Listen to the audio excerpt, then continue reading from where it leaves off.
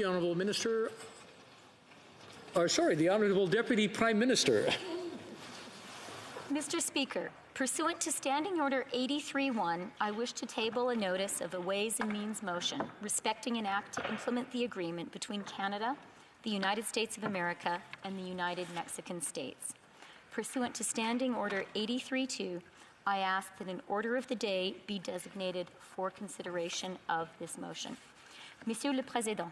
Mr. Speaker, pursuant to paragraph 91 of the Standing Orders, I'm tabling a notice of a motion for Ways and Means to table the implementation of an agreement between Canada, the United States, and the United States of Mexico. Pursuant to paragraph 92 of the Standing Orders, I would like to register the order of the day. Thank you.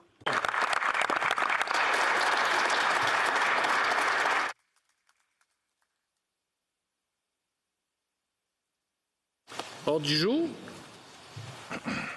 Orders of the day. Resuming debate on the reply to the speech from the throne. The Honourable Member for Kildonan St. Paul. Mr. Speaker, I'm pleased to split my time with the member for Kenora today.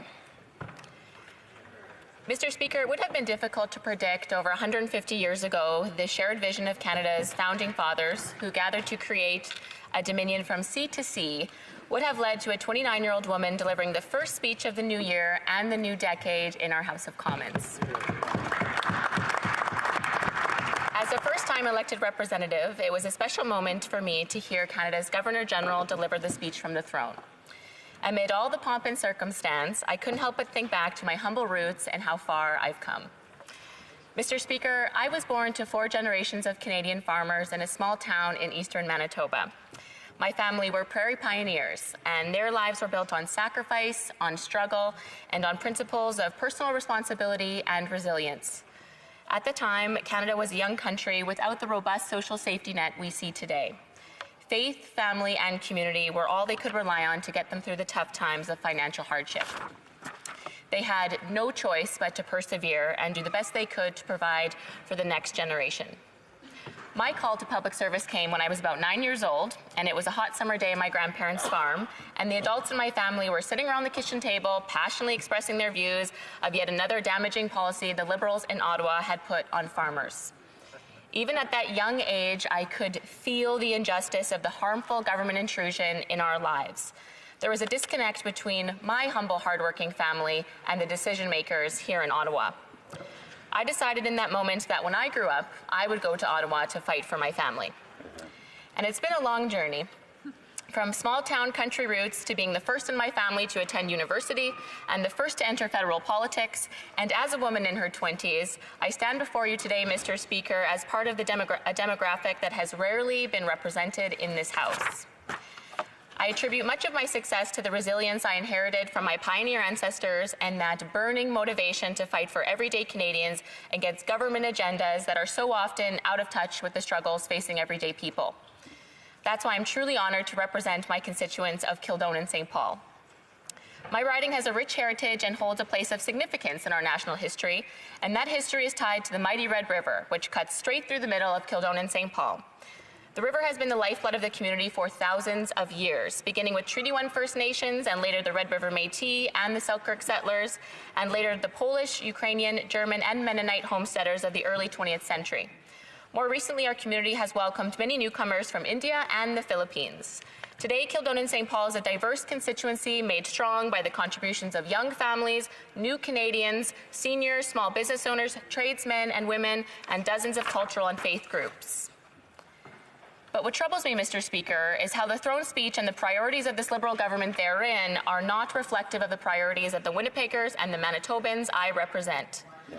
What I heard at the doorstep over the better part of the last 2 years was a desire for a representative that would fight for everyday, hardworking Canadians in my community. An MP who would make clear to this Liberal government that higher taxes, mountains of debt, and endless deficits do not create economic prosperity, but in fact put our country's social programs and the future financial security of Canadians at risk. Residents also expressed concerns for their environment, and top of mind is the North End Water Pollution Control Centre, which is at the very center of my riding and processes 70% of Winnipeg's sewage. It needs over $1 billion in infrastructure upgrades and is currently incapable of removing phosphorus to an acceptable degree from the treated sewage before it flows back into the Red River. And as a result, it's impacting the health of Lake Winnipeg, which, as all Manitobans know, has been choked with large algae blooms in the most recent years. Lake Winnipeg and the Red and Assiniboine rivers have shaped the history of Manitoba for thousands of years, and all three levels of government must come together to support this critical project. Also top of mind was the Chief Peguis Extension Trail from Main Street to Route 90, which would substantially increase the livability of Northwest Winnipeg by reducing traffic on residential streets to accommodate walking, cycling, public transit, and increase traffic mobility by supporting the completion of the strategic Inner Ring Road of Winnipeg. Unfortunately, Mr. Speaker, or Ms. Speaker, despite billions in deficits and collecting millions more of additional tax revenue, the Prime Minister and his government have largely ignored critical infrastructure projects in Manitoba. Winnipeggers are also looking at this federal government to take meaningful action to combat the meth crisis, which has wreaked havoc on Winnipeg in recent years and contributed to the dramatic increase in violent crime and contributed to its 44 murders in 2019, more than doubling from the year prior. Our first responders and the frontline community organizations are under tremendous stress as they deal with the heartbreaking and traumatic consequences of this crisis. I saw the dire need for action in our community firsthand when I went to an evening patrol with the Bear Clan, an Indigenous-led grassroots community group that supports vulnerable people across our inner-city neighborhoods in Winnipeg. Mr. Speaker, that evening a large bag of needles was found buried in a snowbank. Volunteers carefully collected them for safe disposal in bone-chilling -30 weather. But the most shocking of all, Mr. Speaker, was when I looked up from our collection activities to see 3 young children peering down from a nearby second-story window. I couldn't help but think how inviting this fluffy snowbank may have looked to these children as they walked to school or played outside. Last year, the Bear Clan picked up more than 145,000 used needles in Winnipeg's North End. The Liberal government committed to long-term predictable fundings to support the Bear Clan's efforts, and I very much hope the Minister of Indigenous Services will deliver on this commitment made by his predecessor. Mr. Speaker, in addition to serving my constituents, my leader has also given me the responsibility to serve Canadians as the Shadow Minister for the new Department of Diversity, Inclusion and Youth. I'm honored to have earned this opportunity, Mr. Speaker, and I am committed to using this platform to advocate for the inclusion of ethnically and racially diverse Canadians, for the freedom and equality of LGBTQ Canadians, and to promote a free, prosperous, and healthy future for Canada's youth. Youth in Canada, Mr. Speaker, are facing challenges. Affordability was the #1 concern I heard on the doorstep, and it is impacting young people in many alarming ways. My generation has the largest student loan debt history in Canada. We are well into our 30s when buying our first homes, if at all, and we are working without reliable retirement plans in the gig economy. Our wages are largely frozen while the cost of living has increased dramatically. So it's no surprise that we are drowning in household debt and having fewer children, if any. Meanwhile, Mr. Speaker, the baby boomers are aging into their retirement pensions and beginning to rely heavily on our healthcare and social services, which are already under tremendous strain. However, you will have heard very little acknowledgement of these critical financial issues in this Liberal government's throne speech. Their multi-year, multi-billion-dollar deficit investments completely lack a strategic plan to secure my generation's financial future in the event of soaring interest rates or an economic downturn. This government is leaving us ill-equipped to deal with an uncertain and changing world, Mr. Speaker, and every person of my generation will live with the consequences if we don't get it right. Mr. Speaker, I will embrace my critic role by holding this government to account on behalf of my generation and young Conservatives across this country. And as our party and our country navigate the issues of the 2020s, I will fight for everyday Canadians. I will fight for freedom, for safety, for security, for health, peace, and prosperity, and for a government that respects the rich fabric of beliefs of our country. And I will fight for the priorities of my constituents in Kildonan and St. Paul, Mr. Speaker, and I will ensure their voices and priorities are heard loud and clear in this chamber. To conclude, Mr. Speaker, I would like to acknowledge the people that helped get me here. My team. All the first-time and long-time volunteers that put in hundreds of hours on the campaign trail, and my family, my parents, and my 2 sisters who have supported me in my dreams for decades, And most sincerely, I thank my fiancé, Scott, who is in the gallery today. He was by my side back when a member of Parliament was only a pipe dream. Family really is the most important thing, Mr. Speaker, and in that regard, I've been very blessed. I am working tirelessly to make them proud and to come to Ottawa to do what I came here to do, and that's to fight for everyday Canadians. Thank you, Mr. Speaker. Well done. Questions and comments? Questions et commentaires. The Honourable Parliamentary Secretary to the Government House Leader. Yes, thank you, Madam Speaker. When the member makes reference to fighting for Canadians, I'm sure she would join with me and the Liberal caucus as we continue to deliver for Canadians from every region of this country. When we talk about fighting, for example, tax breaks, this government has delivered tax breaks to Canada's middle class. This is the government that has provided and lifted literally hundreds of thousands of both seniors and children out of poverty by enhancing the Canada Child Benefit Program, by increasing the guaranteed income supplement. There's many progressive measures that have been incorporated in the past few years, advancing Canada's middle class, making it healthier and stronger. Are these the types of policies that we can anticipate that she will support? Further to that, today, for example, we had the tabling of a motion to introduce the trade agreement between Canada, Mexico, and the U.S. Would she not agree that this is a positive step forward and things that we should get behind? The Honourable Member for Kildonan St. Paul. I thank the member for the question, and I'll ask the member to consider the state of the Canadian economy under his government. 71,000 Canadians lost their job in November. I'm sure you will remember that, or I'm sure he will remember that, Mr. Speaker, or Madam Speaker.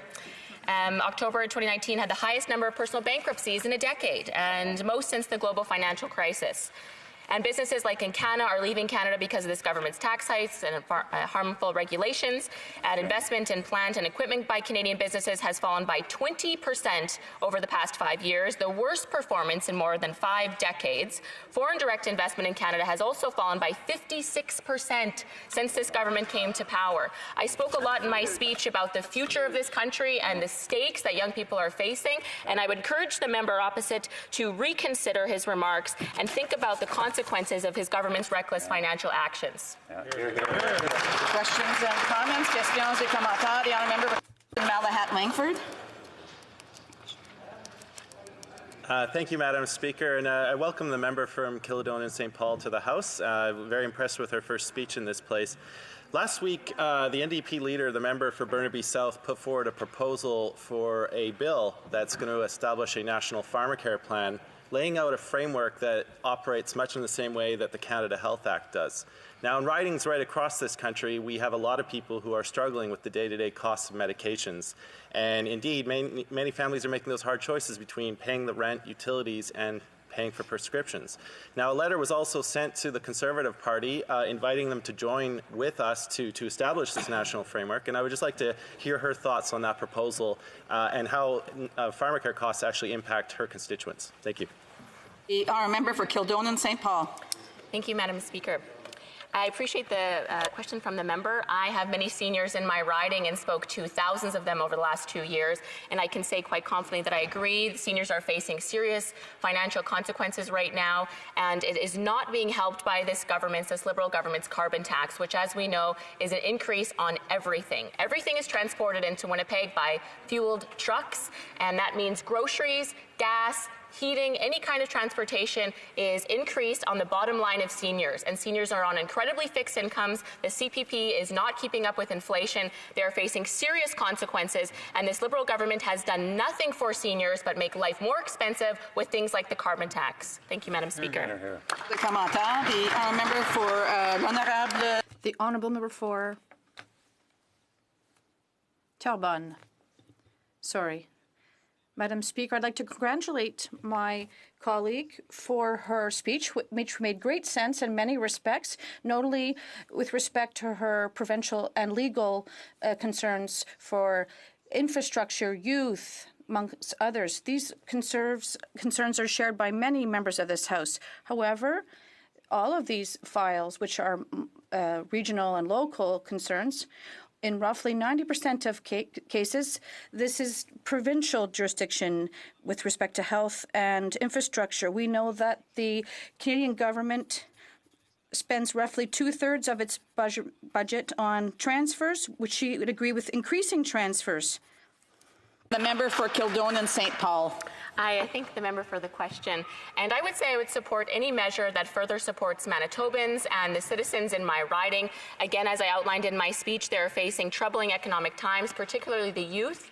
We are looking to having a government to make investments in the future of Canada that actually make reasonable impacts, that lower taxes, keep the size of government small, and invest in critical infrastructure. And many of the priorities I mentioned, actually all of them, are for trilateral infrastructure funding from all three levels of government. So it's important that everyone in this House comes together with all three other levels of government, or the two other levels, and that we fund critical infrastructure to build our nation for the next generation. Thank you, Madam Speaker. No. Resuming debate. Reprise de débat. The Honourable Parliamentary Secretary of the Government House Leader. Conservatives, we're supposed to stand up. Yes, good afternoon, Madam Speaker, or I should say we're still into the morning. You know, it's always a pleasure to be able to rise inside the chamber and be able to address a number of concerns that I have. And here we are at the beginning of a new decade. I'm feeling very optimistic. And the reason why I'm feeling optimistic, Madam Speaker, is because over the last number of years, we have seen a government here in Canada that has had a very progressive attitude in terms of being able to deliver for Canadians in all regions of our country. Let there be no doubt that the priority of this government has been Canada's middle class and those aspiring to be a part of it. That has been the case since day one, even prior, Madam Speaker. I can recall when the Prime Minister was elected leader of the Liberal Party, when we were in the third party in the far corner of the House of Commons. He made it very clear in his leadership bid that his personal priority was the well-being of Canada's middle class and those aspiring to be a part of it, believing by giving strength, by building, Madam Speaker, Canada's middle class and giving them strength, that we will have a healthier economy. And we have seen that. You know, the member opposite made reference to the fact that we have 70,000, I believe, was the number from Nova Scotia, from the month of November, in terms of unemployment. What we need to do is to take a look at what it is that we've actually accomplished in the last 4 years. Well over 1 million new jobs. That's net new jobs, Madam Speaker, to Canada's economy. That's far more than Stephen Harper ever achieved in his 8-9 years, Madam Speaker. We have accomplished a great deal. I was very proud to be sitting beside the minister or the deputy prime minister just 20 minutes ago when she tabled a motion, Madam Speaker, or a document that deals through ways and means of the Canada-U.S.-Mexico trade agreement. And I must say, Madam Speaker, I'll be splitting my time with the member from Hull Armour. Elmer, sorry about the pronunciation. Elmer, Madam Speaker, having said that, trade is important to Canada. This is one of the things that adds value to our economy, and we have seen a government in the last 4 years accomplish a significant number of trade agreements where they have actually been signed off. Again, if you were to do the comparison, we're talking about numerous countries, well over 25, 30 countries, where we've had a very aggressive and progressive movement towards trade agreements around the world. Because we know that Canada is very much dependent on trade, on world trade. That is one of the ways in which we can assist our middle class, grow our economy. And we have seen that, Madam Speaker, firsthand. In the province of Manitoba alone, I often make reference to the pork industry and how that industry as a whole continues to grow and provide literally thousands of jobs in the province of Manitoba, whether it's in Brandon, Neepawa, the city of Winnipeg, throughout rural communities. These are the types of things that are having a real impact, and it's just one industry, Madam Speaker. these jobs, in good part, are there because of trade. Trade is critically important, and that's why it was so encouraging to see yet the government put it as a high priority. And we look to the opposition members, in particular the Conservative Party, who has been a very strong advocate in past years for trade. And we anticipate that they'll have the opportunity to go through the agreement and continue to support trade with the United States. And the same thing in terms of whether it's the Bloc or the New Democrats, to understand and appreciate just how important this agreement is to Canada. When we talk about issues that we have brought forward in the last few years, I made reference to a number of them during the question I put to the member from Kildonan and St. Paul, dealing with positive, progressive social policies. And we have seen a continuation.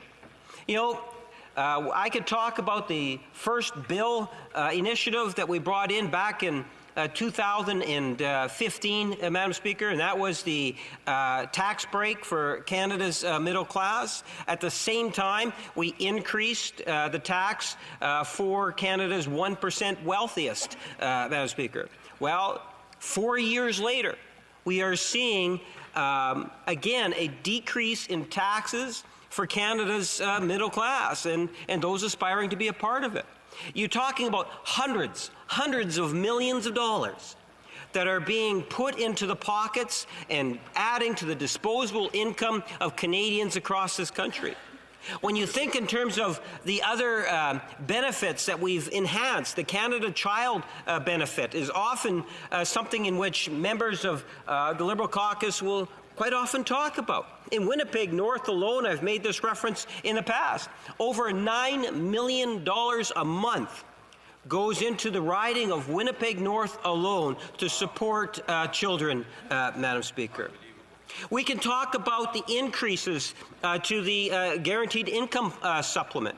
And now we made a commitment to, again, support some of the more poor of our seniors, some of the ones that are having a little bit more of a difficult time, by looking at those at 75 and over and how it is that we can further enhance those pensionable incomes, Madam Speaker. And I look forward over the next period of time where we'll see that realized, Madam Speaker, because we understand how important it is to support our young people and our seniors in our communities.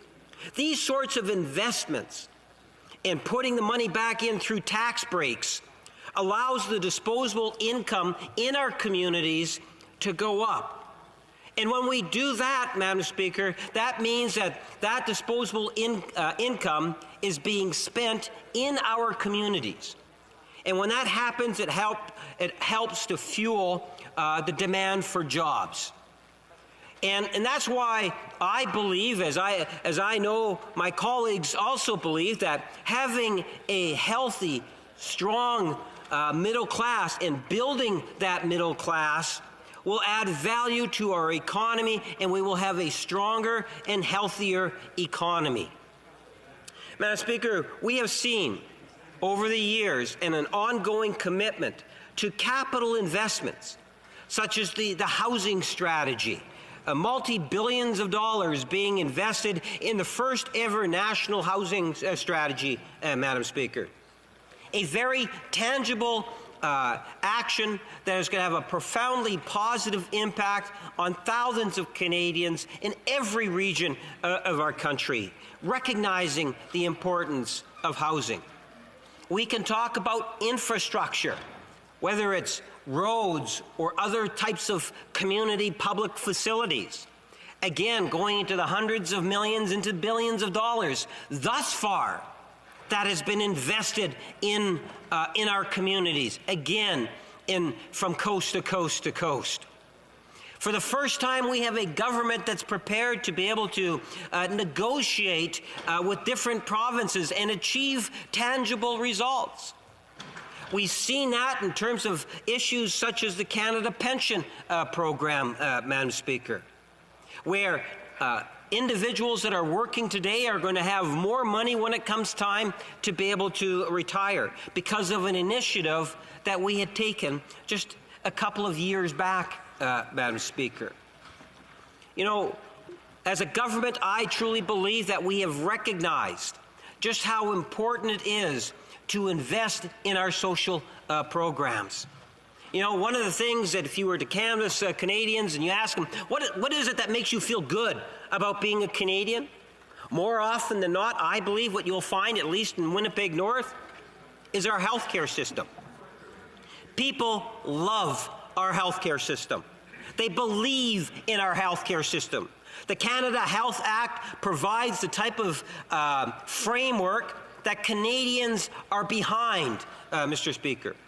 And we have a government that is sending record amounts of healthcare dollars throughout our federation.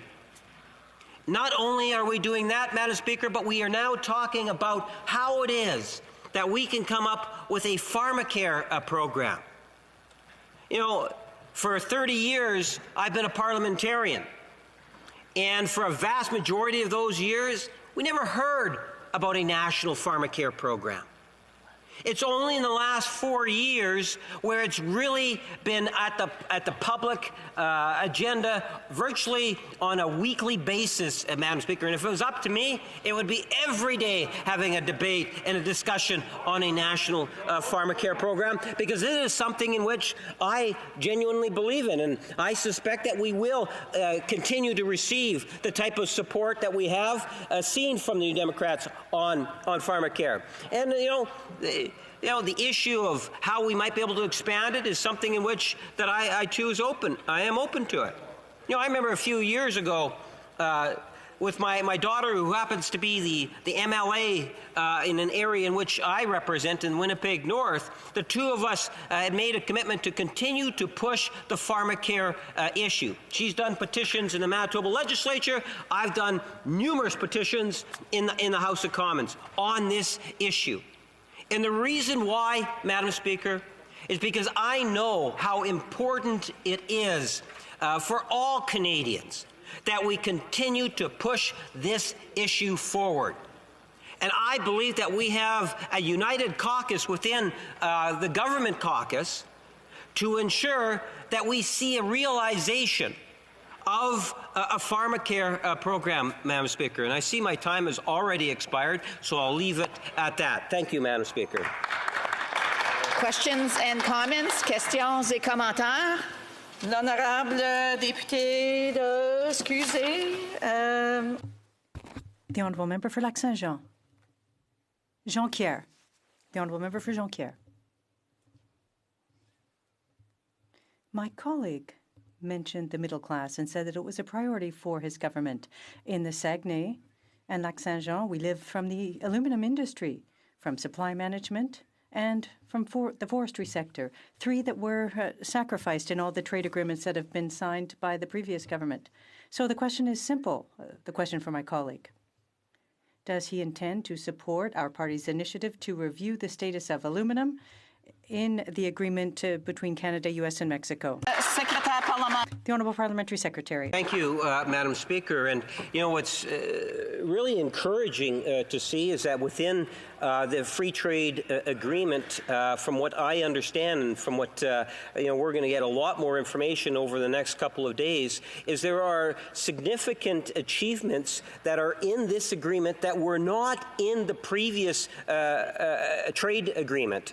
And some of the biggest benefactors in that, in those changes will in fact be the aluminum industry as a whole. And that includes, in good part, I often make reference to my historical roots go back to the province of Quebec. And I'm very passionate about the province of Quebec and the jobs that are there and wanting to be able to protect. And I look forward to my colleague across the way in terms of participating and getting engaged on the debate on the free trade agreement between Canada and Mexico and USA. I suspect that what he'll find is that this agreement is actually better for the industry than the previous agreement. And that is really what it is that we should, at least in good part, be measuring it with, that the constituents that he represents will in fact be better off as a direct result of this agreement. Comments? The Honourable Member for Barrie Innisfil. Madam Speaker, and through you, I'd like to ask the honourable member just what some of the details are to that agreement, because on this side of the House we're struggling to find out what those details are. So maybe he can speak to the benefit to the aluminum sector. Maybe he can speak to the benefit to the forestry sector, the automotive sector as well. At least give us some information on it. Parliamentary Secretary. Yes, thank you, Madam Speaker, and I'm really encouraged to hear the question, as I know in the next couple of days we're going to see a lot more information coming out, which will hopefully provide the type of details that the member opposite will be able to get a much better understanding, as I. Many of the details I don't even know at this stage and at this point in time. What I do know is that there are certain areas that the opposition has raised in regards to the trade agreement. And in those areas, I've had the opportunity to look into it, and I've found, from what research I have done, is that the agreement today is a better deal than what we had previously. And it is something in which we had consistently argued for, that we wanted to get a good deal for Canadians, and I'm very optimistic and hopeful that once we have all the details on the table, and I know the Conservatives will work diligently at getting a good comprehensive understanding of the agreement, I do believe, given their past, that they will be inclined to support the agreement, as both Liberals and Conservatives have worked relatively well together on trade agreements. Question, the honourable member for Windsor West. The idea of national pharmacare goes back to the origins of our Medicare in the 1960s, and for the member to suggest that this has only been 4 years in the making in the House of Commons also proves a point where I'd like to ask him whether he felt his members of his Liberal Party that have been proposing it since 1997 were actually making it up and not actually doing the proper thing and bringing pharmacare. Were they just making it up? Was it a lie back then? Or did the members not have the good intentions? Or is it today they finally wake up and realize that this has been going on in our country for decades? The Honourable Parliamentary Secretary, a brief response, please. Madam Speaker, as I indicated, I've been a parliamentarian for 30 years at the provincial and national level combined, and it's only in the last 4 or 5 years where the issue has become front and center, where it's been extensively debated. I used to be the healthcare critic for the province of Manitoba, and never during that period of time, rarely did it ever come up. It's only in the last 4 years where we have seen it come up to the degree in which it has, and I think it's because of a lot of fine work from members on all sides of the House, Madam Speaker. Not just one side. I don't think any one side should take credit. This is all about providing good service to Canadians. It's all about Canada and serving Canadians on an issue that's important to them. Reprise de débat, resuming debate. The Honourable Parliamentary Secretary to the President of the Treasury Board and the Minister of Digital Government.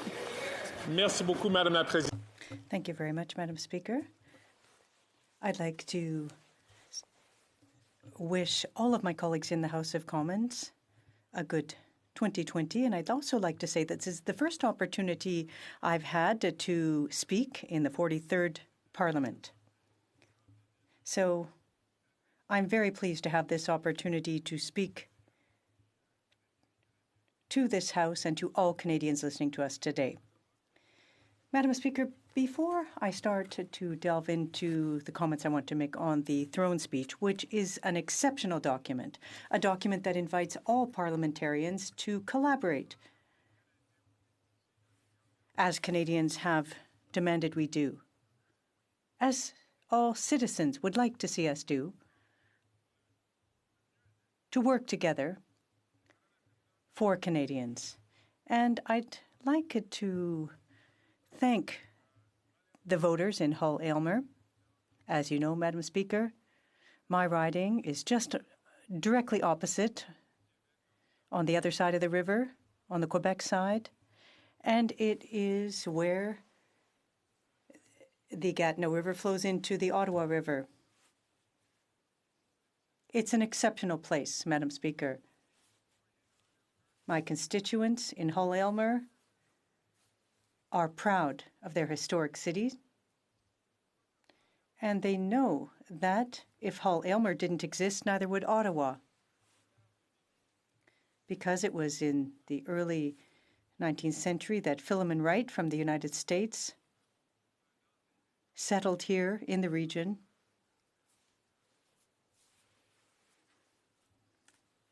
and founded a lumber company. And thanks to him, we created the National Capital Region, Ottawa, Hull, and that Parliament was built here as well. Madam Speaker, our region dates back a lot farther, beyond the coming of Europeans and African people here. The indigenous people came here first to trade, to live together, to build here, and I think that's why it's very appropriate for Canada's Parliament to be here as well, because Parliament brings us together on behalf of Canadians. Madam Speaker, I'm very proud to speak in favor of the throne speech. It identifies some crucial issues for Canadians, policies that are essential for Canada and for the future. First of all, the fight against climate change.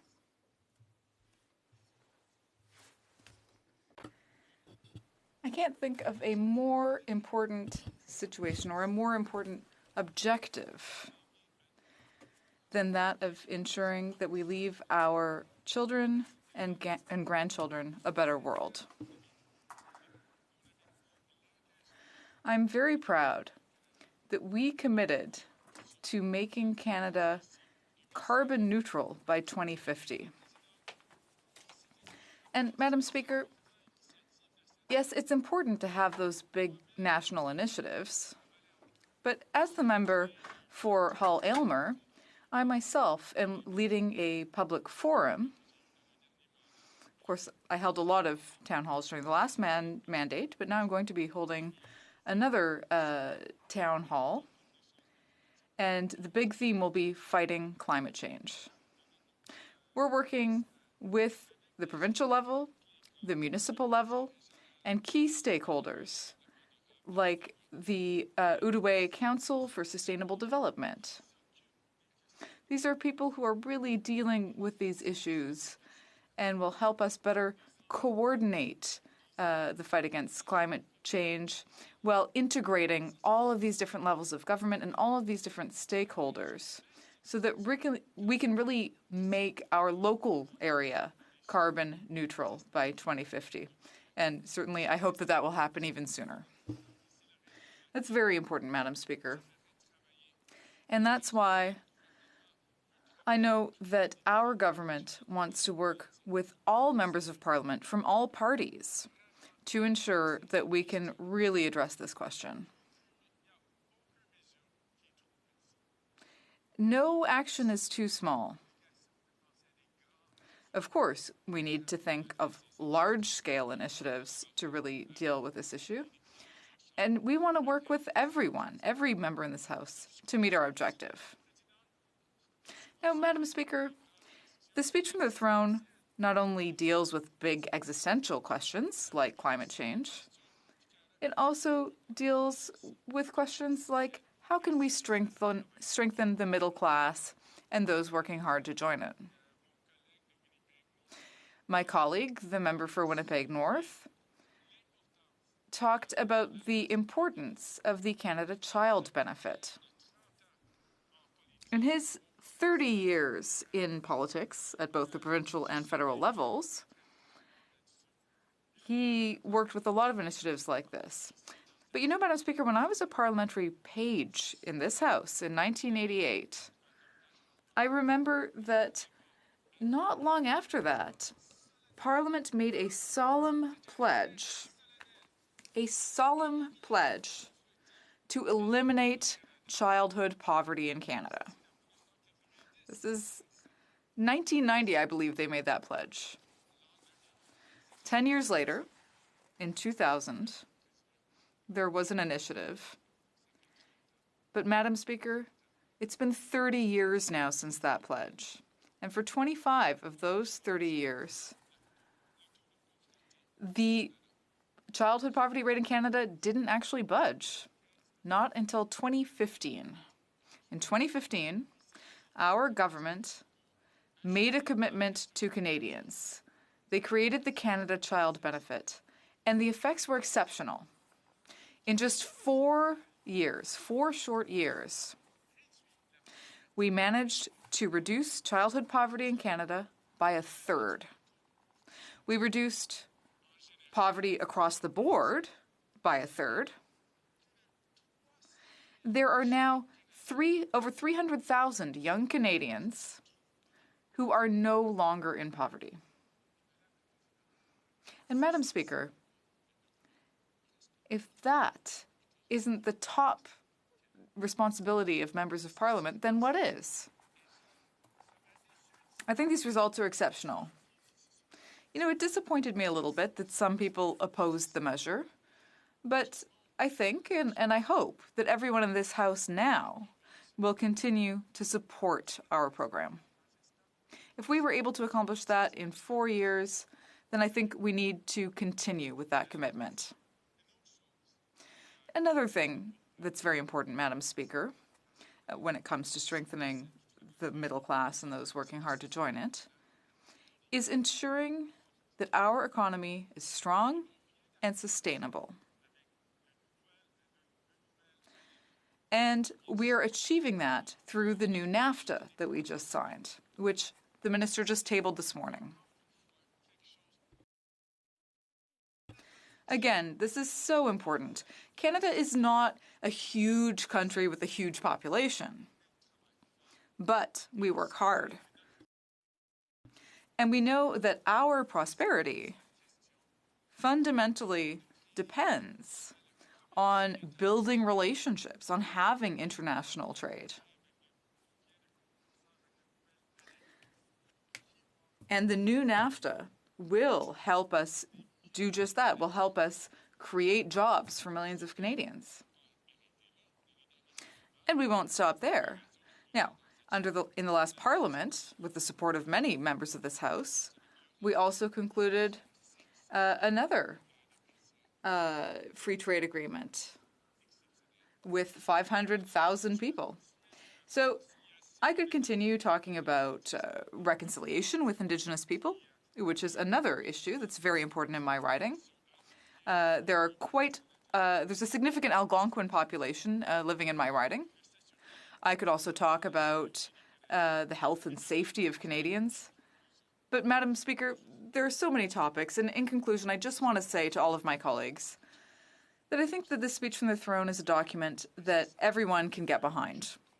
And I hope that I can count on the support of all of my parliamentary colleagues, because I think this document helps improve the lives of Canadians. Thank you. Questions and comments? And comments, the honourable member for Barrie-Innisfil. Merci, Madame. Thank you, Madam Speaker. And I also want to thank my colleague for his speech. I have a lot of respect for my colleague, but we have a number of problems here. That the government this morning tabled a Ways and Means motion on. There's very few details that parliamentarians can understand about the USMCA. Now, I agree with the colleague that the Conservatives have always been supportive of free trade deals, but at a minimum, we need to know what impact it's going to have on certain sectors of our economy, like aluminum, like the forestry sector, like the automotive sector. And those details are scarce to this point. So I think on behalf of Canadians and those that he says are going to benefit from this deal, I think we need to understand this a little bit better, and I'd like some more details from him on how it's going to benefit Canadians and the sectors that I spoke about, Madam Speaker. Thank you. The Honourable Parliamentary Secretary. Madam Speaker. I'd like to thank my colleague from Barrie-Innisfil for his question, and certainly I think the one that he raises regarding the new NAFTA, the CUSMA, if you wish, is an important one, and one for the aluminum sector, for example, is a great example of how Canadians have come together.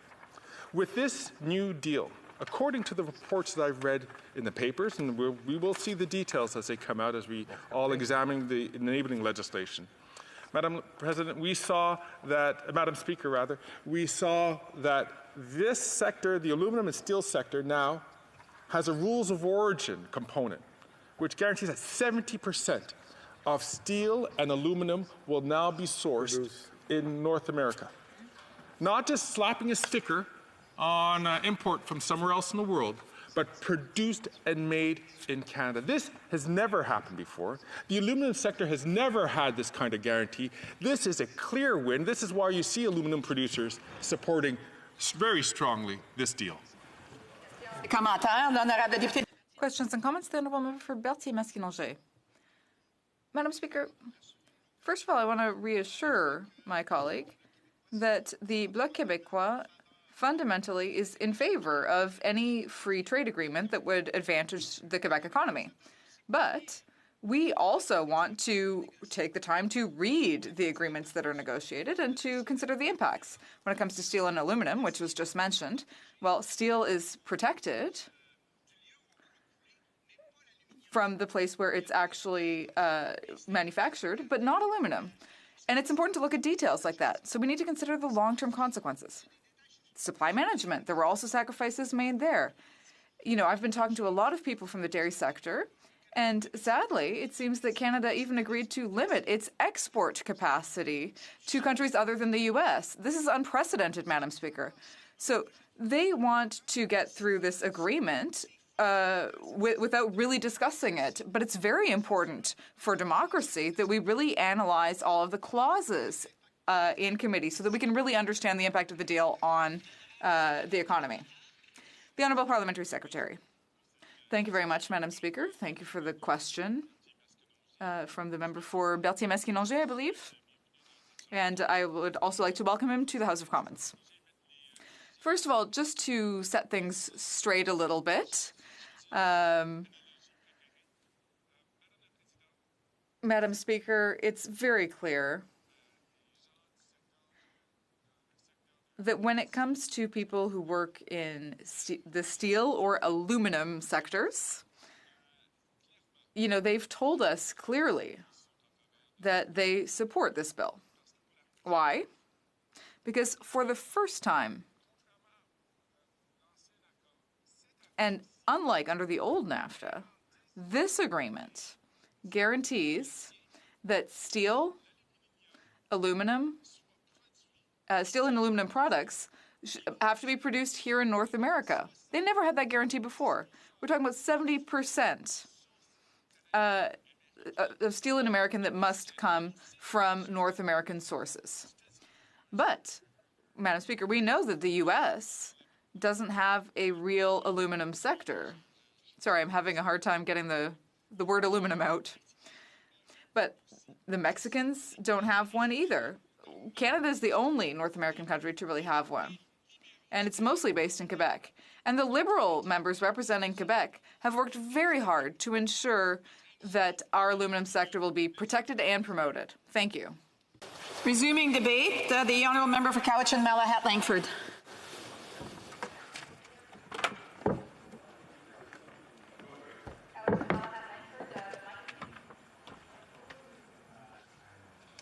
Thank you, Madam Speaker. I see the mic is now on.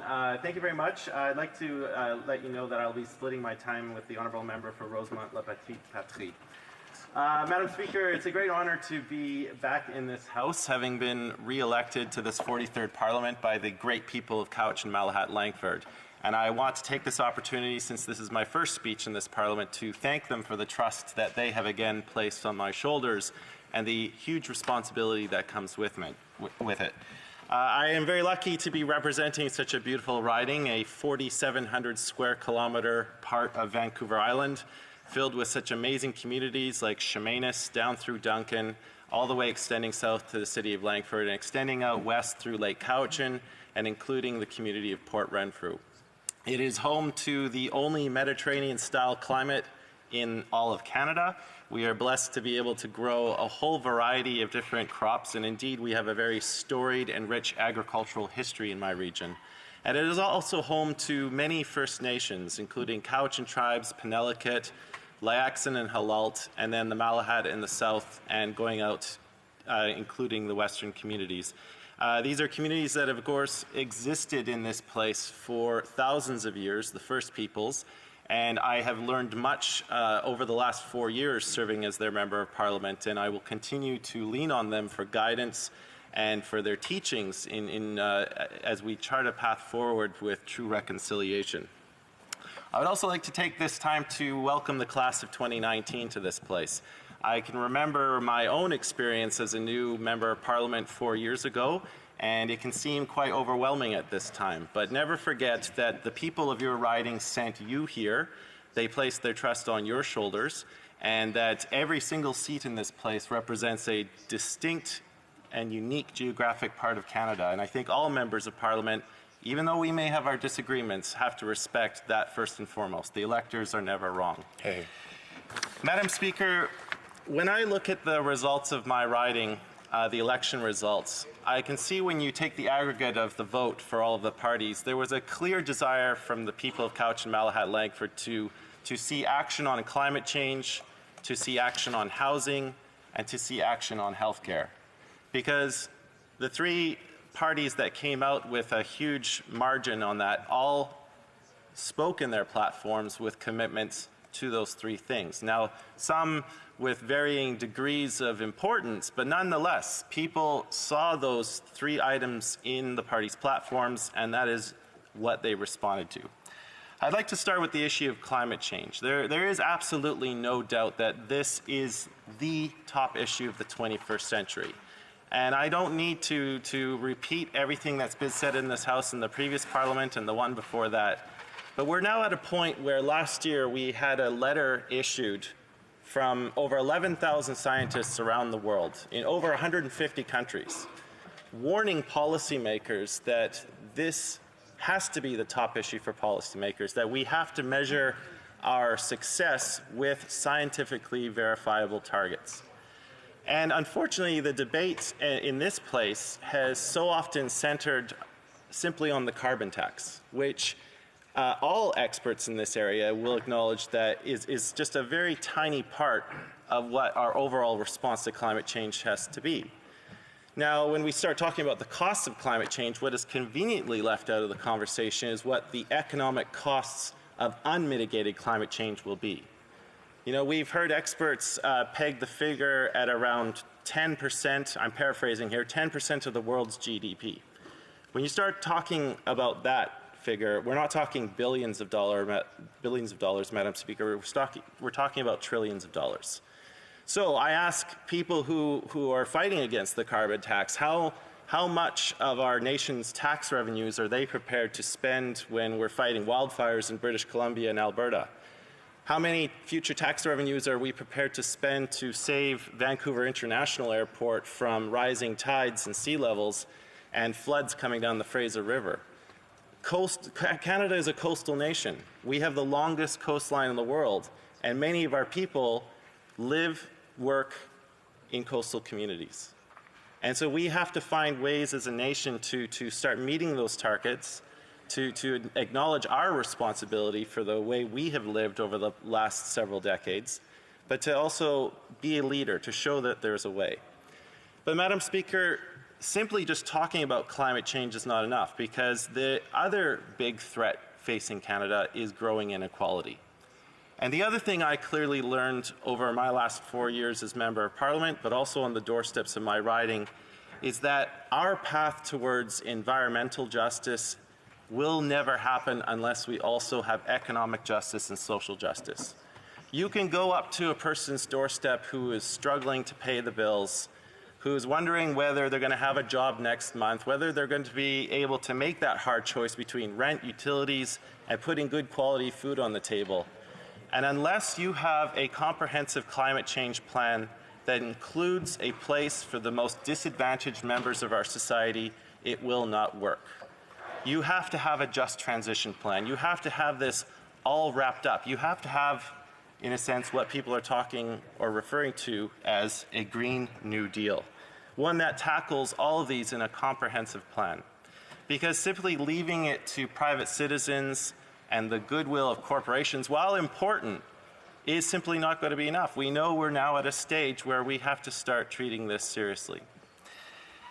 I'd like to move on to healthcare, Madam Speaker, because that was the other big thing. The NDP, through the last election, we committed ourselves to a national pharmacare plan. We wanted to stand by our promise, unlike the Liberals who first made the promise back in 1997. I'd like to just correct the record there. But the other big thing, too, is a dental care plan. And I think that a dental care plan, a national dental care plan, will make a huge difference for people. You know, I listened to members of my caucus who were speaking to their constituents, and we've all met some people who are embarrassed by the state of their teeth.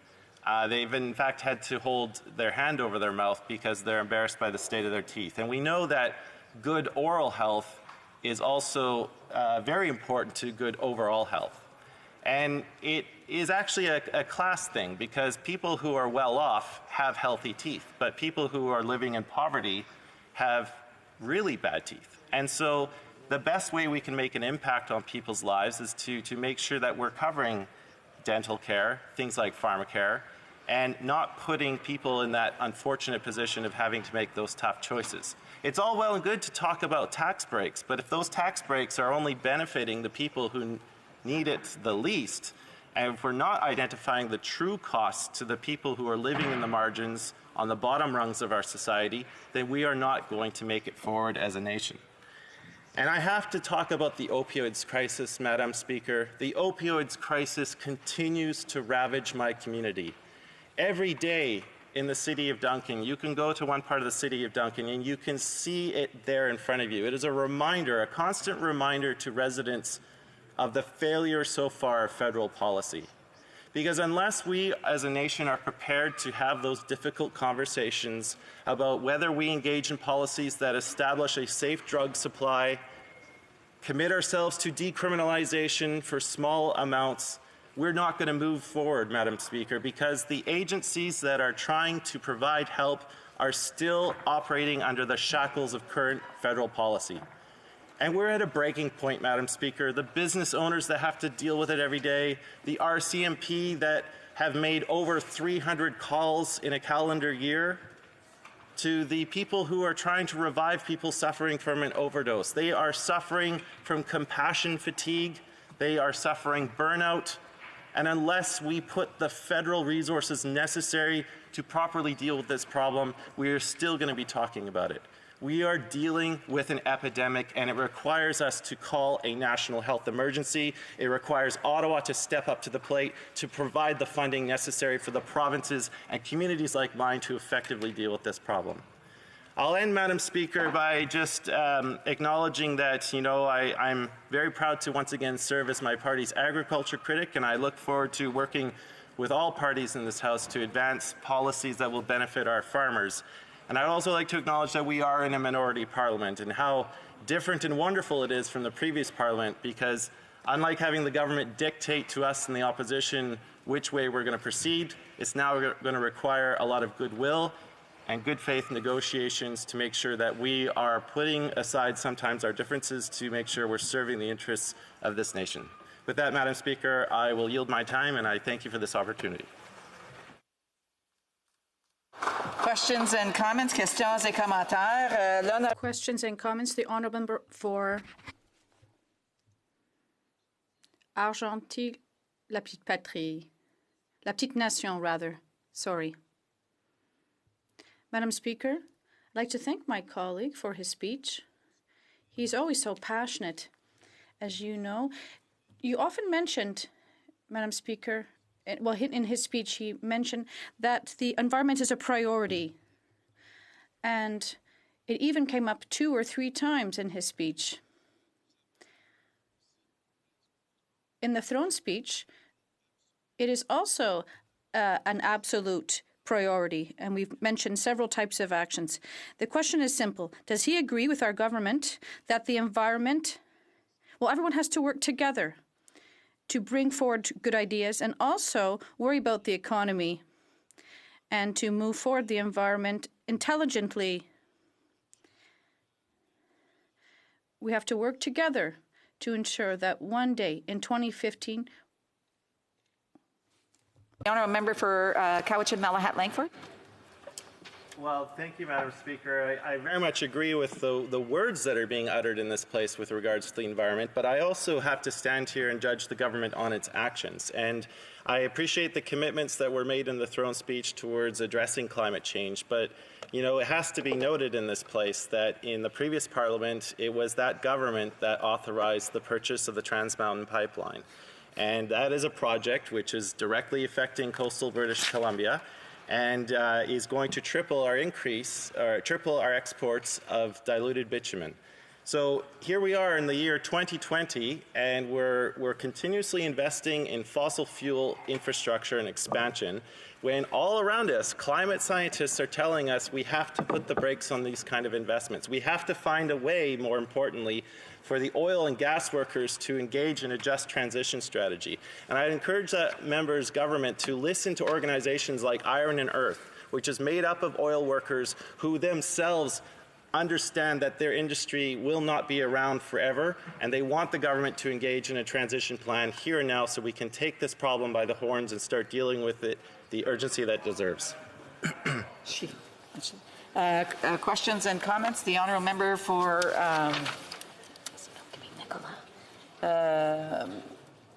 Central Okanagan, Similkameen, Nicola. Thank you, Madam Speaker, and Happy New Year to you.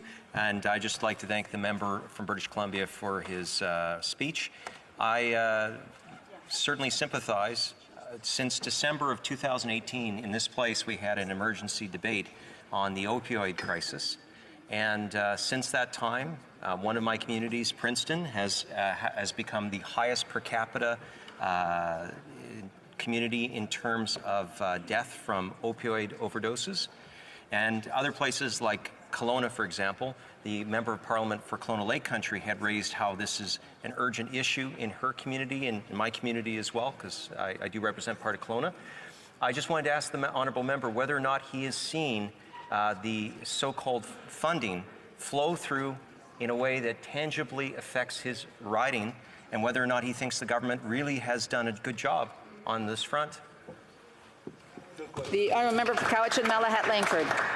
Well, Madam Speaker, the short answer is no. I believe in budget 2017 there was a funding commitment made of about $100 million over 5 years. I mean, that is just a drop in the bucket compared to the status of the crisis that we're facing. And like I said in my speech, we are at a state now where RCMP, first responders to the situation, are suffering compassion fatigue and total burnout, and the problem is there in my community as a constant daily reminder of the failure of federal policy. So I would ask, I implore this Liberal government to start treating this crisis like the crisis it is. Declare a national health emergency, free up the federal resources, and allow us to properly tackle this crisis and give the people the help they so deserve. Resuming debate. Resuming debate, the honourable member for Rosemont-la-Petite-Patrie. Thank you very much, Madam Speaker. I'd like to thank you very much for the opportunity that I have today to be able to react and respond to the throne speech that was tabled by the Liberal government. I would just like to say, Madam Speaker, to start, that I would like to make a quote. There's many things lacking in the throne speech, particularly for Quebecers. We're missing the word Quebec from the throne speech. It wasn't even said once. And this is rather strange from a government that is in a minority position. We would have perhaps expected more concerns about the needs of Quebecers in the throne speech, but that wasn't the case, unfortunately. There are several things, details missing, clarity, commitment, firm commitment missing. There's a whole bunch of blah, blah, and good intentions in there, wishful thinking, but very few details. For years, the Liberals have been promising funding for the National Housing Strategy. But what we've seen on the ground and what we've noted, Madam Speaker, is that there's a flagrant lack of resources from the federal government. There's no real commitment for projects. Otherwise, we would have seen building. We would have seen bricks and co-ops and low income housing. And this is crucial for many Canadians and Quebecers. There are many people and many families that see housing as their biggest expense. And there are people who are fighting just to be able to find respectable housing. And for years, we've seen this with the Liberals. There's beautiful words, but very little action.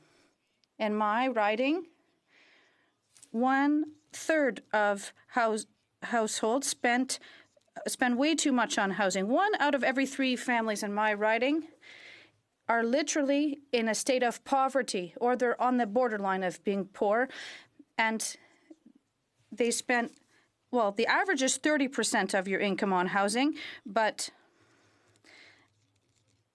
and after, there's nothing there to help these people. There's nothing that's being planned.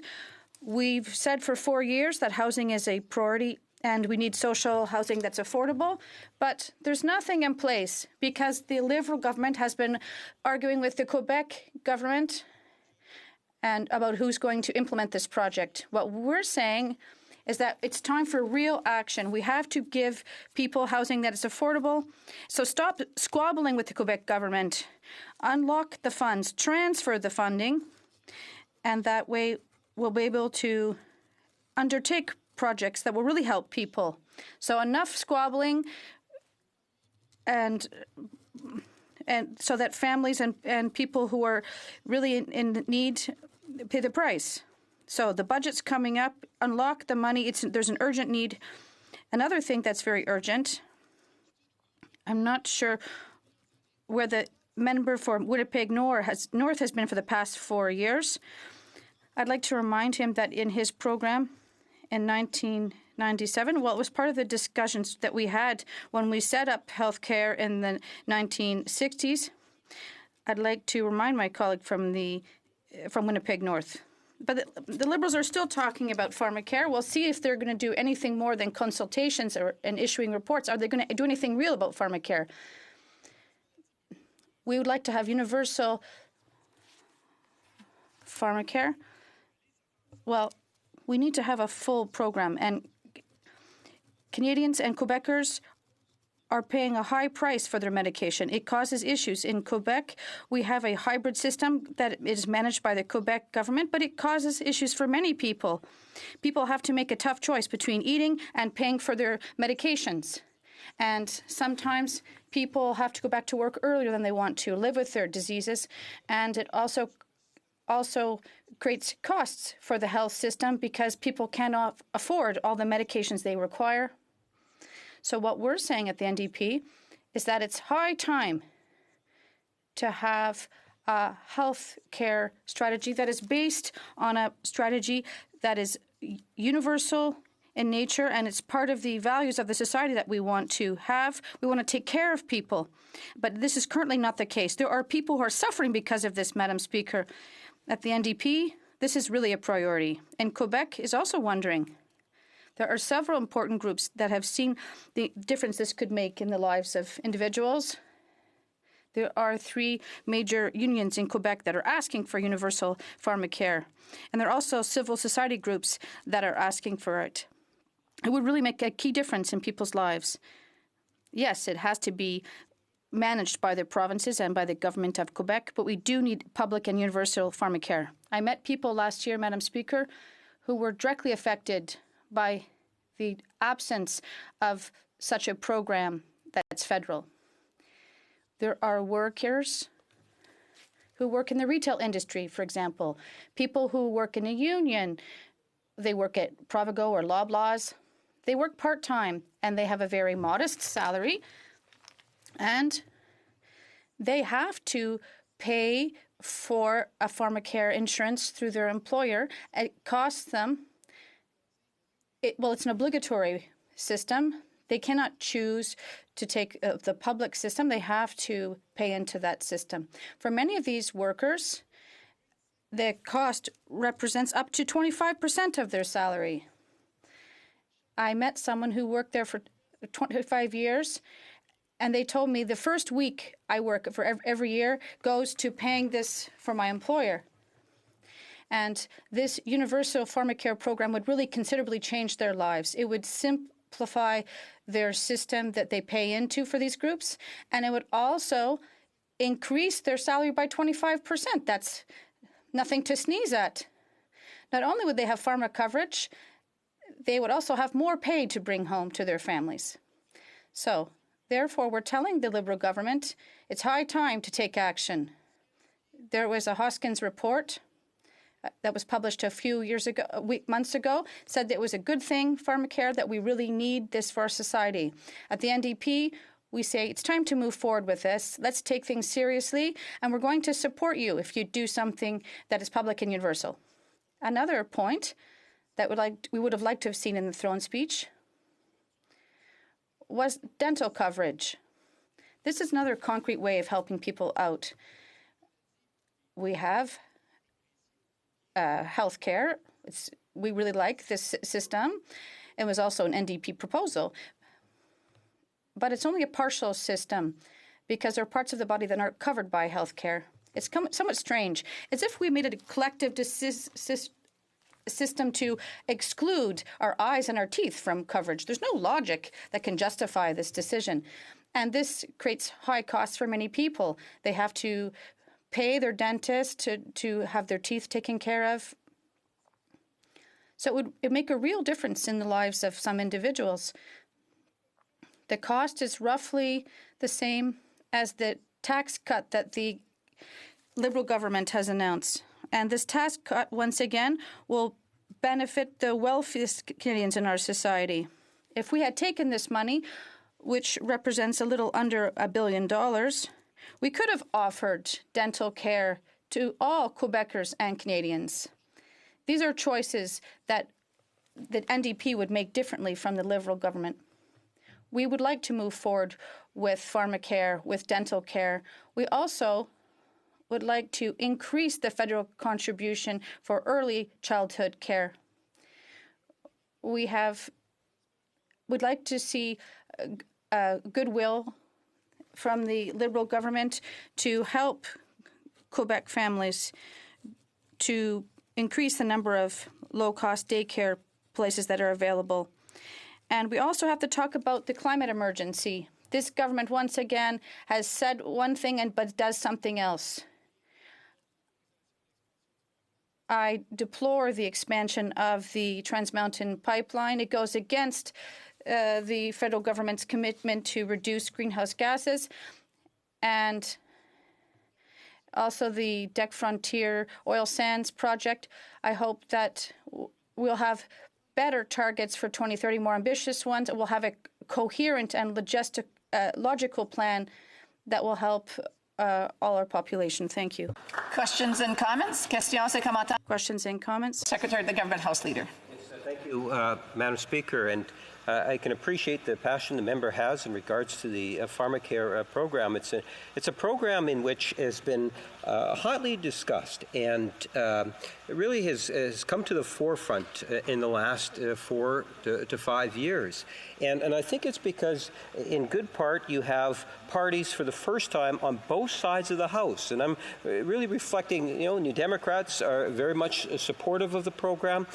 We have seen a government caucus in the last number of years be very supportive of the program. We've taken initiatives as government which incorporated significant amounts of money. We're talking hundreds of millions to further advance the idea. We've seen a standing committee deal with the issue to come up with recommendations. We've had a commission done on the area. We are moving forward. Madam Speaker, I was often told that sometimes some New Democrats are like Liberals in a hurry. And at the end of the day, I think that we do have the possibility, would the member not agree, that a majority of the members inside this House, do in fact support a national pharmacare program of some form. Would he not agree with that statement? The Honourable for Rosemont La Petite Patrie. Madam Speaker, I'd like to see some action. I would like to help people tangibly. The Liberals, I would like to see them tax web giants and get rid of tax havens, and that would free up money. Barry Nisville.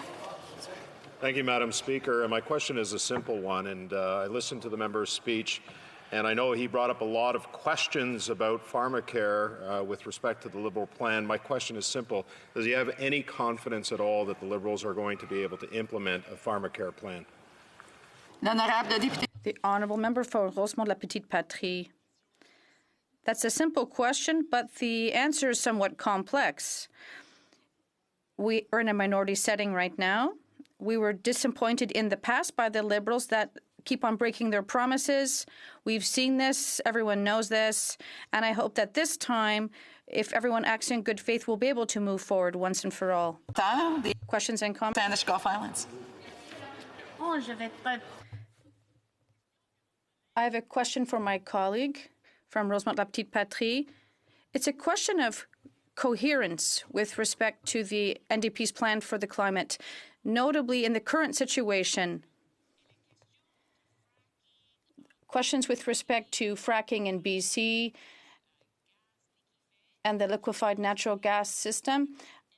I think the NDP government in BC is really in favor of a project against climate action and Indigenous peoples. I'd like to ask what the NDP's position is at the federal level. The honourable member for Rosemont La Petite Patrie.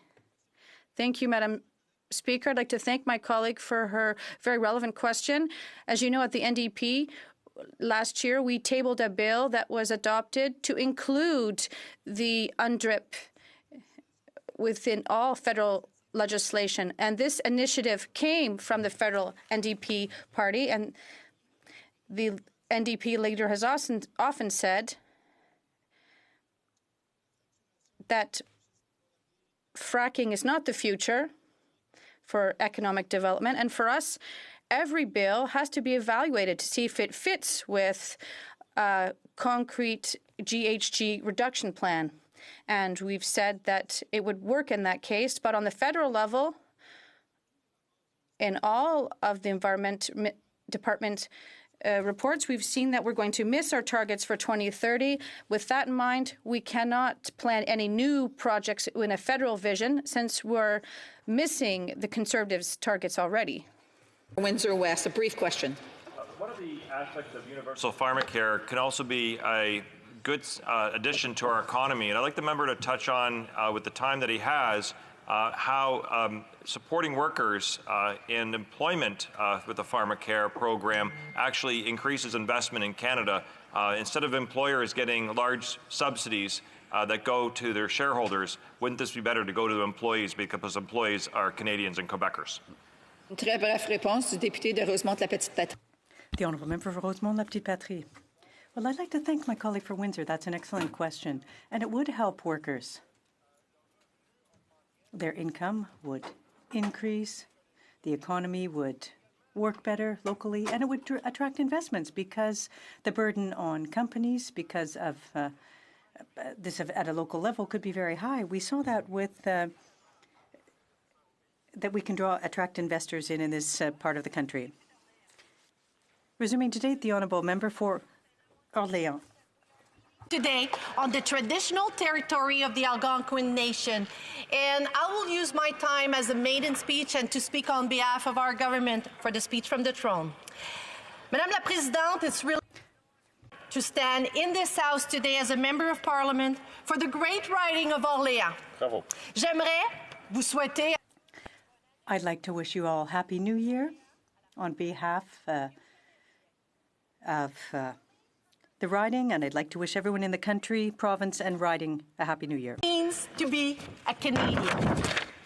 It is a community where people stand by one another, where Francophones, Anglophones, Francophile, and Allophones works towards a common goal, to make their community, their province, and their country the best place to live, to work, to raise a family, and to build a better tomorrow. It has been my home for 20 years, and I'm honored to represent Orléans in this House. C'est vraiment un grand honneur de faire. It's an honor for me to be a member of this House. Incredible progress since 2015, and the speech from the throne detailed the path to build on that progress. I look forward to working with all of you in a cooperative and collaborative fashion to make it happen. Before I speak to that, I wanted to take a moment to thank my family. Je ne serais pas ici sans la... I wouldn't be here without the unconditional support of my family. And I met when we were both 18 years old. I have to say that's more than 30 years ago. And he is still the love of my life. He has supported my ideas, my aspiration, and the dreams we have along the way. His support and his love are only matched by his tireless work, and he deserves more recognition and thanks that I can put into words. We are blessed with a daughter. Monica, I am thankful for your love, your patience, and understanding. Madam Speaker, I have to say, my daughter is a fierce competitor. I realized this when I managed her hockey team. She was the best goalie in the league, and she gave it everything she had in every single game. She has approached almost everything with the same dedication, and that has been an inspiration to me. Monica, je te dis merci. Monica, thank you for your understanding and support. I couldn't be prouder of you than I am today, especially when I look at you as a woman you will become and have become. Monica Noyat, votre amour et soutien depuis... Your love and support since the start of this journey. Je vous remercie du plus profond. I thank you from the bottom of my heart. I'd also like to thank my brother, Jean-François, his family, my many aunts and uncles, my cousins, who have also helped me in recent years. Campaign are a team sport, and my loyal, dedicated volunteers are the best team anyone could ask for, if I say so myself. They gave me their time, their hard work, and their confidence, and I want to thank them for believing in me. To my core team, they know who they are. I know the sacrifices you made, and I have to say I'm eternally grateful. Dernièrement, je tiens à remercier. Lastly, I want to give a heartfelt thank you to the people of Orléans for the confidence they've placed in me, giving me this opportunity to be their voice. Not least, I want to recognize the people of Orleans who voted for me, and those who did not. I am grateful for the trust you have placed in me. I will be a voice for everyone in our community, and I will do my very best to earn your trust every day. J'aimerais donc prendre avant... I'd like to take this opportunity today in the House to say a few words about my community and about myself, the community that I represent. I sat at Queen's Park until 2014. A little bit of myself, and especially my community. As a businesswoman with a background in social work, I know the importance of investing in the public services upon which Canadians rely. I began my career as a social worker with the Children's Aid Society before moving on to work at CHIO, the Children's Hospital of Eastern Ontario, because I was looking for an opportunity to help people. I love my work with young people, but when I moved to the Ottawa Hospital, I started helping to transition seniors into long-term care and retirement residences. And I discovered my true passion. I saw that there was a huge gap in services for seniors. There was no long-term care in the area, and I had to send seniors away from their families and communities to receive the services they needed. It became at that time very clear to me that government can be a force for good, actually must be a force for good, and help people when and where they need it most. Having found my true calling in the retirement sector, I took a big leap and built and ran a retirement residence in Orleans called Portobello Manor, Le Manoir Portobello. It was hard work, but it was worth it. It operates to this day, serving the seniors of Orleans in Orléans. Most of my career has been about those among us who are most vulnerable, the young and the aging. And I know the impact government can have on their lives. I decided to get involved in politics to help ensure the impact of government is a positive one. And I'm ready to roll up my sleeves and get to work. I'm here to represent our community, most importantly, to listen. Je suis ici aujourd'hui devant. I'm here today, humbly, to say that I am ready to listen and act in the best interest of the people of Orléans. Mr. Speaker, has seen enormous change in recent years. It used to be mostly rural, and it is now a vibrant urban area as more and more families join me in choosing Orléans as their place they call home. My community has a strong, vibrant, and growing Francophone community, the largest in Ottawa. The riding has one of the highest population of Francophone in Ontario, with more than 36% speaking French as their first language. Je suis extrêmement fière. I'm very proud of my Franco-Ontarian roots. I was born at the Montfort Hospital, and I humbly represent this community at the federal level. You know, Mr. Speaker, in addition to being bilingual, we are lucky to have a rich, multicultural community in Orleans. Canadian knows the value of diversity. To quote our Prime Minister, Canada is strong not in spite of our differences, but precisely because of them. Orleans has so much to offer, and it is such a great place to live in many ways, thanks to the records of the past Liberal governments. Over the last 4 years alone, the government stood up for Franco-Ontarians and supporting Francophone communities with a historic investment of $2.7 billion in education, infrastructure, kindergarten, and other key sectors.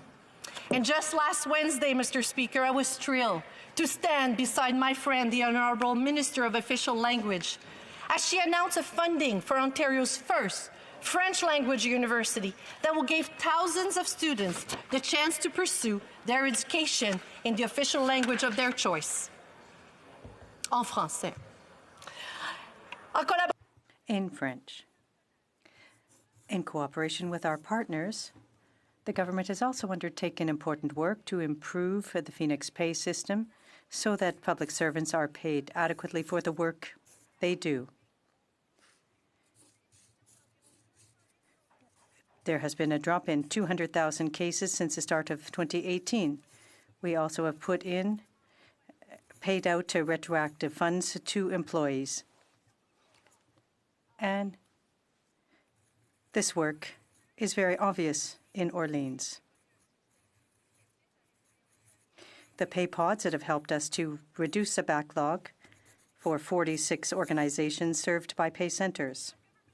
Work to ensure that parks, pathways, buildings, and bridge are maintained here in Ottawa by investing over $55 million in the National Capital Commission, all while contributing $1.15 billion towards the Ottawa Light Rail Transit Stage 2 project, which will soon provide service all the way to Trim Road in our community. This investment stands to better connect the people in our city, taking cars off the road and keeping the air we breathe cleaner. Ce sont des réalisations dont I am proud of these accomplishments, while I remain aware of the work that needs to be done. I know there's much more work to be done.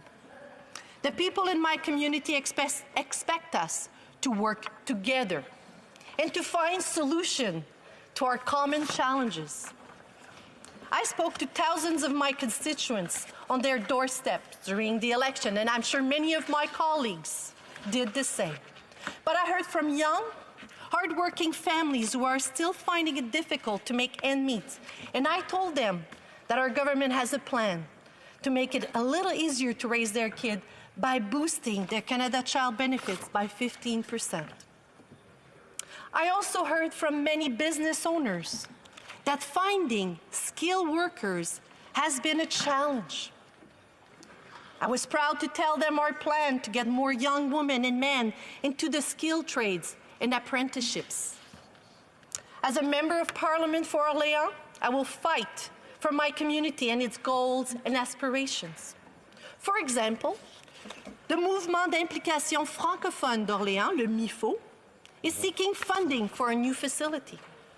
MIFO is more than just a community center. It is a music school and a day camp. It is a preschool and a art gallery. They offer children and youth services, as well as being an active living center for people 50 plus, all while employing more than 350 people. They have grown by 182% in the last 10 years, and they have outgrown their current buildings and facilities. So securing funding, federal funding, to expand this vital institution is one among my top priorities. My previous work has given me a unique understanding of the need for a strengthened pension plan. I saw the reality of the financial hardship of our seniors face. We have an aging population, and those people who build this society for us deserve to be retired and live with dignity. Residents in my community told me at the door that they are worried about their retirement. And I was happy to tell them that our government planned to introduce legislation to increase the old age benefits by 10% and raise the CPP survivor benefits by 25%. Another big aspect of this campaign was climate change and our environment. Our community have one of the largest membership of Écologie Ottawa. C'était d'une importance capitale. It was a critical reason why I'm here, to acknowledge climate change. We have experienced tornadoes, floods in Orléans. It's had an impact on the economy of our community, Ottawa, and on our country. About our plan on the environment and climate change. You know, from building 5,000 new charging stations or planting 2 billion new trees in the next 10 years. This is something Orleans residents expect me to bring forward in this House.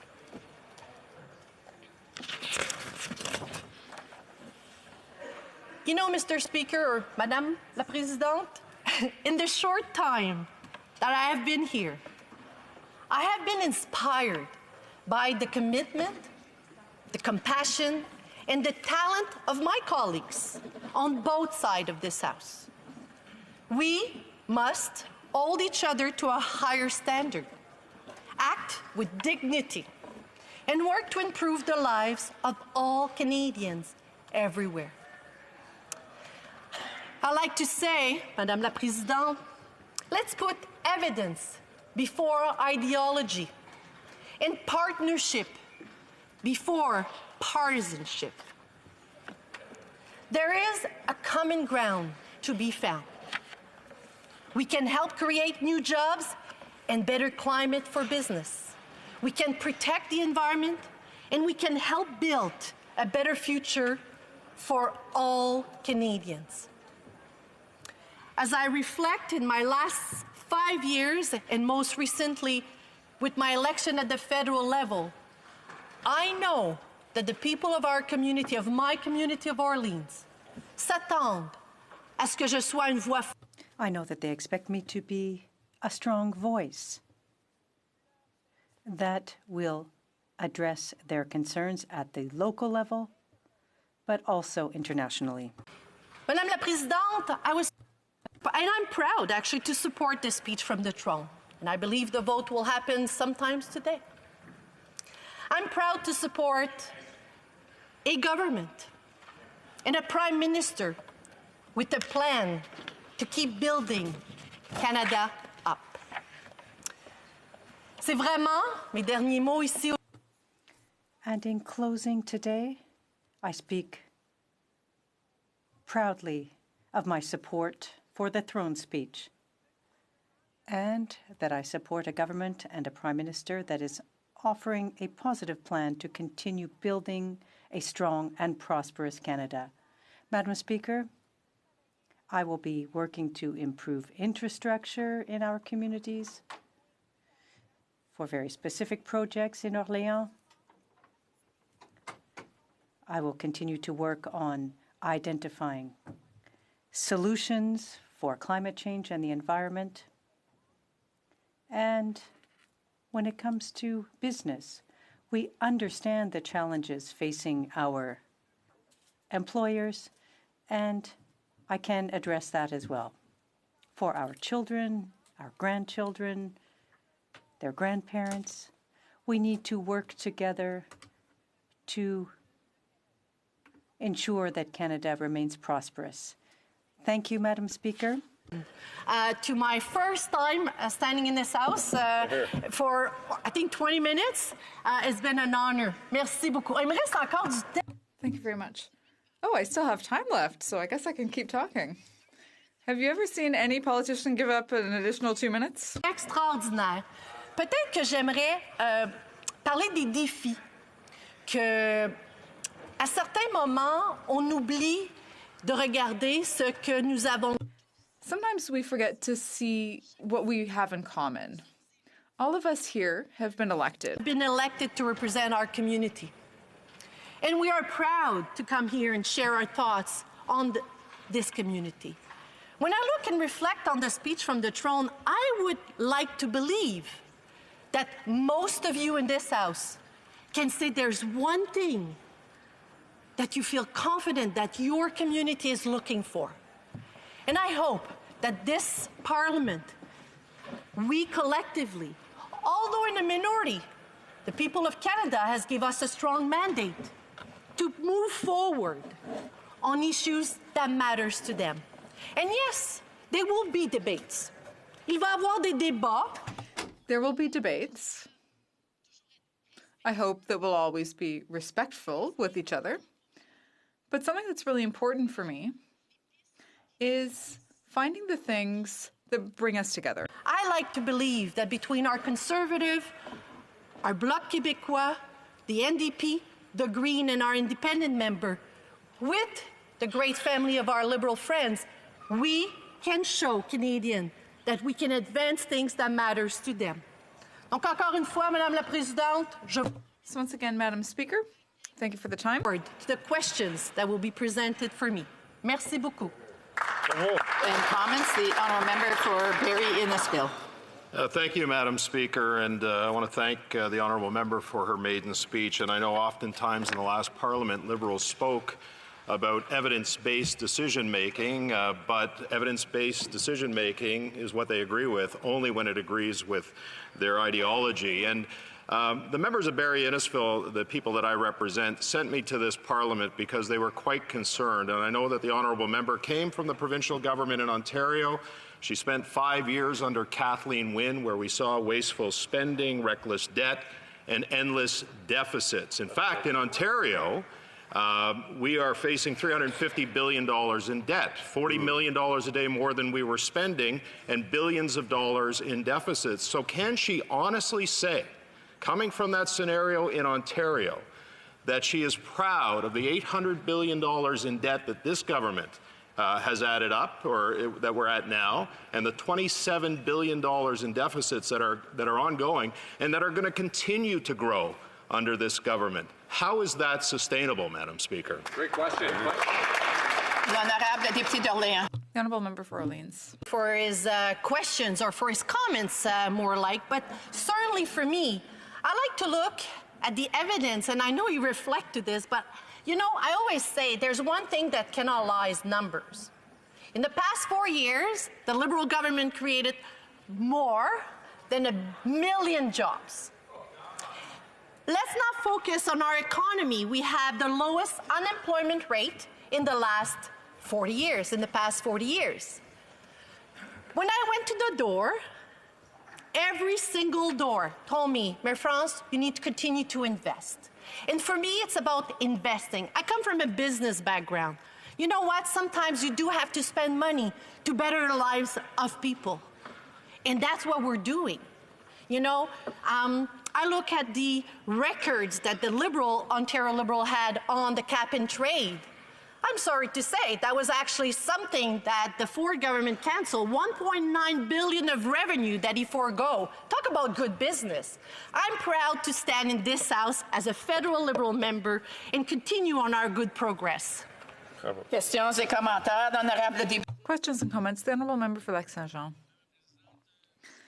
Thank you very much, Madam Speaker. I'd like to thank my honourable colleague from the other side of the House for her very good speech.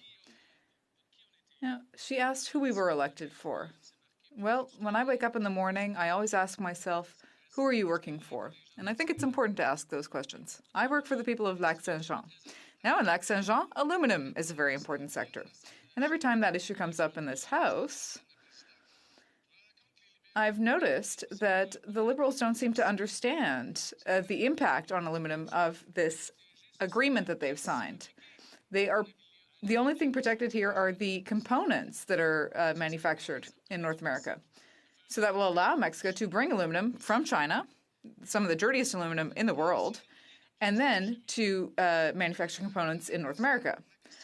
So, Madam Speaker, my question to my colleague, now that I've explained this issue, I'm wondering if she understands the issues facing the aluminum sector better. The Honourable Member for Orleans. Well, listen, I want to thank my colleague, the member for Lac-Saint-Jean. I visited that riding a number of years ago. And I want to thank the people of Lac-Saint-Jean. And I'm proud to see you representing them in this House. I just want to remind the member that she needs to address her remarks to the chair, not directly to the member himself. The Honourable Member. Forgive me, Madam Speaker. What I would mention to my honourable colleague is that in the negotiations that happened over the last year or two, we took a very strong position on the new NAFTA. We wanted to have something new that didn't exist before. Under the old NAFTA, there was no minimum requirement, but now we have a requirement of 70%. And that's a good thing for aluminum workers, Madam Speaker. And I think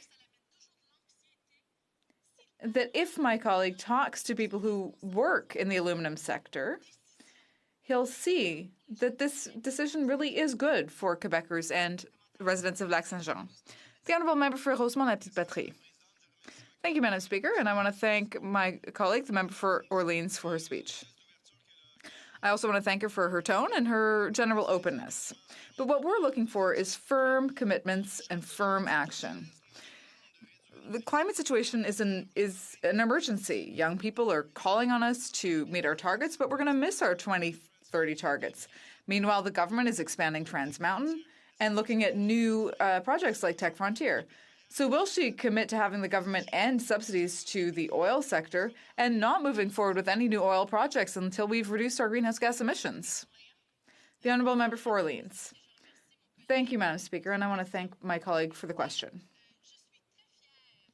Listen, I'm very proud that we set a price on pollution. That was an important measure in meeting our zero net emissions targets. That, of course, is our goal for 2050. I would say that our action plan was well targeted so that we could achieve our targets. And also, and I hope my colleague will refer to this, we promised during the election campaign to plant over 2 billion trees. And that will help us in our mission to meet our targets. So yes, Madam Speaker, as I said in my speech, I do understand the importance of climate change. This is something that I heard when I was going door to door. And my role here is to continue speaking on behalf of people who care about that. And comments, Honourable Parliamentary Secretary to the Minister of Veterans Affairs. Thank you, Madam Speaker. I want to thank my colleague for her speech. I learned a lot about the region, which I didn't know all that well. And she certainly impressed me with her knowledge of a wide range of subjects that were discussed today. I'm wondering if she could tell me a little bit about our government's investments, because we made major investments all across the country, from east to west, in infrastructure. And those investments will help create jobs. And as she said, over 1 million jobs were created. And she also mentioned that we've got the lowest unemployment rate in 40 years. So those are very important measures, and sometimes the Conservatives forget to mention them. So I'm wondering if she can tell us a little bit more about how infrastructure investments will help the province of Ontario and her riding. The Honourable Member for Orleans. Well, I want to thank my dear colleague very much for that question. It gives me an opportunity. I'd again remind the member to address her remarks to the chair. The Honourable Member. Thank you very much, Madam Speaker. Well, listen, I'm very pleased to talk about this very important subject. When you look at what Canadians need and what communities really talk about, well, it's infrastructure. There were $182 million invested over a 12-year period in infrastructure. And infrastructure investments really benefit the province and the local economy. We've got like O-Train Phase 2, for example. So from Place d'Orléans to Trim, we now have a new project to connect those two areas. And a lot of that money came from the federal government. I could also talk about roads. We doubled the tax amount for municipalities. And I don't know a lot about all of the provinces, so I can't talk about all of them. I could talk a little bit about Ontario and Quebec. But I do want to say that I'm really proud, Madam Speaker, that our government is supporting the provinces who want to be around the table and the municipalities and the people of Canada, because these investments are really necessary. They're investments in schools, investments in young people. We're making so many investments, and I'm definitely proud of them. Resuming debate, reprise de débat, l'honorable député de Lévis.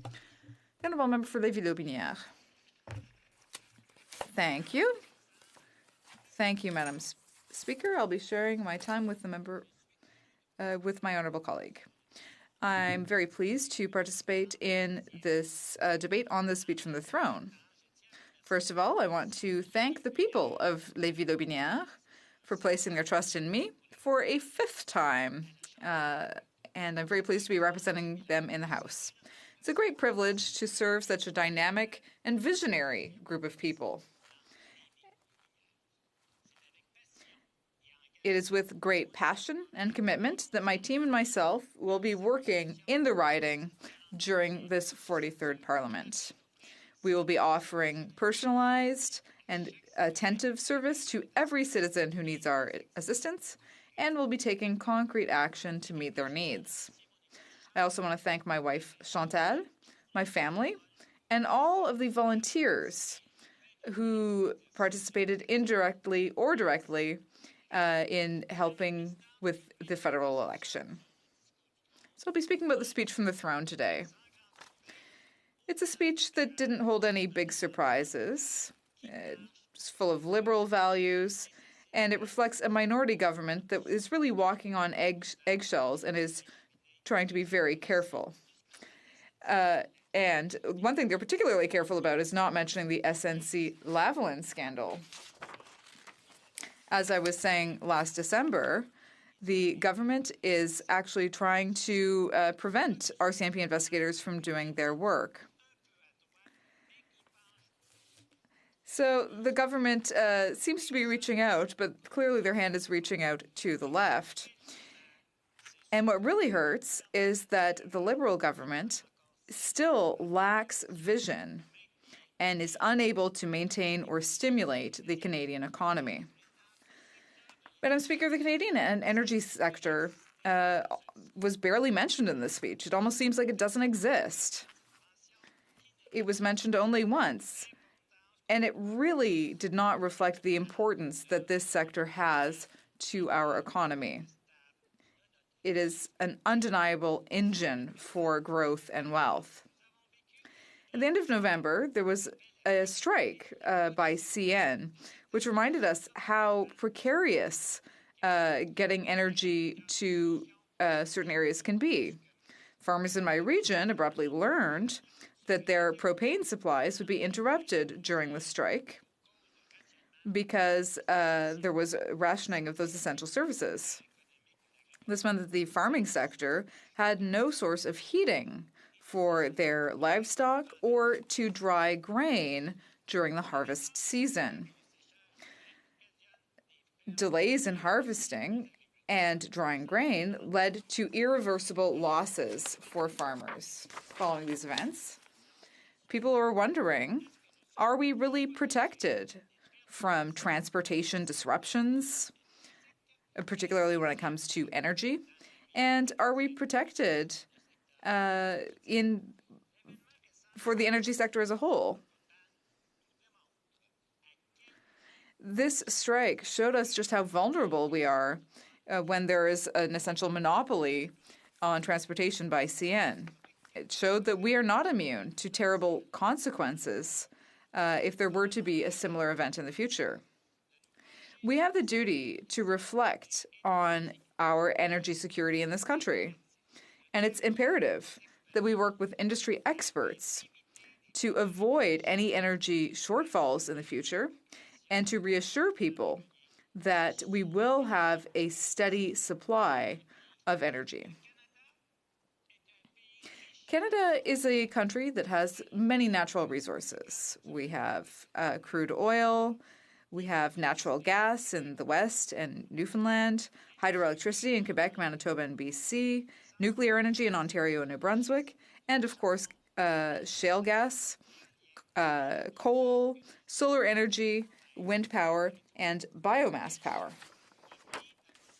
We're very lucky to have all of these resources.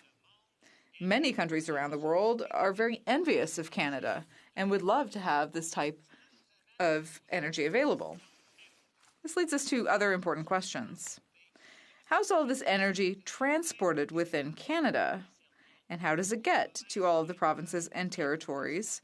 And how is it exported to other countries? Do we have adequate infrastructure to do this? And are these methods of transportation safe and reliable if we want to have a steady supply of energy? Or, on the contrary, are we dependent on a single carrier, CN? Would an energy corridor, as proposed by the Conservatives, be an appropriate solution for transporting those energies? Well, this was not mentioned in the speech from the throne at all. The word oil doesn't even appear, as though Canada is not an oil-based country. Madam Speaker, another word that was not in the speech from the throne was pipeline. It talked about transporting natural resources to new markets, but it's been very clearly demonstrated that pipelines are the safest way of transporting oil, gas, and other chemical products. Did the Liberal Liberal members from Quebec forget the tragedy of Lac Mégantic on July 6, 2013? 47 people were killed when a 72-tanker train transporting 7.7 million liters of crude oil derailed. If there had been a pipeline in that part of Quebec, we all know that those people would be alive today. Madam Speaker, I simply don't understand this obsession against pipelines when they're such a safe method of transportation. A NANO survey from last December confirmed that a majority of Canadians support the building of new pipelines. In fact, 60% of Canadians do so. And only 30% of Canadians are opposed to it. And this is despite all of the misinformation that is being transmitted about pipelines, particularly in my province, Quebec. Also in December, a Léger survey revealed that 65% of Quebecers would prefer oil that's been imported from Western Canada. And the same survey confirmed that a majority of Canadians felt that pipelines were the safest way of transporting that oil. Now let's talk a bit about the famous Liberal carbon tax. This tax has already started to cause damage. In early December, the Globe and Mail mentioned the example of the Cura family in Saskatchewan who were hurt by the Liberal carbon tax, just like many other farmers, farmers of canola, oats, and so on. It was a rainy fall, and a lot of these grains were harvested wet. This means that farmers had to have appropriate heat sources to be able to dry the grain. But how can they do that when their heaters depend on natural gas, and people in a number of different provinces had to pay the carbon tax on top of that gas? Since January 1st, 2020, Alberta has been added to the list of these victims of the carbon tax. For the Cura family, they had to spend $1,200 on the carbon tax, and once again, they had to pay even up to $10,000 once all of the grain will have been driven, and just to dry their grain. It doesn't include other costs, such as stocking the grain. So in 2020, this tax will even be higher, and it'll go up to $50,000 a year in the future. Imagine, $50,000 to dry grain. Madam Speaker, how much will the Cura family pay when the carbon tax goes up to even higher in 2030? So this will affect the entire energy sector. We have to have the courage to talk about the energy sector and stop keeping our heads in the sand like the Liberal government as it avoids the topic in the throne speech. Right now, this topic, unfortunately, is the apple of discord in Canada, and it should be a topic that brings us together. So I would ask all parties to open up the dialogue on this topic so we can establish a serious strategy on energy in Canada. So as the energy sector will affect future generations to come. Member for Malpeque. Thank you, Madam Speaker. The member talked about the energy sector, that it has become a topic of discord. And I listened to his remarks quite closely. And I have a lot of friends in Alberta, Madam Speaker. I used to work out there for years. And I still talk to them. And the story I get from them isn't all what the Conservative opposition is saying, but the story I do get from them is concern about the office buildings that are vacant in Calgary. And yes, there's a concern, a very strong concern in Alberta that is, I think, creating disunity and division in Canada, and I hate to see that. Because, as I said, I have a lot of friends there. But one of the reasons for the discord is the misinformation that party is propaganding, and the member that just spoke is still doing it by saying we're opposed to pipelines. Why doesn't the member be honest in this place and with Canadians across the country? The Liberal government purchased a pipeline to get oil to market, and we're going to see it through. Let's have some honesty over there. Right. The honourable member for Lévis-Lotbinière. Thank you, Madam Speaker. I'd like to thank my colleague for his question. It shouldn't be a topic of discord in Canada to talk about energy.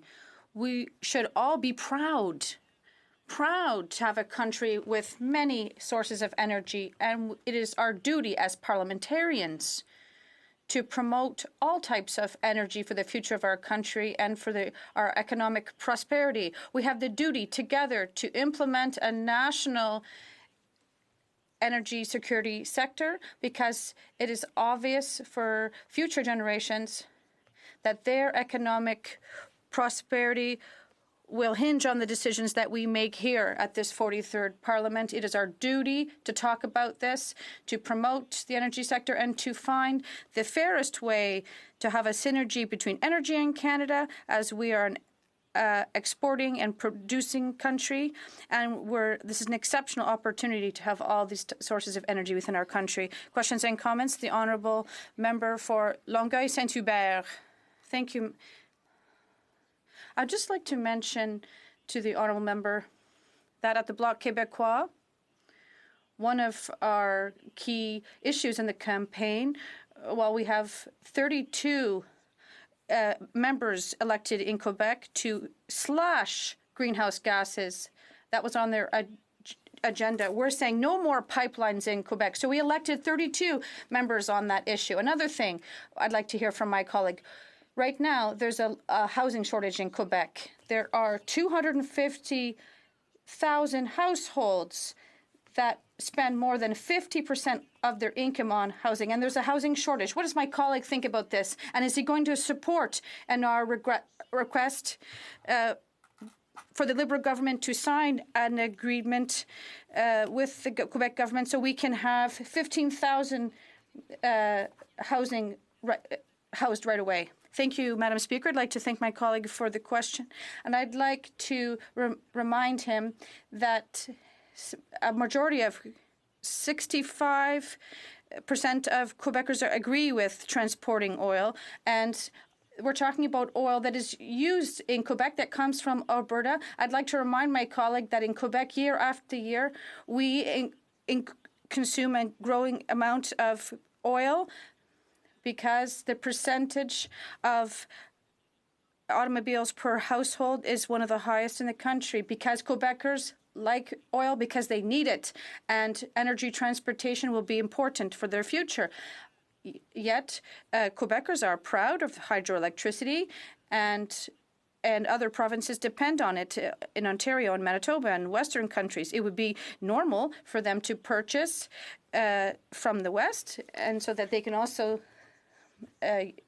sell it to Ontario. It would be really easy for Quebecers to sell economic energy to Ontario. The honourable member for Cypress Hills Grasslands. Thank you, Madam Speaker. It is an honour to stand here and give my first speech in the House today as a Member of Parliament for Cypress Hills Grasslands. I first need to thank the voters in my constituency for sending me here with a very clear mandate. They know what they want, and it is humbling to have received their overwhelming support. I need to also thank my wife Kyla of 12 years for her unwavering support and for being willing to take this big step with me into parliamentary life. We have three of the most amazing kids, Jacoby, Jada, and Kenzie, and if I didn't have their full support either, I wouldn't have dragged them along on this journey as well. To my campaign team, thank you. To my campaign team and volunteers, thank you for your hard work and dedication in making sure that my first campaign was a successful one. We live in a riding that is 77,000 square kilometers, and it was a joy to meet and campaign with people from so many communities and backgrounds. Today I'll be speaking in reply to the throne speech delivered by the Governor General, which set out the government's priorities and agenda. After the election on October 21st, when Western Canadians overwhelmingly voted out every Liberal between Winnipeg and Vancouver, the Prime Minister got on national TV and told Western Canadians, "I've heard your frustration and I want to be there to support you." So naturally, the throne speech would have been a golden opportunity to show Western Canadians that he had, in fact, heard our frustrations. Well, Mr. Speaker, Madam Speaker, this throne speech was just further evidence that the Prime Minister is not listening to Western Canadians. In fact, the Liberals are continuing to ignore what Western Canada is trying to communicate to them. I come from a rural riding. Part of what makes it so great to live in small towns and in rural areas is that you have to have a certain level of entrepreneurship and resolve to make your farm, your ranch, or your business succeed. Agriculture, energy, tourism, and the natural resource sectors have always provided opportunities for people to start up a new business, to innovate, and then to develop their product and their business model. So when there's been a multi-year downturn in the resource sector, coupled with the lows that the agriculture has encountered as well, it puts the very businesses and people who keep small towns and small business viable in danger of losing everything. With all of that in mind, I'm going to focus on a line that was used in both this year's throne speech and the 2015 throne speech. And that line is, every Canadian should have a real and fair chance to succeed. What the government needs to understand is that it's their policies that are getting in the way and making it harder for Canadians to succeed. The first policy that we heard in the speech is that this government is doubling down on their carbon tax. So far, it has been the main method that they are using to try to eliminate Canada's carbon emissions. It has not only proven to be a harmful policy for farmers, for energy workers, for our seniors, and for everybody else, but it's also an ineffective policy. We are only seeing the cost of living go up, which is hurting the most vulnerable people, such as our seniors and our low-income families. It's been nothing but an added burden for a lot of people. In April, that cost will increase from $20 to $30 per ton. That means life is about to get even harder, and if it wasn't bad enough, we found out a few weeks ago that a few provinces, this government is lowering the carbon tax rebate that families could receive. Those provinces, Madam Speaker, happen to be the ones that have not gone along with putting their own carbon tax into place. My home province of Saskatchewan is getting the largest cutback. When they first introduced it, the Liberals were saying the tax would be revenue neutral and that Canadians could expect support for their extra expenses through a tax rebate. This is a perfect demonstration of what we can expect from the carbon tax in actual practice. As the costs and the tax rate increase, the support for taxpayers and for struggling families will decrease. It's also adding another layer of stress in agriculture. Out in Western Canada, farmers had a year unlike any other in recent memory, from starting out the year with drought-like conditions to having way too much moisture in the fall when it came time to get the crops off. In fact, we have had millions of acres of crops still out in the fields, buried by snow. But for the crops that are now in the bins, the next problem is to dry the grain. Natural gas is the main source of heat generation to accomplish this. This is a necessary part of grain farming, and the price for their fuel has gone up by hundreds of dollars because of the carbon tax. Then, the GST is applied on top of that, so we now have a tax on top of a tax. After a difficult year in 2019, this is the last thing those farmers need. They have been calling attention to their desperate situation, and I was happy to read in the National Post, Madam Speaker, that actually the Green Party's agriculture critic agrees that we need to exempt farmers from the carbon tax. But nobody in the government seems to be listening. Beyond the carbon tax, the Liberals' anti-energy, anti-business policies are killing jobs and resource development all over Canada. We heard a lot about how the anti-pipeline bill C-69 was shut down energy projects, but there have also been concerns raised in mining and in other industries. In 2016, the Prime Minister said, and I quote, "I have said many times, there isn't a country in the world that finds billions of barrels of oil and leave it in the ground while there is a market for it. But it isn't enough to just exploit that resource for our short-term interest. Our challenge is to use today's wealth to create tomorrow's opportunity. Ultimately, this is about leaving a better country for our kids than the one we inherited from our parents." End quote. He was right to say, Madam Speaker, that we should be making the most of Canadian energy while there is a market for it. However, after 4 years, the Liberals have left a lot of oil in the ground, and that has left a lot of people out of work. Over the last 4 years, this government's regulatory changes have chased over $100 billion in investment, or 4.5% of GDP, out of Canada. I fail to see, Madam Speaker, how we can create tomorrow's opportunities with results like that. I could say a lot more about how the government's current policies don't make sense for either the environment or the economy, but I would much rather talk about what does make sense and what could work. Just before Christmas, SaskPower, the power utility in Saskatchewan, held the grand opening of the Chinook Power Station, just northwest of Swift Current in my riding. It's a good example of how we have utilized clean, efficient use of natural gas and combined cycle power generation. This facility has the capacity to provide more power for around 300,000 homes. It runs 50% more efficiently than a coal-fired plant. The reason this power station is so important, along with others like it in the province, is that we now have a strong enough baseload power generation so that we can invest further into renewables like wind and solar. The province of Saskatchewan, well under the guidance of former Premier Brad Wall, created an ambitious plan to reduce our emissions. This plan is set to reduce greenhouse gas emissions by 40% by 2030, as well as have 50% renewable energy by then. This is a far more achievable plan than the one the Liberals have used. By creating a strong enough baseload power capacity that's reliable, while utilizing technologies like combined cycle power generation, the province can now focus its efforts further on growth in renewables. We already have a strong presence in the wind and solar industries, and further investment into these areas will continue to be encouraged. So I find it crazy that this government has chosen to ignore the province's plan, which actually reduces emissions and shifts to renewable energy, while the Liberals' carbon tax only drives valuable investment dollars out of Canada that are needed for funding new technology. I also need to highlight the innovative farming practices, such as zero-till farming, that have taken off in Saskatchewan. These methods remove carbon dioxide from the atmosphere by keeping more of it in the soil. Our province continues to be a world leader in this regard.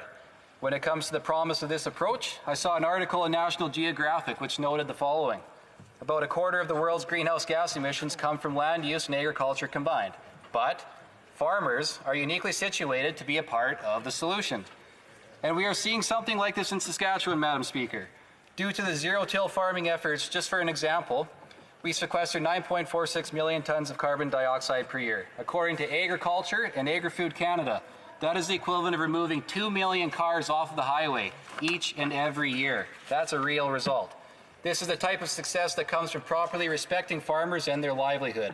It is a way of life that already deeply understands the close relationship between the economy and being a good steward of the land and the environment. Canadians working in the agriculture and energy sectors do not need to be lectured about it. They need to be supported in the balanced approach that they are already pursuing. I am so proud to live in a riding that is part of a comprehensive, serious, and practical plan for the environment like the one being implemented in Saskatchewan. But the sad fact is that my province and my riding are not getting the credit that they deserve from this government. Instead, they have been blamed, neglected, and ignored. The Prime Minister said to Western Canadians, "I hear you. If this is true, then you should scrap this carbon tax and stop punishing the energy sector." If all Canadians are supposed to have a real and fair chance to succeed, then this government needs to listen to the provinces and the industry leaders who are suffering as a result of failed Liberal policies. It just sounds like more of the same from them. But I want Canadians to know that we hear them on this side of the House, and we are ready to help them succeed. Thank you. Questions and comments? Questions et commentaires? Questions and comments? Secretary of the Government House Leader. Yes, thank you, Madam Speaker. As a Western Canada Member of Parliament, I can tell the member that at the end of the day that there are many different initiatives from within this throne speech and from within the budget in the last number of years that Western Canadians would be very proud of, would recognize as progressive measures that have had a very real impact on their lives. I think that we need to be sensitive to the fact that some regions of the country, in particular the provinces of Saskatchewan and Alberta, have gone through some very difficult times as governments at all levels have tried to assist where they can. And we respect that. We have a government that in fact understands the importance of the environment, and the price of pollution does have a role to play on that. I believe most Western Canadians recognize that. I believe at the end of the day, Madam Speaker, that we also need to recognize that there's a balancing that needs to take place between the economy and the environment, and this is a government that has recognized that. I'm wondering if he would not concur that recognizing the importance of the environment and the economy go hand in hand. Would he not agree that that's an important principle to adhere to? The honourable member for Cypress Hills Grasslands. Thank you, Madam Speaker. You know, the one thing that I would just want to highlight there, we're talking about the environment and the economy.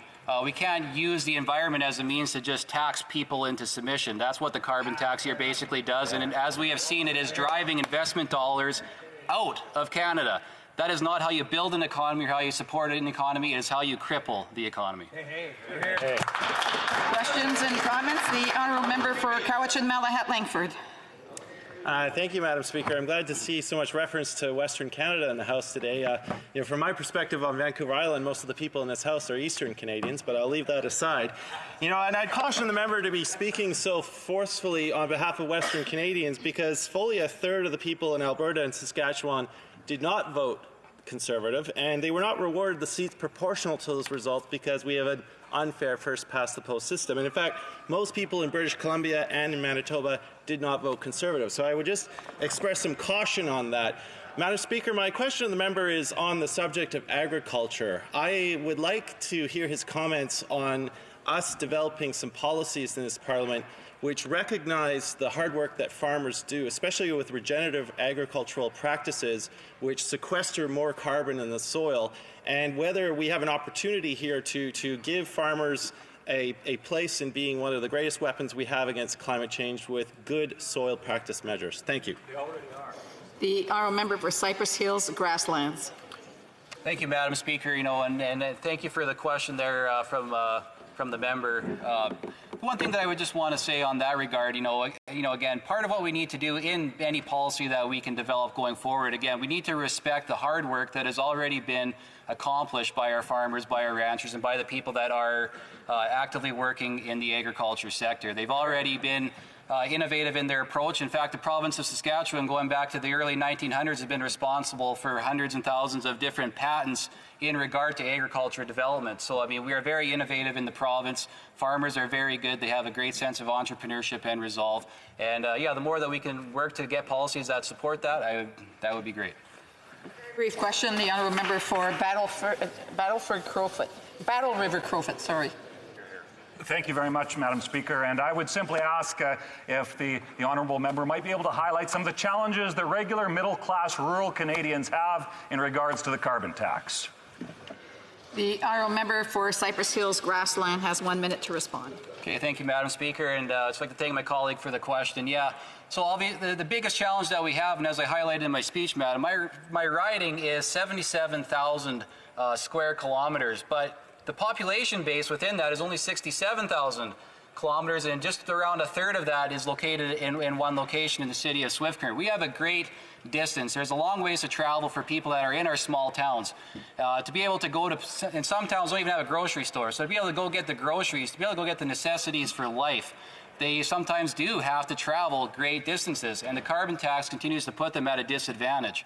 So when we're talking about supporting small towns, small businesses, and regular hardworking middle-class Canadians, this is why the carbon tax is a very ineffective policy. Hear, hear. Hear, hear. Resuming debate, reprise de débat. Resuming debate, the honourable member for Saanich Gulf Islands. Merci, Madame la Présidente. Thank you, Madam Speaker, and it's a great honour for me to rise to speak today for the first time in the new year and at the start of a new decade. From the outset, I would like to say that I'll be sharing my time with my colleague, the Honourable Member for Nanaimo, Ladysmith. I'm very happy that as part of the last day of debate on the throne speech, all Green Party members have an opportunity to speak, and for that I wanted to say thank you. Because for my colleague, the member for Fredericton, she'll be sharing time with a Liberal member, so I want to thank the office, the people responsible for making that happen in the Liberal Party.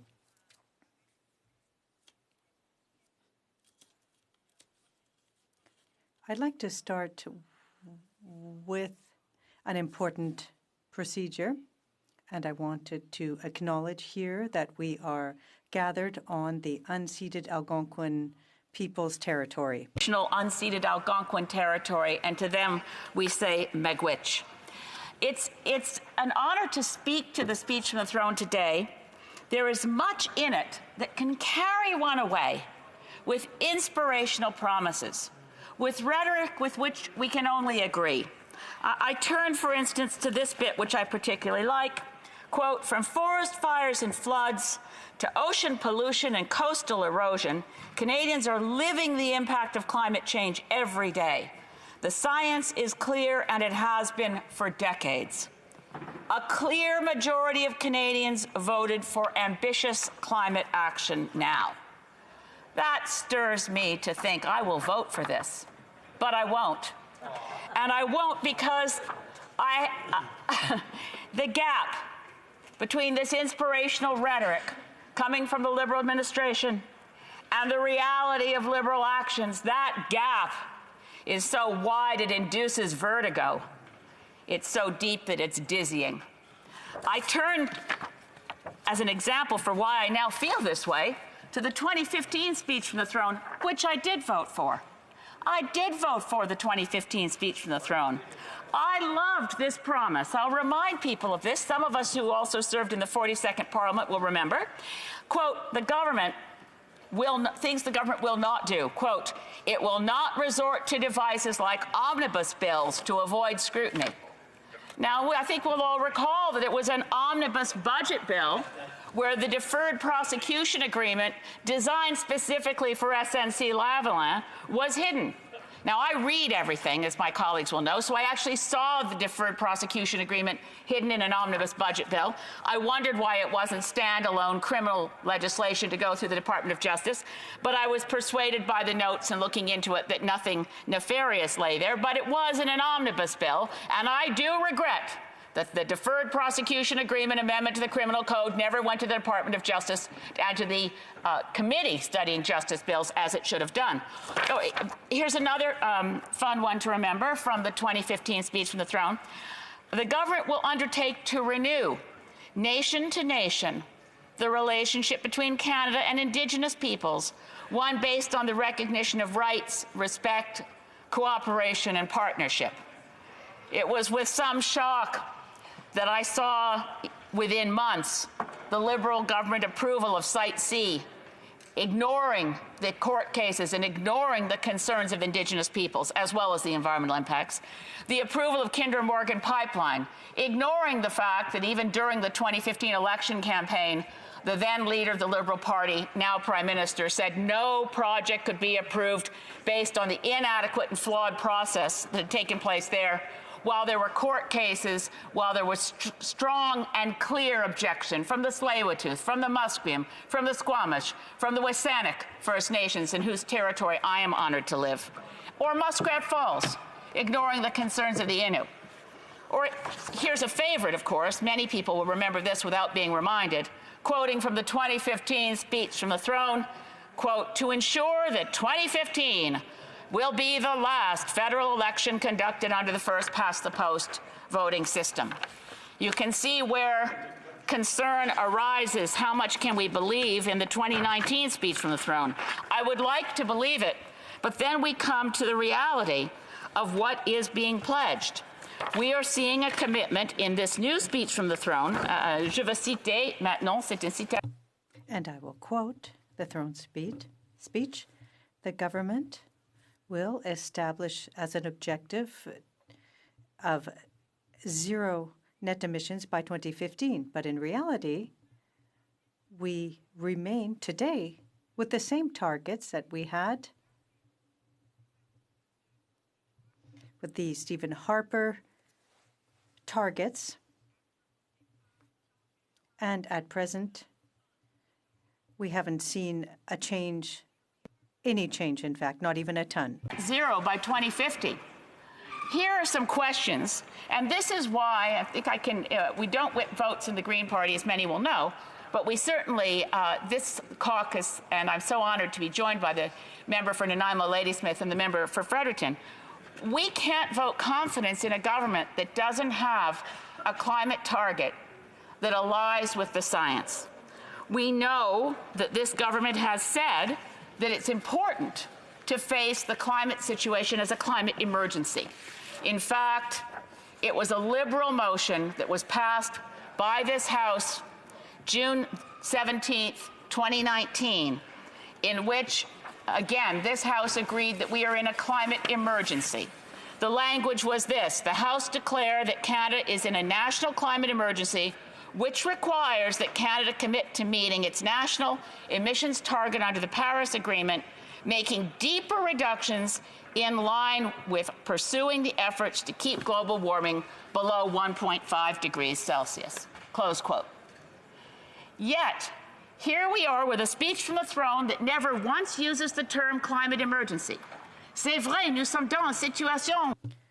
We are facing a climate emergency, but the throne speech doesn't mention climate emergency a single time. We have to address climate change.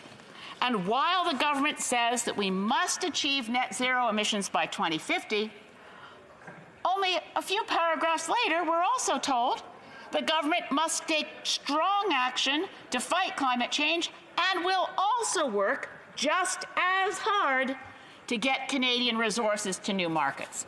In other words, with the same vigor with which the government wants to address the climate emergency, it will also use public funds in the neighborhood of $10 to $13 billion to drive forward the Trans Mountain Pipeline expansion, which is a direct threat to climate action, as it also is contemplating approving the Tech Frontier mine, while it also is ignoring its obligations under the United Nations Declaration on the Rights of Indigenous Peoples and the climate emergency by subsidizing and supporting the LNG projects where the gas pipeline is at this very moment, RCMP are in Wet'suwet'en territory, prepared to enforce an injunction that should never be enforced because it violates hereditary rights and traditional rights of Wet'suwet'en peoples. Here's the reality, and it's a tough one. I've worked on this issue since 1986. And the reality is I've seen government after government, well-meaning liberals, well-meaning provincial New Democrats, well-meaning progressive conservatives, I've seen them all make climate commitments and then find it's too hard. Something political needs to be fixed before we can do the right thing to ensure our kids have a livable world. So here's the tough choice. And this is not one that you can find wiggle room. You cannot find some medium space to do a bit of this and a bit of that. A pipeline here, an oil sands mine there, and still live up to climate commitments. The stark choice is this. We, assembled in this Parliament before the next election, must have Canada's targets aligned with the advice of the Intergovernmental Panel on Climate Change. That means we must at least double our targets till 2030. We must now, as humanity, as the world assembled through the multilateral process, change our economies in a transformational sense that gets rid of fossil fuels in order to ensure that our children, that human civilization can survive in a hospitable biosphere. Or we defend the fossil fuel industry. We cannot do both. We have to choose. I choose climate action and the speech from the throne, and this government better deliver. Questions et commentaires, questions and comments. The Honourable Parliamentary Secretary to the Government House Leader. So thank you, Madam Speaker. And I do recall when the former leader of the Green Party actually supported the throne speech. A little bit disappointed that she's not considering supporting it this time around. I think there are many good environmental initiatives. One of the biggest and the boldest, of course, is the whole idea of the price on pollution as we continue to move forward. I would be interested in her thoughts in terms of the progress on that particular file. But I am a little curious in terms of the LNG. The LNG in British Columbia was an agreement that's the largest private sector government-sponsored agreement. We've seen billions of dollars of investment. You have the NDP provincially, us here at the national level. To what degree would the Green Party support something of that nature? When the member makes reference to transition, maybe there's some merit for projects of that nature. Would she not agree? The Honourable Member for Sandwich Gulf Islands. I thank my friend from for the Winnipeg North. The reality is that in the early 1990s, people talked of natural gas as a potential transition fuel in getting rid of coal and oil. The problem in 2020 is that it's not a transition fuel. It's not natural gas. It's primarily from fracking. And now the international scientific community is recognizing that a big pulse in greenhouse gases is coming from fracking, from fugitive methane emissions. And the reality is that fracked Natural gas from BC has the same carbon footprint as coal, and it's one of the great lies of our time that shipping LNG from BC to China will somehow have a net benefit in fighting global warming. It will, in fact, do the opposite. It is a carbon bomb, and we need to stop fracking.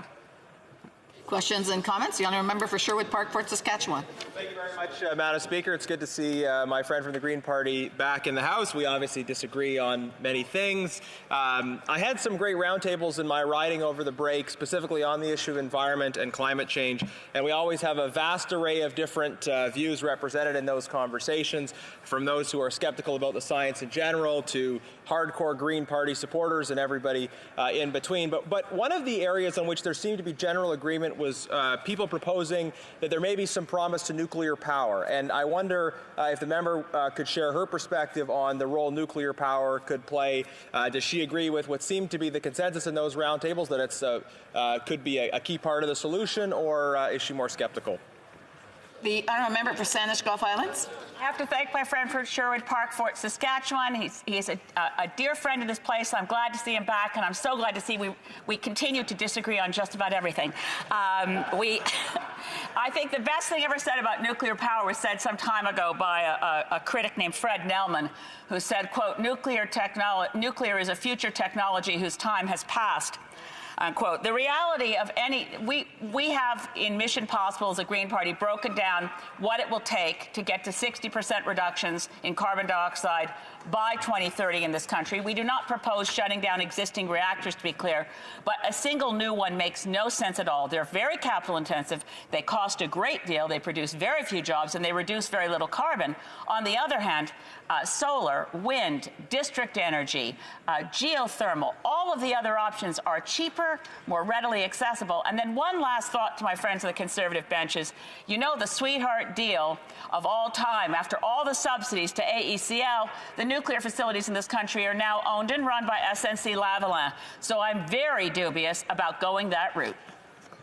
Time for a brief question. L'honorable député de Berthier-Masquinongé. The honourable member for Berthier-Masquinongé? Drummond. The honourable member for Drummond. Well, thank you, Madam Speaker, and I'd like to start by wishing everyone a good start to the parliamentary session. Now, I listened carefully to the speech made by the member for Sandwich Gulf Islands, and we've heard some government speeches prior to hers. They talked about reducing greenhouse gas emissions, and I'd like to ask the member opposite if she would support the idea of entrenching the Paris Agreement targets in legislation to force this government and any future government to honour those greenhouse gas emission targets. Otherwise, it'll be quite difficult to take a government seriously that is investing in the oil sands. The honourable member for Sandwich and Gulf Islands. Thank you to my new colleague, and congratulations. I'll be working and collaborating with all members who are committed with the understanding of a climate emergency. Now, I'm waiting for the Minister for the Environment and Climate Change to state that the government understands that the current targets are 50% too low to avoid the worst. Time is up. I even gave a little bit of extra time, but I need to stop now. Member for Nanaimo, Ladysmith. Thank you, Madam Speaker. It's an honor and privilege to rise today to speak to my response to the speech from the throne. And I'd like to thank the voters in Nanaimo, Ladysmith for giving me their support to stand here today, and to my family and to the volunteers and team that supported me as well.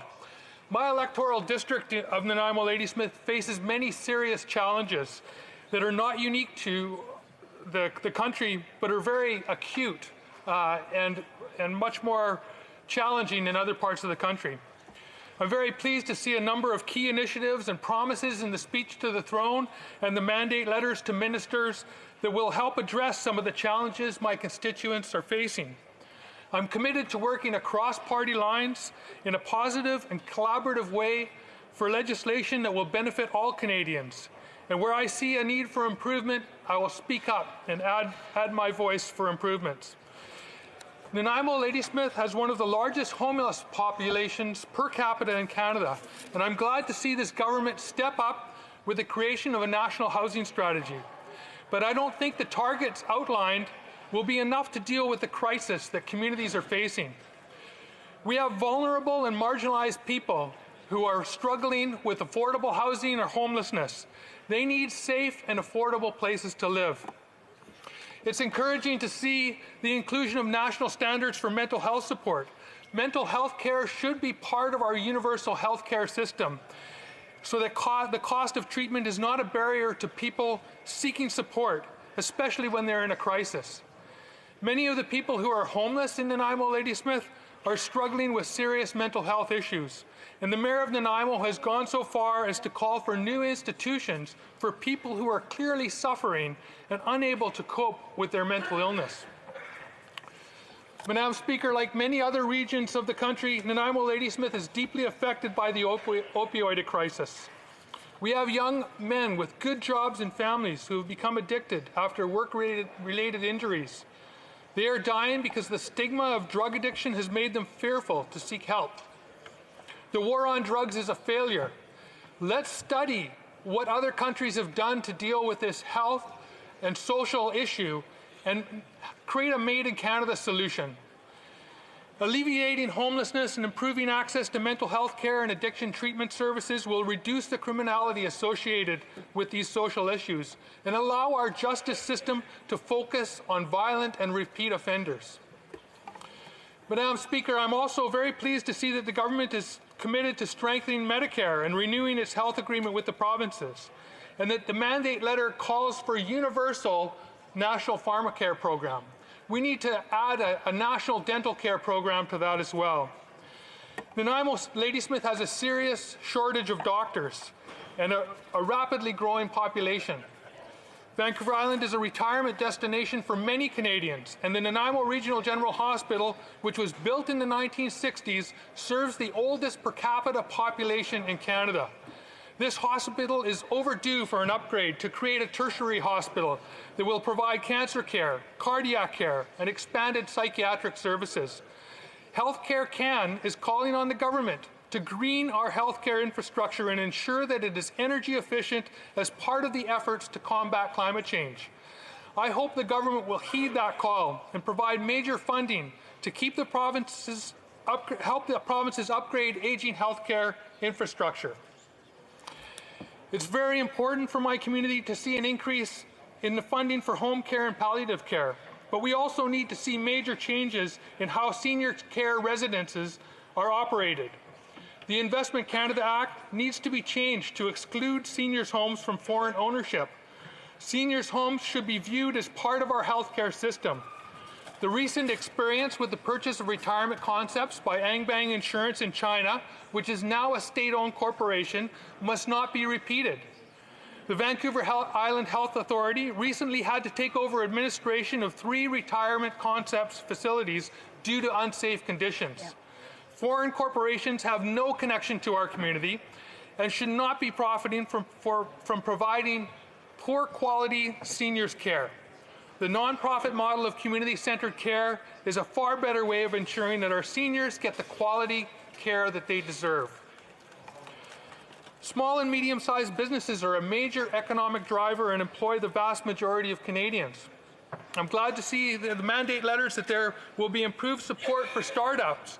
But what I've heard from the small and medium enterprises in my community is there is a need for additional support for businesses that want to take the next step in their growth, whether that's innovation for new product lines, creating efficiencies that reduce waste and lower their carbon footprint, or expanding markets.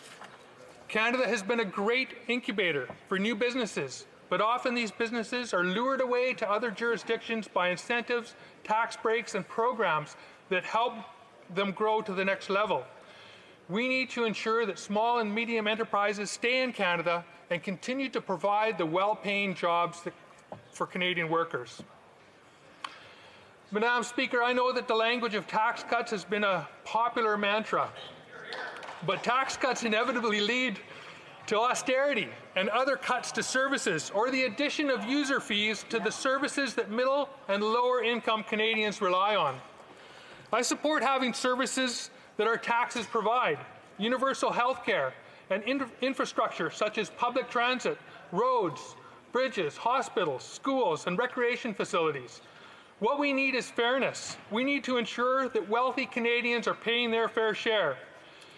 Large corporations benefit from the social services provided to their employees and the infrastructure they use as part of their businesses. The government needs to close tax loopholes, crack down on tax evasions, shut down tax avoidance schemes, and the offshoring of wealth by corporations and individuals. Madam Speaker, there are 4 First Nations in the Nanaimo Ladysmith riding, and the implementation of the UN Declaration on the Rights of Indigenous People into Canadian legislation is very important to them and to creating economic certainty in our region. Building a new relationship with Indigenous people in Canada requires more than just words. It requires a commitment to respect the Constitution and Supreme Court decisions. Yeah. In too many cases, especially with large extraction projects, when they're at stake, the intent of UNDRIP is not being followed. Madam Speaker, in addition to the climate crisis, we are facing a crash in biodiversity. So the commitments to protect 25% of the land base and 25% of the marine base in conservation by 2025 is very important.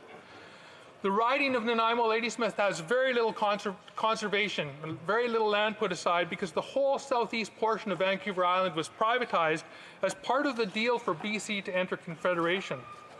The Nanaimo River watershed has 750 square kilometers, but only 10 square kilometers are in a conservation area, and less than 2 square kilometers is designated as parkland. The Nanaimo River is very important ecologically and needs greater conservation. 25% would be a welcome inclusion. Like my colleagues from Saanich Gulf Islands, I see a great speech from the throne, but it's hard to be optimistic. In the speech from the throne from this Liberal government, previously they promised that 2015 would be the last first past the post election, and it's not. There's a couple of other things that my colleague from Saanich Gulf Islands has highlighted that were promised but not kept. Canadians were also promised concrete action to combat climate change, but the targets for reducing emissions have not changed from the ones put in place by the previous Conservative government before the Paris Accord. We're not even on target to meet those commitments. Instead, this government has approved environmentally destructive projects, bought a pipeline that guarantees an increase in emissions, and has continued to provide subsidies to the fossil fuel industry. It is for those reasons that I will vote against the speech from the throne. I am ready to work with this government to establish new targets because until we commit to do our part, follow through on our commitments, all of the other issues I've mentioned will not matter. Climate change will impact every area of our lives, overwhelm our healthcare system, and destroy our economy. I was elected on a promise to continue pressing this government for real and substantive action on climate change, and that's a promise I intend to keep. Thank you. Questions and comments? Questions et commentaires. The Honourable Parliamentary Secretary, the Government House Leader. You know, when I think of the environment, there are different ways in which we've approached it as a government. We could talk about the incentives to get people to purchase hybrid cars or electric cars. I personally like a couple of them that are quite significant. When you think of the price on pollution is one, and I think is overall being fairly well received in the different regions of the country, but also in the last election, we talked about the planting of 2 billion trees, Madam Speaker, over over the next decade. That is a significant, it's something that's really tangible. People can see that, understand it, relate to it. And I'm wondering if my colleague can just maybe talk about the different ways in which a government can actually appeal to Canadians to think more about the environment. I like, for example, as I say, the 2 billion trees over the next decade. I think that's a very strong, tangible action by government. We see the price on pollution, something that's taking place around the world. Only the Conservative Party seems to be offside with that. And then we see, tax incentive programs like encouraging people to buy electric cars, complementing the province of Quebec's program, really making a difference. If he can maybe provide his thoughts on progressive measures such as that. The honourable member for Nanaimo, Ladysmith. Well, thank you for that question. I watched in the previous election the environment minister going to Canadian Tire and telling us how we can change our light bulbs and as consumers do these things. I've already done that, and I've done 2 home energy retrofits. I've taken care of my own carbon footprint, but the thing that we need to do is we need to regulate industry. We have the Copenhagen Agreement, which is due for our targets this year. 10 of the provinces and territories that represent 85% of the population have met that target. 2 provinces have not, and Alberta and Saskatchewan, and that's mainly because of oil and gas extraction, because of fracking and expansion of the oil sands. When you talk about Teck Resources taking a whole area of the boreal forest and wiping it out and turning it into a tailings pond, we need to talk about planting trees. Why don't we leave those trees in place? Why don't we look at renewable energy and real solutions to climate change rather than expansion of fossil fuels? And that includes the fracking and the LNG projects. We need to stop subsidizing fossil fuel industries in this country. Questions and comments? The honourable member for Calgary-Shepherd. Thank you, Madam Speaker. There's a Yiddish proverb that says, all that glitters is not gold, and the member in his speech talked about, fleecing the rich, taxing the rich some more. In 2017, when you look at the tax numbers, the top 10% of income earners earned and then paid taxes. 54.1% of all taxes paid were paid by the top 10%. If 54.1% is not enough, how much would that member would like to see more taxes paid by those income earners? The honourable member for Nanaimo, Ladysmith. I'd like us to follow the Northern European model of taxation, where there is much more equity in the system, where they do not have the kind of poverty that we have here in a wealthy country, where the wealth is shared, and the wealthy are doing just fine. They're kicking in and they're paying their fair share. They're using the social services that are provided by those taxes and their workers are benefiting from. I think we should have extreme wealth taxes on people who make more than $1 million a year. What do you need all that wealth for? Have time for a brief question. The honourable member for Windsor West. Madam Chair, a quick question with regards to federal policy. In my area, we've been trying to protect an area called Ojibwe Shores, which has 100 endangered species at risk, and the federal government wants local taxpayers to spend millions of dollars to pay for their own property. I'm wondering what he thinks about that situation. We've asked for the federal government to transfer that so that local taxpayers don't have to pay for property they already own, since it's federal land and has hundreds of endangered species on that property. The honourable member for Nanaimo, Ladysmith, a brief answer, please. Thank you, Madam Speaker. I think that the federal government has a large role to play in making sure that areas that need conservation are conserved. This is really important in my area, where I mentioned that most of the land is private, and so putting conservation measures in Nanaimo, Ladysmith means that we need to deal with private land. It's going to need federal funding and provincial funding. I just want to remind members that there is debates happening. I know people are starting to filter in, but can you please keep your side conversations lower? Resuming debate, reprise de débat, the honourable member for Davenport. Thank you, Madam Speaker. I will be sharing my time with the member for Fredericton. Madam Speaker, Happy New Year. I hope it's not too late to say that. I figure it's still January. I want to begin by saying it's such an honor to address the House today on the speech from the throne. I want to begin by once again thanking the constituents of Davenport and all the friends, family, and volunteers who were so generous with their time and energy to ensure my success in the 2019 campaign. We have an amazing, vibrant riding in the downtown west end of Toronto, and I can't put into words what a privilege it is to be re-elected as a Member of Parliament for Davenport. My highest responsibility is to serve Canadians, and I hope to always do my constituents and our country proud. In fact, I believe it's a privilege and responsibility for all of us who work in this great chamber to address key issues facing Canadians today and to do all we can to create an even better Canada, ensuring Canadians are ready and have the tools to address the challenges and opportunities of today and tomorrow. The throne speech mentioned the long history and the many differences in Canada and the enduring stability and progress of our Parliament despite those differences. Canada, as you know, Madam Speaker, has 3 founding nations. Our country originated on the talents and values of our First Nations and Aboriginal peoples, as well as the settlers from Britain and France. At times in our history, relationships between our 3 groups have been contentious, to say the least. But as we evolved, our governments have always found ways to compromise, to collaborate, and move forward towards a fair and more just society. Generations of immigrants to Canada from all over the world have only made our society richer and stronger. My riding of Davenport has Canada's largest Portuguese population, many of whom arrived over the same few years decades ago. But we also have people of Italian, Hispanic, Brazilian, South Asian, Middle Eastern, Chinese, and Ukrainian descent, just to name a handful, all living together in the same wonderful communities. I'm the daughter of immigrant parents from Ukraine and Mexico, and I know as well as anyone that disagreement and the beauty that, as well as anyone, that disagreement and beauty that come when cultures meet. And we've had some of those arguments in my house, but in the end of the day, we are all family. Madam Speaker, I want to turn my attention to the key priorities mentioned in the speech from the throne that are so important in Davenport residents, and I heard so much at the doors during our election in October 2019.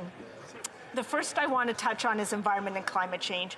I would say this is the top preoccupation for most residents in Davenport. They were absolutely delighted to hear that we're already spending around $63 billion. We have over 50 climate actions underway right now, and they were further happy to hear that we've made a commitment to net zero by 2050, that we will be setting legally binding 5-year milestones based on the advice of expert and consultants. They're really happy that in order for us to move to net zero by 2050, they know we will have to exceed our current 2030 targets. And they were really happy to hear about the Just Transition Act, because we know that for those workers that are working in high emissions industries, we want to make sure we give workers access to the training, the support, and the new opportunities that they need to succeed in the clean economy. I've had a number of groups within the Davenport community already meet with me to say to me that this continues to be the key priority for them and for Davenport. I also want to mention the energy efficiency homes and lower energy bill promises that we made in our platform. And I'll tell you why I want to mention it, Madam Speaker. It's because many Canadians want to feel like they're taking their own steps in order to combat climate change, in order to move us into a low-carbon economy. And what we've promised in our platform and in our moving forward in our mandate letters is we're going to give homeowners and landlords free energy audit. This to me is a game changer. This allows homeowners and apartment dwellers to be able to take their own steps in order to reduce their energy bills, in order to increase their energy efficiency, and in order to lower their individual emissions. So we also have made a commitment to retrofit 1.5 million homes to help Canadians make their homes more efficient. So I think this is wonderful. And maybe I'll just mention a couple more things on the environment, because again, it's important for Davenport residents. Our promise to protect 25% of Canada's land and oceans by 2025. As you know, Madam Speaker, we have the longest coastline in the world, where we also have 1/5 of the world's fresh water and vast and wild forests. And of course, our ecosystem really depends on all of this for its survival, and our quality of life will depend on it moving forward. My riding's also delighted with the ban on single-use plastics beginning in 2021. But we know we have some more things to do. I know that Davenport residents is very much looking for a full plan on how our government is going to ensure that we reach our Paris Accord targets. And I think they're also looking for some of the systemic changes that we need to make. So perhaps putting all of our spending through an environmental lens and various other systemic changes that we should be looking at moving forward. I'll turn to the second top issue that is preoccupying Davenport residents, Madam Speaker, and that's housing. You know, many people have owned homes in the riding for 20, 30, 40 years.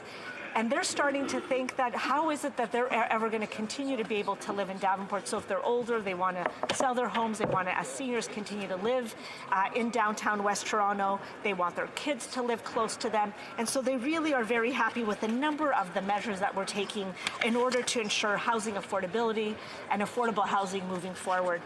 We've already made a huge commitment, Madam Speaker, to the National Housing Strategy, where we're putting $11.2 billion over 11 years to build, to renew, to repair Canada's stock of affordable housing. But we've also taken some steps for those who are new buyers. And so in our platform, we have said, and in our throne speech, we have said that we are going to up or improve our first-time home buyer incentive, which will give people up to 10% off the purchase price of their first home.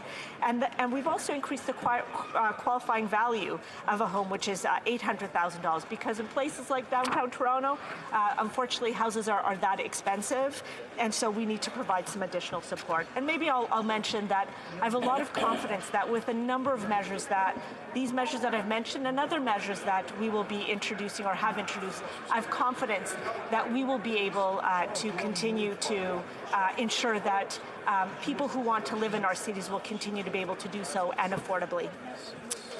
I'll move on to seniors because I have so many of them in my riding, and they're so wonderful and they're so engaged, and they want to continue to be active citizens. And we, as a federal government, want to help them to be able to live affordably and to have a good standard of living. And they were really happy when I mentioned to them there were three key things in our platform that we had promised. The first is that they do not have to pay taxes on the first $15,000 of whatever income they earn. They were pleased to hear about our commitment to increase OAS by 10% for those that are 75 years of age and over. And they were really happy with our promise to increase the survivor benefit of 25% by 25%. And that's going to help 1.2 million more Canadians, more seniors, be able to more affordably live in Canada. I see I only have 2 minutes left, Madam Speaker, so I'm going to talk about arts and culture. We have such a rich group of artists, of creators, of those working in the cultural industry in Davenport. And so I wanted to do I told them that our national government cares about them. And what we want to do is make sure that there is more support and more funding to be able to create and support Canadian content in Canada. So we have made a strong commitment to impose a tax on foreign-based internet platform providers to fund the creation of cultural content in this country. I think that everybody knows the importance of arts and culture to us as a nation, to us getting a better understanding of each other, of who we are, in all their complexities, as a way for us to be able, not through words, but through pictures, through dance, in every way possible to share our joy, our pain, and our way of understanding the world around us. So I see that we have, Madam Speaker, only 1 minute left, and I have so many other things to mention. But I do want to say that there's other commitments around healthcare, around immigration, and around community safety that are really important to Davenport residents in the speech from the throne that we're really happy about. We are in a minority government, but even though we are in a minority government, I still believe that we as a government can do great things. What we have to do is continue to listen to Canadians. We have to be willing to compromise, and we have to never forget that we are here to serve Canadians. And I'll end off with a quote from our Prime Ministers. Canadians are counting on us, and this plan is a path forward for everyone. We have common ground and shared purpose, and together we can and will overcome the challenges of today to build a brighter tomorrow. Thanks so much, Madam Speaker. Bravo.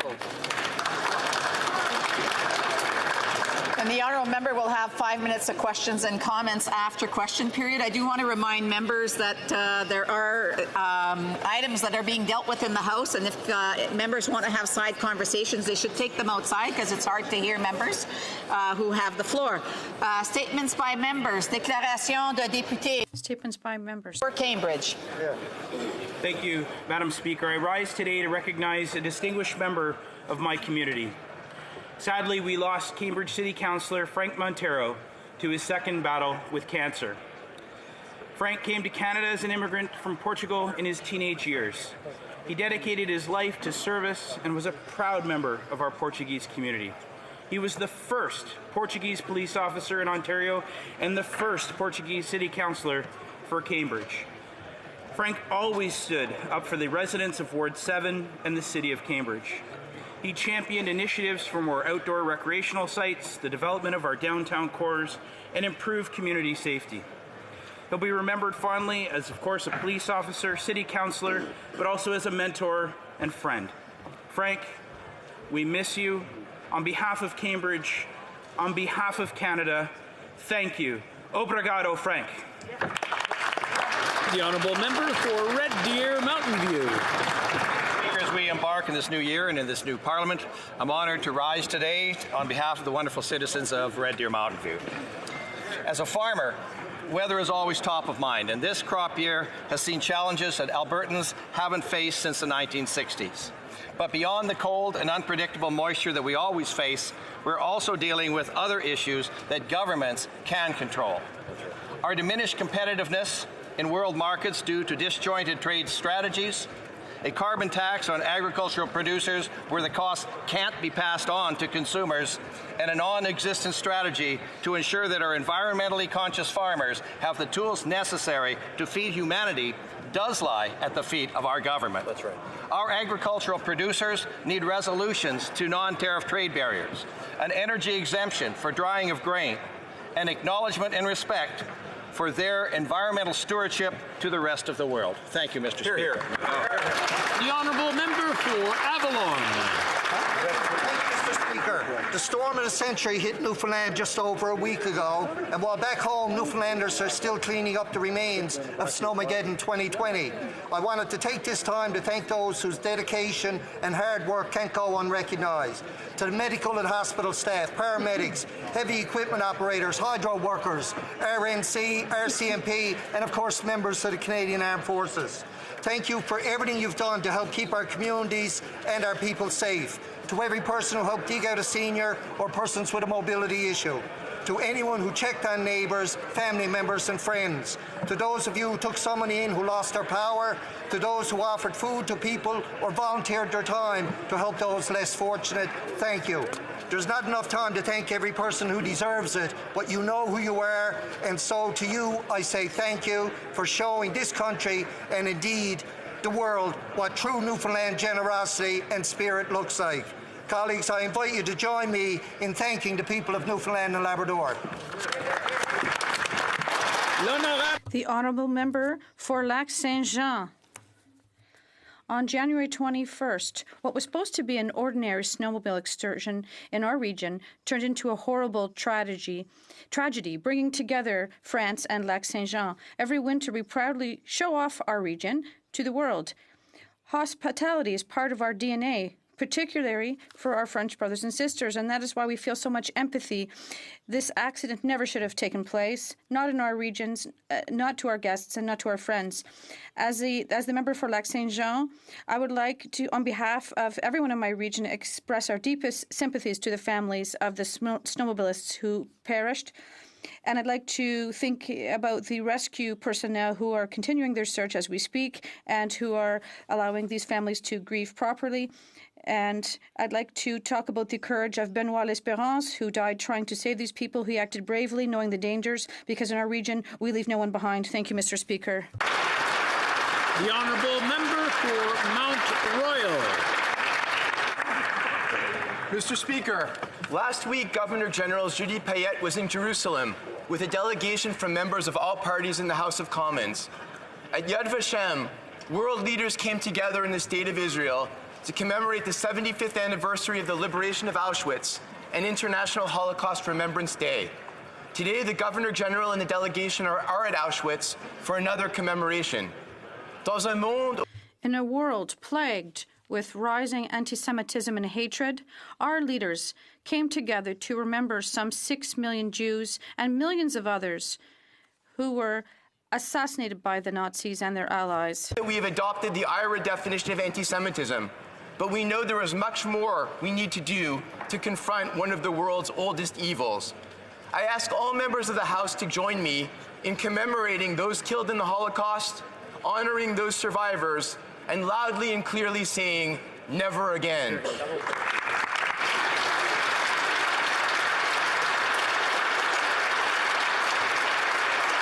The honourable member for Pitt Meadows, Maple Ridge. Mr. Speaker, I join the people of Maple Ridge in congratulating our hometown hero, Larry Walker.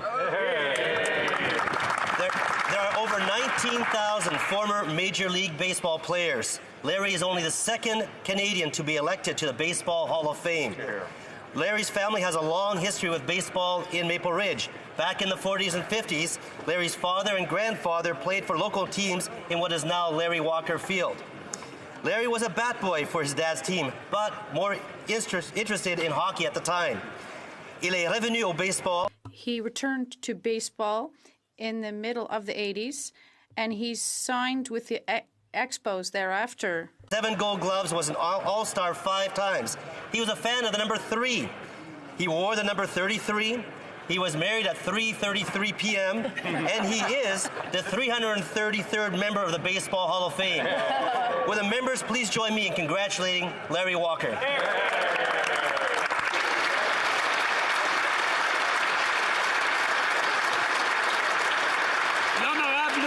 The honourable member for Pontiac. Speaker, I'd like to begin by thanking the people of Pontiac for putting their trust in me and allowing me to serve as their voice in this House of Commons for a second mandate.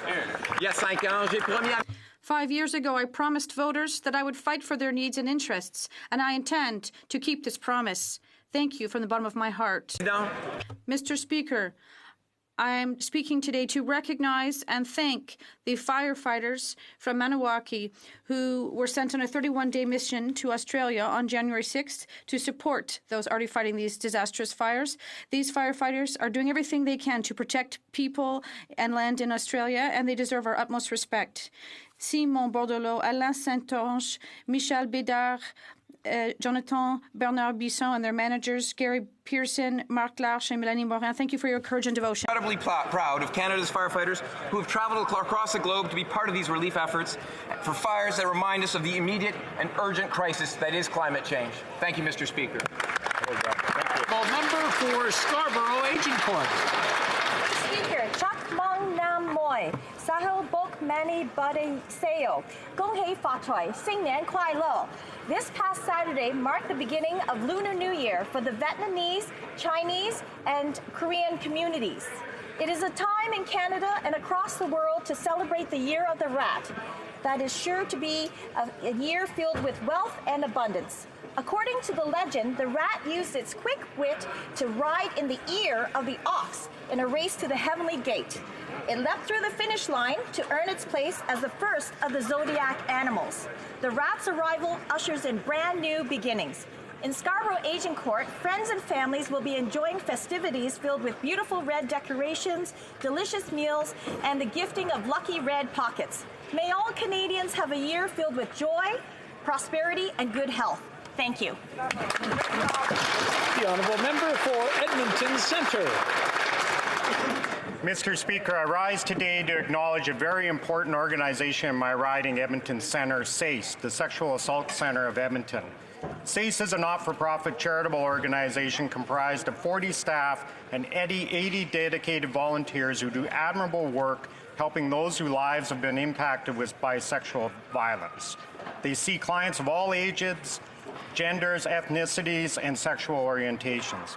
Given the diversity of their clientele, it is clear that sexual violence is a societal issue that impacts everyone. The work isn't easy, Mr. Speaker, but it is essential, and as a husband, a father, and a grandfather, I hope to see the day when sexual violence will be eliminated from our societies and our vocabularies, and organizations like SACE will be a thing of the past. Thank you to the Executive Director, Mary Jane James, and her dedicated team at SACE for all that you do. We see you, and we appreciate you. Hear, hear. Well done, the honourable member for Richmond Hill. Mr. Speaker, I rise today to address this House concerning an event that has dominated the hearts and minds of Canadians since the early hours of January the 8th. I refer to the downing of Flight PS 752 and the loss of 176 lives, including 57 Canadian citizens and 29 permanent residents. Just saying these numbers brings to mind the pictures of all who died on that fateful day, and the many family members and loved ones who have been left behind. Their loss is a loss shared by our whole country. To the families and loved ones who lost so much, please note that our grief is your grief, and your grief is ours. And we will be there to support you today, tomorrow, and for as long as you need us. On behalf of the Iranian-Canadian community, I want to extend the Prime Minister our heartfelt and sincere thanks for his strong leadership on this file and for the commitment of time he made to reach out and support the families. In closing, I call for this House to join me in holding Iran fully responsible for this tragedy, and I call for full transparency, accountability, compensation, and justice for the family of the victims. Thank you, Mr. Speaker.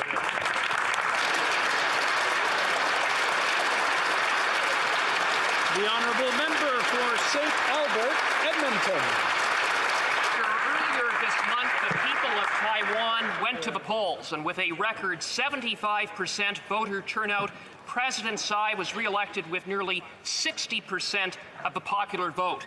The election was a victory for all Taiwanese and demonstrates the robustness of Taiwan's democracy. It is also a reminder of the strong links between Canada and Taiwan. With more than $7.9 billion in annual bilateral trade, Taiwan is Canada's 13th largest trading partner. As one of the most dynamic economies in Asia, freer access to Taiwanese markets means new opportunities for Canadian businesses. Now is the time to take the next step towards free trade with Taiwan. Now is the time to commence negotiations towards a foreign investment promotion and protection agreement between Canada and Taiwan. Hear, hear. The honourable member for Port Moody, Coquitlam.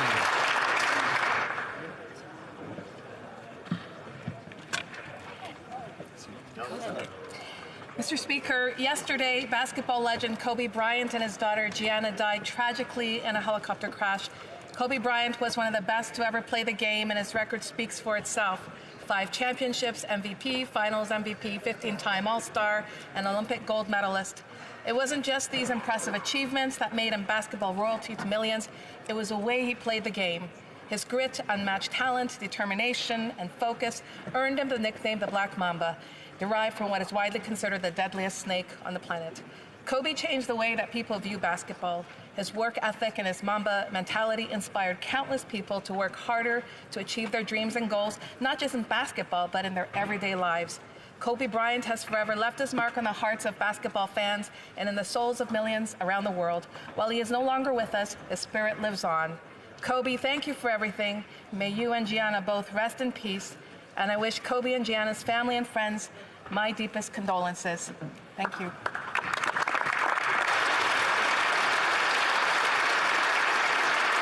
The honourable member for Edmonton, Strathcona. Mr. Speaker, today is International Holocaust Remembrance Day and the 75th anniversary of the liberation of the death camps. We join with survivors all around the world to remember the atrocities that were committed against them, their families, and their communities. It's important to remember those who were murdered and the survivors of these unimaginable crimes. But we must also commit to standing up against intolerance and hateful speech wherever we find it. We are seeing a rise in divisive rhetoric, attacks on synagogues and religious freedoms. It is more important than ever to say never again, and to put meaning to those words. Mr. Speaker, we must stand together for the rights and dignity of all people, and together we must act to call out prejudice and hate wherever we see it. It is the only way we can truly make never again a reality.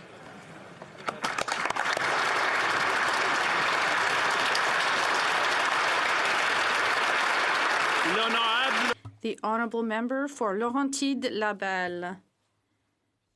Mr. Speaker, 75 years ago, the world discovered a new scale in terms of the horrors of war. 75 years ago to this day, we discovered Auschwitz. Within its walls, more than 1 million men, women, and children were murdered because of their religion. They were killed because they were Jewish. Today, it is our duty to honor the memory of the victims of this genocide. We have also the duty to honor the memory of survivors, some of whom are still with us, whose lives were shattered forever. We have the duty to remember their emaciated faces of those who were subjected to forced labor, violence, terror, and grief. Those who survived Auschwitz will never forget it. We also all have the duty to never forget it. We have the duty to fight anti-Semitism at every opportunity so that this black mark on our history stays in the past. Honourable Member for Flamborough-Glenbrook. Speaker, as members on all sides will know, today is International Holocaust Remembrance Day. Today we remember one of the darkest chapters in human history and honor the remaining survivors. It was on this fateful day 75 years ago that Allied forces liberated the largest Nazi death camp, Auschwitz-Birkenau. Unspeakable evil took place there and elsewhere. As the President of the Knesset said, the gates of hell were open wide for all to see. By the end of the war, 6 million Jewish people murdered. With the recent increase in violence against Jewish people in North America and around the world, today is a stark reminder that we must always combat anti-Semitism, racism, and bigotry in all its forms. We here in this chamber and all Canadians must stand up to those who spread hate. Also, we cannot ignore the risk posed by indifference. Evil wins when good people do nothing. Together, we must stand in solidarity against anti-Semitism and bigotry in any form, in any place around the world. Today, we renew our solemn pledge. Never again this will be allowed to happen. Never again.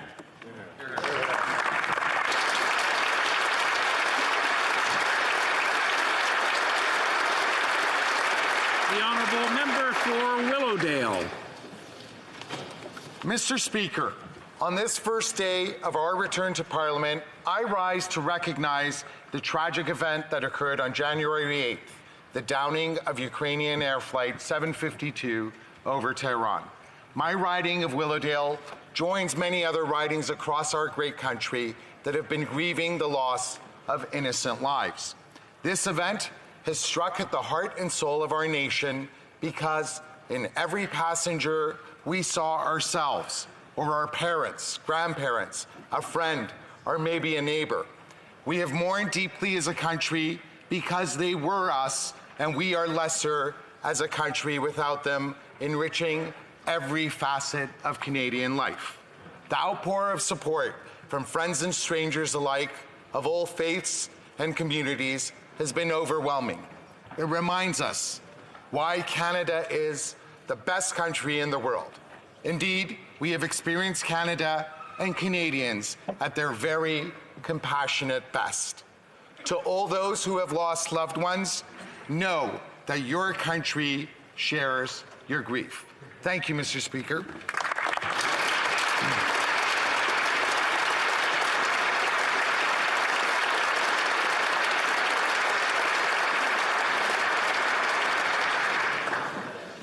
Following discussions among representatives of all parties in the House, I understand that there's an agreement to observe a moment of silence in memory of the victims of Ukraine International Airline Flight PS 752. J'invite les honorables députés de ask honourable members to rise. Members to rise.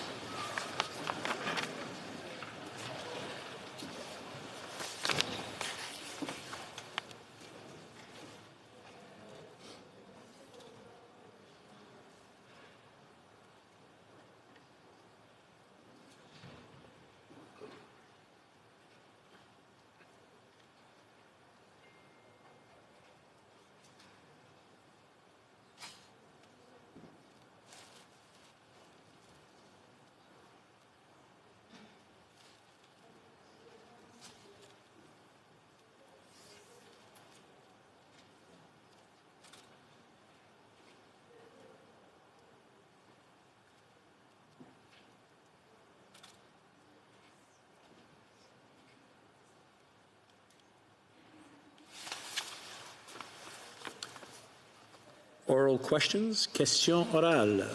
The Honourable Leader of the Opposition.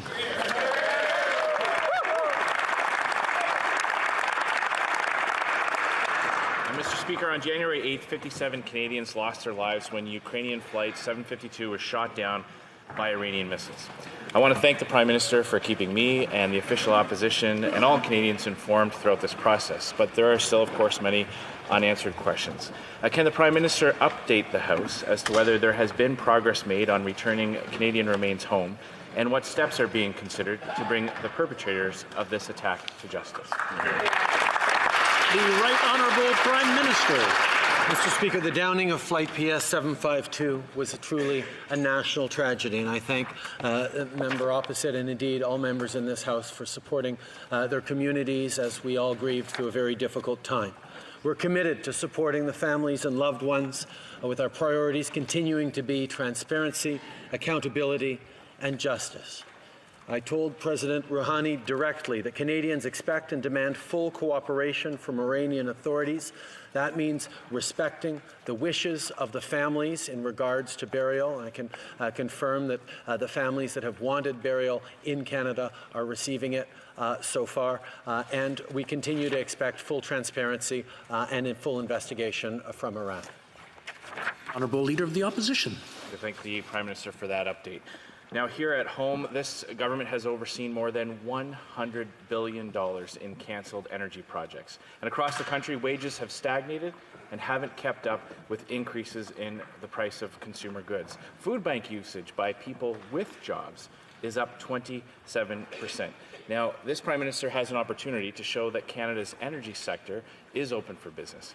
Will he do the right thing, stand with energy workers, and approve the Tech Resources Frontier mine, or will he stand with the activists and celebrities who are trying to shut it down? The Right Honourable Prime Minister. Speaker, from the very beginning, we demonstrated to Canadians that we understand that you can't make a choice between protecting the environment and growing the economy. You need to do them both absolutely together, and that's how we've both moved forward on historic protections for our environment, for our natural beauty, while at the same time we have created jobs. We've seen the economy grow. We will continue to do just that. We will continue to go through rigorous assessment processes and make choices that are the right ones for Canada for now and for into the future. Honourable Leader of the Opposition. Speaker, this Prime Minister has made the choice to destroy Canada's energy sector, cancelling billions of dollars worth of projects and chasing billions of dollars of private sector investment out of the country, and it's starting to have an impact. The IMF has found that Canada's economy is growing at a much slower rate than our international competitors. This Prime Minister's recipe is to borrow more, rack up debt, chase away private sector investment, all to fund a massive increase in government spending. Does the Prime Minister realize that that has been a recipe for disaster in literally every country that it has been tried? The Right Honourable Prime Minister. Mr. Speaker, over the past 5 years, we made a very different choice than conservative governments in the past have. We chose instead to invest in Canadians rather than looking to balance the books on the backs of service cuts to Canadians. We've invested in the services that Canadians need to help them through times of anxiety. We've increased the Canada Child Benefit to families that need it, which has lifted hundreds of thousands of people, including young people, out of poverty. We will continue to invest in the growth and the services that Canadians need. The Honourable Leader of the Opposition. Mr. Speaker, in our cities across this country, gang crime committed with firearms is a serious concern. Yet the Prime Minister's only approach is the lazy approach of asking people who are already following all the rules to follow a few more rules. It's much harder to track down illegal guns. It's much harder to stop the flow of smuggled firearms, and it's much more difficult to infiltrate gangs and hold them accountable. But that is the difficult work that Conservatives are prepared to do. Will the Prime Minister admit that asking honest, law-abiding people to follow more laws will do nothing to stop crime? The Right Honourable Prime Minister. Mr. Speaker, far too many families in this country, far too many communities in this country suffer the devastation of gun violence. And we have taken many initiatives to counter that, whether it's enhanced background checks or requiring sellers to check licenses of anyone who wants to buy a gun. We've invested over $327 million to address the gun and gang violence. We will continue to strengthen our gun laws by banning dangerous assault weapons and working with provinces, territories, and mayors to keep communities safe. But the bottom line is, Mr. Speaker, we will strengthen gun control. Conservatives want to weaken it. The Leader of the Opposition. Nothing he just said will actually have an impact on people who are already criminals, Mr. Speaker. Exactly. With this Prime Minister, Canada has dropped 3 places in transparency, and this isn't surprising because he's interfered in the justice system. Can the Prime Minister does he realize that this is hindering Canada's reputation internationally? The Right Honourable the Prime Minister. Canada will continue to show abroad just how important it is to invest in communities, to invest in families, and to take positive steps globally, be it by fighting climate change, showing the importance of international trade and the rule of law as part of international bodies. We will continue to work to ensure that Canada is strong on the international scene by helping Canadians here at home. The Honourable Member for Belleuil-Chambly. Thank you, Mr. Speaker. There is a programmer from Saint-Jérôme who will be deported if the Minister of Immigration doesn't take steps. From Cameroon, she has received many job offers. And this type of success story needs to be encouraged. The government of Quebec wants to keep her in the country, and Saint-Jérôme has mobilized to keep her here. Will the minister use his discretionary power to grant this woman a temporary permit to remain in the country until the situation is regularized? The Right Honourable Prime Minister. Decisions in terms of immigration can have an impact, and we examine each case on merit, fairly following Canadian law. Each case is unique, and everyone is treated professionally, impartially, and decisions are clear. We are aware of this specific case. We cannot speak to it because of privacy concerns. The Honourable Member for Saint-Jean. Rose Eve is an example, and there should be a change made. We can't afford to lose a woman like this, who is so qualified, who is trained, who speaks French, who is prepared to work in the regions and to meet the needs at home. Companies are having trouble. The flight will leave at 8 p.m. tonight. Will the minister use discretionary power to allow Rose Eva to remain in the country? The Right Honourable Prime Minister. Mr. Speaker, we ensure that each case is assessed impartially and in a fair way, and this shows just how important it is to have an immigration system that works, to bring in people from across the world, to build a better society for all. We know that immigrants contribute in Canada, and we will continue to defend immigration, multiculturalism, pluralism in this country, and the respect we have for all people who want to come here to build their lives and work in Canada. The member for Burnaby South. Merci. 4 years ago, First Nations kids won a historic victory in the Human Rights Tribunal. The tribunal found that the government discriminated First Nations kids and denied basic healthcare services. And the Liberals are continuing to take these kids to court. Le Premier ministre a eu 4 ans pour régler la... The Prime Minister's had 4 years to resolve the situation. Children continue to suffer, and the Liberals spent millions of dollars on lawyers. Will the Liberals stop taking action against children and start to provide equitable services? The Right Honourable Prime Minister. That reconciliation is something of importance, not just to this government, but to all Canadians. And that's why we have taken so many historic steps to move forward the relationship with Indigenous peoples in this country. We have ensured that we're respecting Jordan's principle. Under the last years of the previous government, 0 cases were approved under Jordan's principle. And since then, hundreds of thousands of approvals under Jordan's principle have made a real difference in the lives of Indigenous children across this country. But we recognize there is much more to do. That is why we're continuing to work hard every day to create better opportunities for Indigenous families. The Honourable Member for Burnaby South. Taking First Nations kids to court is not respecting reconciliation.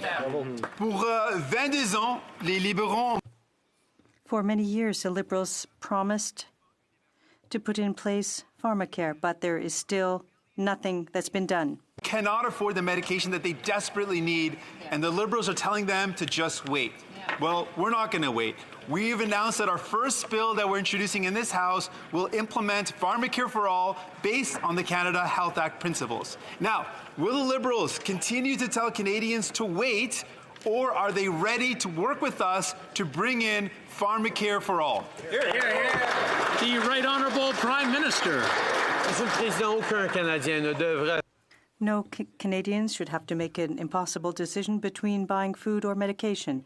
That's why we've done more to reduce the cost of drugs in among all governments. We will continue to take action. We are currently holding discussions with the provinces and territories to put in place a system based on the Hoskins report. We are reducing costs for families by taking further action, and we are setting up the Canada Pharmaceutical Agency. We will continue to reduce the cost of medication for all Canadians. Member for Edmonton Riverbend. Here, here. Mr. Speaker, we now have 2 confirmed cases of the coronavirus in Canada. There is still justifiable reason to be concerned about the current measures in place. Health officials stated that there's a likelihood of other cases in Canada. Respectfully, to the Minister, what is the plan knowing that more cases are likely, and how can Canadians be assured that this spread is being properly contained? Minister of Health. Well, thank you very much, Mr. Speaker. And I will say that the risk to Canadians remains low. Our systems continue to work extremely closely together and collaborate, which allows us to quickly identify people who have the virus and treat them appropriately. We'll continue to monitor the situation and add resources as necessary. Thank you, Mr. Speaker. Member for Edmonton Riverbend. Mr. Speaker, the National Emergency Antiviral Stockpile was created to ensure that antivirals can be accessed quickly in response to an influenza pandemic. Canadians need to be sure that the government is maintaining enough antiviral drugs to treat people and keep more people from getting sick. Can the Health Minister confirm that there's enough antiviral drugs in the National Emergency Stockpile to address a possible broader outbreak? National Health Minister. Well, thank you, Mr. Speaker, and I thank the member for his excellent question. In fact, there isn't a particular antiviral developed for this coronavirus, as it is relatively new. But I can tell you that Canada's research community is working closely with our international partners. The fact that we have a copy of the live virus allows us to continue that research, and our labs are well prepared to be part of the international solution to finding immunization. Thank you. The Honourable Member for Richmond Athabasca. Mr. Speaker, as my colleague mentioned a few moments ago, we learned this morning that Canada has a second case of coronavirus. People are increasingly worried. The government must act quickly.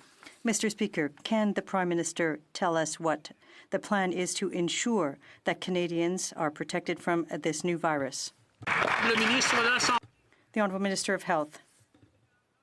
Thank you, Mr. Speaker. Ontario has identified a second case of coronavirus in Toronto. The second person is a member of the family for the person in the first case. Both are isolated and are receiving care. We are fighting against this virus in Canada, and the risk of an outbreak in the country remains low. Thank you, Mr. Speaker. The Honourable Member for Richmond Athabasca. Mr. Speaker, the Minister of Health herself mentioned that there could be other cases identified in Canada. Since this is clearly both a federal and provincial matter, Can the Prime Minister tell us what steps have been taken with all provinces, including Quebec, in order to prepare to face the coronavirus?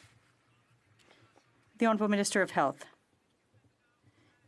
Mr. Speaker, I will reiterate that the risk of an outbreak is low. We are collaborating with our partners, our international and our provincial and territorial partners, to make sure that we track the spread of the disease, that we identify individuals who are at risk of contracting the disease, who are positive for the disease, and we will continue to do those efforts diligently to make sure that we contain the spread within Canada and that we take appropriate measures internationally with our partners. Thank you, Mr. Speaker.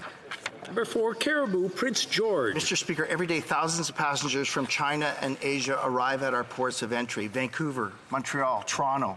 Oftentimes they board domestic flights and connect throughout Canada and North America. Calling the coronavirus a grave situation, China has quarantined whole cities and millions of people. The WHO has now listed the global threat as high. The safety of Canadians is currently dependent upon screening in China and the infected passengers self-reporting. Mr. Speaker, when will the government institute a real plan that includes enhanced screening process?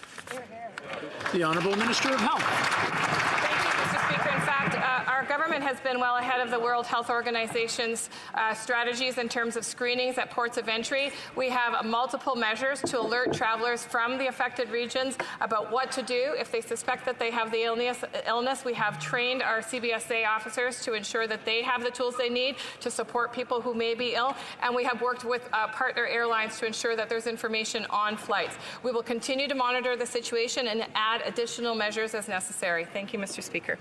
The Honourable Member for Aurora, Oak Ridge's Richmond Hill. On December 31st, China alerted the World Health Organization to several cases of pneumonia. And then on January 7th, the WHO announced that they had identified a new virus, coronavirus, originating in Wuhan, China. Days later, China announced its first death from the virus. As of yesterday, the death toll has risen to 81, with almost 2,800 cases confirmed, and Beijing has quarantined more than 50 million people. Mr. Speaker, of the 50 million people in quarantine, how many are Canadian, and what is this Prime Minister doing to bring them home? The Honourable Minister of Health. Well, thank you very much, Mr. Speaker, and this is an opportune time to remind Canadians to register with the Global Affairs Canada website to let people know when they're leaving the country. Having said that, I'm working very closely with my ministerial counterparts and our international counterparts to make sure that Canadians who are abroad in the affected areas have the resources they know to get the support from our country to return. We'll have more information as the situation evolves, and I commit to all Canadians to complete transparency. Thank you very much. The Honourable Member for Belleuil-Chambly. Mr. Speaker, the Bloc Québécois defends aluminum workers and not the multinationals. The government has not offered the same protection to these workers as it did for steel workers. They're putting in place ideal conditions to delocalize and hinder investment, and to replace them with Chinese aluminum products, which are producing far more than Quebec is. Is the Prime Minister trying to take an advantage of the weakness of the Conservative Party that they wouldn't otherwise put into place? The Honourable Deputy Prime Minister. Mr. Speaker, our government defends aluminum and aluminum workers. We have fought for a complete lifting of tariffs, U.S. tariffs on aluminum. Once the new trade agreement is ratified, we will have guarantees that 70% of aluminum in automobiles under NAFTA comes from North America.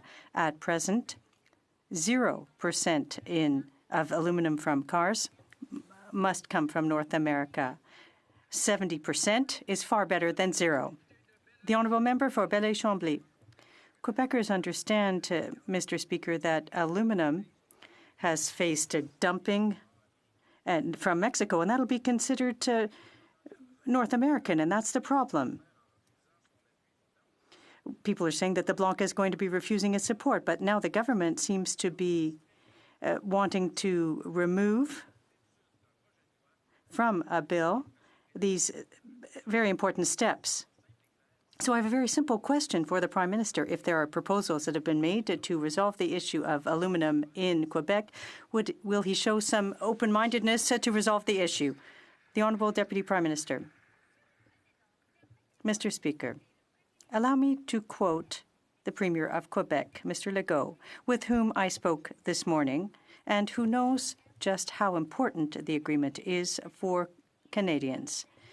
He said in December, "I think that the Bloc Québécois must defend the interests of Quebecers because it's in the interest of Quebecers for this agreement to be ratified and adopted. It's a good agreement for workers and corporations in Quebec." I agree with Premier Legault. The Honourable Member for Lac-Saint-Jean. 70% of parts protected, not aluminum. 5 projects to expand aluminum products were predicted before the signing of the agreement, and now they're in jeopardy. Steel is being better protected than aluminum. With what we need are jobs at home. Does the Prime Minister understand what the measures that are contained in the agreement that is signed? The Honourable Deputy Prime Minister. Mr. Speaker, we fully understand the implications of this agreement, which is good for Quebec and Canada. This new NAFTA agreement is good for Canada and for Quebec and for our economy. The President of the Alumina Association of Canada said that this new agreement is on the right track. Royal. Mr. Speaker, the Liberals carelessly rushed through changes to Canada's criminal justice system in Bill C-75. Conservatives raised concerns over the impacts of the bill and how it would impact and harm victims of crime. Legal experts warned the Prime Minister that his poorly drafted legislation would result in guilty verdicts being nullified. Now in Ontario, we see that is indeed the case. What is the Prime Minister planning to do now that criminals are being set free and victims will have to go through painful retrials due to this government's incompetence? The Honourable Minister of Justice. Speaker, I thank the Honourable Member for his question. I would also like to welcome back the Honourable Member from Beausejour.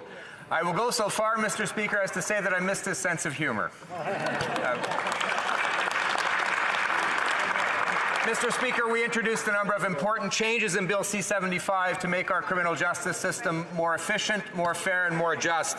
Amongst these were the ways in which juries were selected, to increase transparency, Mr. Speaker, and to address long-standing concerns of Canadians as regards this process. We're aware of the Ontario Court of Appeals ruling, and we will continue to monitor the situation. Member for Fundy Royal. Speaker, that's just not good enough. The Liberal government's poorly drafted Bill C-75 means criminals are now facing retrial, and victims of crime will have to relive the horrific situations yet again in court. This is a significant failure of this Liberal government to protect victims.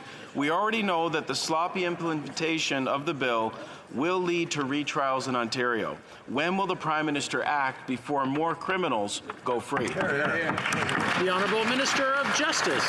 Mr. Speaker, it was the federal government's view that the Interpretation Act and the case law provide that amendments to the jury selection process should have been applied as of the date C-75 came into force. Federal prosecutors adopted this approach, and we're happy that the Ontario Court of Appeal has agreed. Given that there is litigation in issue, I have tasked my department and legislative drafters to ensure that temporal provisions are always considered as we move forward. The Honourable Member for Charlebourg-Saint-Charles. Mr. Speaker, in 2004, this is a special question that I have today. Marilyn Lévesque's killer was found guilty in 2004 of having beaten his partner to death in addition to stabbing her. 12 years later, he was granted parole with some very questionable conditions. The government, through the parole board, gave him permissions to obtain sexual services, even though they knew he was a killer who had a problem with the women. Why would have the board given this kind of permission to an individual like that? Thank you, Mr. Speaker. And I thank the member opposite for the question, and I join him in expressing our deepest condolences to the Levesque family in this tragedy. Public safety is and must be the main consideration in all parole decisions, and the Parole Board of Canada makes these decisions independently based on a long-standing criteria established to promote safe and effective reintegration of offenders into society. In this case, Mr. Speaker, the Commissioner of Correction Services and the Chair of the Parole Board have agreed to jointly conduct a full investigation into all of the circumstances that led to this tragic case to ensure that all established protocols are followed and that lessons are learned. Thank you. The Honourable Member for Rosemont-la-Petite-Patrie. A few years ago, Volkswagen was caught lying about its vehicle's emissions, and we know this because the company pleaded guilty in the U.S. in 2017. But here in Canada, we had to wait 3 years before charges were laid. 3 years. The Liberals didn't report anything to the RCMP, and they offered a backroom deal to avoid a trial. Does this complacency have anything to do with the fact that Volkswagen lobbyists visited the offices of the Minister of the Environment, the Minister of Transport, the Minister of Global Affairs, the Minister of Innovation, and the Prime Minister's office?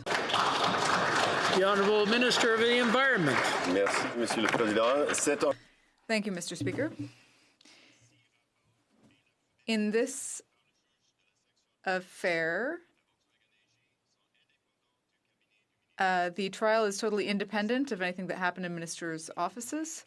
The company now has to pay an unprecedented fine to the Government of Canada. It is 6 times higher than the highest environmental fine ever imposed.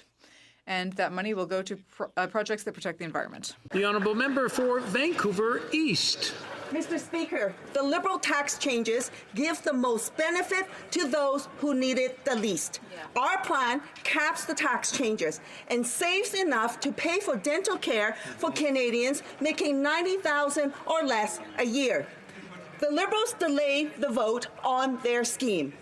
So, does that mean that they'll work with us to deliver dental care to millions of Canadians who need it? Or will they just keep focusing on the wealthy and well-connected? The Honourable Minister of Finance.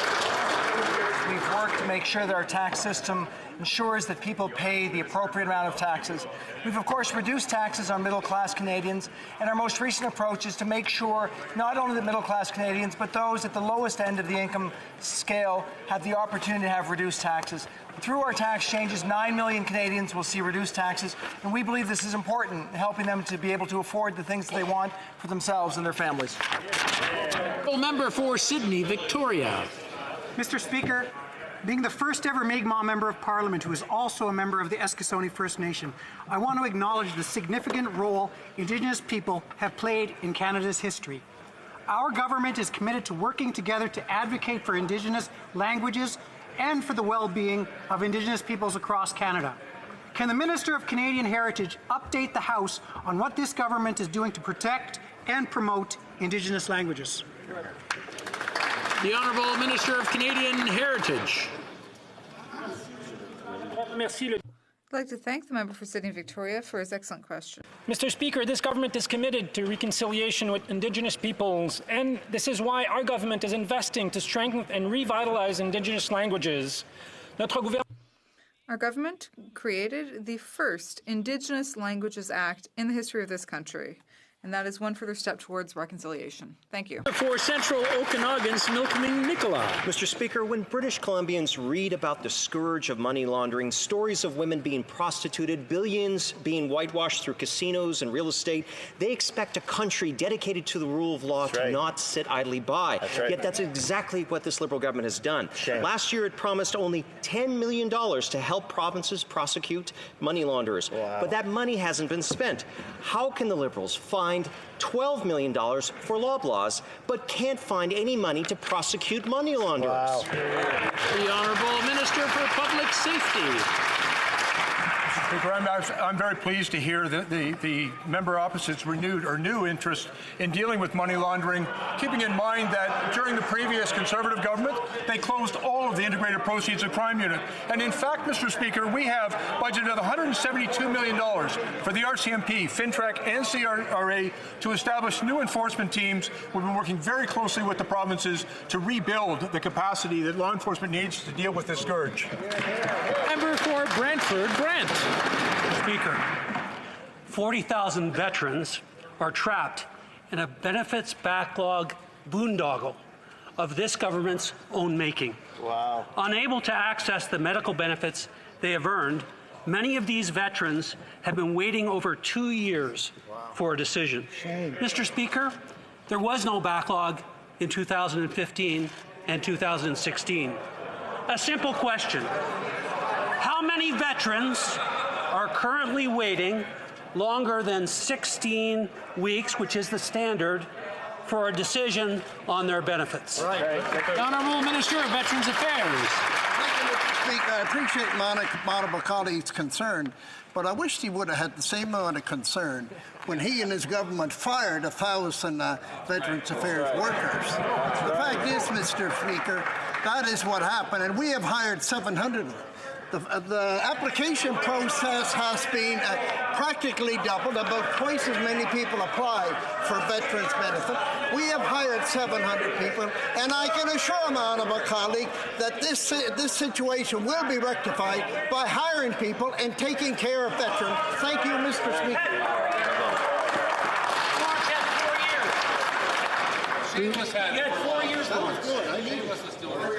We really started off well, and it was going well. I just want to remind everybody that I was really proud for the first 3 quarters. Let's not ruin the last quarter, in both sides. I'm not pointing out one side or another. I just want to remind everyone that when someone's asking a question, we have to listen. When someone's answering a question, we owe them the same courtesy. The Honourable Member for Carlton Trail, Eagle Creek. If you ask any small business owner, they will tell you dealing with government contracting is a disaster. Only a government lawyer could dream up these contracts. In its 2019-2020 departmental plan, Public Services and Procurement Canada promised to advance the Contract Simplification Initiative and produce a highly simplified contract model. If PSPC is successful, it would make life easier for the hundreds of small and medium-sized businesses who contract with the government. Will this contract model be ready in the new fiscal year? Good question. The Honourable Minister. Thank you very much for the question, Mr. Speaker. As this is the first time I'm rising the House, I would like to thank the residents of Oakville, Ontario, for electing me to be their Member of Parliament.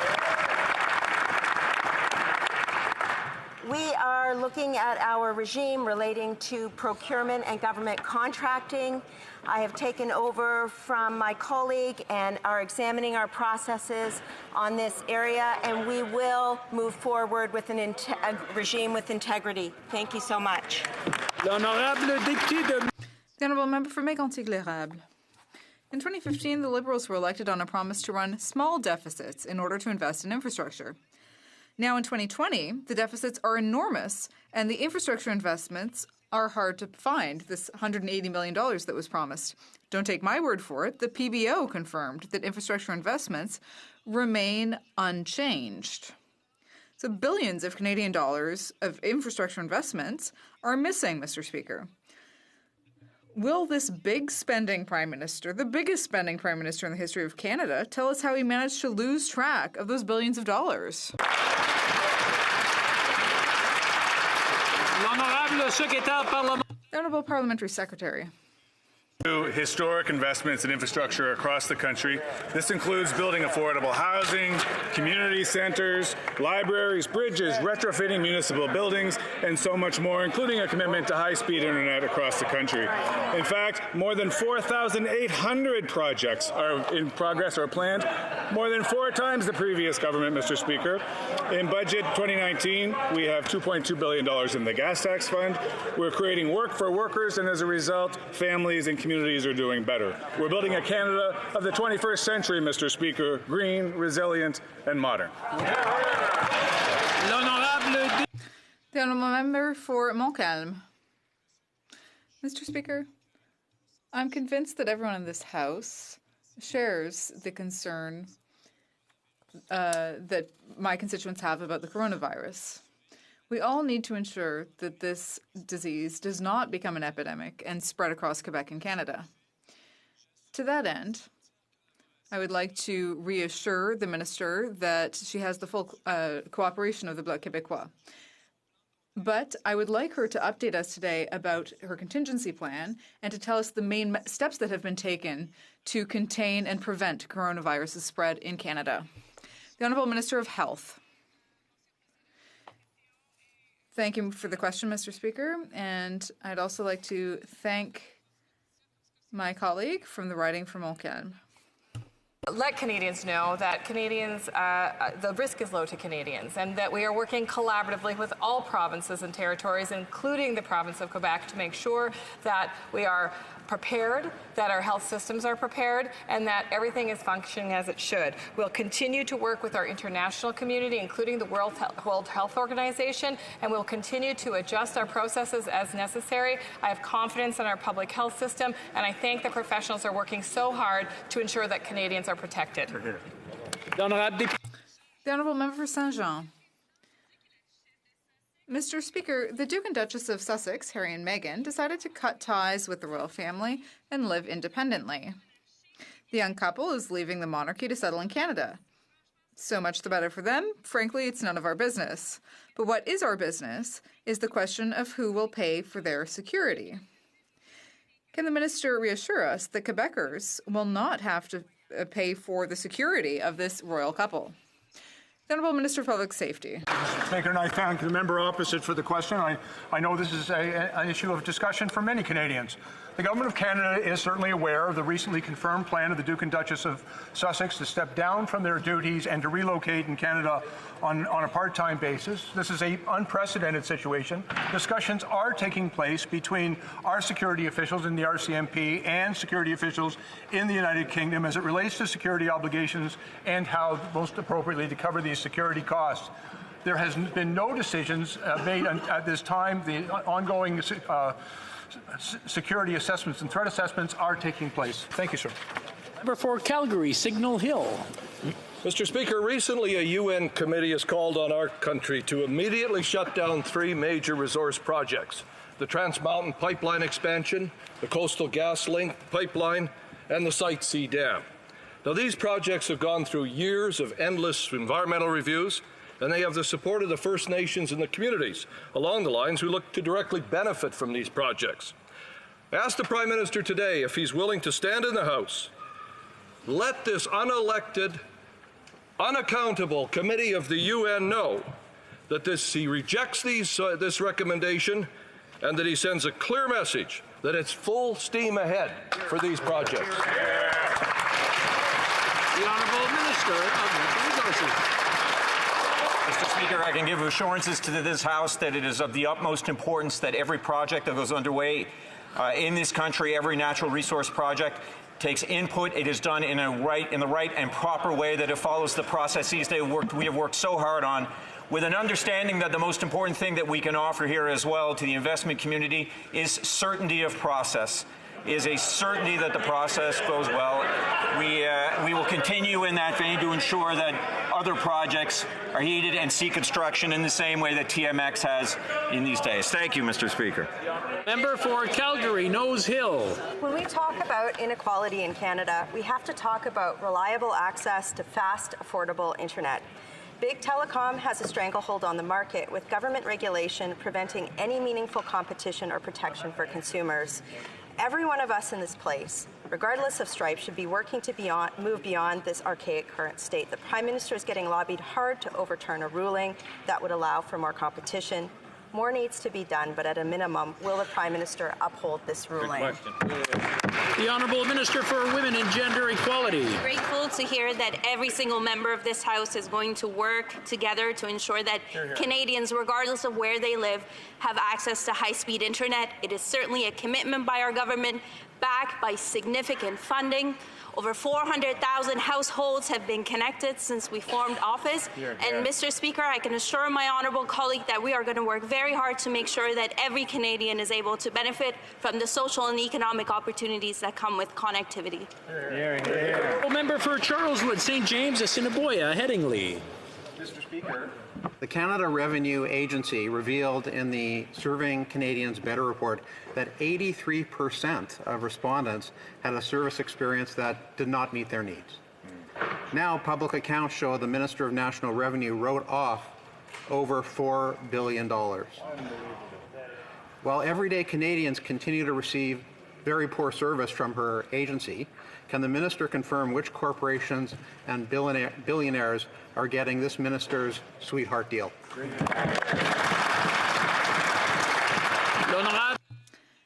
The Honourable Minister.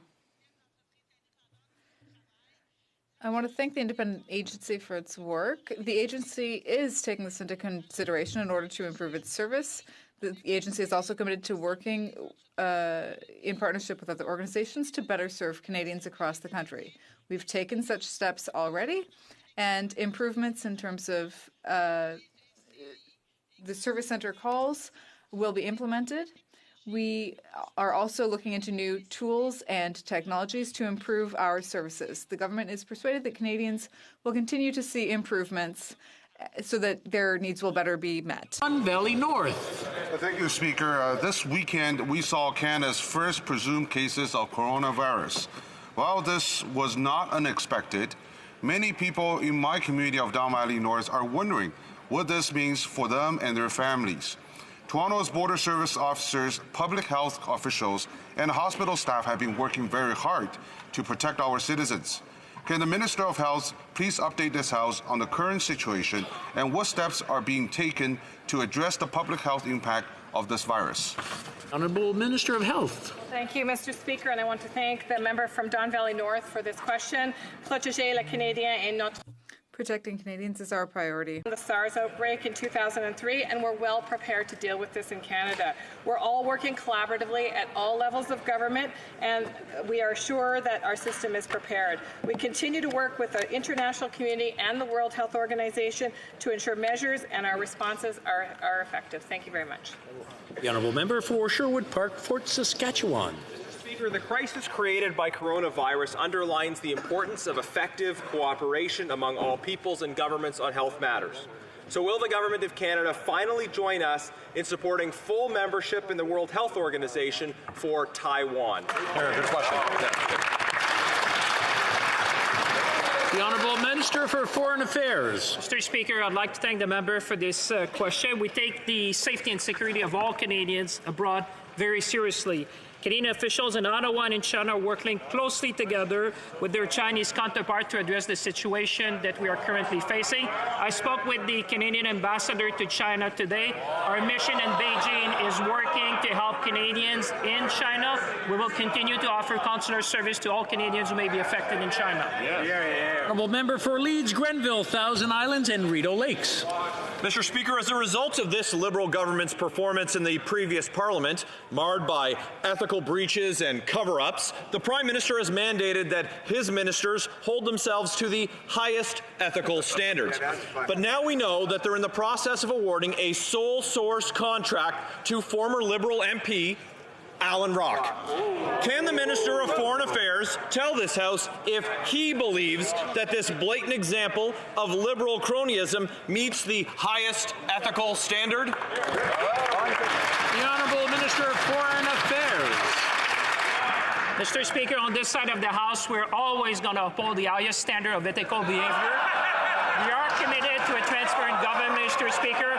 We're going to welcome any voices who can contribute to our foreign policy, Mr. Speaker.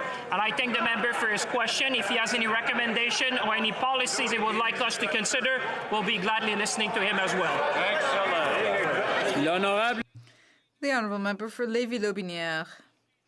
Mr. Speaker, a former Liberal minister is receiving a lucrative consulting contract from this government without going through a public call for tenders. It seems that the Liberal tradition of cronyism is alive and well even in 2020. Mr. Speaker, Canadians are tired of seeing these private favors given by the state. Why is the Prime Minister again wasting our money to help his Liberal friends? The Honourable Minister. As I said earlier on this side of the House, Mr. Speaker, we will always uphold the highest ethical standards. We are pleased to be able to count on a great number of Canadians. I'm trying to hear the answer. Especially for members who are near the speaker, when they shout, I really have a hard time hearing the answer. So I just want them to temper their voice. They could whisper stuff, but I just want to remind them that when they shout, the speaker can't hear the answer. And that's really difficult for the speaker to keep a handle on things. The Honourable Minister of Foreign Affairs. Merci, Thank you, Mr. Speaker. As I was saying, we are ready to hear from Canadians when it comes to foreign policy. If the members across the way have any ideas, we would be open to listening to them. Thank you. The Honourable Member for Orleans. Mr. Speaker, the Centre for Greening Government was created in 2016 with a commitment to reduce government greenhouse gas emissions by 40% between now and 2030. Can the President of the Treasury Board update this House on the Centre's progress in reducing greenhouse gas emissions? The Honourable Minister. Thank you, Mr. Speaker. First of all, I want to congratulate the member for Orleans on her election and for her hard work. We are setting an example. That is our duty, and that's what we're doing by setting an ambitious target of reducing federal government emissions by at least 40% over 2005 levels. Our plan is working, and we have already reduced greenhouse gas emissions by 33%, and we've shown that we can grow the economy while protecting the environment. Member for Hamilton Centre. The Liberals promised that they'd stop the former Conservative government's practice of outsourcing public sector jobs and wasting money on private corporate contracts. But a new report from the Professional Institute of the Public Service of Canada shows that contracting out has doubled over the past decade. This is $12 billion to private corporations for work that the public service can and should be doing. Mr. Speaker, how does the minister explain handing over $12 billion to their corporate friends? The Honourable Minister of the Treasury Board, or President of the Treasury Board. Thank you, Mr. Speaker. Growing the economy by growing the middle class is exactly what this government's agenda is doing, and for this we have the privilege of having a public service of incredible quality. Now, in some circumstances, to improve the quality of services, we need external support, and that's exactly what this government has a responsibility to do from time to time. The Honourable Member for Saanich Gulf Islands. Thank you, Mr. Speaker. My question is to the Prime Minister. We are in unquestionably a situation of climate emergency globally. Canada participated at COP25 in Madrid, and we all know that this year every country within the Paris Agreement has to improve our target. We know we are not yet on a track to hit the weak Harper target that we still have. Can the Prime Minister assure this House that his cabinet will not accept new greenhouse gases in the millions and millions of tons through the giant tech frontier mine, which must be turned down? The Honourable Minister of the Environment. Thank you, Mr. Speaker. Canadians elected us to protect the environment, to grow the economy, advance reconciliation, and create good jobs. They also expect their government to oversee a fair and thorough environmental assessment process. The Tech Frontier project is a major project that is under active consideration by our government. Under the Canadian Environmental Assessment Act, a decision on this project must be made by February 2020. We will consider a whole range of factors, including environmental impacts, very much including greenhouse gases. We will consider advancing reconciliation and growing the economy in making our determination. Here, very thoughtful, balanced. And that's all for today for question period. I would like to draw the attention of honourable members, the presence in the gallery of His Excellency Juan Gerardo Guaido Marquez, Interim President of the Bolivarian Republic of Venezuela.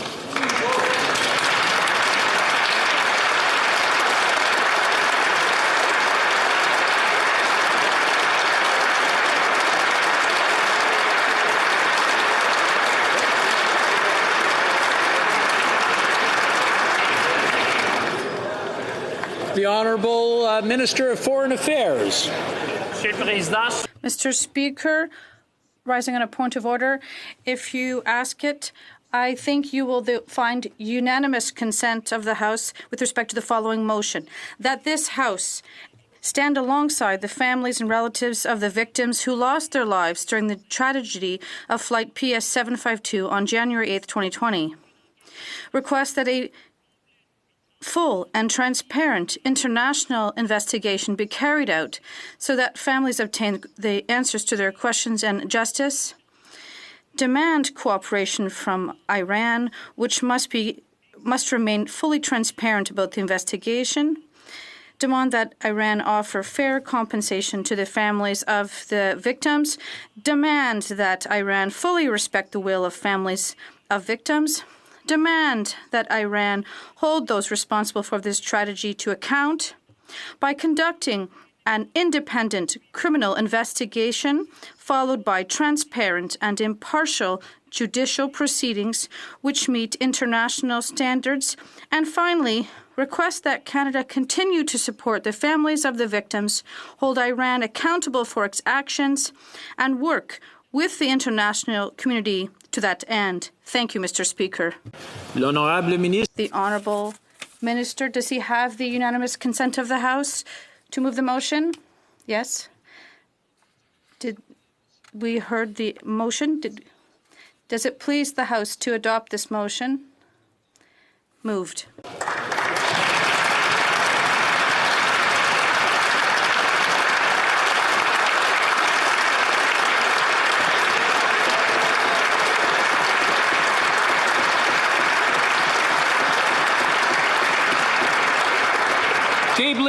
Tabling of documents.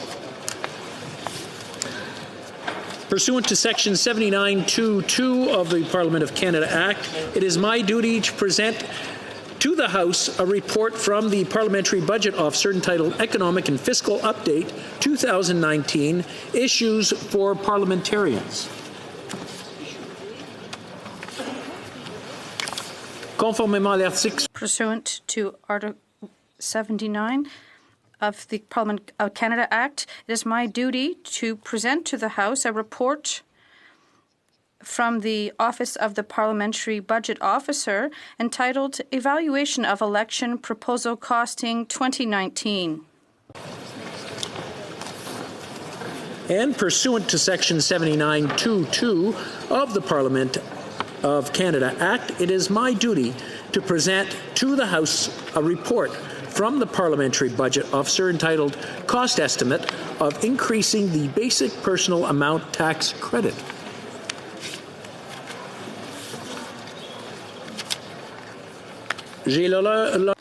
I have the honor to table on the desk the reports for 2019 with respect to Access to Information Act and to the Privacy Act. Commissioner of Official Languages. Are deemed to have been permanently referred to the Standing Committee on Access to Information, Privacy and Ethics.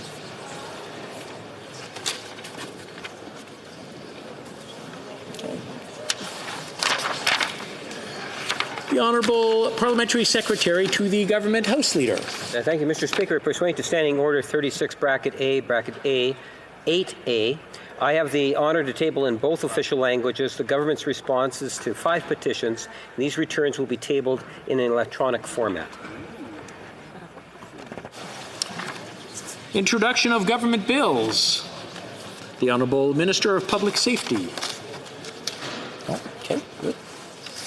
Mr. Blair, seconded by Mr. O'Regan, moves for leave to introduce a bill entitled An Act to Amend the Royal Canadian Mounted Police Act and the Canada Border Services Agency Act, and to make consequential amendments to the other acts.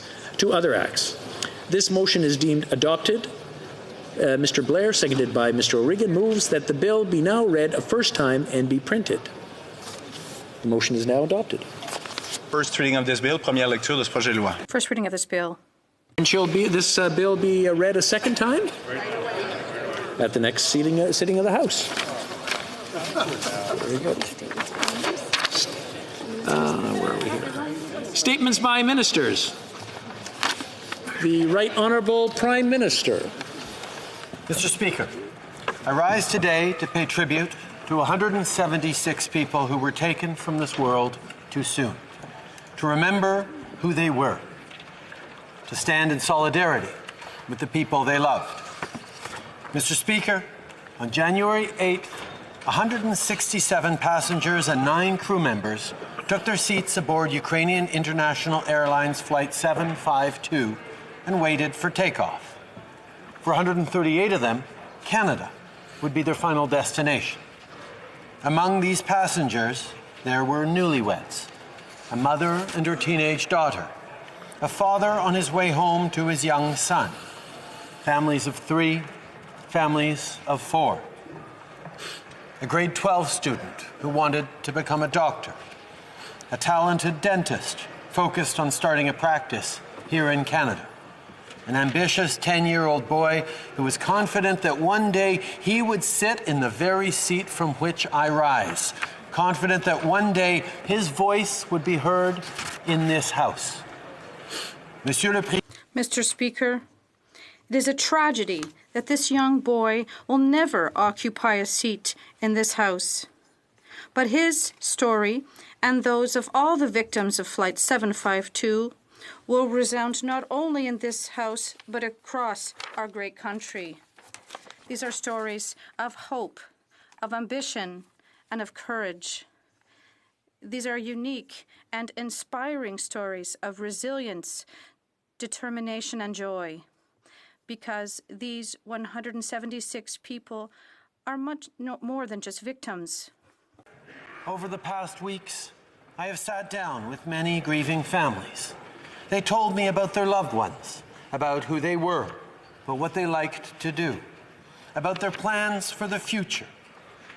They lived lives far too rich to be defined by this tragedy. Before any of this happened, they were not just shaping their own lives, they were building our country, building a future we all share that is now diminished by their loss. Mr. Speaker, we cannot change the terrible events that took them away from us, but we can choose how we remember them. And today, we choose to remember their strength, their kindness, their passion for life. In a way, we all knew these passengers.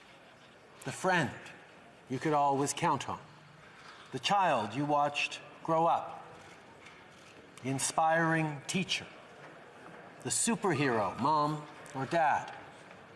These people, they shape our lives. They make us who we are. And losing them like this, so unexpectedly, is devastating. This is in part why so many Canadians across the country came together in support of the families and loved ones of the victims. Because while we can only imagine the magnitude of their loss, we refuse to see them go through this tragedy alone. In the most somber of moments, Canadians are united to support the families and loved ones of those who have left us too soon. From one end of the country to another, people have participated in commemorative ceremonies. They lit candles, laid flowers, they offered their condolences. Some even looked at organizations such as Canada Strong to help families who are grieving. With this tragedy and faced with the injustice, neighbors, friends, people here and abroad answered the call with compassion, solidarity, and generosity. It is these values and this spirit that encouraged many of these passengers to choose not only Canada, but Canadians. Speaker, I wish I were not delivering this speech today. I wish all 176 people aboard 752 were still with us. This tragedy should never have occurred, and these families deserve to know how and why it did. That's why our government has been working closely with our international partners to ensure that a thorough and credible investigation is conducted. And we will not rest until we get accountability and justice for the victims' families.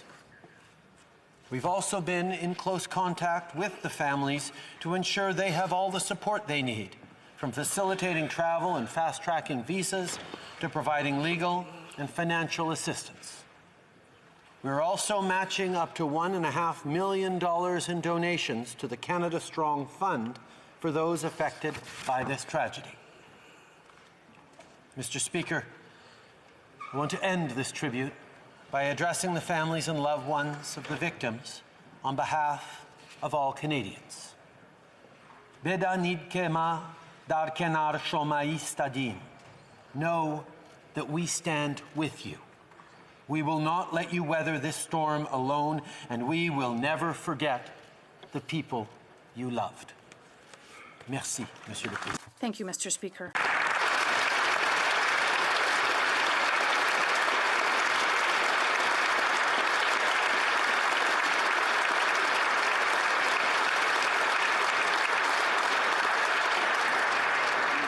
The Honourable Leader of the Official Opposition. Thank you very much, Mr. Speaker. And like the Prime Minister, I too wish that this is a speech that none of us have to deliver today.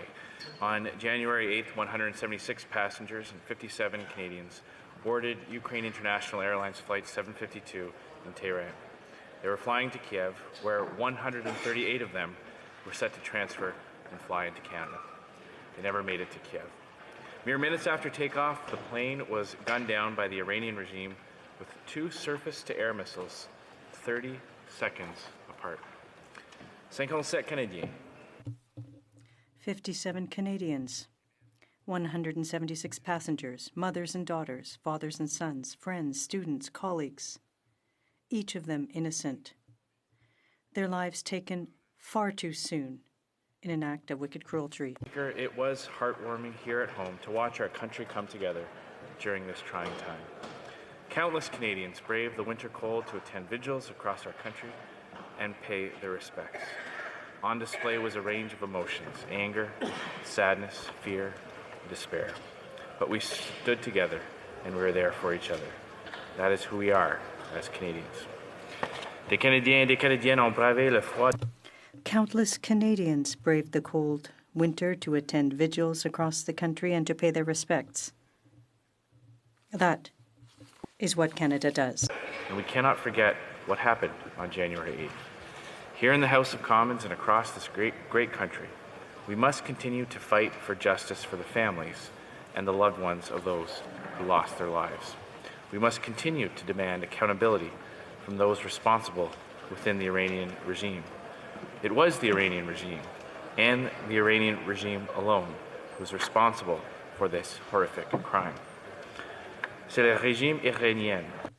It was the Iranian regime and the Iranian regime alone who was responsible for this horrific crime. Have called on the government to take a few reasonable and measured actions in response to this atrocity. 1, the government must explain why they have not yet adopted a parliamentary motion to list the Islamic Revolutionary Guard Corps, or the IRGC, as a terrorist organization.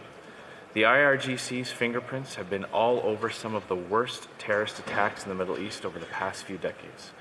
Secondly, the government should be prepared to impose sanctions, Magnitsky sanctions, on Iran if they do not fully and immediately cooperate with international investigations. There have already been several worrying signals that the Iranian regime may not fully be cooperating. And finally, the government must deliver compensation from the Iranian regime to the families of victims and do its best to repatriate all Canadian remains. Mr. Speaker, I would be remiss if I did not briefly address the outpouring of support Canadians have received from the Iranian people. Immediately following media reports of the plane being shot down, the people of Iran flooded the streets to fight for accountability, justice, democracy, freedom, and human rights. The regime in Tehran is murderous and corrupt, so doing so, participating in those demonstrations, put those people's lives at risk. But the protesters stood with us. Le régime de Téhéran est meurtrier et corrompu. The regime in Tehran is murderous and corrupt. They put their lives at risk, but the protesters stood with us. Real and lasting change, and the same freedom and rights we, as Canadians, hold dear. Mr. Speaker, 176 people and 57 Canadians lost their lives, left this world far too soon. Their friends and family woke up to the realization they would never see their loved ones again. We look forward to working with our colleagues across the aisle as we continue to fight for the justice and closure these 57 Canadians' families deserve. 176 personnes et 176 people and 57 Canadians lost their lives, left this world far too soon. Their friends and family woke up to the realization that they would never see their loved ones again. We are prepared to work with our colleagues to continue to fight for justice and closure these 57 Canadian families deserve. Thank you very much, Mr. Speaker.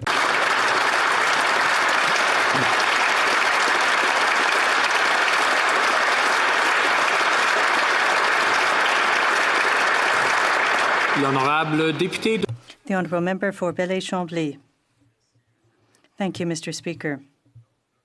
On behalf of the Bloc Québécois, its electors, members, and all people we represent, I would like to offer my sincere condolences, not only to the families and loved ones of the victims from Quebec and Canada, but also Iran, people of all origins, because this tragedy cast a long shadow on the end of 2019.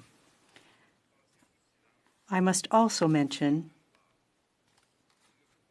that we don't just have to find out who was responsible, but also acknowledge together that military tension was at the root of this tragedy, and that lasting peace would have avoided it.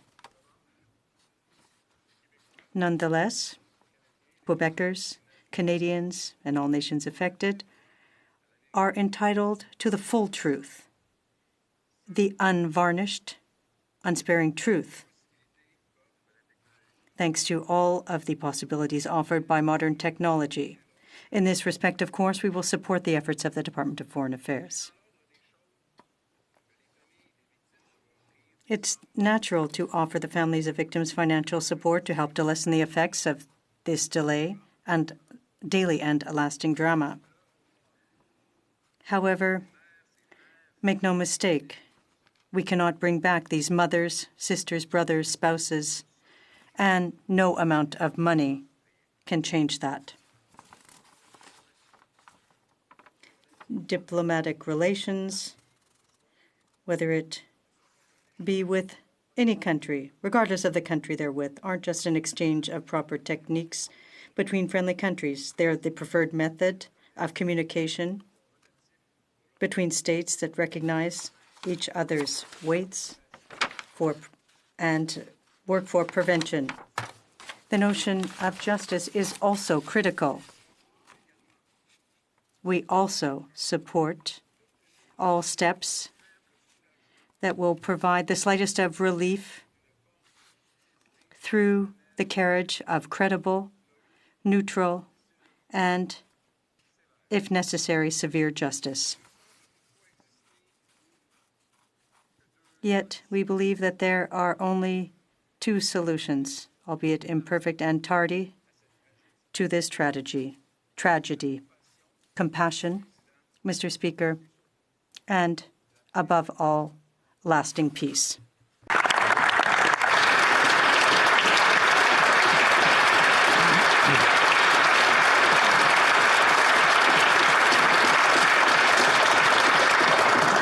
The Honourable Member for Burnaby South. Thank you very much, Mr. Speaker. Je suis reconnaissant.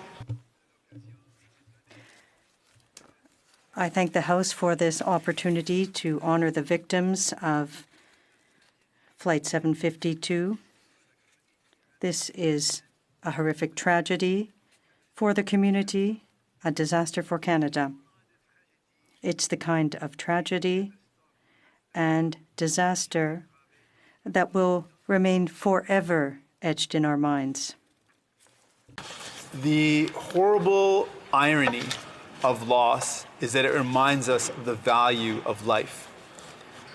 And we were all captured by the stories told by the survivors, by the loved ones and family of those who've been lost.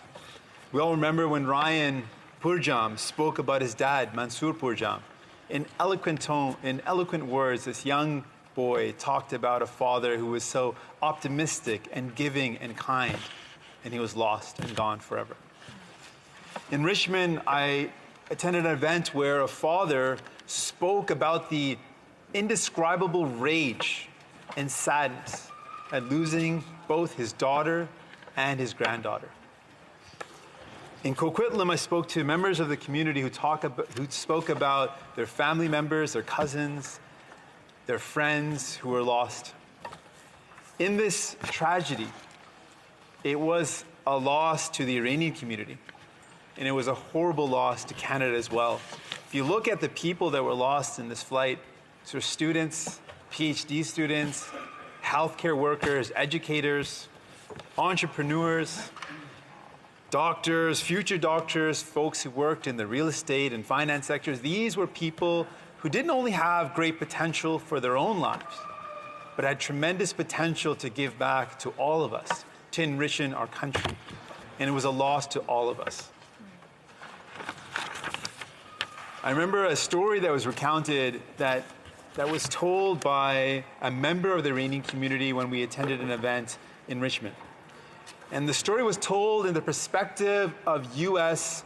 visitors who were in an airport in transit in Canada when the news broke.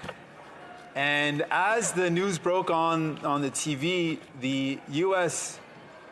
travelers noted that everyone was silent. Everyone was pin drop silent hearing the news, and he could see visibly people shaken and broken and tears streaming down their face. And he spoke to the people that were in attendance and asked, did you know any of the people? He was concerned that maybe they were relatives. And no one in the room that was so silent knew anyone on the flight personally. But they said they're one of us. They're Canadian. And that traveler was struck by the fact that Canadians stood together.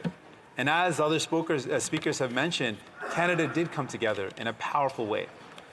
That's who we are. We come together in times of need. And I was struck by the power and grace and beauty of so many Canadians acknowledging this loss as a loss to Canada.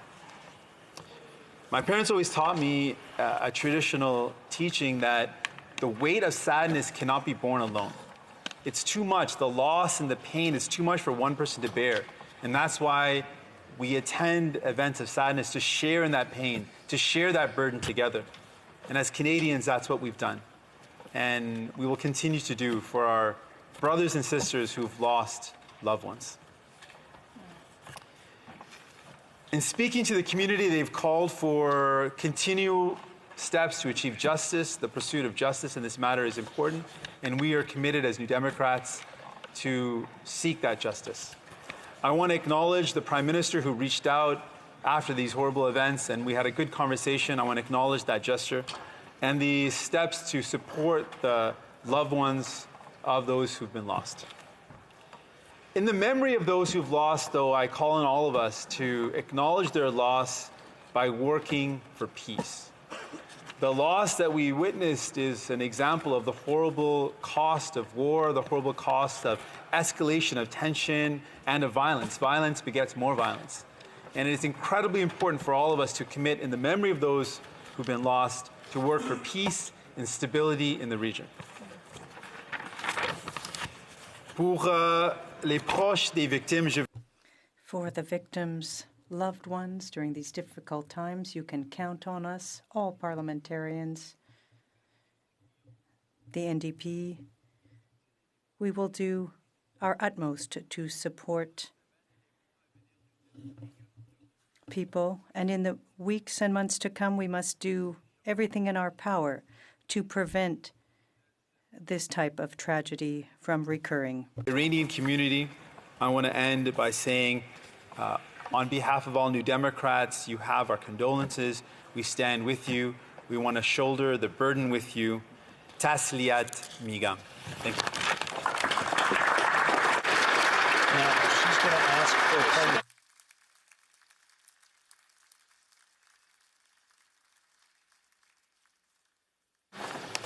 I believe the honourable member for Saanich Gulf Island has a request. Thank you, Mr. Speaker, and thank you to all our colleagues here. This is a grief that particularly falls on the Iranian-Canadian community, but it is a shared grief. We grieve as one country. We grieve as my colleagues, other federal party leaders in this place have already said, that this cut right to our hearts. This community, I don't think there's a single member of the Iranian-Canadian community who hasn't been touched by this. But as other members have said, the ways in which the Iranian-Canadian community has so integrated and made a difference means that in tearing into the web of life, as those ground-to-air missiles did, they've torn a large hole that will extend well beyond the individuals whose lives were so tragically taken. I have one, everybody has a connection to a connection. It hit me hard when a friend of mine who's a professor at the University of Guelph, Dr. Faisal Mullah, spoke of his brilliant graduate student. He spoke of her as a force of nature, Ghanamat Asdari. And Ghanamat Asdari was doing her own research on the indigenous people of Iran, nomadic indigenous peoples. Who knows where that work would have taken her? Who knows what a difference that would have made in the lives of indigenous people in Iran as we look at the United Nations Declaration on the Rights of Indigenous Peoples.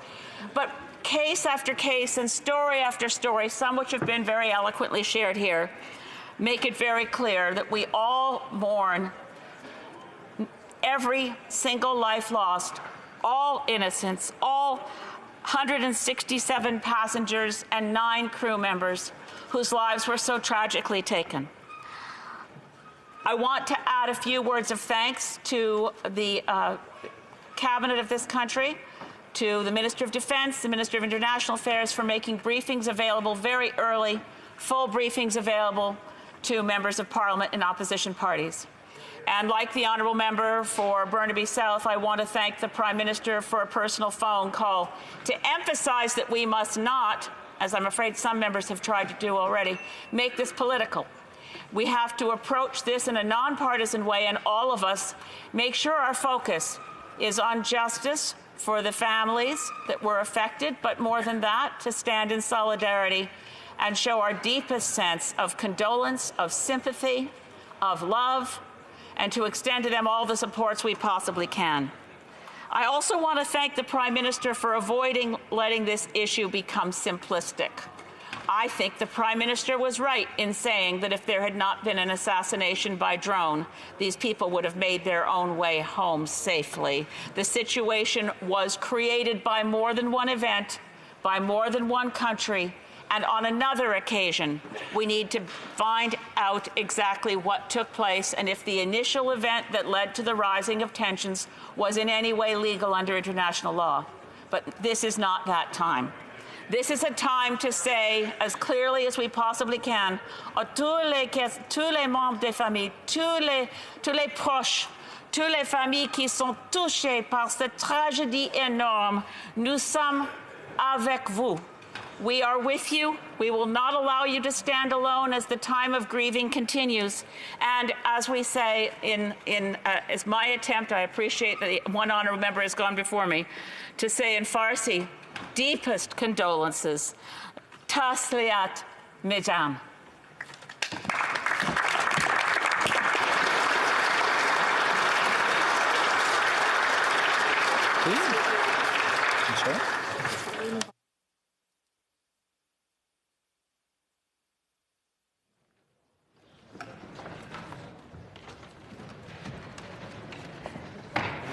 I wish to inform the House that because of the ministerial statement, government orders will be extended by 24 minutes. Reports from interparliamentary delegations. Présentation de rapport des comités. Presenting reports from committees. Dépôt de projet de loi. Introduction of private members' bills. First reading of Senate public bills. Motions. The Honourable Member for Chilliwack Hope. Thank you, Mr. Speaker.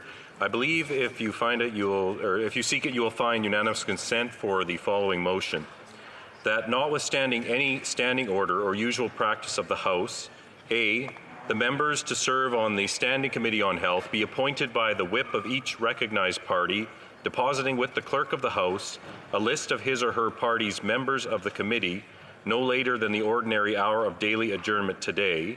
B, the Clerk of the House shall convene a meeting of the said committee no later than Wednesday, January 29th, 2020 at 3:30 p.m. C, following the election of the chair and the vice chairs, the committee shall proceed to a briefing from officials on the Canadian response to the outbreak of the coronavirus.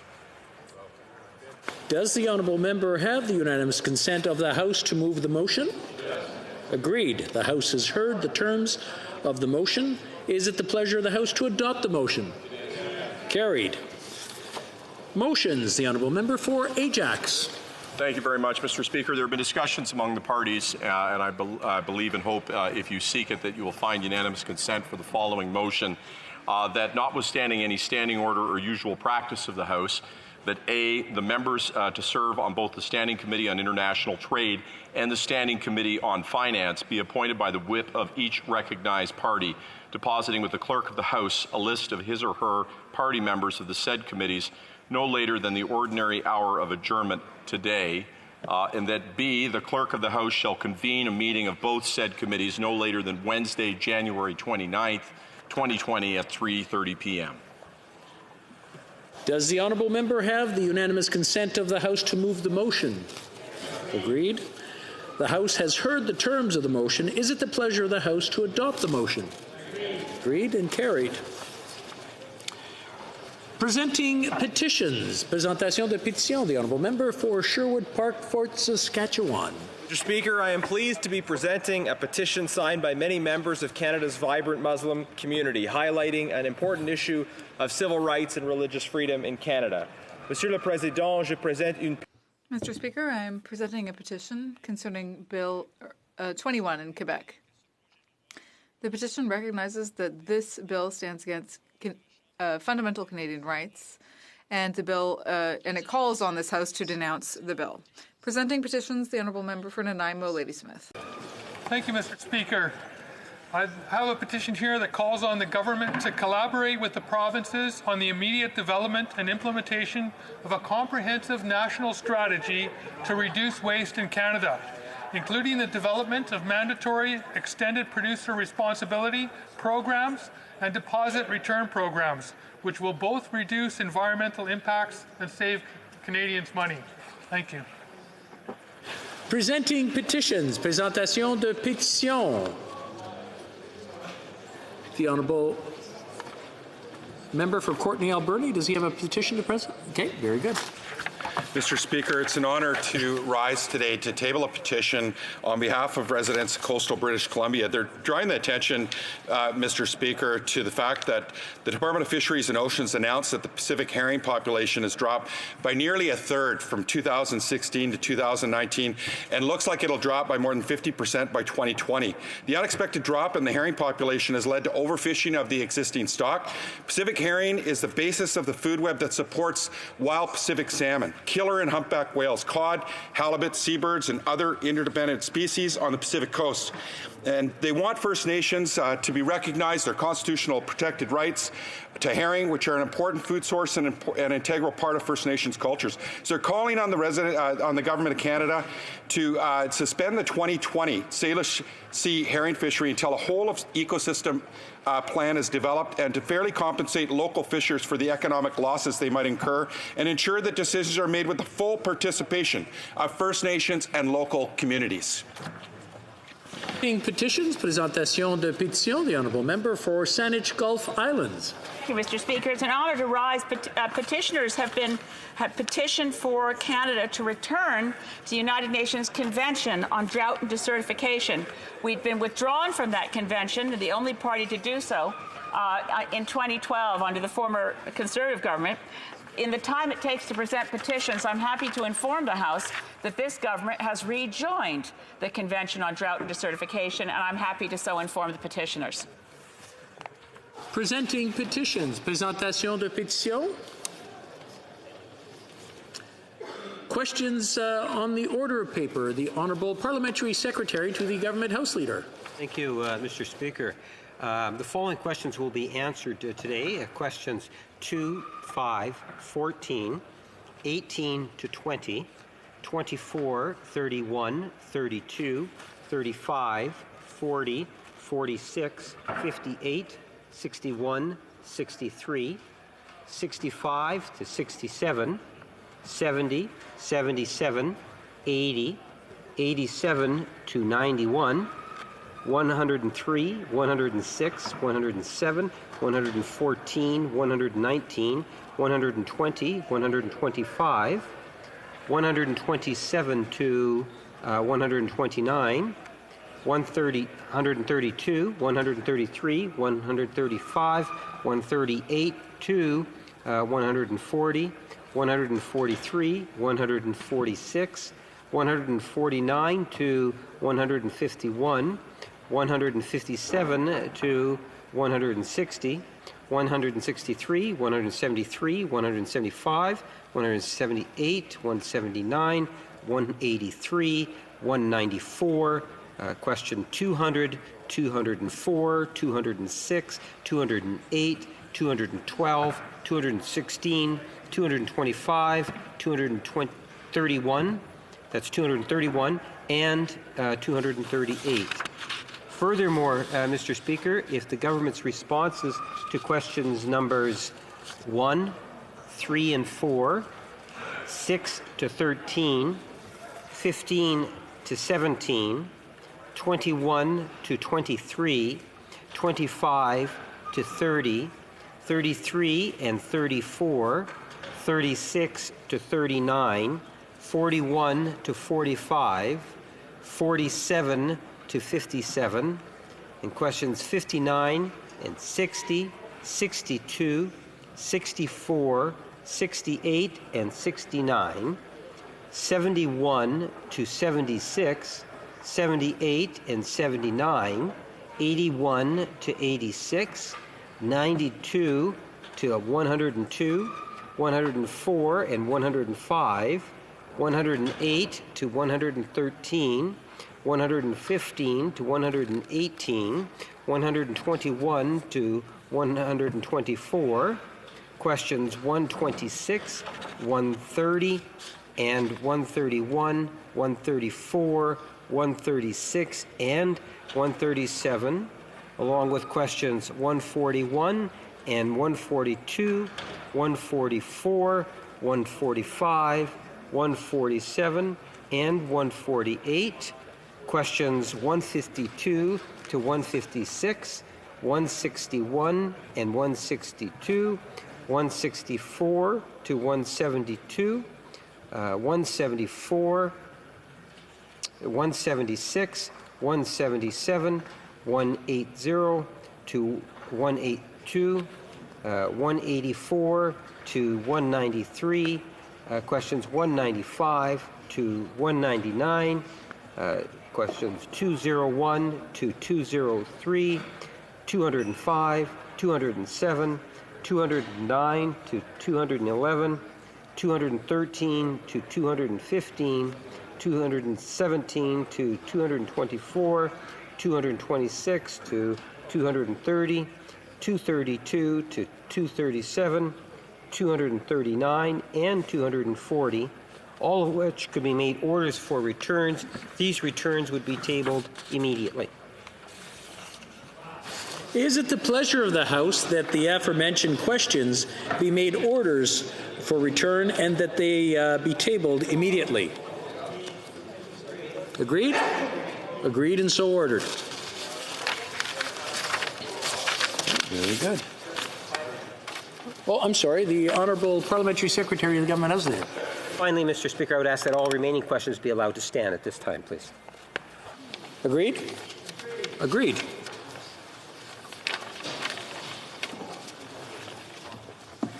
On December 13th, 2019, the member for New Westminster Burnaby raised a question of privilege, alleging that the government was in contempt of the House This because, in his opinion, it was not in compliance with a motion calling on the government to abide by a decision made by the Canadian Human Rights Tribunal to compensate residential school survivors. I am now ready to give my ruling on this alleged contempt. Comme il s'agit de ma première décision. As this is my first ruling, I would like to share with the House the way in which we could deal with future questions of privilege and points of order. While they are not the same, both questions of privilege and points of order involve a perceived departure from established norms, either with respect to the authority of Parliament and its recognized rights, immunities, and powers, or with respect to the rules, practices, and traditions of the House, all of which rely heavily on precedent. As Speaker, my role is to protect the privileges of members and this House, and to interpret the rules when they are questioned or challenged. In carrying out this responsibility, my objective will be to assist the House in facilitating the conduct of its business. To do this effectively, what I need to understand is the objection that is being made by a member through a question of privilege or a point of order. With the assistance of the House, I need to understand the nature of the complaint, to grasp what is in doubt, and this is really the core of the issue, and it should be sufficient in most circumstances to allow me to make a ruling. It will not always be necessary to hear more arguments for or against the objection in question, particularly those reciting precedents available through the authorities.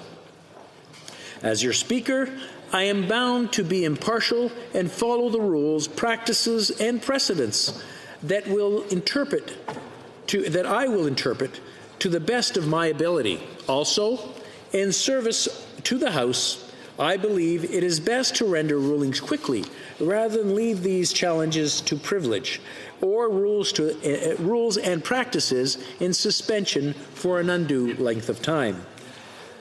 En l'espèce de député.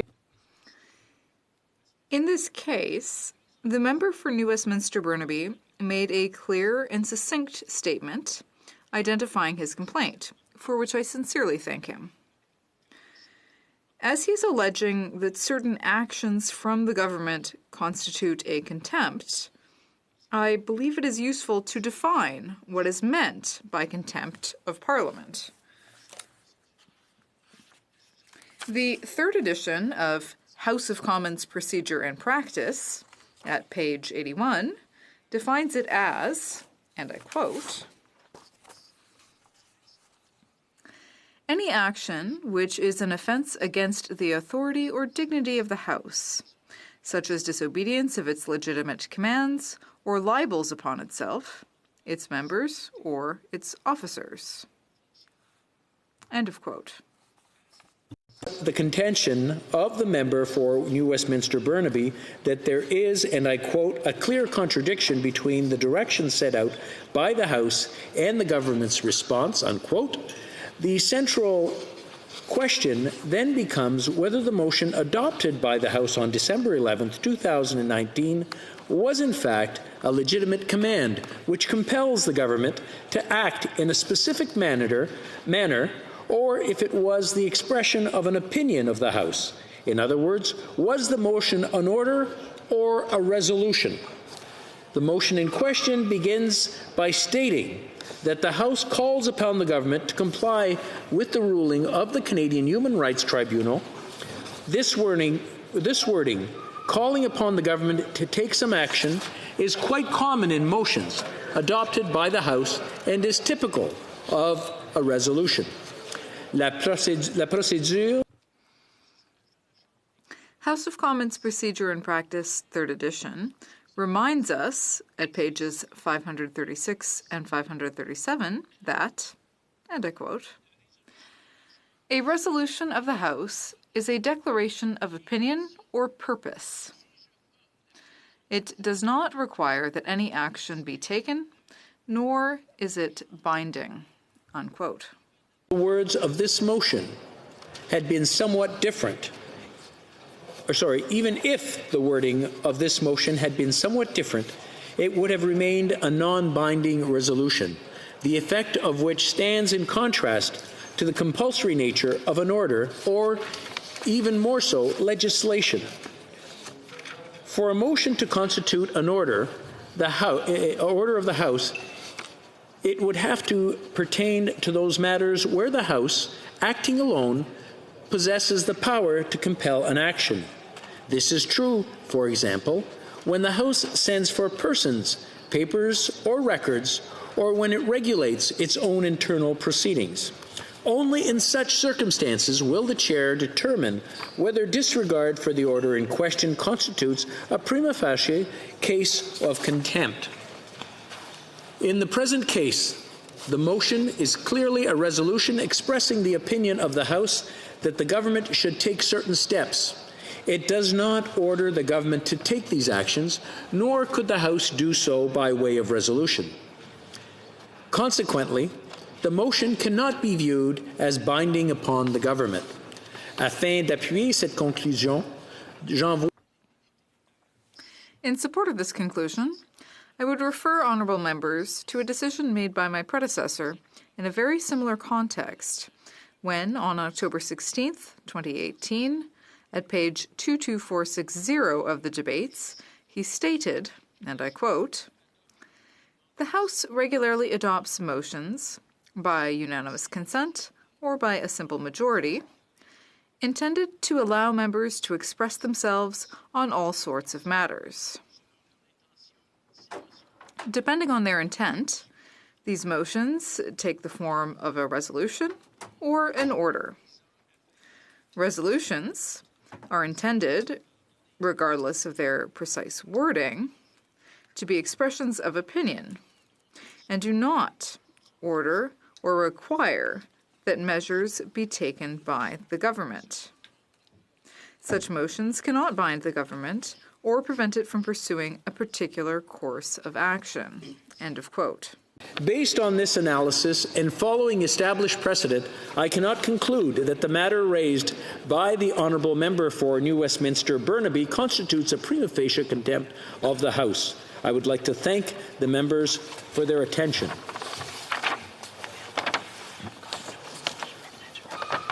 And we have a question of privilege. The honourable member for, give me 2 seconds here, Lanark Frontenac Kingston. Thank you, Speaker. Mr. Speaker, I do rise today on a matter of personal privilege. On February the 5th, 2018, which means, of course, in the 42nd Parliament, I misled the House. Because we now sit as the 43rd Parliament, I had been uncertain as to how to correctly deal with this procedurally, and so I contacted you to determine how best to proceed. I thank you, and I thank the clerk for the guidance you have provided in this regard, and in particular for your suggestion that I raise the matter at this hour and in this point in today's proceedings. On the aforementioned date in 2018 at roughly 1:20 p.m., I responded to a very courteous remark from my esteemed colleague, the member from Burlington, who was then the Minister for Democratic Institutions, who said that she was saddened that I was no longer the critic for her portfolio. I thanked her and I said, quote, "As members may know, my family runs Giant Tiger. I am now the vice chair of Giant Tiger, and this is the reason why I am no longer the critic," end quote. Although it was true that I had assumed this new position at my family's business, it was not true that this was the reason that I was no longer the critic for democratic institutions. The actual reason why I was no longer the critic for this file was that I had been relieved of my responsibilities as a consequence of having voted against my party's position on Bill C-45, the Cannabis Act, at third reading. It goes without saying that if I had said anything at all in the House of Commons on February the 8th with regard to my being relieved of this position, it should have been the truth, although a judicious silence would also presumably have been acceptable. Mr. Speaker, you wisely counseled me to keep my remarks as brief as possible, so I will conclude with what I believe to be an important clarification. In addition to withdrawing the words in question and apologizing for having misled the House, I want to assure the House that my transgression was entirely my own and that no colleague nor any other person prompted me in any way to say these words in this House. The purpose of an apology ought to be to correct the record as thoroughly as possible, and this task would be incomplete if I did not clarify that the responsibility lies entirely upon my own shoulders. I thank all colleagues for their indulgence in letting me speak about this matter today. Thank you.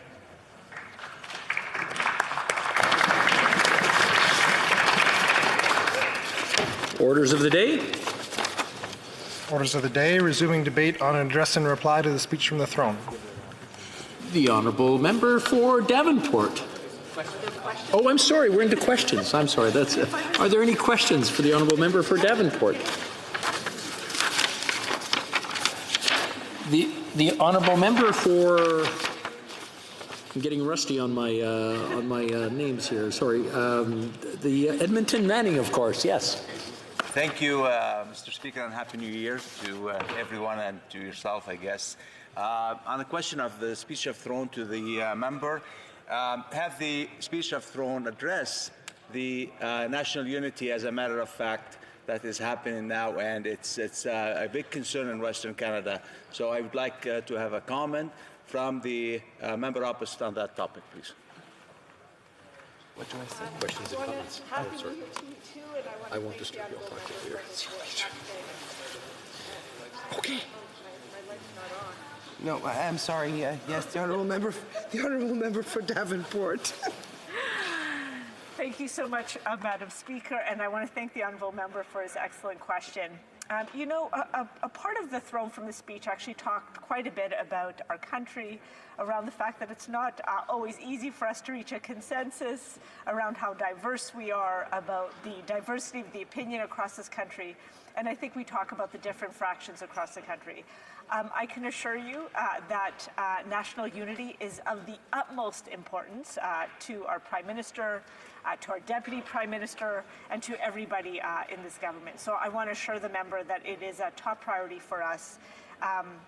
Every single province and territory is of equal importance, and we are stronger when we are together, when we move forward together, and when we're addressing the key issues of each of our regions. Thank you so much.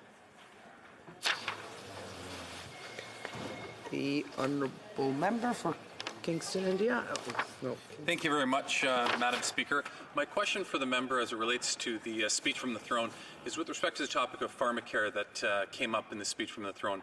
What we know are that there are many Canadians, Madam Speaker, who are making the difficult choice between choosing to take their medications or paying for other necessities of life like rent or food or other things that they need to survive.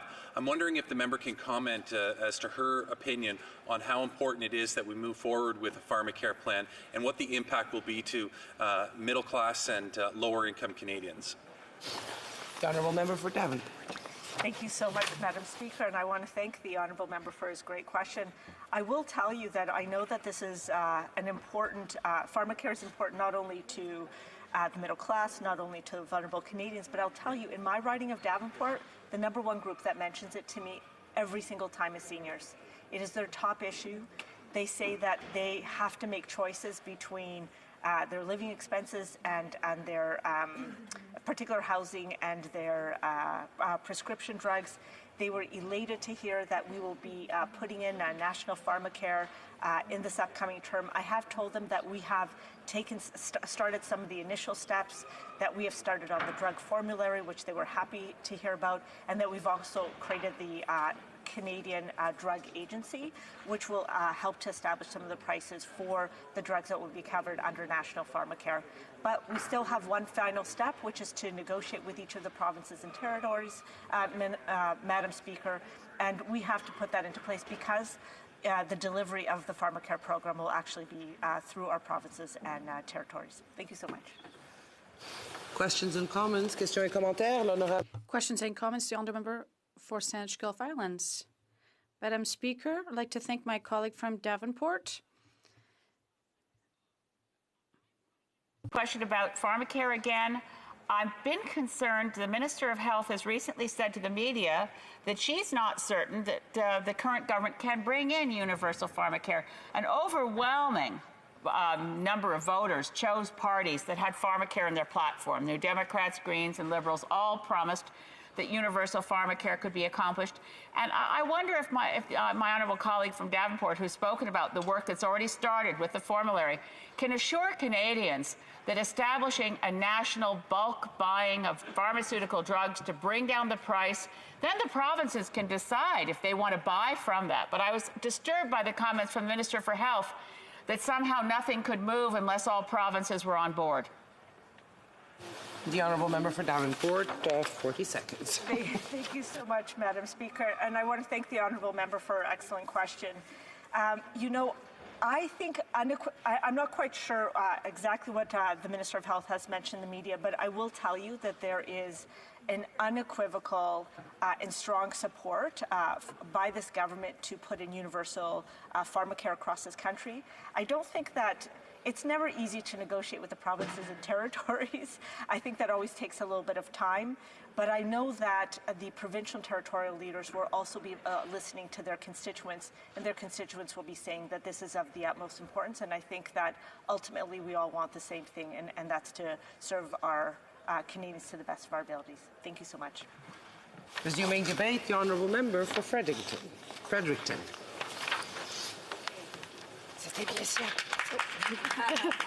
It is my pleasure to stand today in the House and address not only my fellow members, Madam Speaker, but to know that many Canadians across this country are tuning in to hear what their representatives on this floor have to say on their behalf. I want to recognize that today is the International Day of Remembrance for the Holocaust. We are also on the cusp of Black History Month, beginning this weekend. In 2020, it is crucial to recognize the lessons history has taught us, the progress we have made on human rights, and all the work that remains to be done. I also want to recognize the victims and the families of Flight 752. Madam Speaker, I know many of us have had the privilege of spending almost 2 months in our home communities, connecting with constituents. Au cœur des dernières semaines, Over the past few weeks, I've had the pleasure to meet hundreds of citizens during public events and during my first community reunion tour. Or Mukdo, Marysville, Majorville, and surrounding communities are engaged. I am so proud to represent such a dynamic riding, la capitale de la seule province officiellement bilingue. This is the capital of the only officially bilingual province of the country. It's putting New Brunswick on the map. We are also a riding where consistent, devastating floods are making climate change real to people, and where parents are standing up to demand more support for their children struggling with mental illness. And I am also proud to stand with and beside them as their MP. I want to address this speech from the throne. I was, in all honesty, very pleased to see where our priorities have landed. Addressing climate change, healing regional divides, acknowledging the need to further advance forward relationships with Indigenous peoples. I was ready to support the speech. I thought if there was ever a speech from the throne to support, this would be it. But then I was reminded of the last 4 years. I was reminded of the reason I decided to run in the past election, and the promises I made to my constituents to hold government accountable, to challenge pretty words and superficial statements. As a wife and a mother to 2 Indigenous sons, I must stand in this House to protect their future, to protect their inherent collective rights, and be firm in my affirmation that their rights are non-negotiable. I want to speak for a moment on the proposed legislative and policy framework, the Prime Minister's 2-track approach to a pan-Indigenous policy. It is being called the 2-track termination plan by many Indigenous scholars and traditional leaders. It is reminiscent of the white paper on Indian policy from 1969. People have real, valid issues with what's being proposed. Indigenous people, those directly impacted by this legislation. We owe it to them to listen. The Government of Canada has been consistent in its top-down approach. The patriarchal relationship remains. Canada like a father to its children. Indigenous communities are not Canada's children. Their roots run the deepest on this land, and they have the right to self-determination. We have convoluted, confused, and complicated our end of the bargain, and that has gotten us where we are today. A deadlock over the land we agreed to share. Canada's definition of sharing is not something I would feel comfortable teaching my children. Reconciliation means giving back where we took too much. It's achieving an equilibrium. I have heard critics say, we're all Canadian, we should all be treated equally, no special treatment. That only works if we are in fact equal. I'm not going to rattle off the statistics to describe the disparity that exists. We know what they are. What they mean is that we have to do better. We need real action, real negotiations that find parity in the voices represented. Madame la Présidente. Madam Speaker, in Canada, the right to consultation with free and informed consent means that we have to look at individual challenges and make sure that people who are unconsulted have to adequately reflect the rights of Indigenous peoples. It certainly not doesn't mean prioritizing organizations that have the most power. That continues to ignore the voices of grassroots community members, traditional and hereditary chiefs. You have outrage and activism in the streets. The delays on certain energy projects like Coastal GasLink or fracking in New Brunswick are not to be blamed on the demonstrators. It was the willful ignorance of the players involved from the beginning who made Indigenous voices an afterthought. And so to see that Indigenous considerations have been prioritized is very encouraging. But forgive me if I remain suspicious. I was pleased to hear the mandate for UNDRIP in the throne speech. J'avais espoir que ces mots. I had hope that this meant that real change was imminent. In a few weeks, we see the way this government has behaved in the unceded territory of the Wet'suwet'en peoples. It bears a striking resemblance to the behavior of a previous government in my backyard in 2014, when traditional elders of the Mi'kmaq Nation at Elsipogtog built a camp to protect the land and water from the encroachment of a fracking company. At that time, it was only Elizabeth May, on behalf of the Green Party of Canada, and David Coon, on behalf of the Green Party of New Brunswick, who stood with the Mi'kmaq hereditary and traditional chiefs. Les pratiques coloniales. Colonial practices from the RCMP led to peaceful protests and made national headlines. As I had to see a family member, a traditional chief, handcuffed with zip ties and arrested as he was conducting a pipe ceremony. A lot has changed since 2014. We have come through the Truth and Reconciliation Commission's report of findings. Canada has reversed its opposition to the United Nations Declaration on the Rights of Indigenous Persons and has been working on legislation to see it enshrined in Canadian law. The inquiry into missing and murdered Indigenous women and girls has published its final report, including the testimony of 2,380 survivors and family members of those lost. Je suis fière d'être membre. I am proud to be member of a party that understands what this really means for those who won't renounce their commitment to work tirelessly towards reconciliation throughout the country. Canada seems queued up to repeat the same mistakes it has been making for generations, the same mistakes it made in 2014. So despite my support for some of the words in the speech from the throne, I have little confidence in this government to understand its responsibilities or to implement the changes we need. Je crois fermement. I firmly believe that when we will establish a true nation relationship with Indigenous peoples, our relationship with Mother Earth will be much better. Indigenous peoples is the step forward for climate action. Earlier today, my fellow Green members both spoke about the urgency of climate change, and indeed, ridings across New Brunswick have been hit each of these last 2 years by historic flooding. The river systems at home are jammed. The snow is piling up in our forests. Our wetlands and buffer zones are compromised. We are seeing an increase in precipitation. All signs point to another bad flood season this spring. Madam Speaker, action is required. Our Prime Minister and his government know that. I want them to know I am committed to working with them to make progress on adapting to climate change, and that I am committed to helping facilitate the rapid transition that our economy must also undertake. I want to talk for a minute about that. I am so excited by the opportunities that lay before us in the new economy.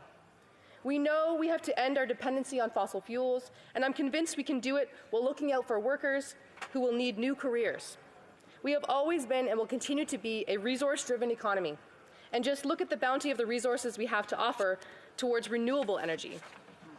Our long, sunny summer days, powerful river systems across the country, beautiful forests, and right at home in New Brunswick, the highest tides in the world. This new economy brings with it the promise of new jobs for electricians, mechanics, manufacturers, truck operators, and the list goes on. In New Brunswick, renewable energy companies are already accomplishing amazing things, showing leadership, sharing expertise, and building capacity. One solar company in Fredericton has already trained 200 people in the solar panel installation work, half of which have come from the Alberta oil sands. Il s'agit d'une opportunité qui... This is an opportunity that will bring New Brunswick families together and allow workers to participate in the economy of the future. Are ready and willing to be part of the new economy, and they are eager to reduce their own carbon pollution. It is up to this government to give them the way forward. What is the plan to expand public transit and increase electric vehicle uptake? Where is the plan to help everyday Canadians make their homes more efficient, to save... I'm sorry, it's up. Questions et commentaires? Questions and comments?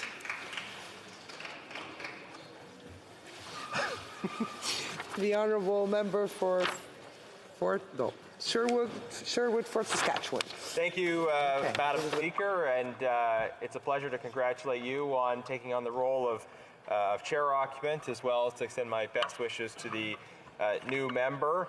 I suspect we may agree on some things, disagree on some others, coming from a riding that is very dependent on the energy sector. I would make the case that for my province, as well as for her province, the Canadian energy economy is very important. For the foreseeable future, the world is going to be using hydrocarbons, and right now, people in New Brunswick have jobs that involve the importation of foreign oil at world prices. And it seems to me logical that as long as there is refining happening in her province, wouldn't it be better if we could connect the country from coast to coast with pipelines so that Western Canadian oil could be feeding jobs and opportunity in New Brunswick and in other parts of Eastern Canada?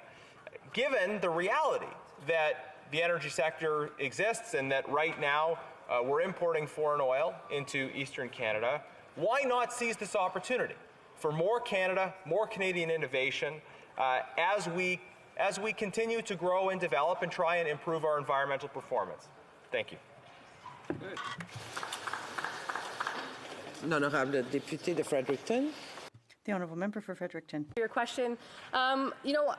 We've been criticized to say that we can't turn the taps off now. There has to be that transition, and we understand that. We're not turning the taps off. We know we need to get some of what we have in the ground to market. I don't think that building the pipeline is the way to do that. We have existing infrastructure that can continue to fuel our current energy demands. As we ramp up renewables, we can decrease that dependency. I don't see the need for that pipeline. And I also don't agree with the fact that connecting those resources would necessarily mean we're off of our foreign oil resources. That will continue. So I think it's more about, I want to see the concrete steps towards this future, this plan that we're hearing and we're seeing, but I need to see the actual steps forward. So I continue to support your province and what's happening there, but not by building new pipeline infrastructure. Thank you. Questions and comments? The honourable member for Kingston and the Islands. Thank you very much, Madam Speaker. I listened to the member's speech today, and I congratulate her on her maiden speech in the House. And my question comes out of some of the comments that she made. She started off by talking about the speech from the throne and that she very much liked the words that were in it and what it had to offer, but then seems to be reluctant to support it based on the fact that of the fact of her interpretation of what happened over the past 4 years. I'm curious if it's more important to be looking and in the spirit of trying to work together, we should be trying to collaborate in a way that brings us together, and that we approach this from a place of trying to have some trust in each other to bring forward ideas and to present them to the House. Would she not agree at the very least, given that and given what she said, that she does support the speech from the throne, notwithstanding the fact that she might have reservations to voting for it based on her interpretation of what happened over the last 4 years. The honourable member for Fredericton. Thank you, Madam Speaker. That's an excellent question, and I think that, you know, again, reading it, hearing it, I was very excited. I thought, wow, this is the Canada that I want to be a part of. This is the government that I would like to support. But it's just that it's holding the government accountable, and their actions over the last 4 years are certainly part of this process. I can't just take the word for it anymore. My colleague from Spanish Gulf Islands read some pieces from the 2015 speech from the throne, and we can't be kind of duped into believing that this is the time. This is the time to believe. So as much as I want to support, as much as I think this speech was great and well-intentioned, and I do believe that even steps forward on reconciliation, on climate change are well-intentioned, I think that they're still missing the mark. And I need our government to start hitting that mark, because time is of essence. I've got 2 little children who need a future that they can live in and breathe clean air and have clean water. Thank you very much. And comments, the honourable member for Cowichan, Mullahat, Langford. Thank you, Madam Speaker. I can remember visiting Fredericton in 2016 when I substituted on the Special Committee on Electoral Reform, and it was really great to see the strong support from the residents in that town, and I know the member is as disappointed in that previous promise as I am. I met some renewable energy contractors who were specializing in tidal energy, and I'd just like the member to talk about some of the energy projects that are going on in the Bay of Fundy. I remember those operators telling me that the tides were so strong there that their first prototypes broke because the currents were so strong. So just wondering if she can talk a little bit more about those renewable energy projects. The honourable member for Fredericton, 5 seconds. Thank you, Madam Speaker. Thank you for your question. So that turbine actually remains still at the bottom of the ocean on our coastline, so we weren't actually prepared with the technology to harness that amazing power that we have with tidal. I would like to see our technology catch up. There's also great opportunities for offshore wind, but we need our provinces and some regulations to change there as well. We need a willingness on the side of government to support some of these changes. There's so many exciting things that are so possible and are ready to be deployed, but we continue to invest in old, outdated infrastructure that holds us back as Canadians. Thank you very much. Resuming debate, the honourable member for Sherwood Park, Fort Saskatchewan. Thank you, Madam Speaker, and I'll be sharing my time with the member for Kenora. Rising now as a member of the 43rd Parliament, I appreciate the opportunity to address the government's agenda and at the same time to present my vision and my priorities for this Parliament. I represent Sherwood Park, Fort Saskatchewan, located in Alberta on Treaty 6 territory, traditional meeting grounds and a traveling route to the Cree, Saulteaux, Blackfoot, Métis, Dene, and Nakota Sioux. Fort Saskatchewan's history as a community goes back to the 19th century, when it started as a mounted police fort. It was put on the Transcontinental Rail Line in 1905. Fort Saskatchewan is proud of its past and its present. Sherwood Park in Strathcona County, where I live, has grown out of Edmonton as a politically and culturally distinct suburban community. The greater municipality of Strathcona County includes the large urban community of Sherwood Park and various small hamlets, acreages, and farms. Whether you like urban or rural, Strathcona County is a great place to live, work, and raise a family. The whole of my riding depends heavily on the energy sector, and in particular on the downstream refining and upgrading activities that turn extracted products into everyday household items. Opponents of our energy sector should remember that it's not just airplane fuel and diesel that come from oil, it's also toothbrushes, election signs, and many things in between. I do recall seeing chloroplast signs in the background when the candidacy of the Minister of Heritage was announced. He is a well-known opponent of the energy sector, but I still presume, although I can't say for sure, that he uses a plastic toothbrush from time to time. So as the MP for Canada's Industrial Heartland, I would like to thank him and others for keeping at least some energy workers on the job as we fuel that fight against halitosis. Mr. Speaker, although I come here from Sherwood Park, Fort Saskatchewan, I am conscious as I take my seat of the immortal words of Edmund Burke, who told the electors of Bristol, "Parliament is not a congress of ambassadors from different and hostile interests. Parliament is a deliberative assembly of one nation with one interest, that of the whole, where not local purposes, not local prejudices ought to guide, but the general good, resulting from the general reason of the whole. You choose a member indeed, but when you have chosen him, he is not member of Bristol, he is a member of Parliament." So as the deliberative assembly of one nation, we confront what I suspect will be the greatest challenge of the 43rd Parliament, the question of national unity. I see the question of national unity as broad in scope. It is a question, yes, of how we reconcile divisions between different regions of this country, but it is also about reconciliation of and solidarity across other divides. We must be a country where people of all faiths, of all cultures, of all linguistic backgrounds see themselves as belonging to one nation. We are a community of communities, where the particular attachments which unite particular communities are good and right, but also must be transcended in the creation of a greater national community of shared commitments, of intertwining histories, and of unifying solidarity. I recently finished reading the beautiful novel Sybil, written by former British Prime Minister Benjamin Disraeli. I have never read a book before which so combines sublime romantic narrative with weighty, provocative political theory, and I would recommend it to all members. Since I know the member for Spadina-Fort York will ask, the book is also available with pictures. In the 1840s, while writing this book, Disraeli observed a society divided along lines of class. Class divisions did not primarily arise from differences in economic productivity, but rather from moments of conquest, the conquest of the Norman invasion and the quasi-conquest of the English Reformation, in which the vast church land previously available for common uses was reallocated to the well-connected and wealthy friends of the new religious regime. This process of redistribution, effectively from the people to the wealthy and well-connected, invested the newly enriched in the success of the new system and created a new oligarchy which could both oppose the monarch and oppress the people. This appears to have been Disraeli's view of his country's past, but it is also deeply relevant to our own country's present. Taking from the people and giving to well-connected elites in the name of progress is central to the big government agenda of our current cabinet. The disproportionate privileges of the wealthy and well-connected and the sufferings of ordinary people are often falsely blamed on free markets when the real culprit is government expropriation from the middle class and government subsidy to the well-connected. The unequal application of the carbon tax and so-called supercluster subsidies are particular examples of this phenomenon in our day.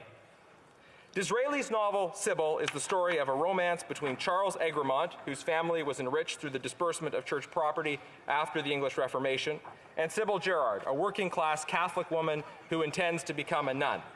In the midst of overarching social injustice, there are well-intentioned and ill-intentioned people on both sides of the sharp class divide. Disraeli shows how understanding and solidarity between the classes, as opposed to class warfare, is the harder path, but is the only desirable way forward. Now, Friedrich Engels' famous book, The Condition of the Working Class in England, was published in the same year that Sybil was published. Marx and Engels recognized the same class divisions that Disraeli did, but instead of intercommunal harmony, they argued for the inevitability of heightened division and therefore the justness of class warfare. They said that the privilege hierarchy would be inverted through a dictatorship of working people. Now, I think Disraeli's ideas were in many ways more radical than those of Marx and Engels. Marx and Engels proposed to change who was at the top of the social hierarchy, but Disraeli sought to challenge the moral conditions, the lack of understanding, solidarity, and community that had led to injustice in the first place. The problem with today's social justice warriors is similarly that they are not radical enough. They seek to invert structures of privilege while still singling people out for bad or good treatment based on characteristics which they cannot control. The prevailing SJW norms of call-out culture, wokeness, and privilege inversion do not emphasize the truly radical and more elevated messages of unity, universal solidarity, and shared progress. Disraeli's philosophy was called one nation conservatism. He sought to reestablish the bonds of community and solidarity between different social classes and to engage all classes in the enactment of meaningful reforms to the conditions of working people. He was part of a long and proud tradition of reform-minded conservative leaders. In particular, many of the great reforms of 19th century Britain, most notably the abolition of slavery, were a conservative legacy. Disraeli played a crucial role in the passage of the Second Reform Act, which gave some working people in Britain the franchise for the first time. He showed how intercommunal solidarity, as opposed to intercommunal division, is ultimately the basis for the advancement of justice.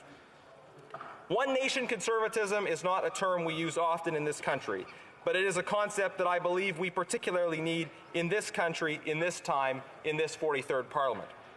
Canada faces divides not just of economic position, but also of region, of ethnicity, of religion, of religiosity, of social values, and more. Like in Britain, the most powerful moments of national reconciliation in our history have always been achieved under the leadership of Conservative prime ministers. People like Sir John A. Macdonald, who reconciled English and French Canadians and connected our country from coast to coast. Like Brian Mulroney, who came the closest of any leader since Macdonald to achieving national constitutional reconciliation. And like Stephen Harper, who recognized the aspirations of Quebec and therefore presided over the political decimation of the Bloc Québécois while building pipelines, expanding opportunity in every region of the country.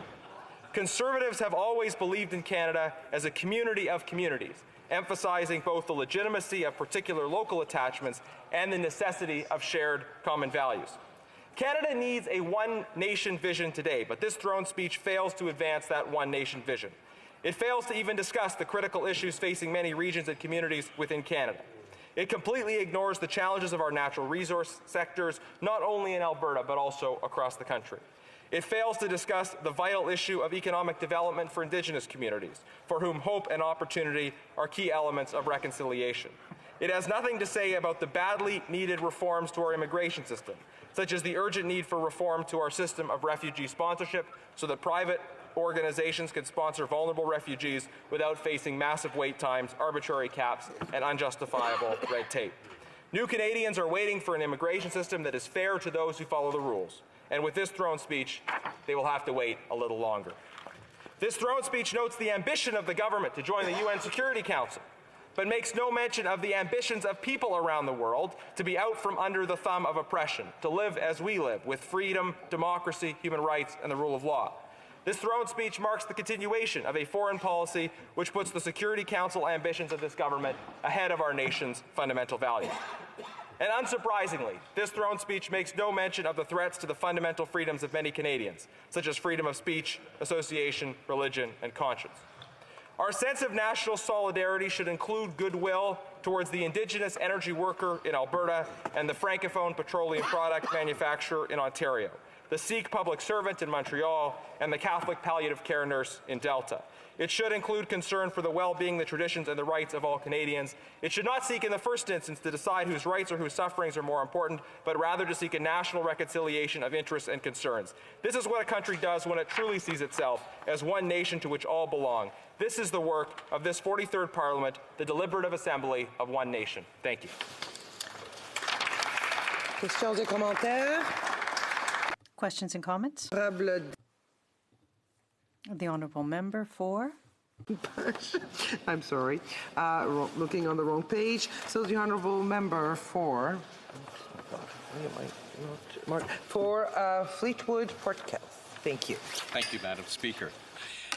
I'd like to ask the Honourable Member to think about his home territory, to think about the petroleum sector. He refers to it as the energy sector, and in that there's a problem because when we use petroleum for energy, we burn it.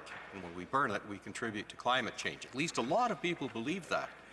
I'd be interested to hear what he hears at home from that industry about the innovations that they're making in the non-energy side, the sort of things that will continue, like the toothbrush that the Honourable Member mentioned, to have a need and a place in our economy. Honourable Member for Sherwood Park, Fleetwood. Thank you, Madam Speaker. I think it's an important point to say in response to the Honourable Member that many of the policies we've seen from this government have put all sorts of barriers in front of the extractive sector in general, which obviously greatly impacts the petroleum manufacturing sector that's important in my riding, as well as, of course, the use of energy in other contexts.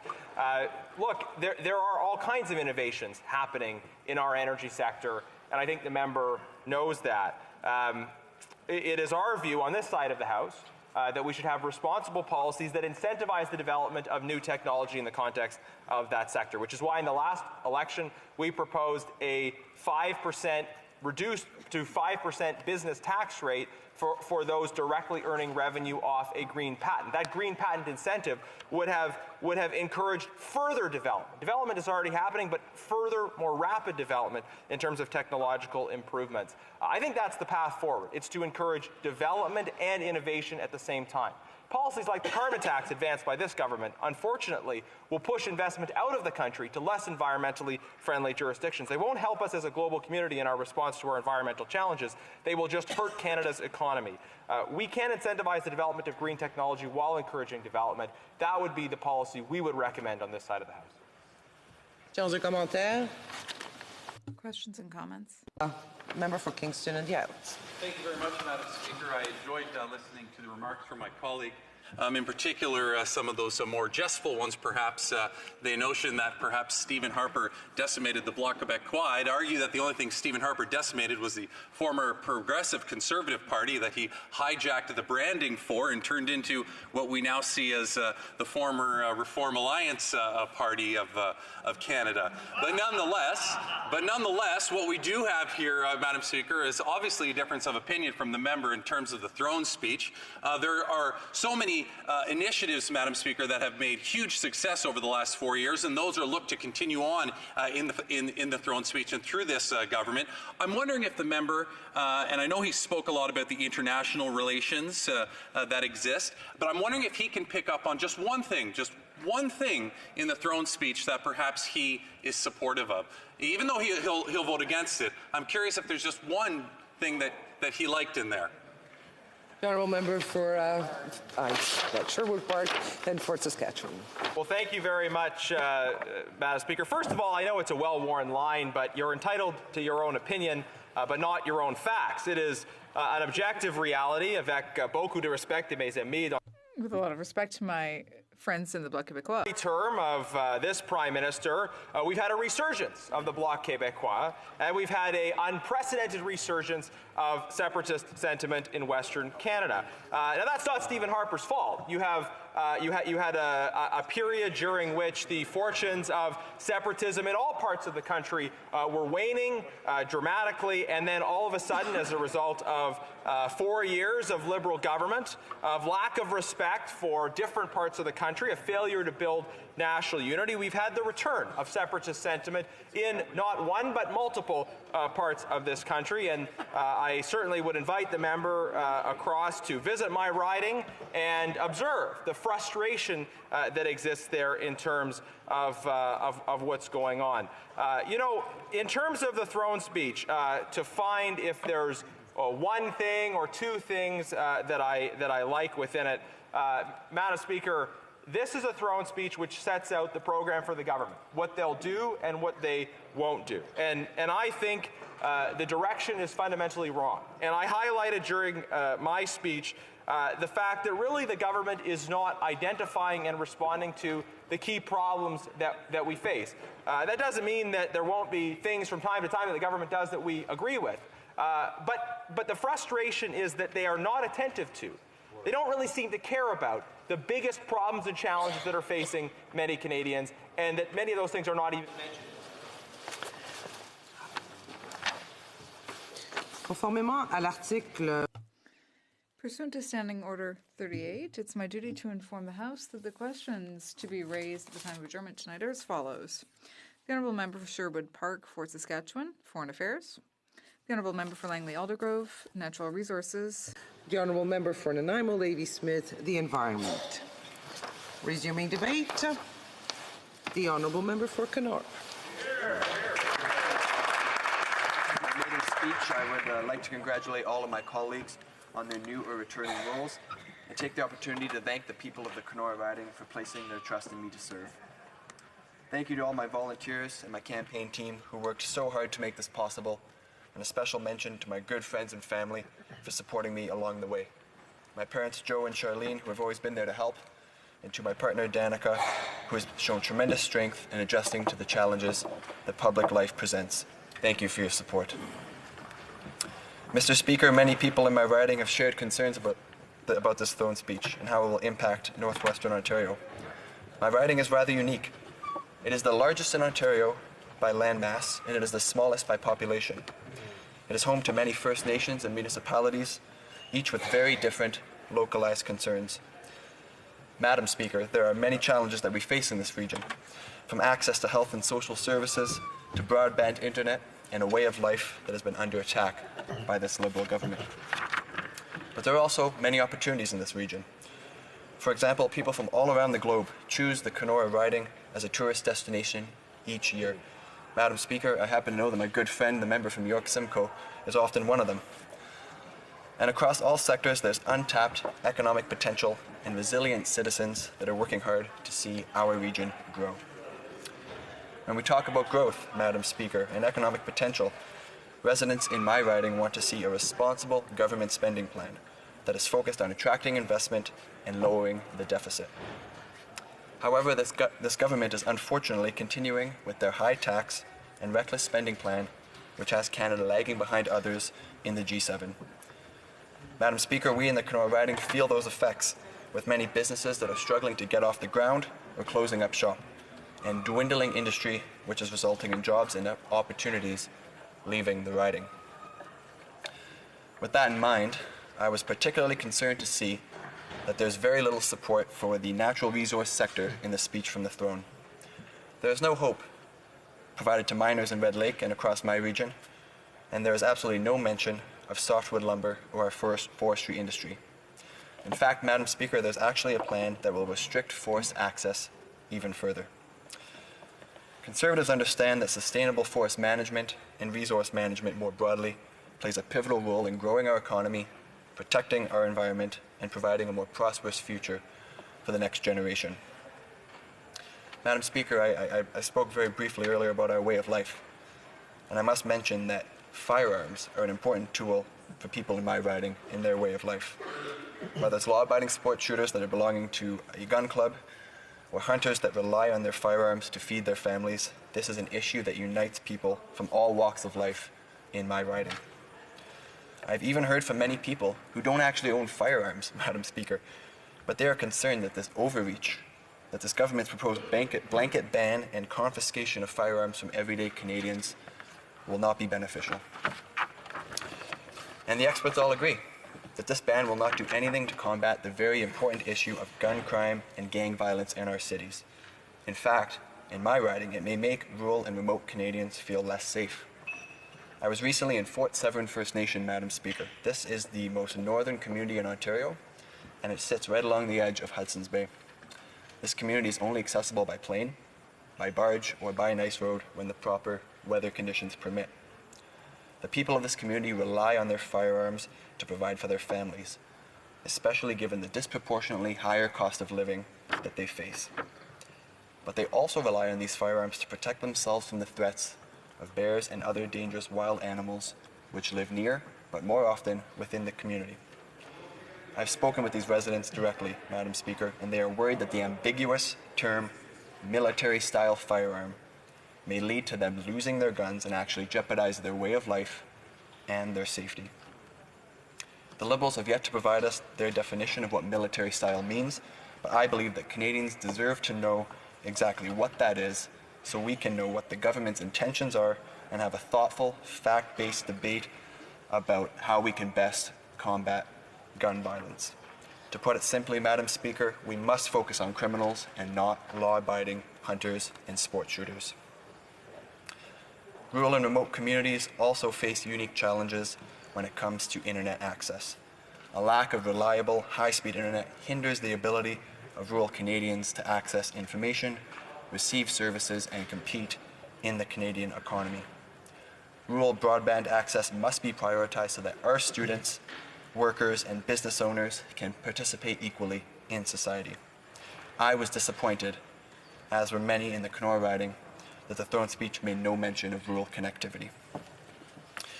Many of my constituents felt ignored by this throne speech. I believe, Madam Speaker, that I've made that very clear in my remarks so far. However, I was very glad to hear that reconciliation will be a priority for this government. First Nations and northern communities in my riding are underfunded, they are under-resourced. The people in these communities need access to health and social services. They need infrastructure investments to fix water systems and mold-infested homes, and they need access to medical, mental health, and addictions treatments. I hope to be able to work productively with the government to secure real results for these communities in my riding. This is unfortunately one of the files, Madam Speaker, where this government has been all talk with very little action. But I do believe that in this minority parliament, we have a tremendous opportunity to work collaboratively and deliver meaningful supports. And I must say, Madam Speaker, I would like to take the opportunity to say to the Minister of Indigenous Services that I look forward to working together to achieve practical results. And I appreciate his advocacy and collaboration on important issues to my riding, and I hope we will continue this positive working relationship into the future. Madam Speaker, this speech also makes mention of one important thing to me: ambitious infrastructure investments. And I sincerely hope, and I will be urging the government to ensure that the twinning of the Trans-Canada Highway from the Manitoba border through my riding of Kenora will be a top priority. This is a local issue for us, but it is also a national issue, Madam Speaker. When there is a crash on the Trans-Canada Highway in my riding, our entire economy shuts down. Our country is literally split into two. And these highway conditions are notoriously dangerous. So this project is tremendously important for the safety of all travelers. The construction will also reduce barriers to economic activity in the region and allow for further future development. Madam Speaker, we must ensure that we have funding from all levels of government in order to get this project done. Madam Speaker, I will conclude my remarks there, but before I yield my time, I would like to thank you for the opportunity to share with this House some of my thoughts and some of my constituents' concerns with the speech from the throne. I believe that the priorities of Northwestern Ontario can and should be much better represented in this throne speech and in this government's agenda. My riding and my region have great potential, but this Parliament must be able to work constructively to deliver the necessary support and investment to get the region moving again. Thank you, Madam Speaker. Good job. Questions et commentaires? Questions and comments? The Honourable Member for... Oh, I almost know it. The Honourable Member...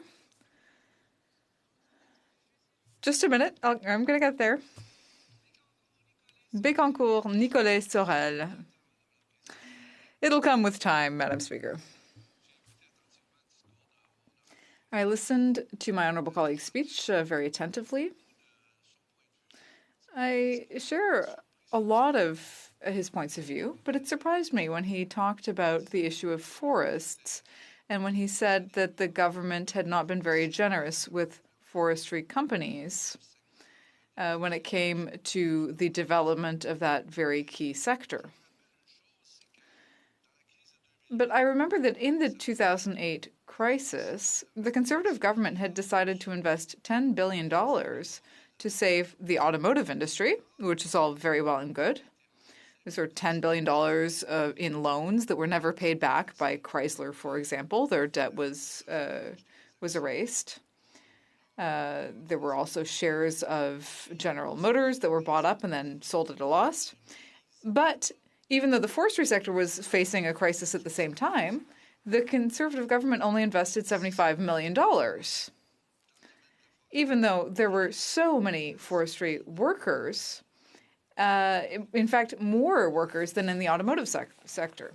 So I'm wondering if the honourable member would agree that the Liberal Party is really only continuing the Conservative Party's policies.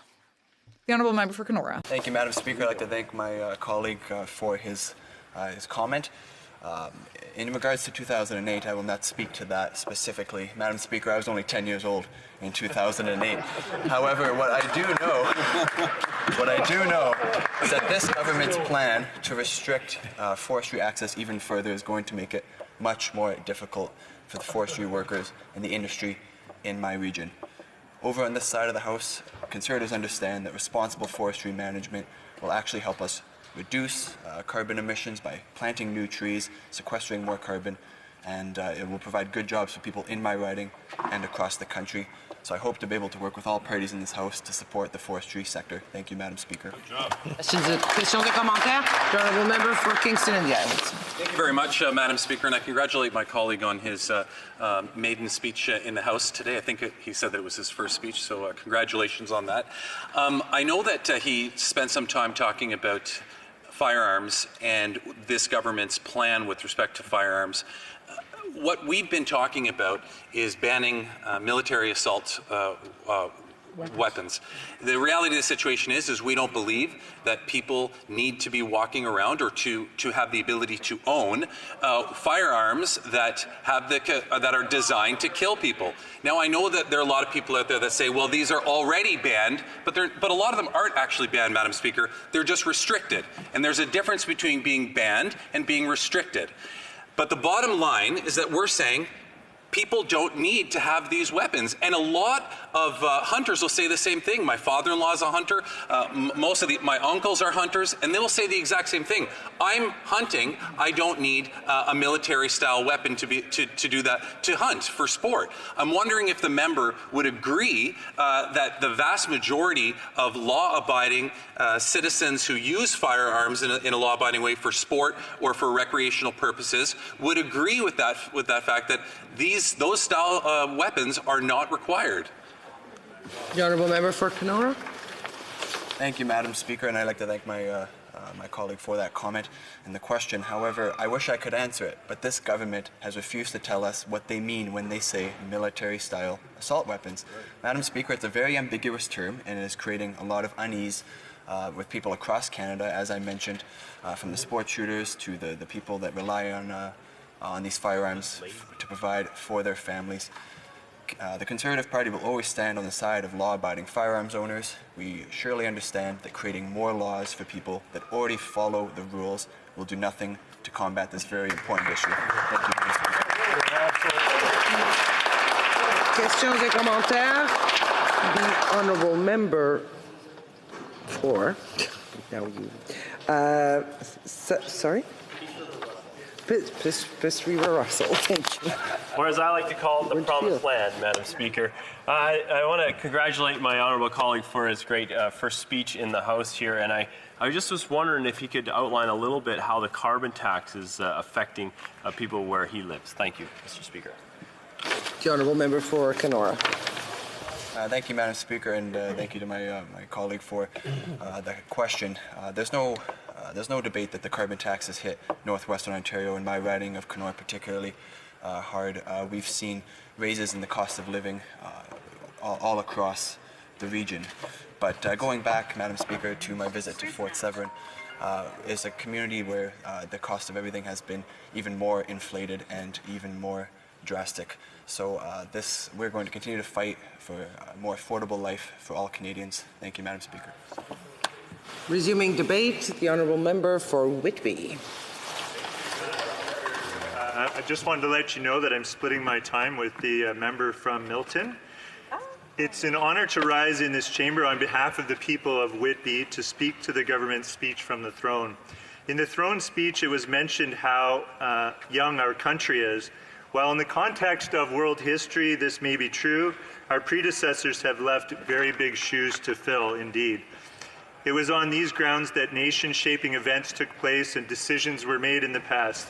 The Charter of Rights and Freedoms in 1982, the legalization of same-sex marriage in 2005, the implementation of universal health care in 1966, declarations of war in some of the world's greatest conflicts, the Canadian Bill of Rights in 1960, and the original NAFTA in 1994. We as Canadians have accomplished so much throughout our history. These decisions should guide us along the way as we make the most of our time here in this 43rd Parliament. As Pierre Trudeau once said, the past is to be respected and acknowledged, but not worshipped. It is our future in which we find our greatness. Building a better future, and a sustainable future, I might add, for our country is not only our job, but it is our obligation as the temporary agents of change in the seats of this chamber. Today, the world is facing new challenges, not unlike the past, but staying focused and grounded on the people who sent us here will be key to success, and collaboration, no doubt, will be critical. The throne speech was clear. We are working hard to build a better future for our children and generations to come.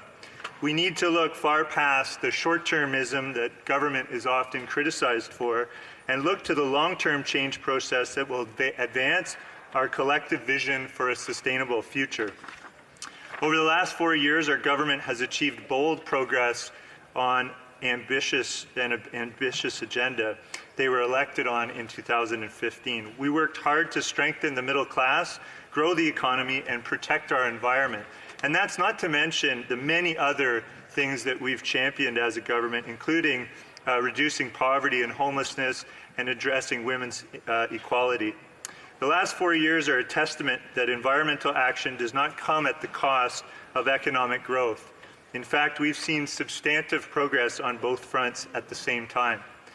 In the last Parliament, the Liberal government developed and delivered on one of Canada's most ambitious environmental and climate action plans in our history. Canadians spoke loud and clear about the need for climate action when we went to the polls in October. As the member for Whitby, I hear regularly from constituents about how concerned they are about climate change. Climate change is no longer an idea spoken about by scientists as some far-off event. It is a reality people face in their everyday lives. We've seen wetter, wilder, and unpredictable weather become the norm. Extreme climatic events are regular in the news. And action can no longer wait. Our historical apathy and inaction under previous governments on this issue has been our greatest challenge, and I'm proud to be part of a team that is serious about climate action. Over the last few years, people in Whitby and along the shores of Lake Ontario and many of the Great Lakes have experienced unprecedented flooding. This has caused property damage and shoreline erosion. The cost of inaction is simply too great. I am happy to see that the Minister of Infrastructure will be working with other levels of government to help fund the building of climate-resilient infrastructure. The government is also committed to working towards the completion of all flood maps in Canada and introducing a new low-cost national flood insurance program. This will allow for better planning policies at the local level to help avoid significant damage from climate change-related disasters. There are many progressive measures for addressing climate change from our platform, and the speech from the throne that I know many Canadians will support. One such promise I am particularly excited about is the commitment to help Canadians make their homes more energy efficient through $40,000 interest-free loans. This will enable many deep retrofits to homes that could achieve significant reduction in energy consumption, reduce costs for Canadians, putting more money in their pocket, and alleviate stress from electricity grids, which will prevent power outages in peak season. The throne speech also mentioned that the government will work with businesses to make Canada the best place to start a clean tech company. 50% reduction in taxes for businesses that create net zero products is no mediocre incentive.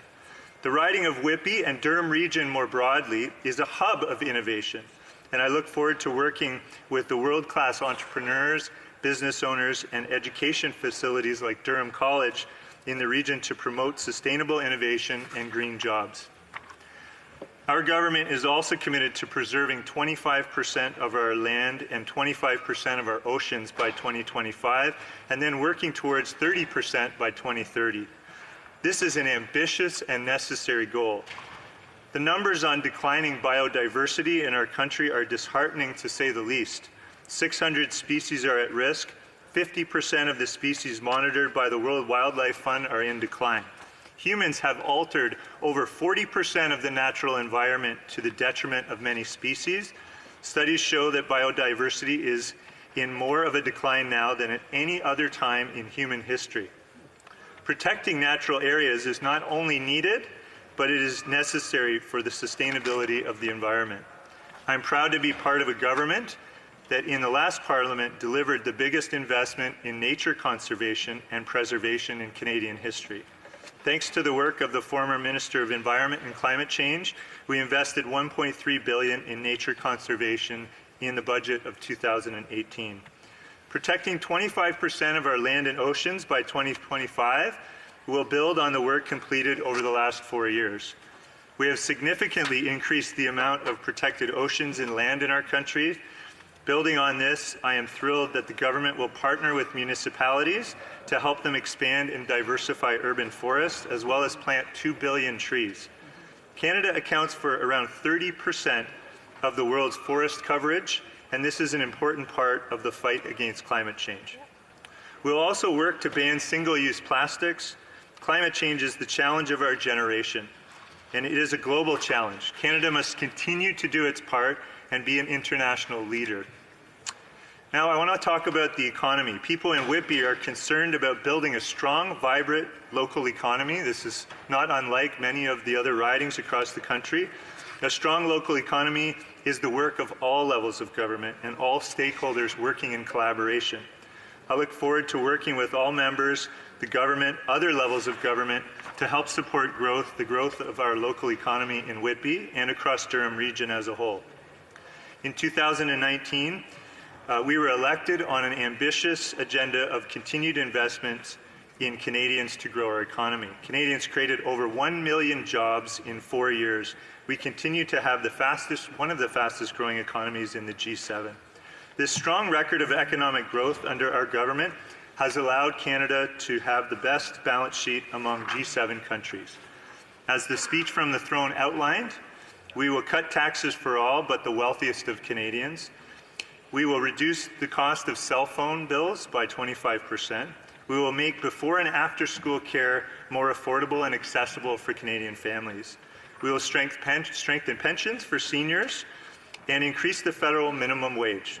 We believe that everyone deserves a safe and affordable place to call home. Housing affordability has become a major concern for families in Whitby and across the country. Housing costs continue to rise, and an affordable place to call home is out of reach for many. The government made housing affordability a priority for the beginning of the last Parliament. The government brought in the first ever national housing strategy, a 10-year plan and $55 billion investment to boost housing supply and give more Canadians a place to call home. This will set the direction of housing policy in this country for years to come, help reduce chronic homelessness by 50%, and remove 530,000 families from housing need. It's clear that we're serious about ensuring that every Canadian has a place to call home. Madam Speaker, I am proud to be a part of a government that takes investing in Canadians seriously, from trade to poverty reduction, housing affordability to national pharmacare, economic growth, and real climate action. This government, under this Prime Minister, has stepped up to the plate. This throne speech is a blueprint for where we will go in the new Parliament, and I'm honoured to stand in this House, and I look forward to working with all members to continue the path forward. Thank you. Well said.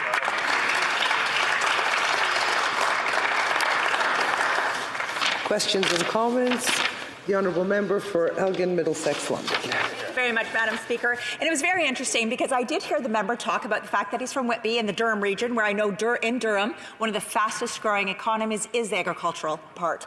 And so what I'm coming from is, just last week as I was sitting at a kitchen table with one of the farmers, his $7,000 gas bill for drying his corn had $1,200 of carbon tax.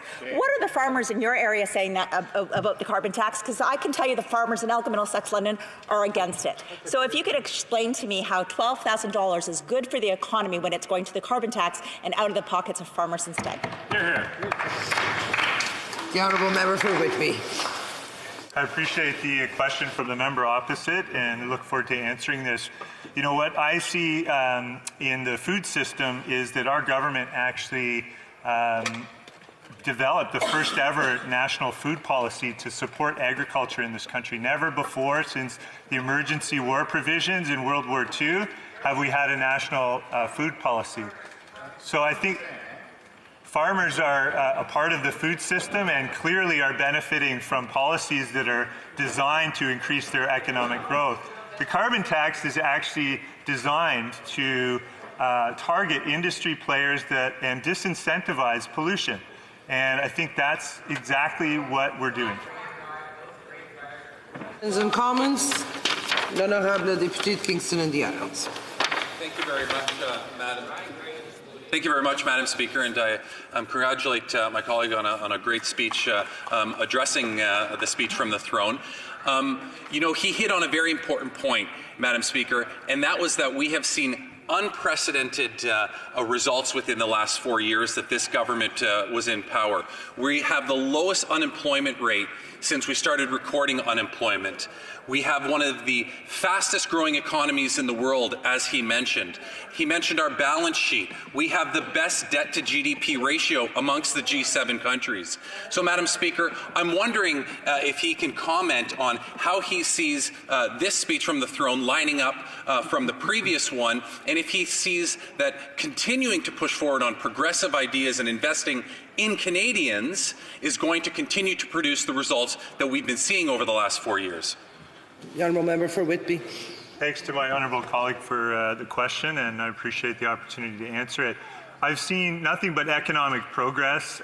Actually, since the last election in 2015, we've seen almost every sector grow and incredible amounts of jobs being created. So for me to hear the Prime Minister's words and the speech from the throne read out loud was clearly inspiring, because I think what we're doing is we're building a sustainable economy in this country. That's what my whole life has been about, and the only reason I've actually ran in the election was because of the significant progress that I saw the government making. So here I am in this honourable House as a result, and as a true testament to the great work that was done in that last 4 years. Questions et commentaires, l'honorable député de Bécancour. The honourable member for Bécancour, Nicolas Sorette. Thank you, Madam Chair, or Madam Speaker.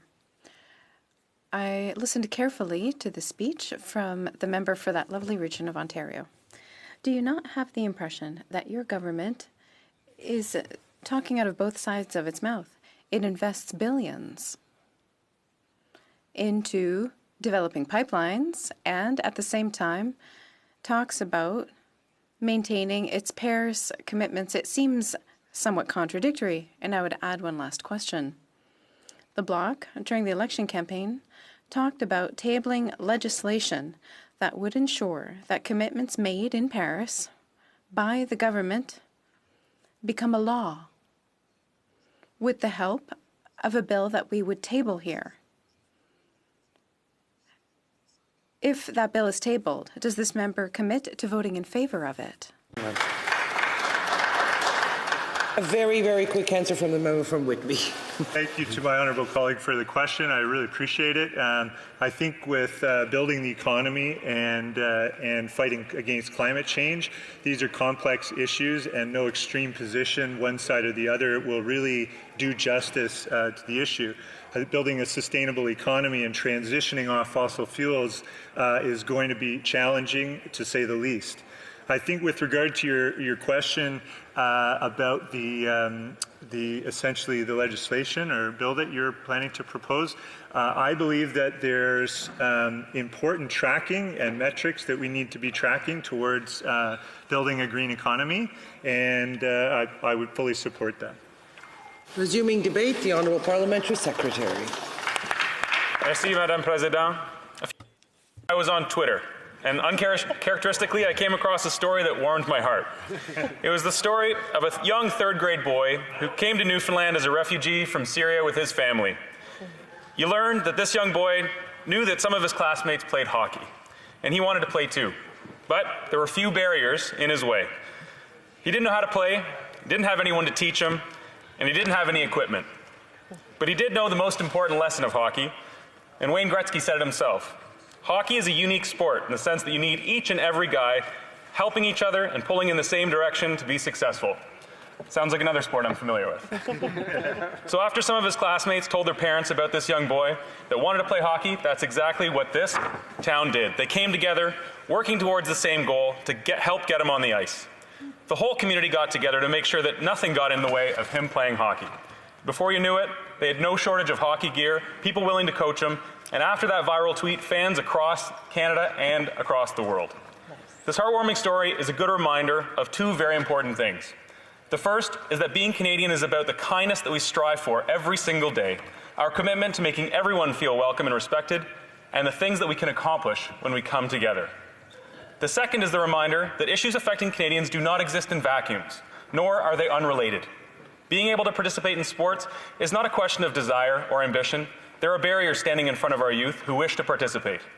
For some, it's a question of affordability. For those living in rural areas with little or no public transportation, it can be a question of access. The barrier can also be an absence of spaces that are culturally appropriate for some Canadians. Sport is not just play. Sport is health and mental health. Sport is peace and community building. It's personally empowering and a connection to our natural environment. Sport is educational. It employs thousands of Canadians, drives our economy, and helps define us as a nation. Sport has a place in every kid's life and a place in every portfolio in this government. As Parliamentary Secretary for Diversity and Inclusion and Youth, as well as sport, this story emphasizes the intersection of my portfolios. For me, being raised by a single mother in co-op housing, I was very fortunate to have found the sport of kayaking. It quite literally changed my life. But what if certain barriers had gotten in the way of that? What if the fees at the kayak club were just too high and made it impossible for my mother to pay? I took public transit to and from the canoe club every single day. What if the town I grew up in didn't have public transit? These barriers to participation are exactly the sort of thing that I hope to be able to identify and dismantle in the coming years. Given the opportunity that I have with this role, I'm ready to listen, learn, and find solutions so that all Canadians can access sport, recreation, and physical activity. This includes examining the barriers that women in leadership roles face in the sport industry and outside the sport industry, working on expanding Canada's anti-racism strategy, and ensuring easier access to sport and community activities for newcomers to Canada. One of the reasons I find the speech from the throne to be such an ambitious action plan for the government's vision for Canada is because it understands this very thing, that no issue exists in a vacuum. The government has put forward goals and targets that are well-balanced, interconnected, and complementary. No ministry is working alone, but rather they are working as a team towards the same goal, a better future for all Canadians. It's incumbent on every member in this House to collaborate and work together to that end. Next, let's talk about the government's plan on climate change. The implications of climate change are being reminded to us every single day. The Australian wildfires have destroyed the natural habitat of almost 100 species. The polar ice caps are melting and sea levels are rising. Youth are looking at us and demanding action. We must not ignore them. Climate change is hurting the economy, and when the economy suffers, it's the marginalized that suffer the most. This is an urgent matter of public and global safety. Health concerns that we've never anticipated before are popping up worldwide because of bad air quality and toxins in our food. Our government understands that climate change is a multifaceted issue, and we have set ambitious goals to meet the challenge. We are committing to protecting 25% of our land and 25% of our oceans by 2025. We are also committing to reducing plastic pollution to zero to help keep our oceans and lakes clean.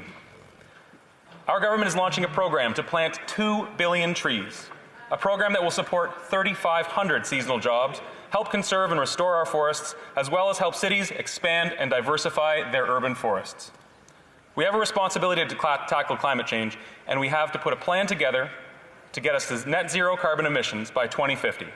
The government is setting targets that are not only ambitious, but achievable as well.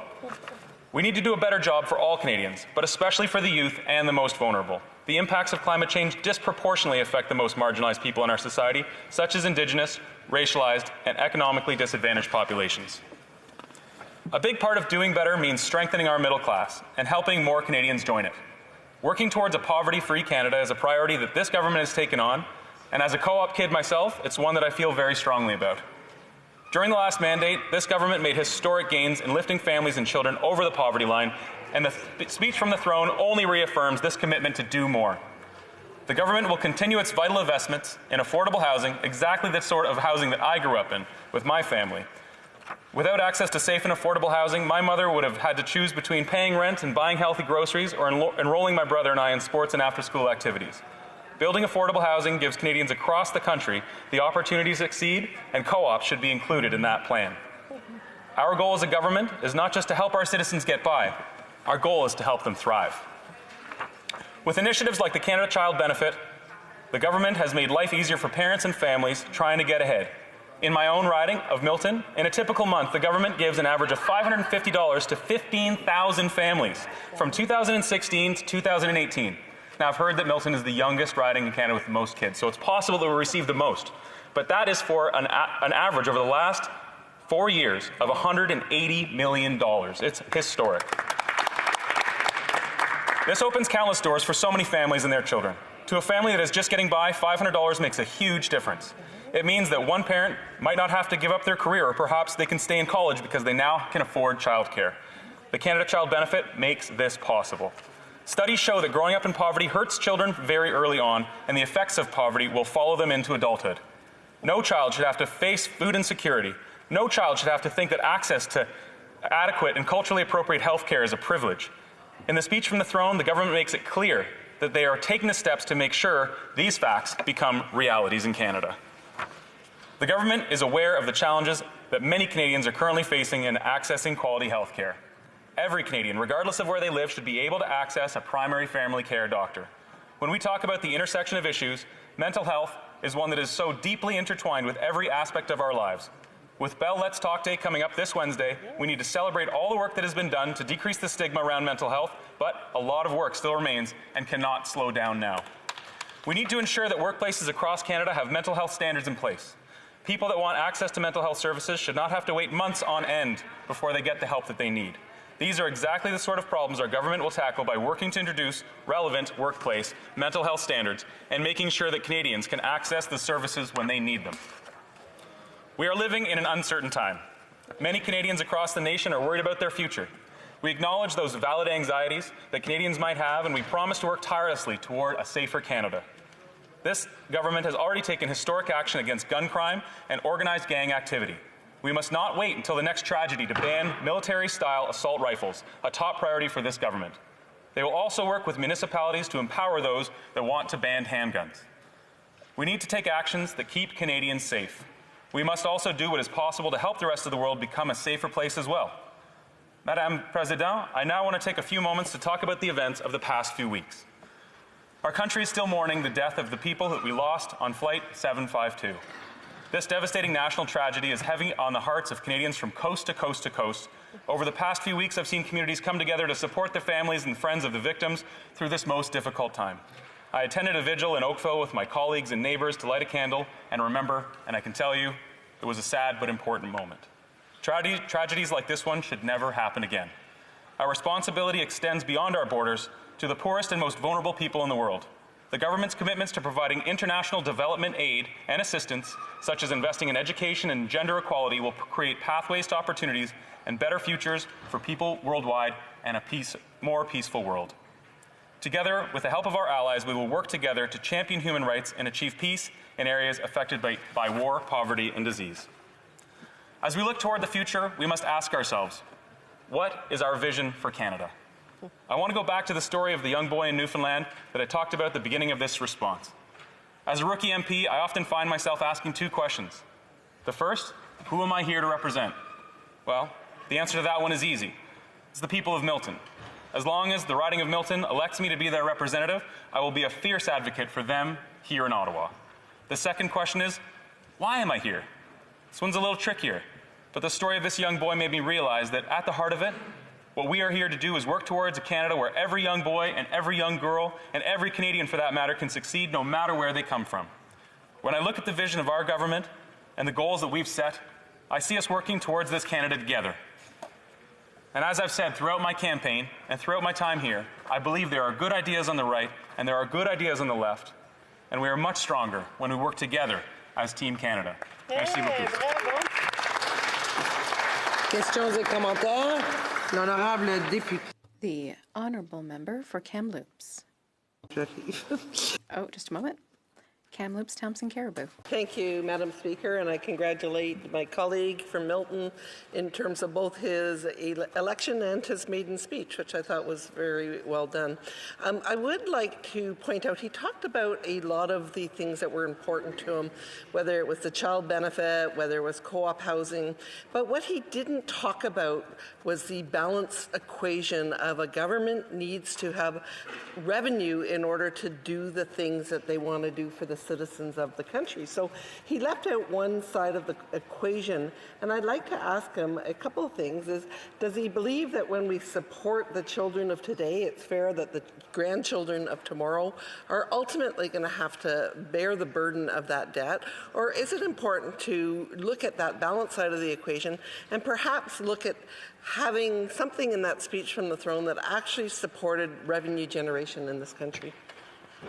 L'honorable secrétaire parlementaire. The Honourable Parliamentary Secretary. I thank the honourable member opposite for the question. This is a question that came up often at the doors. What about the deficit? Well, I'll talk about the deficit, and I'll talk about a debt to GDP ratio, which is more important actually than a raw number. We can talk about the price of gas all we want. We can talk about the price of one thing. That's just one direction. But what we have to focus on is a relationship between the debt and the amount of money that this country makes. And the truth is, the debt to GDP ratio is more sound than it's ever been. It's the strongest in the G7, and it will continue to be. The debt of this nation is under control. We're Gold Star rated, and we'll continue to be under this government. Questions and commentaires. L'honorable. Questions and comments. The Honourable Member for Cowichan, Malahat, Langford. Thank you, Madam Speaker. Thank you to the member for Milton for his speech. Now, there was reference in the Throne speech to a national pharmacare plan, but the words that were left out were universal, comprehensive, or public. Now, the NDP, through the leader, the member for Burnaby South, has put forward as its first bill a framework, much in the same way as the Canada Health Act, that will allow us to implement this system and set up a roadmap for provinces to join it. My question through you, Madam Speaker, to the member is will he follow us on our plan and go beyond the Liberal promise of just a national pharmacare plan, but make one that is universal, public, and comprehensive so that we fully fund this very key missing link in our healthcare system? Thank you, Madam Speaker. Parliamentary Secretary. I thank the honourable member across for his question. This is an important topic as well in my riding. I attended a forum on universal health care and universal pharma. Indeed, we are the only country in the world with universal health care that does not have a comprehensive universal pharmacare, and that's what we've promised to pursue, just that. And we are going to sit on committees together. We are going to work together, and I'm excited to collaborate in the effort to make Canada a better place, to make Canada a stronger place and a healthier place. But it's going to take effort, and it's going to take effort from all of us and collaboration in the spirit of teamwork to keep working for Team Canada. Commons, l'honorable député. The Honourable Member for Lac Saint-Louis. About deficits and how we have to think of future generations, and of course that is important. But I know that when I was growing up, before I even got to school, the Quebec government was investing massively in schools, and it was investing massively in roads. And that meant that when I got to be a certain age to be able to go to school, there was a school for me to go to. So that deficit, that financing, that spending actually benefited me as a future generation. And the money that we're investing today in the labs in the universities, those labs will be there for my kids if they decide to pursue a career in science. So could the member comment on how investments made today, even if sometimes the deficit is incurred, can actually benefit future generations? The Honourable Parliamentary Secretary. I thank my colleague for the question. And indeed, there are different types of debt and different types of deficits, and we know there is good debt and there is bad debt. When this government took over from the previous government, there was a huge structural deficit. They were just not building things, and now we're building things. This country is on the right track, and we are determined to not leave our next generation with an environmental debt. So we're working extremely hard to ensure that our economy is sound, that our infrastructure is sound, and like you said, there are different types of debt and different types of deficits. It's also important to recognize who owns most of our debt. In Canada, most of our debt's owned by Canadians in the form of bonds. We certainly want to make sure it remains low, but at the end of the day, we are truly investing in ourselves. The resuming debate is a very short time now. We are now going to the Honourable Member for Kamloops, Thompson, Caribou. Thank you, Madam Speaker. And first of all, I'd like to mention I would like to share my time with the member for Dufferin-Caledon. And being as it's the first time I've had the opportunity in the 43rd Parliament to stand up, and I'd like to first of all thank the community, the people of Kamloops, Thompson, Caribou for giving me the honor of representing them again. And of course, I think everyone in this House owes so much gratitude to the people that volunteer for their campaigns, the people that donate money, the people that do so much to ensure democracy is strong and vibrant, and that their goals and values get get heard as we go through an election process. So I did want to note that. Of course, a new parliamentary session is always open with a speech from the throne. And for someone that might be listening on the TV, they might say, you know, what exactly is the purpose of a speech for the throne? And of course, it's outlining the government's agenda for the upcoming session. And in actual fact, in the 42nd Parliament, it outlined their agenda for the entire 4 years. So it is a really important document that you look at in terms of what is the plan for the government, what are they doing, and where are they going to take this country. Of course, December 18th, I think many of us either went over to the Senate chambers, to the other place, or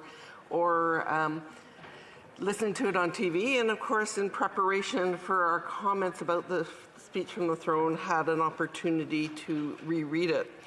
And, you know, it really, on rereading it in the new year, 2020, there was a number of statements in it that struck me as significant. And not only in terms of what was said in that particular speech from the throne, but as importantly, what was not said. And I think what was not said, there was some real concerns about what was not mentioned in that.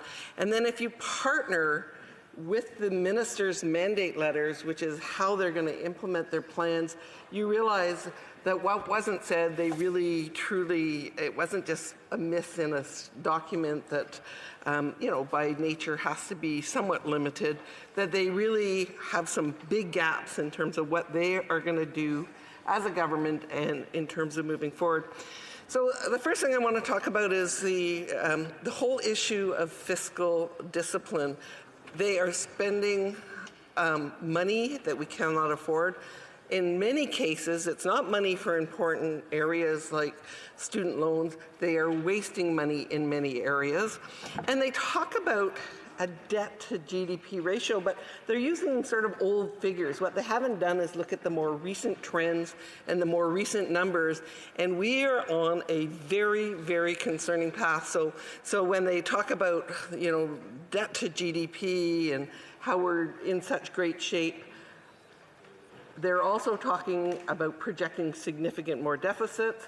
We know that the interest rates won't stay at historically low levels. We are spending more per capita adjusted than we ever have in the, you know, the history of this country.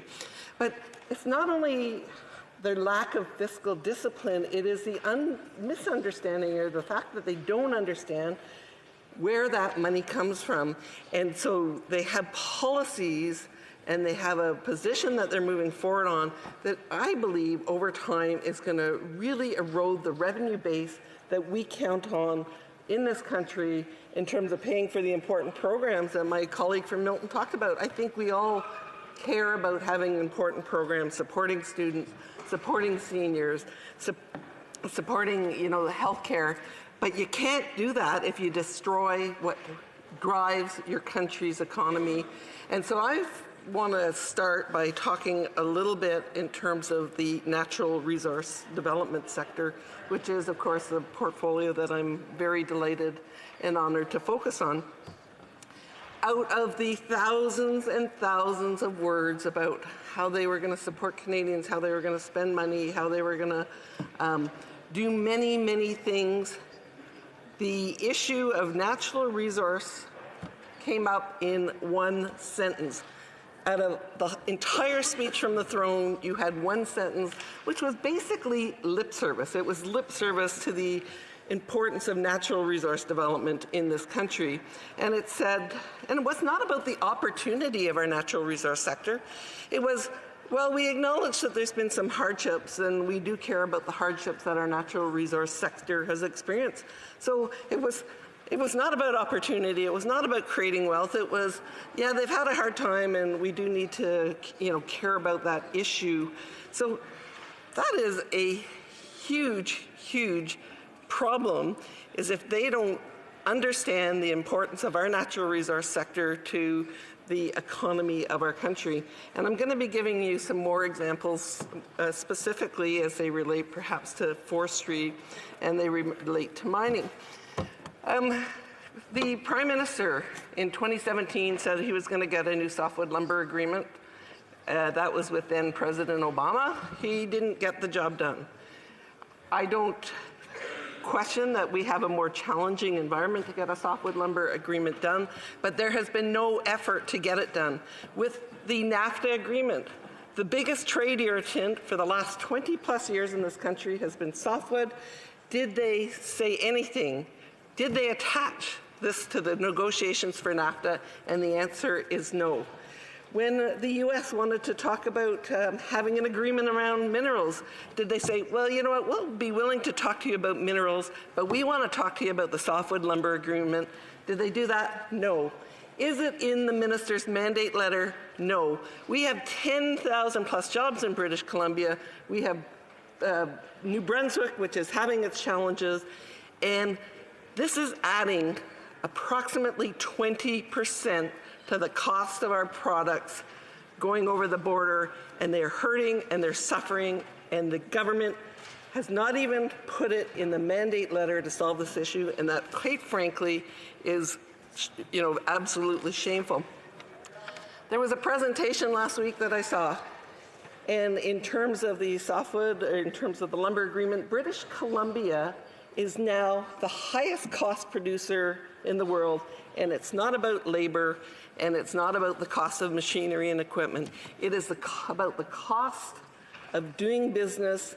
It's about carbon taxes. It is about the 8 pieces of legislation and the thousands and thousands of regulations that are both federal and provincial that are adding to the cost. Like BC, highest cost producer in the world in terms of their product. No wonder that they're moving to the U.S., they're fleeing the country.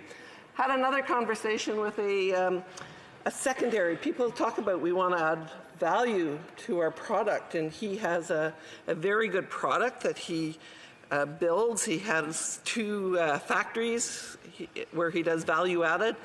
When he hits the U.S. border, it's on the value added. So he's not even paying 20%. He is paying significantly more in terms of the tariffs at the U.S. border. And again, this government did not care. So do you know what his decision ultimately was? He set up a factory in Everett, Washington, because he couldn't afford to do business anymore in Canada, and he moved the jobs down to Everett, Washington. This softwood lumber agreement's done, and it needs to be done, and it's shameful that the government has not made it a priority. Mining. It's an increasingly non-competitive place to do business. We talk about the carbon tax. We talk about the clean fuel standards that they're going to be adding. We talk about all those additions.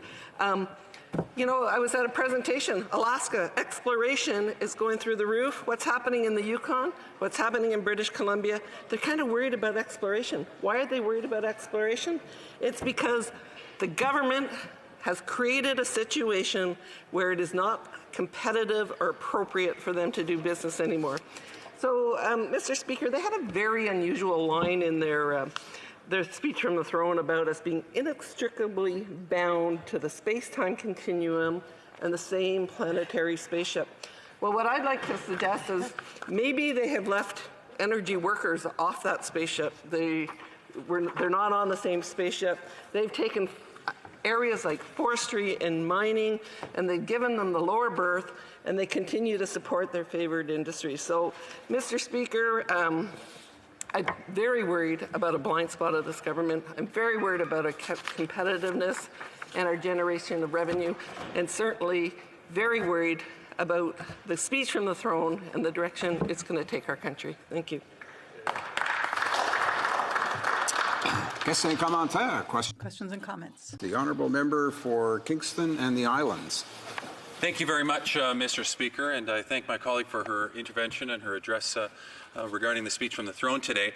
She talked about deficit spending and debt spending, but if it's such a deeply rooted principle within Conservatives not to run debt, can she help to explain why both Brian Mulroney and Stephen Harper ran debts? Of the 19 budgets they brought in, 16 of them ran deficits. Can she explain why Doug Ford in Ontario continues to run debts and in fact is paying more to service that debt than Kathleen Wynne previously was? Why do Conservatives run debt? Well, in case she doesn't know, I have the answer to that. It's because they understand the principle, Mr. Speaker, that as long as you are growing your economy faster than you're taking on debt, you're doing it in a responsible way.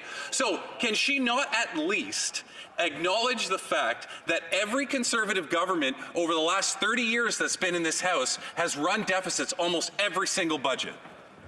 For Kamloops, Thompson, Caribou. Thank you, and I'm pleased to address this issue. From 2006 to 2008, we paid down approximately $30 billion in the debt that was owed.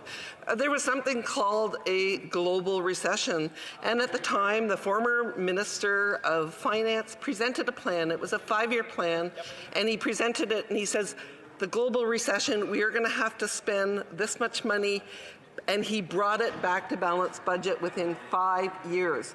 And we did exactly what we presented to Canadians. And I'd like to contrast that with the Liberals, who, when they ran for office in 2015, said they were going to have a little deficit for a short period of time, and in 2019 the budget would be balanced. What happened? Questions and comments. The Honourable Minister of Transport. Thank you, Mr. Speaker. I would like to ask my colleague, she mentioned between 2006 and 2008 they paid down some of the debt, and that's true. And the reason for it is because there were massive surpluses that were given to them because of the responsible government that preceded them under Prime Minister Martin. Nevertheless, between 2006 and when they finally lost in 2015, they managed to spend or accumulate the debt by $150 billion in that period of time. So would my colleague please tell me, how does that jive with the fact that the Conservatives say they're horrified by the idea of any debt? For Kamloops, Thompson, Caribou. Thank you, and I really appreciate the question from the Minister of Transport. And yes, we built on the debt reduction that the Prime Minister Martin took on because he was forced to, because things had gotten so out of control.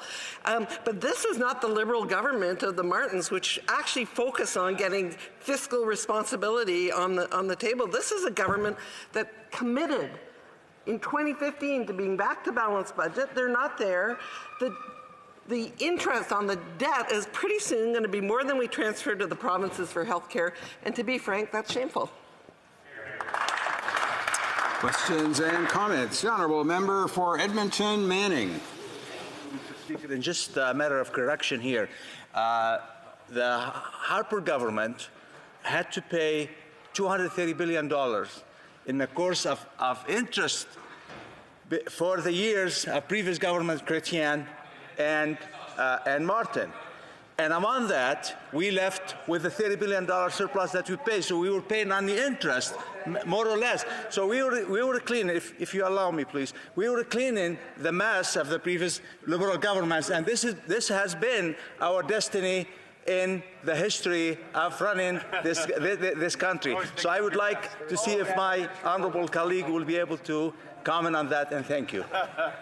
Honourable Member for Kamloops, Thompson, Caribou. I think we can sit and talk about sort of debt and deficits, but I think we can all agree when you get to the point where it's not like paying a mortgage on a house, the government is at the point where it is paying, it's going into debt for operating costs, and that is absolutely non-sustainable in the long term. So what we have is a government that can't control the spending, but I think more and more importantly is they have enjoyed significant revenues over the last couple of years because of the policies of the previous government.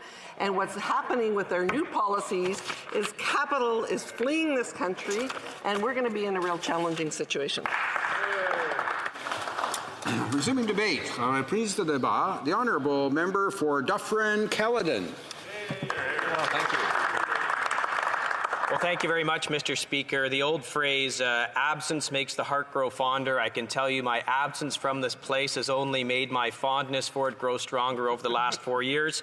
It's great to be back here representing the great riding of Dufferin-Caledon. I want to quickly do a shout out to our former Member of Parliament, David Tilson, who retired and represented this riding so well from 2005 to 2019.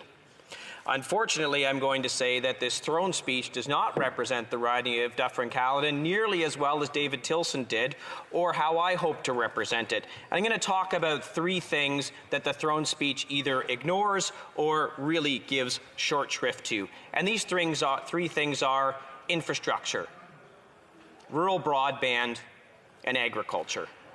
When we talk about infrastructure, there is no mention in this throne speech of investing in transit for rural and small communities in this country.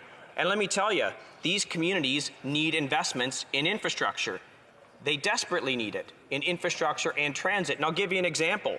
In Orangeville, one of the municipalities in my riding, they are trying to buy new buses to expand bus routes. This is a government that allegedly cares about climate change. Why would you not be investing in transit?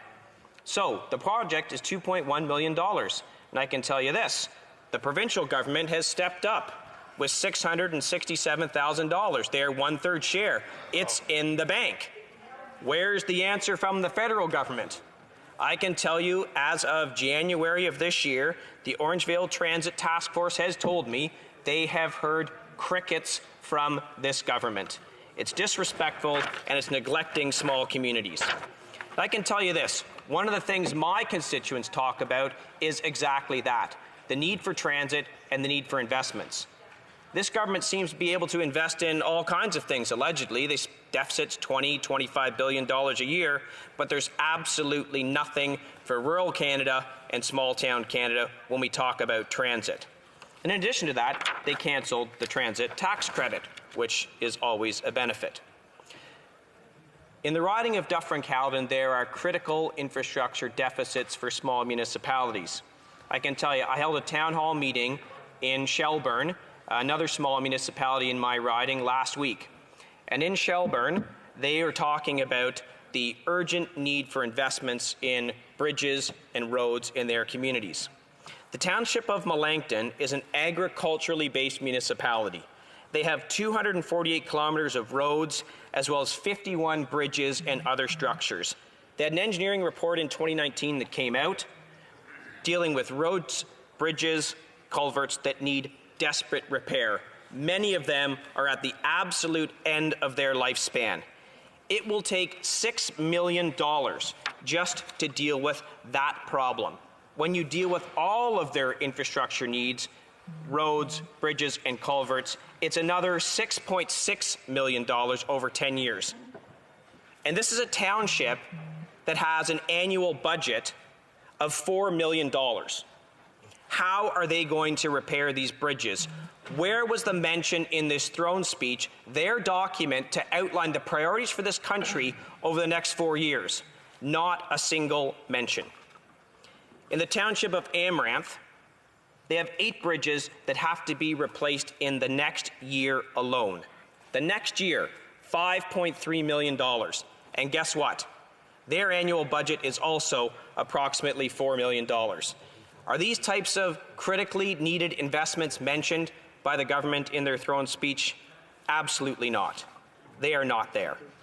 And yet, this government will talk about, they call it a buyback of guns as part of their program. They're not buying back. They're going to require law-abiding Canadians to sell their guns to the government with estimated costs of $250 million to $1 billion to buy these things back, force people to sell them back to the government, which will add nothing to public safety. These are law-abiding citizens, but they don't have any money for small and rural municipalities.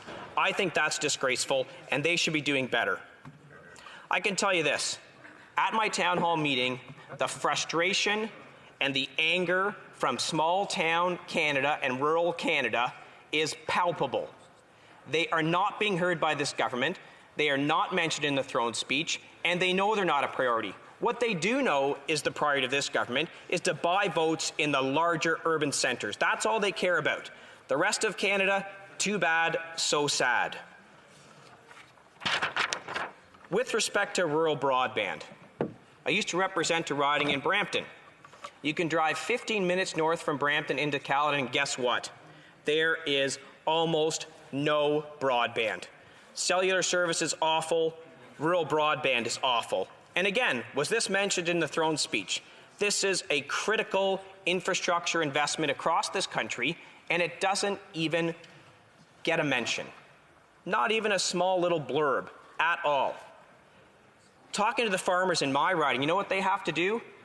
They have to drive into town to Tim Hortons to download software upgrades for their machinery and equipment.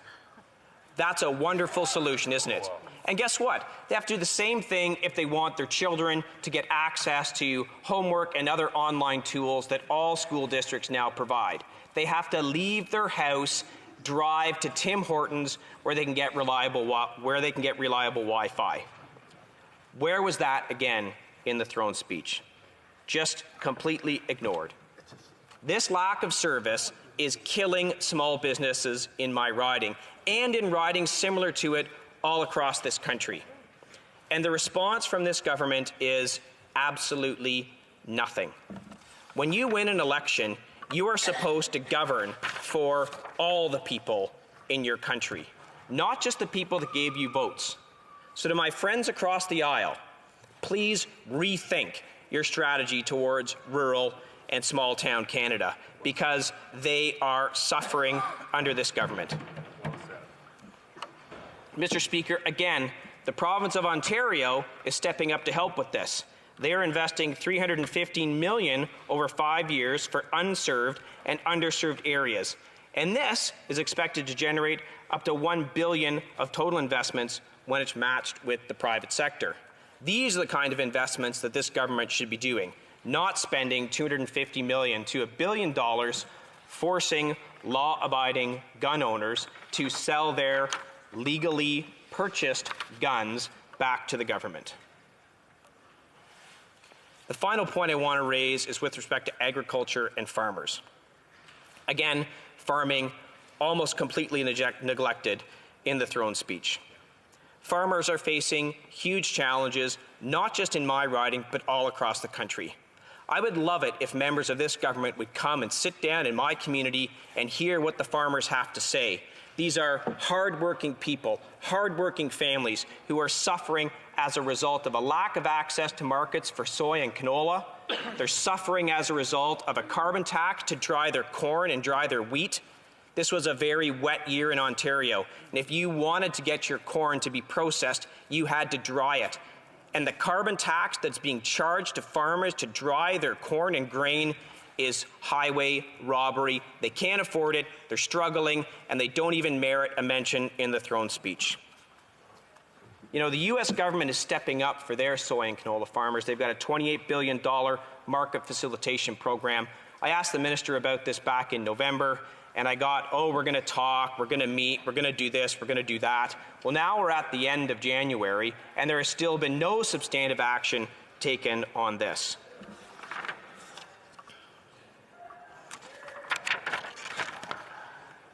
In Ontario, we lost processing capacity for the beef industry. This is critical. In talking with some of the farming families in my riding, I can tell you this. When they looked for an alternative place to have their cattle processed, they were told, well, we can handle that in April. This was in November. So that family has to pay to feed their cattle for the next 5 months at cost, and those cattle are going to be oversized, and they're going to have to pay more in penalties to have that cattle processed. What's the response from the government? What have they done? Was it mentioned in the throne speech? These are hard-working Canadian families who are suffering, and they don't even deem a mention in the throne speech. It is having a devastating effect.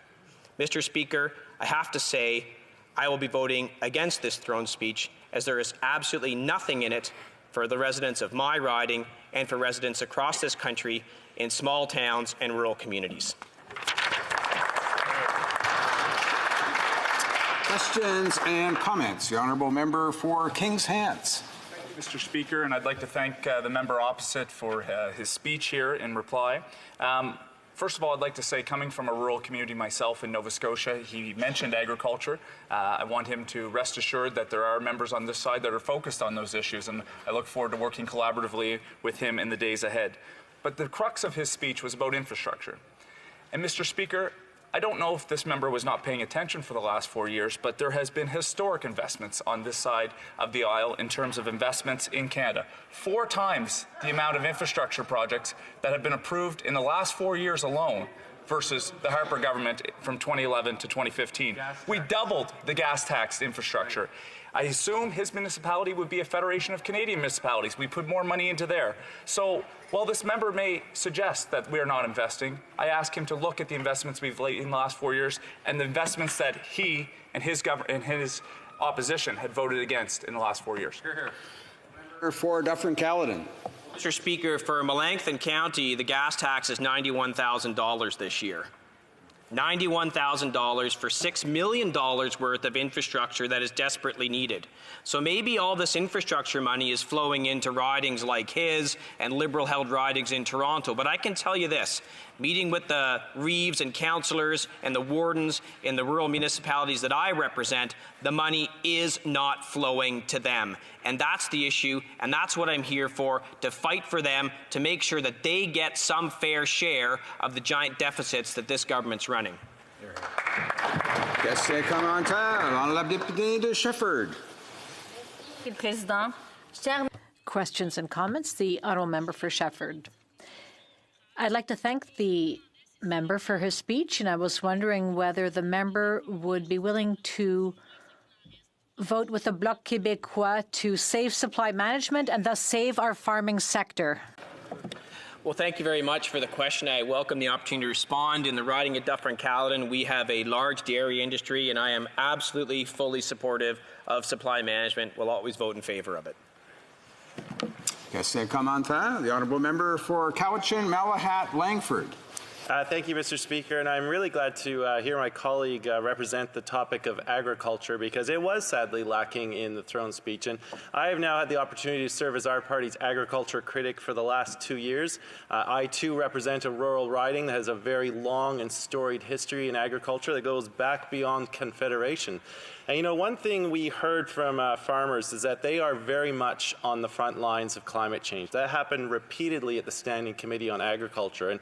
And you know, the wet weather that we've seen, which has resulted in the high cost of drying grain, that is going to continue in the future. We are going to see more and more adverse weather effects affecting farmers who will see their crops be affected by climate change. So, you know, there are tools available like business risk management programs which can take care of the high costs, but I'm just wondering, given the fact that farmers are facing this challenge head on, what is his answer to his constituents in fighting climate change? What policies does he think can actually help them weather these storms?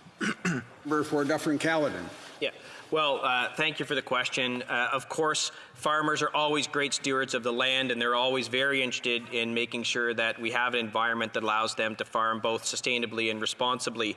One thing I can tell you I'm not in favor of is a carbon tax, because it's going to do absolutely nothing to affect climate change. What we actually have to realize in this House and in this country is that climate change is global. And we can reduce all our emissions to zero in this country, and guess what?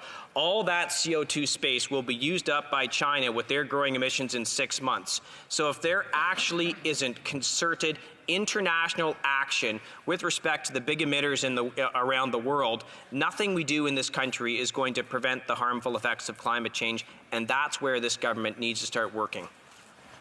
Time for just one short question. The honourable member for Lac St. Louis. Speaker, the member said there was nothing in the throne speech about agriculture, but the throne speech and the election platform includes a commitment to create a Canadian water agency. And I would suspect that a great focus of that agency would be on water and agriculture. And we know that water is the lifeblood of agriculture, so if we can solve irrigation challenges, we can give a boost to agriculture. Does the member not agree that this is one element of a strategy for addressing agricultural concerns? Honourable member for Dufferin-Caledon. Well, Mr. Speaker, a broken clock is right twice a day, and coming up with one program that might address one small thing actually doesn't address any of the needs of the farming community in my riding and ridings all across this country. Nothing on soy and canola, nothing to help farmers in the beef industry in Ontario. These are the critical things that are going on in my riding right now. Well, that might be a great program. That and $1.50 will get the farmers in my riding a double-double and nothing else. Resuming debates, the honourable member for Kings Hants. Thank you, Mr. Speaker. I'll be splitting my time this evening with the honourable member from Pickering-Uxbridge. Aujourd'hui, c'est la 12e fois que... Today is the second time that I've had the opportunity to speak in address to the speech from the throne, and I greatly appreciate this opportunity and to explain why I believe all members in this chamber should support the speech from the throne this evening. This speech talking about climate change. This was a predominant theme in the speech from the throne.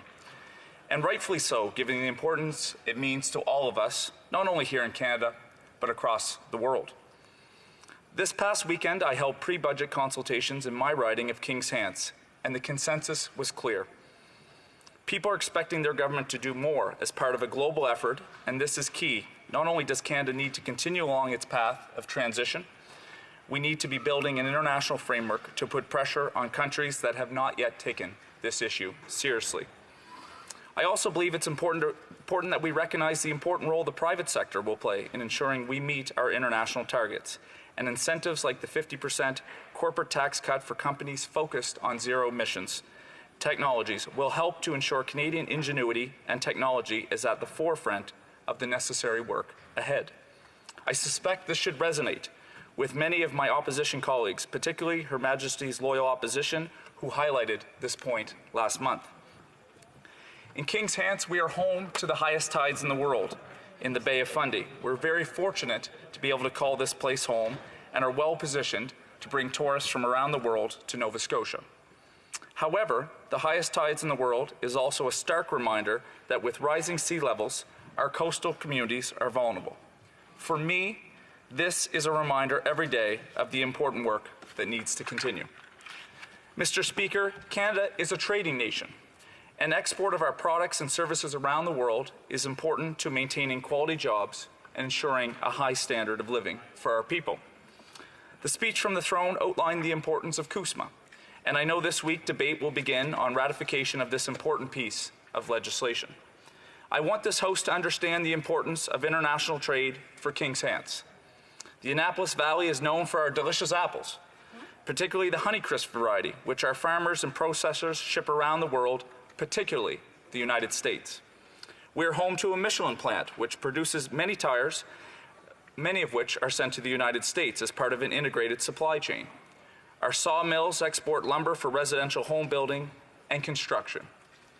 Mr. Speaker, I could go on, but simply put, whether we are discussing Kings Hants or any other of the 337 ridings in this country, CUSMA represents a crucial trade deal with our largest partner.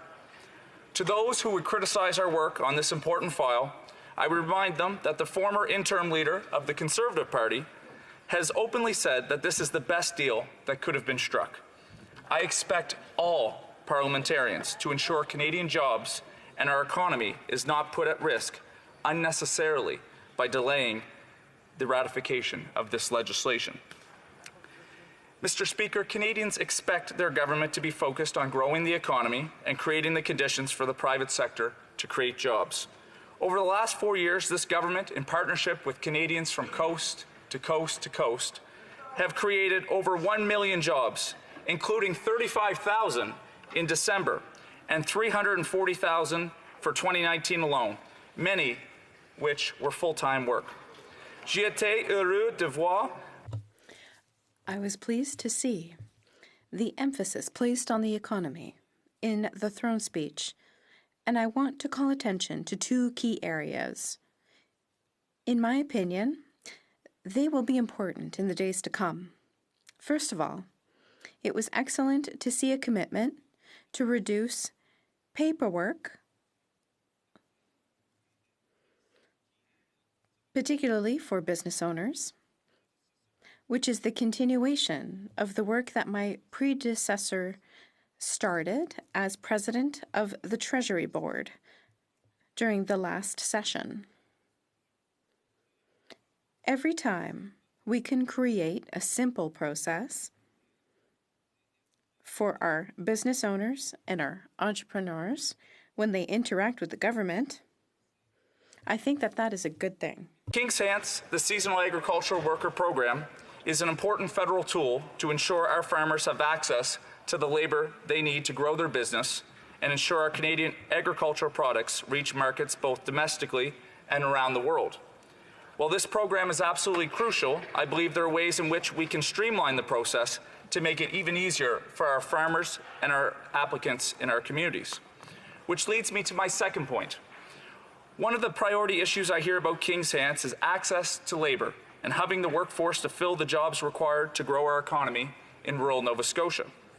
In order to ensure we have a vibrant rural community and a workforce that will ensure they remain viable, we need to continue to focus on bringing immigrants from around the world to Canada, who will bring their energy and talents to not only driving our economy forward, but making our communities an even better place to live.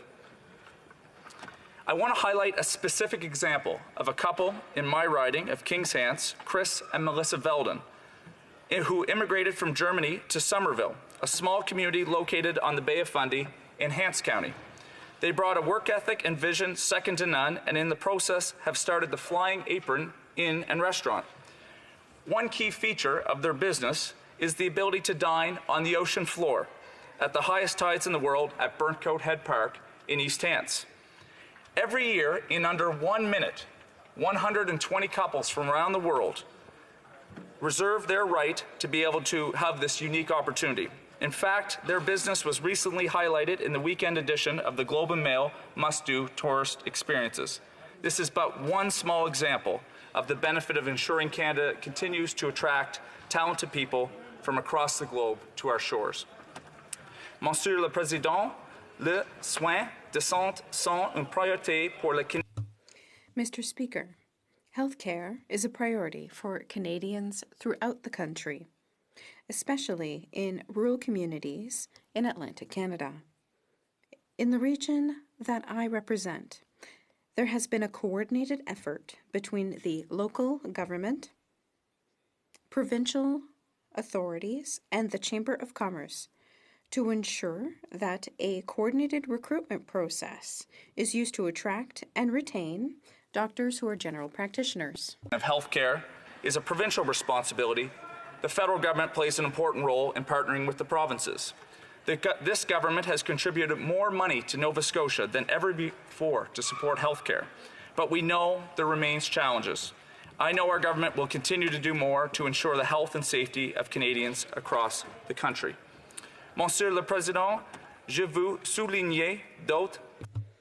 Mr. Speaker, I want to highlight other important aspects included in the throne speech.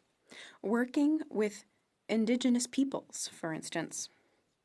No other government in Canada's history has taken this relationship more seriously, and we know that the work will continue in the days to come. The natural resources sector, our primary industries across this country, provide important jobs and revenue to support public spending on areas such as healthcare, infrastructure, and education. In Nova Scotia is the forestry sector that faces uncertainty at the moment, and I'm happy to know that our government is focusing on ensuring sustainable industry moving forward. Investir dans la classe moyenne est une priorité. Investing in the middle class has been a priority for this government since 2015, and the results are impressive. Nearly 1 million people have been lifted out of poverty. Nearly 1 million jobs have been created, and the employment rate shows that this government has been able to implement sound economic management. I am pleased to see that our government continues to focus its efforts in these particular aspects. It's important priorities from Canadians from coast to coast to coast. It speaks to the needs of Canadians regardless of where we call home, and I hope all of you will be supporting this speech at tonight's vote. Thank you. Questions and comments. The honourable member for Edmonton Centre. I'm sorry, Calgary Centre. Pardon me. Well, Mr. Chair, I really like to thank the member for a great speech. First speech in the House of Commons, I understand, and welcome to the House of Commons. I did note one particular note there that he said in there. He talked about they're taking this debate on climate change to other countries so that they would be able to take it more seriously.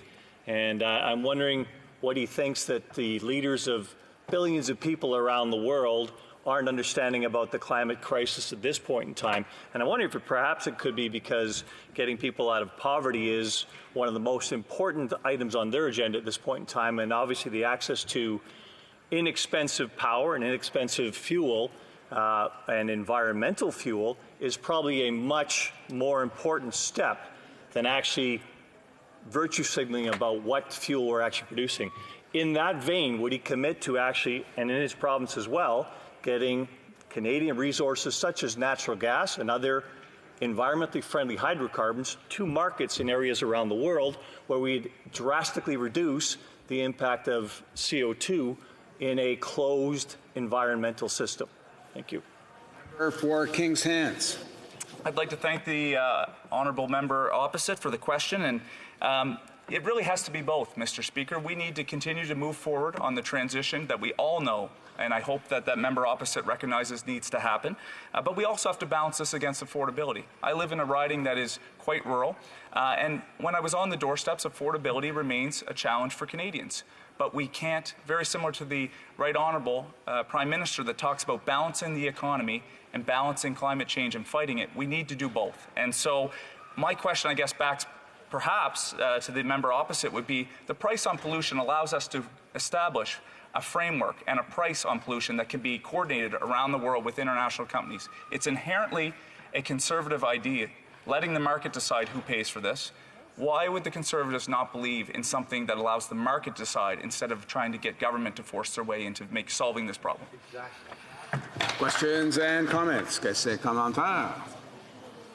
Questions and comments. The Honourable Parliamentary Secretary to the Government House Leader.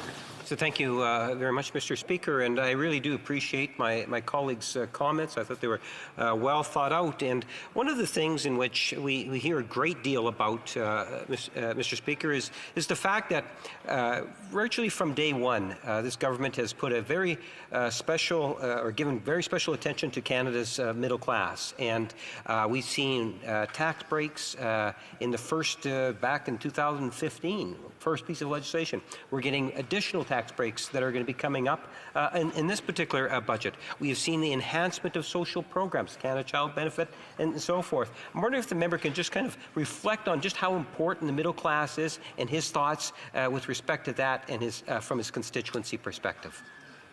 Member for King's Hands. I'd like to thank my honourable colleague for the question, and really he hits on something that is really important for me.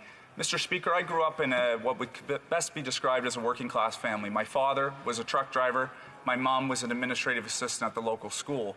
And there were times, Mr. Speaker, when I was younger, we would go to the grocery store, and if my father had made a purchase that day and hadn't told my mother, there wasn't enough money to be able to pay for the groceries. So when I look at my ideology and why I'm sitting on this side of the governing party, I was brought in 2015 because we were a government that was focused on supporting middle-income folks, people that need the help the most. And what I want to talk about in King's Hands, just one quick story, Mr. Speaker.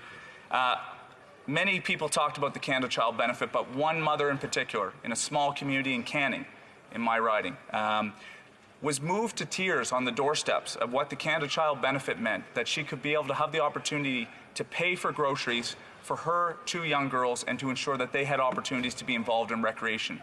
That is what the mandate of this government has been. That's what it's going to continue, and I'm proud to be part of it. Time for one short question and response. Questions and comments. The Honourable Member for Bull River. Thank you, Mr. Speaker. And to my colleague from King Hence.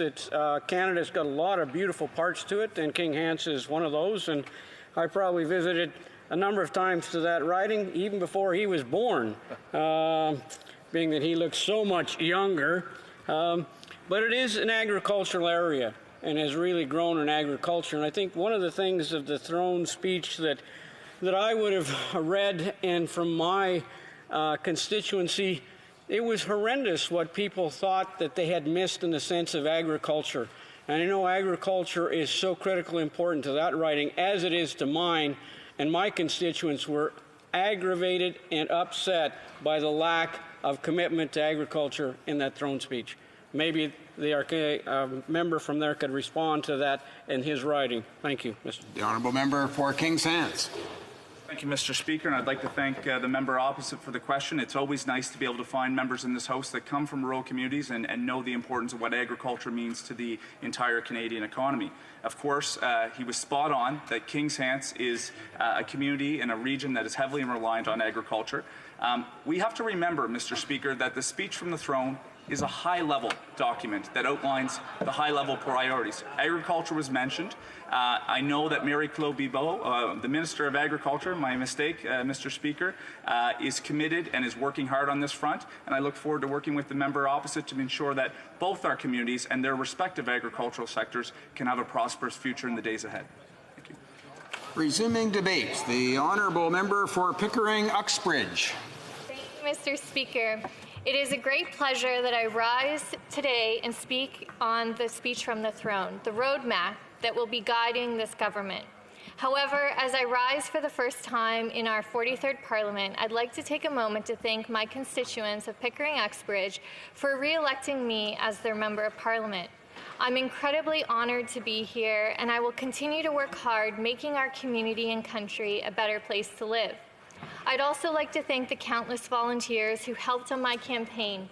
Their strong desire and ambition to improve our beautiful country was inspiring and something I'll remember and be carrying with me throughout my time here. Additionally, no campaign can be done without family, and I want to highlight in particular my mother, Doreen, who has been by my side since my first election in 2006, knocking on doors.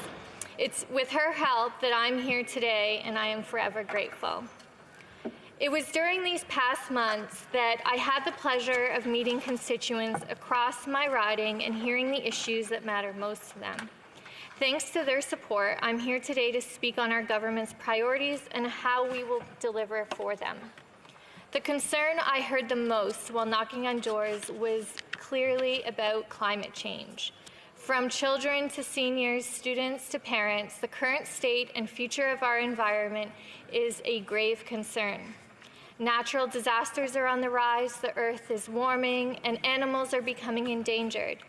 The days of inaction are over, and I'm glad to see in the speech from the throne that our government has concrete, tangible goals to combat climate change.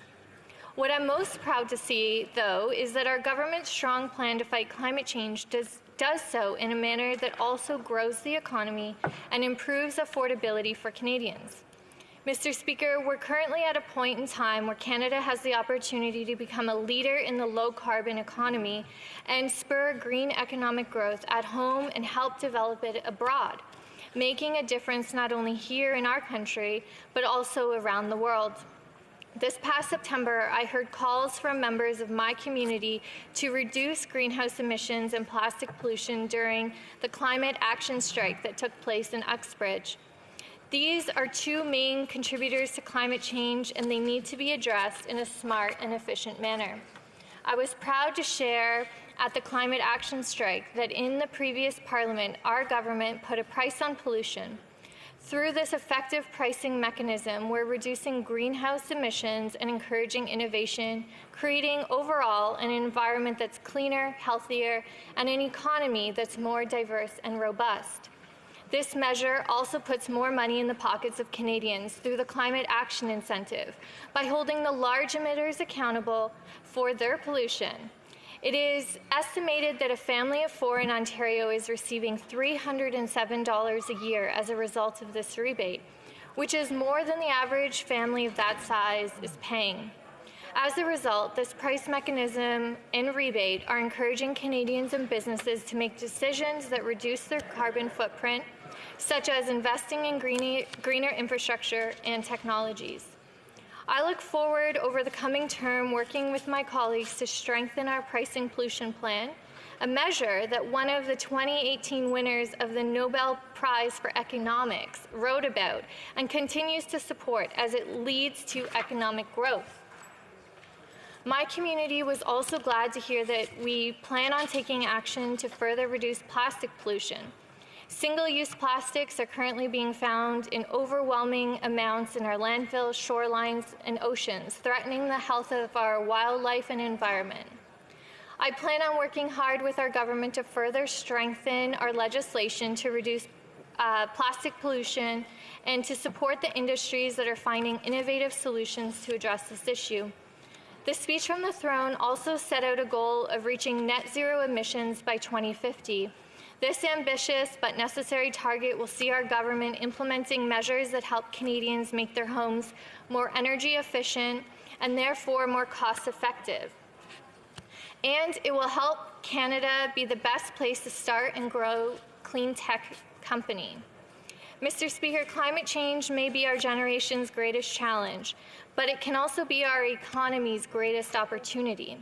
And I'm proud to see our government acknowledging and embracing the situation. By continuing to invest in Canadians, our country will become a leader and innovator in the low-carbon industry. Over the past 4 years, we've seen an incredible amount of growth in our economy. In 2019 alone, we saw the lowest unemployment rate on record. And since taking office, over 1 million jobs have been created. It's because of our smart investments and meaningful legislation that more Canadians are working, businesses are growing, and our economy is diversifying. In the last Parliament, our government introduced the Canada Child Benefit. This generous tax-free benefit is giving more money to the families who need it most and has been accredited to lifting almost 300,000 children out of poverty. During my time back home, I've been able to hear the stories and see the real success of these developments in my community.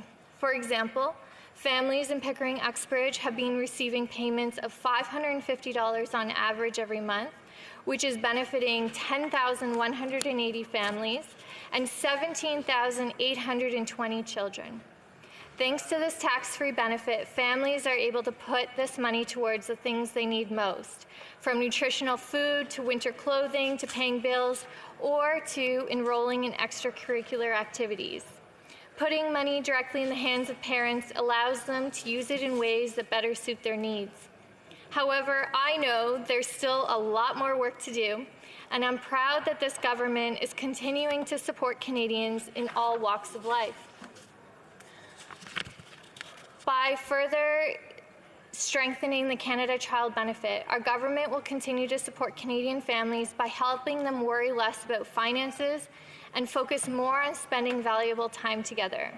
The rising cost of living is a major concern for my residents in Pickering Uxbridge, and I'm proud to share with them that in our first week back, we tabled legislation to amend our Income Tax Act, which will lower taxes for the middle class while ensuring that the wealthiest of Canadians do not benefit. Once this is fully rolled out, nearly 20 million Canadians will benefit, saving a single person close to $300 a year in taxes and a couple or family close to $600. This tax cut will help Canadians put more money towards groceries, schooling, or retirement. I'm also aware that there is a strong need for affordable housing in Durham Region. During the last Parliament, the region saw a great investment with over $78.6 million in funding, which is being put towards building and repairing 2,535 units. Even with this investment, there continues to be a strong demand for affordable housing.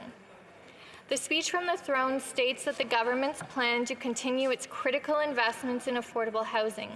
Ensuring Canadians have a safe and secure place to call home is how we help Canadians realize their full potential.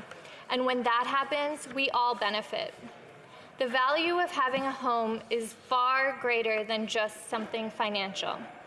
These are the kinds of measures and investments that will truly be making a difference in my community and helping grow our middle class and help hardworking Canadians keep more of their hard-earned money.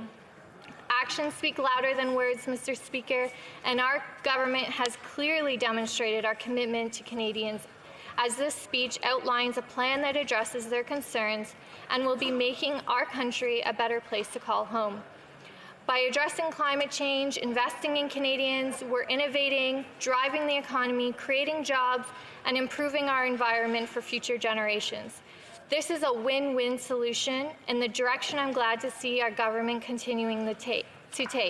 Mr. Speaker, I was re-elected to be Member of Parliament for Pickering-Uxbridge because my constituents know I will continue to voice the changes that we'd like to see in our country and our community, and I'm proud that the speech from the throne has laid out an ambitious plan for our government and is one that I'm proud to support and will bring about meaningful change not only for our generation, but for generations to come.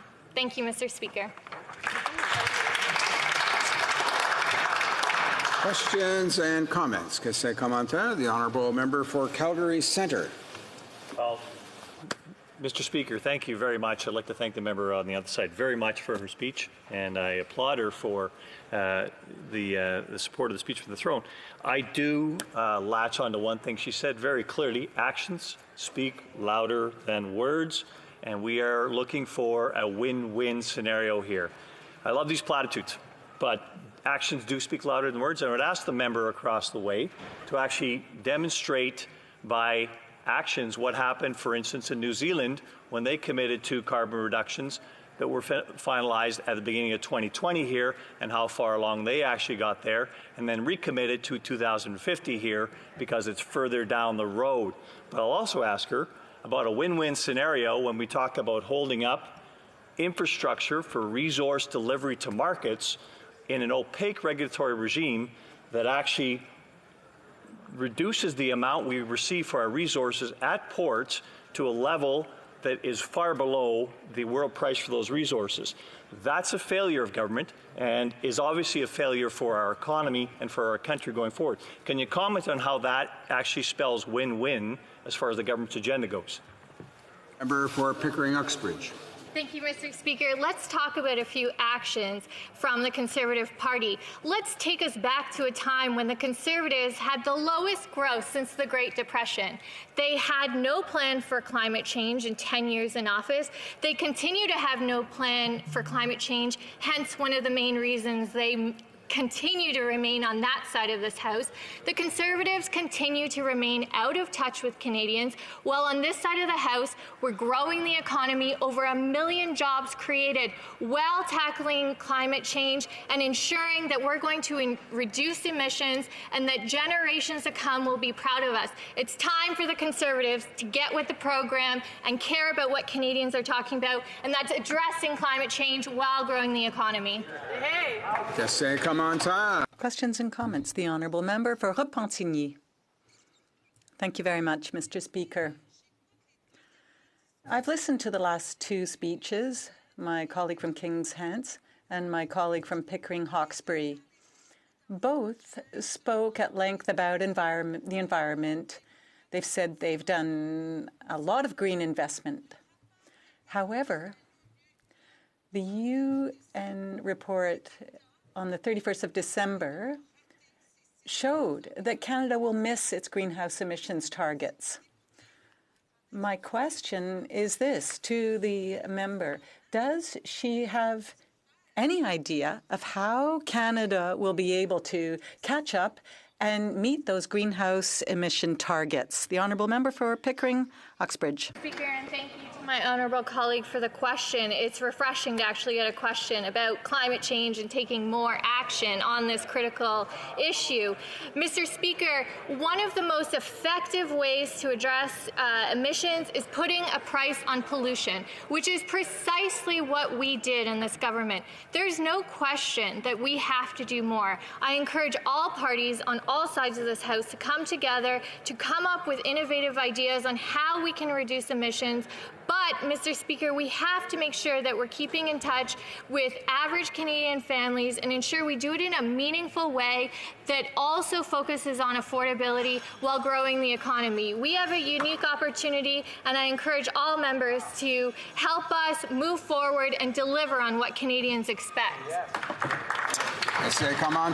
Questions and comments. The Honourable Member for Bécancour, Nicolette Sorel. Thank you, Mr. Speaker. I heard the member said that new ideas are welcome and that all parties have to participate in tackling climate change. Now, the Bloc, during their election campaign, made a commitment to table a bill to ensure that the commitments made in Paris by the Canadian government would be a bill in this House and would therefore make the government meet its commitments when it makes international promises so that we meet those targets.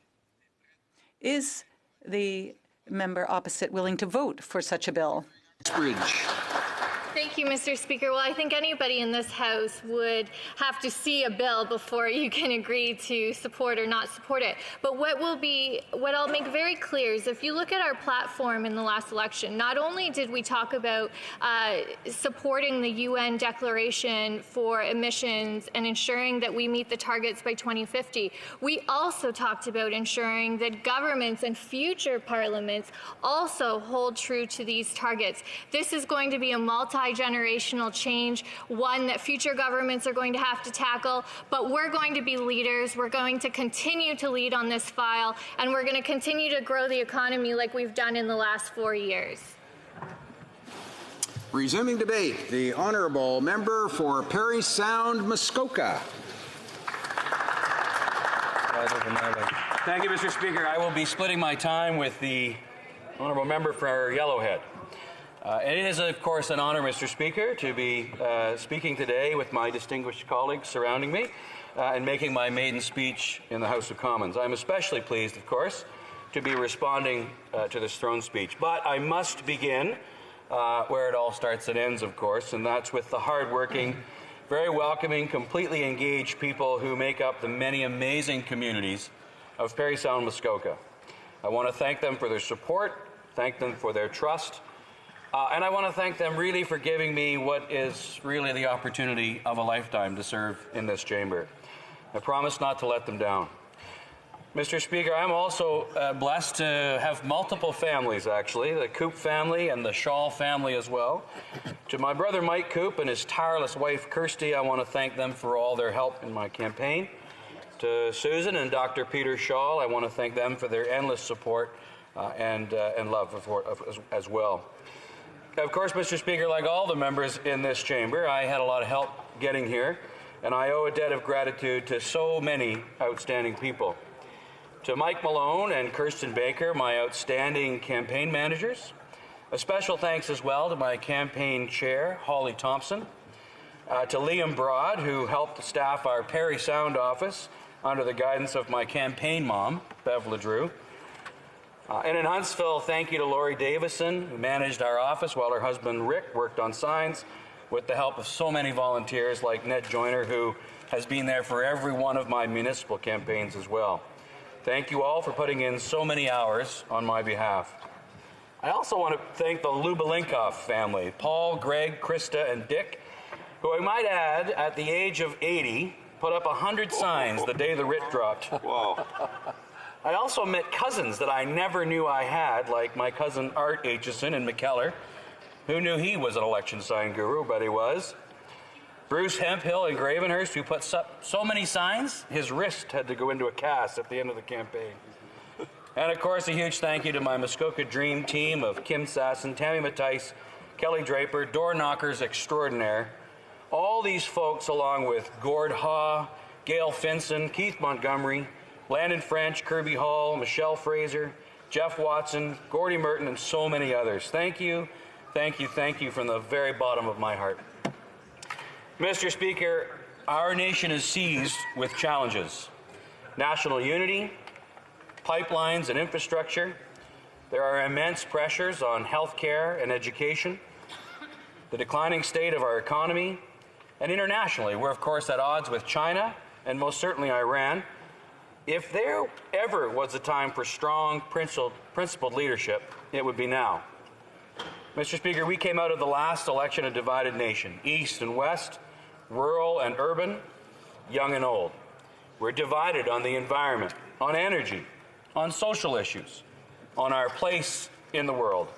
If ever there was a time for inspired leadership, it is now.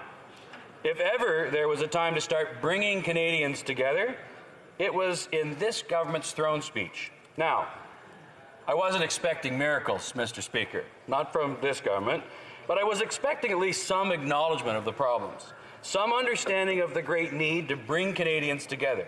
Instead, we got business as usual. We got a lot of words and very little action. Well, I got into public life to change this kind of thinking. I'm here to bring people together, not divide them. I'm here to find real solutions to real problems, not just score cheap political points. My family and friends didn't work so hard for me, and the people of Parry Sound, Muskoka certainly didn't vote for me just for more business as usual. I believe Canadians deserve much better than that. And I believe we members of Parliament can do better than that. Mr. Speaker, I don't pretend to have all the answers, but I have learned a few things after 25 years in public life. First, that communication is first and foremost about listening. Second, there are always more than two sides to every issue. And three, there is nothing we Canadians cannot achieve if we reject the divisive politics of region against region, urban versus rural, and rally to those great nation-building values upon which we have built the greatest nation on earth: freedom, opportunity, support for those in need, and our devotion to fairness and justice in this tumultuous world. That's the kind of can-do attitude that has always served my constituency well, whether it was the outstanding work by my predecessors, such as the legendary Stan Darling and more recently Tony Clement, or whether it was rolling up my sleeves with my fellow mayors such as Graydon Smith in Bracebridge or John Klink, the district chair, to build Muskoka's health and transportation infrastructure. Parry Sound Muskoka has always succeeded when we work as a team. We must do this for Canada. Let's put aside the petty partisanship and rally behind real leadership that's willing, able, and ready to bring this country together. I'm not convinced this government's throne speech does that, and yet I know the Canadians deserve better. Thank you very much, Mr. Speaker. Questions and comments? The Honourable Member for Kingston and the Islands. Thank you very much, Mr. Speaker, and I congratulate the member on his first speech in the House. I know he mentioned his predecessor, Tony Clement, and I hope he's benefiting from the great infrastructure, the gazebo that Tony Clement built in his riding. But in all seriousness, Mr. Speaker, my question is related to his comments about coming together and trying to heal a nation that is divided in some areas. But the problem is that, in my view, and having been here for 4 years, that division has been stoked over and over and over by the opposition over issues like a price on pollution. They seem to come to the table with only one suggestion, which is get rid of it or we keep stoking the fire. And the reality of this situation is I really take this member at his word and his desire and passion to do everything that he's talking about when it comes to working together. But we're not seeing that. We haven't seen that. Is he committing to a new approach from the opposition to genuinely trying to work with the government to better that relationship and the relationships throughout the country? Member for Parry Sound, Muskoka. Thank you, Mr. Speaker. I appreciate the question from the member opposite, and I'm very happy to try to work together with people. But when he talks about things like a price on pollution, the challenge that we have here, this is one of those, in my mind, a very urban-rural divide kind of issue. I come from a rural riding, and that carbon tax is going to make life that much more difficult for the many people who live in my riding who struggle to make ends meet as it is, who struggle to pay the rent at the end of the month, who struggle to get to work because we don't have the option of hopping on the TTC subway. Right. We have to drive. And so there has to be better solutions than just taxing our way out of the problem. That's a liberal way, and that's certainly not a conservative way. I don't agree with that. There's got to be ways that we can work together to solve the problem and not just tax people. Questions and comments. Question commentaire. The Honourable Parliamentary Secretary of the Government House Leader. Yes, thank you, Mr. Speaker. I was actually encouraged by the member across the way when he talks about that sense of cooperation, and I think we have a great example today when the Deputy Prime Minister brought forward the agreement between Mexico, Canada, and the United States, a trade agreement that affects every Canadian in all regions of our country. And we have seen stakeholders, whether it's from premiers to industry reps, that are coming on side saying, yeah, this is a good thing, we need to pass it. And I'm wondering if I can get my friends' thoughts in terms of just how important it is that we do look and extend, whether it's opposition working with government, and when I say opposition, I'm talking more than just the Conservatives, the New Democrats, the Blocs, that this is a great piece of legislation. We got the details. Would he not agree that this is a good example that could be used just to demonstrate how politics can be put to the side for the betterment of Canada and see this legislation go through? Member for Parry Sound Muskoka. Thank you, Mr. Speaker. I can appreciate that the Liberal government would just love to have us rubber stamp whatever they put in front of us. But the awkward thing here, of course, is we haven't seen anything yet. And so we'd love to work together, and we'd love to try to, find solutions to problems and support something. But it'd be really nice if we could see a copy of the text. So, there may be members opposite that are willing to, stand up and sing the praises of a deal they haven't read, but Conservatives don't happen to operate that way. Questions and comments. Question and commentaire. The Honourable Member for questions and comments. The Honourable Member for Brandon Souris. Thank you, Mr. Speaker, and I just want to congratulate my colleague on his inaugural speech in the House. And, the member for Winnipeg North has just indicated that that's their form of liberal transparency. We got the document tabled this morning, and they want us to debate on it this week and vote on it and pass it without even seeing it, Mr. Speaker. And so my colleague has very much said that we're not going to rubber stamp these kinds of things until we actually get more determination from it. And that's similar to a lot of the things that are in the throne speech, because we've talked about infrastructure and other areas that are in great need as well, and the issues of connection with internet and other things that I'm assuming that my colleagues' rural ridings the same as mine. There's deficits in those as well, and I wonder if, in spite of the government's best efforts to talk about these things, can he actually talk about what they're really doing and how little they are improving our infrastructure. The Honourable Member for Parry Sound Muskoka. Well, there's certainly lots of examples. One of the issues that we've faced a great deal, of course, in Parry Sound Muskoka is the issue of housing. And of course, this government has committed billions of dollars. We'd really like to see them go back to a Chrétien-era program that actually was a capital subsidy to help get more affordable units built. That's not part of their plan. They'd rather have, big government, big spending. We'd rather incentivize the private sector to get more units built faster. It's done more efficiently. It's cheaper for the taxpayer. At the end of the day, these private sector units pay property taxes to the poor old municipalities that don't have the revenue they need to provide the services that the citizens living in those units demand.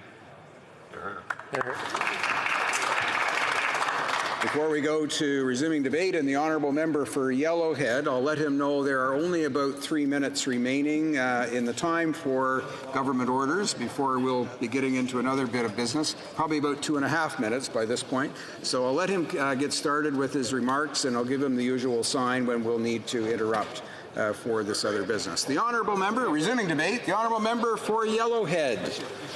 Well, thank you, Mr. Speaker. Unfortunately, this is my maiden speech, which is going to be cut incredibly short. The speech from the throne is informative, not because it outlines what exactly the government is going to do, but because it shows us where their priorities lay. Equally notable are the topics they avoid mentioning. The speech from the throne was notably silent on some of the most pressing concerns our country is facing today. As the people of Alberta and Saskatchewan are facing an economic crisis, all this government offered them was one throwaway line in the throne speech about getting resources to market.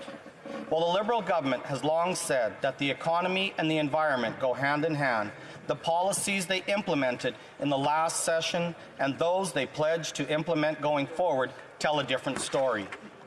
They sacrificed the economic prosperity of Alberta and the other provinces for merely the appearance of environmental protection. As Canadians have pointed out time and time again, Canada produces some of the cleanest and most ethical oil in the world.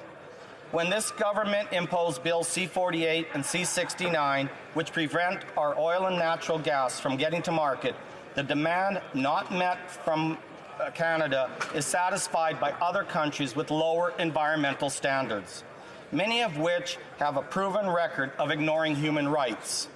In the case of the No More Pipelines Bill C-69, it results in oil transportation by alternative methods, namely rail, which can cause significantly more pollution. The push behind these job and environmental killing bills come from the surface level understanding of an issue at hand and the misguided intolerance of a domestic oil production. When it comes to policy, the choice comes down to doing good or feeling good. As Conservatives, we will always support legislation that does the former, even when there are no sound bites and selfie opportunities that go along with this. Concerning tanker ban Bill C-48, the government has claimed that this ban is necessary to protect the environment. If this government legitimately wanted to protect the environment against remote possibility of oil spills, don't you think they would have implemented a tanker ban on the St. Lawrence River or the East Coast? After all, the beluga whales that inhabit this area are on the endangered species list. They did not implement any other tanker bans. Why not? I have to stop. Thank you, Mr. Speaker. I certainly hope the honourable member for Yellowhead will have an opportunity to get another speaking time when perhaps, as the second part of his maiden speech, he'll be afforded the same kind of usual accommodations that members are given for their first speech in the House. I'm sure the House will be more than happy to do that. But it being 6:39 p.m., it's my duty to interrupt the proceedings and put forthwith every question necessary to dispose of the motion now before the House.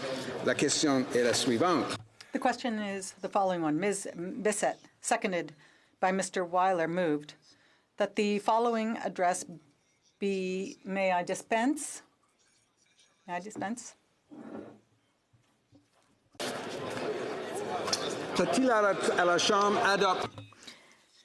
Is it the pleasure of the House to adopt the motion? All those in support of the motion will say yea.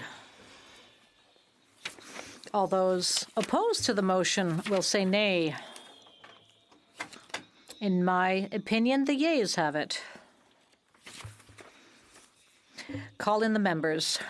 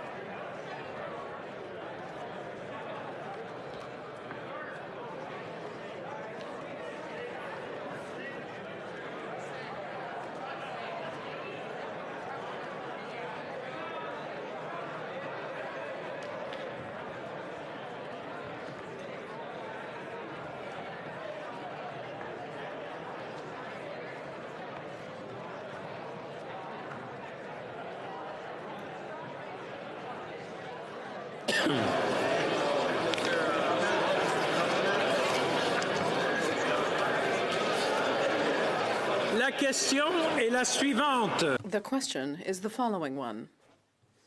Ms. Bissett, seconded by Mr. Wheeler, moved that the following address be presented to Her Excellency the Governor General. Okay.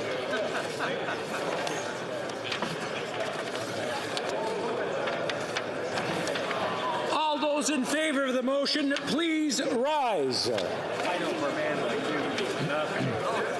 Cardigan. Mr. Macaulay Cardigan. Mr. Sajjan. Mr. Sajjan. Madame Joly. Madame Joly. Mr. Blair. Mr. Blair. Mr. Regan. Mr. Regan. Ms. Haidu. Ms. Haidu. Mr. Duclos. Mr. Duclos. Ms. Qualtrough. Ms. Qualtrough. Mr. Leblanc. Mr. Leblanc. Mr. Rodriguez. Mr. Rodriguez. Ms. Freeland. Ms. Freeland. Mr. Morneau. Mr. Morneau. Mr. Champagne. Mr. Champagne. Mr. Lemetti. Mr. Lemetti. Ms. Bennett. Ms. Bennett. Mr. Baines. Mr. Baines. Ms. Monsef. Ms. Monsef. Mr. Wilkinson. Mr. Wilkinson. Mr. Miller. Mr. Miller.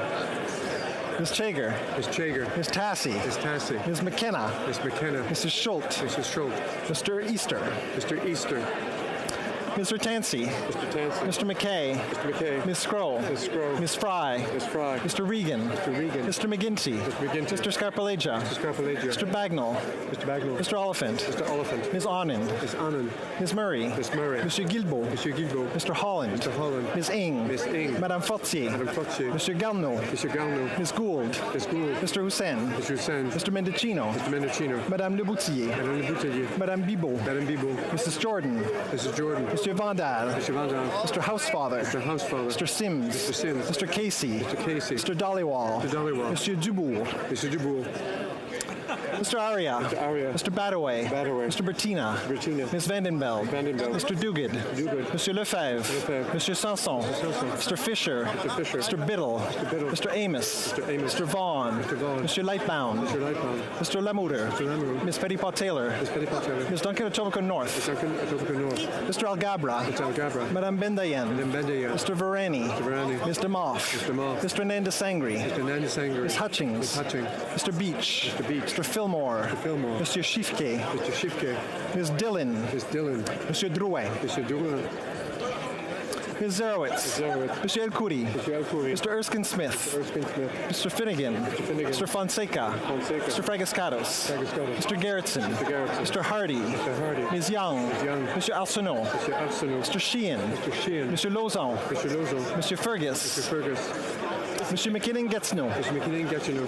Mr. Bruson. Mr. Bruson. Mr. Fraser. Mr. Fraser. Ms. Cara. Ms. Cara. Mr. Ellis. Mr. Ellis. Mr. Vancouverden. Mr. Vancouverden. Ms. Jones. Ms. Jones. Mr. Sorbera. Mr. Sorbera. Mr. Spengeman. Mr. Spengeman. Mr. Yakino. Mr. Yakino. Mr. Johari. Mr. Johari. Ms. Khalid. Ms. Khalid.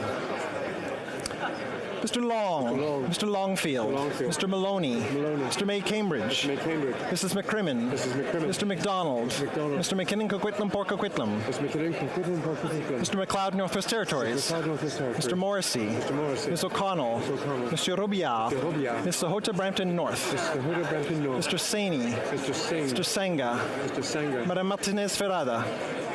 Madame Martinez Ferrada. Madame Brière. Madame Brière. Mr. Assassi. Mr. Assassi. Mr. Kuzmerichik. Mr. Kuzmerichik. Mr. Sarai. Mr. Sarai. Mr. Seri. Mr. Seri. Madame Shanahan. Madame Shanahan. Ms. Sidhu Brampton South. Ms. Sidhu Brampton South. Mr. Sekand. Mr. Sekand. Mr. Tabera. Mr. Tabera. Mrs. Zaid. Mrs. Zaid. Madame Mendez. Madame Mendez. Madame Lambropoulos. Madame Lambropoulos. Ms. Yip. Yip. Mr. Rogers. Mr. Rogers. Mr. Baker. Mr. Baker. Mr. Batiste. Mr. Batiste. Madame Bissett. Madame Bissett. Mr. Blois. Mr. Blois. Mr. Dong. Mr. Dong. Ms. Jazik. Ms. Jazik. Mr. Killaway. Mr. Killaway. Madame Koutrakis. Madame Koutrakis. Madame Lalonde. Madame Lalonde. Ms. Latanzio. Ms. Latanzio. Mr. Louis Kitchener-Conestoga. Mr. Louis Kitchener-Conestoga. Mr. Pulowski. Mr. Pulowski. Mr. Sidhu Brampton East. Mr. Sidhu Brampton East. Mr. Turnbull. Mr. Turnbull. Mr. Van Bynen. Mr. Van Bynen. Mr. Weiler. Mr. Weiler. Ms. Zan. Zan. Mr. Zuberi. Mr. Zuberi. Monsieur Blanchet. Monsieur Blanchet. Monsieur Sainte-Marie. Monsieur Sainte-Marie. Monsieur Thérien. Monsieur Thérien. Madame Normandin. Madame Normandin. Monsieur Bergeron. Monsieur Bergeron. Monsieur Barcelou-Duval. Monsieur Barcelou-Duval. Madame Gill. Madame Gill. Madame de Bellefeuille. Madame de Bellefeuille. Madame Michaud.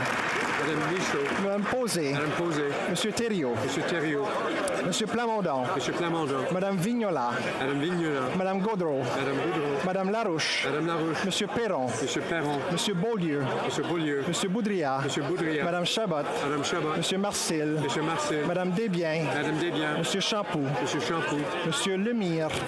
Monsieur Lemire. Monsieur Brunel-Duceppe. Monsieur Brunel-Duceppe. Monsieur Simard. Monsieur Simard. Monsieur Trudel. Monsieur Trudel. Madame Bérubé. Madame Bérubé. Monsieur Savard-Tremblay. Monsieur Savard-Tremblay. Monsieur Désilet. Monsieur Désilet.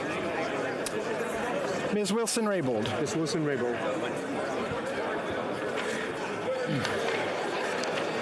All those opposed to the motion will please rise. Mr. Scheer. Ms. Finley, Alderman Norfolk. Ms. Finley, Alderman Norfolk. Mr. McColman. Mr. McColman. Mr. Pulius. Mr. Pulius. Mr. Doherty. Mr. Doherty. Mr. Albus. Mr. Albus. Mr. Barlow. Mr. Barlow. Mrs. Block. Mrs. Block. Mr. Bazan. Mr. Bazan. Mr. Reyes. Mr. Reyes. Ms. Bergen. Ms. Bergen. Ms. Alislev. Ms. Alislev. Mr. Poiliev. Mr. Poiliev. Mr. Deltel. Mr. Deltel. Mrs. McLeod, Camus, Thompson, Caribou. Mrs. McLeod, Camus, Thompson, Caribou. Mrs. Stubbs. Mrs. Stubbs. Ms. Rempel Garner. Ms. Rempel Garner. Mr. Moore. Mr. Moore. Mr. Kent. Mr. Kent. Mr. Carey. Mr. Carey. Mr. Lake. Mr. Lake. Mr. Blenny Bichas, Les Etchemins-Lévis. Mr. Blenny Bichas, Les Etchemins-Lévis. Mr. Mott. Mr. Mott. Mr. Arnold. Mr. Arnold. Mr. Martel. Mr. Martel. Mr. Lou. Mr. Lou. Mr. Bertod. Mr. Bertod. Mr. Generou. Mr. Generou. Mr. Workington. Mr. Workington. Mr. Nader. Mr. Nader. Mr. Strahl. Mr. Strahl. Mr. Upal. Mr. Upal. Mr. Hoback. Mr. Hoback. Mrs. Cousy. Mrs. Cousy. Ms. Finley, South Surrey, White Rock. Ms. Finley, South Surrey, White Rock. Mr. Soroya. Mr. Soroya. Mr. Schmale. Mr. Schmale. Mr. Vidal. Mr. Vidal. Mr. Williamson. Mr. Williamson. Mr. Reid. Mr. Reid. Mr. Cummings. Mr. Cummings. Mr. Kelly. Mr. Kelly. Mr. Morantz. Mr. Morantz. Mr. Sweet. Mr. Sweet. Mr. Sweet. Mr. Jenner. Mr. Jenner. Mr. Chong. Mr. Chong. Mrs. Gray. Mrs. Gray. Mr. Barrett. Mr. Barrett. Mr. Jennis. Mr. Jennis. Mrs. Gallant. Mrs. Gallant. Mr. Commitch. Mr. Commitch. Mr. Broussard. Mr. Broussard. Mrs. Vecchio. Mrs. Vecchio. Mr. Richards. Mr. Richards. Ms. Harder. Ms. Harder. Ms. Dancho. Ms. Dancho. Mr. Abou Taif. Mr. Abou Taif. Monsieur D'Entremont. Mr. D'Entremont. Mr. Cooper. Mr. Cooper. Mr. Allison. Mr. Allison. Mr. McKenzie. Mr. McKenzie. Mr. Calkins. Mr. Calkins. Mr. Lukiski. Mr. Lukiski. Mr. Fast. Mr. Fast. Mr. Gould. Mr. Gould. Mr. Dreeshen. Mr. Dreeshen. Mr. Lobb. Mr. Lobb. Mr. Falk Provencher. Mr. Falk Provencher. Mr. McGuire. Mr. McGuire. Ms. Rood. Ms. Rood. Mr. Halan. Mr. Halan. Mr. Macaulay, Edmonton West. Mr. Macaulay, Edmonton West. Mr. Seaback. Mr. Seaback. Mr. Chu. Mr. Chu. Mrs. Wagenthal. Mrs. Wagenthal. Ms. Sahota, Calgary Skyview. Ms. Sahota, Calgary Skyview. Mr. Yordega. Mr. Yordega. Mr. Diot. Mr. Diot. Mr. Shields. Mr. Shields. Mr. Vierson. Mr. Vierson. Mr. Weber. Mr. Weber. Then Mr. Waugh. Mr. Waugh. Mr. Kitchen. Mr. Kitchen. Mr. Benson. Mr. Benson. Mr. Lloyd. Mr. Lloyd. Mr. Davidson. Mr. Davidson. Mr. Baldinelli. Mr. Baldinelli. Mr. Aitchison. Mr. Aitchison. Mr. Bragdon. Mr. Bragdon. Ms. Shin. Ms. Shin. Mrs. Jansen. Mrs. Jansen. Mr. Dowdle. Mr. Dowdle. Mr. Duncan Stormont Dundas South Glengarry. Mr. Duncan Stormont Dundas South Glengarry. Mr. Epp. Mr. Epp. Mr. Cram. Mr. Cram. Mr. Currick. Mr. Currick. Mr. Stanton. Mr. Stanton. Mr. Leipert. Mr. Leipert. Mr. Lawrence. Mr. Lawrence. Mr. Lewis Essex. Mr. Lewis Essex. Mr. Mazer. Mr. Mazer. Mr. McLean. Mr. McLean. Mr. Malello. Mr. Malello. Mr. Morrison. Mr. Morrison. Mr. Patzer. Mr. Patzer. Mr. Redicott. Mr. Redicott. Mr. Ruff. Mr. Ruff. Mr. Shipley. Mr. Shipley. Mr. Soroka. Mr. Soroka. Mr. Steinley. Mr. Steinley. Mr. Tucker. Mr. Tucker. Mr. Van Popta. Mr. Van Popta. Mr. Viss. Mr. Viss. Ms. Gladue. Ms. Gladue. Mr. Singh. Mr. Singh. Mr. Massey. Mr. Massey. Mr. Julian. Mr. Julian. Ms. Kwan. Ms. Kwan. Monsieur Bouleris. Monsieur Bouleris. Ms. Blaney, North Island, Powell River. Ms. Blaney, North Island, Powell River. Ms. Kakak. Mr. Kakak. Mr. Duval. Mr. Duval. Mr. Cannings. Mr. Cannings. Ms. McPherson. Ms. McPherson. Mr. McGregor. Mr. McGregor. Mr. Johns. Mr. Johns. Mr. Johns, yes. Mr. Green. Mr. Green. Ms. Gazan. Ms. Gazan. Madam Hughes. Madam Hughes. Mr. Backrack. Mr. Backrack. Mr. Angus. Mr. Angus. Mr. Davies. Mr. Davies. Mr. Garrison. Mr. Garrison. Mr. Harris. Mr. Harris. Ms. Matheson. Ms. Matheson. Mr. Blakey. Mr. Blakey. Ms. May, Senator Scoff-Islands. Ms. May, Senator Scoff-Islands. Mr. Manley. Mr. Manley. Mrs. Atwin. Mrs. Atwin.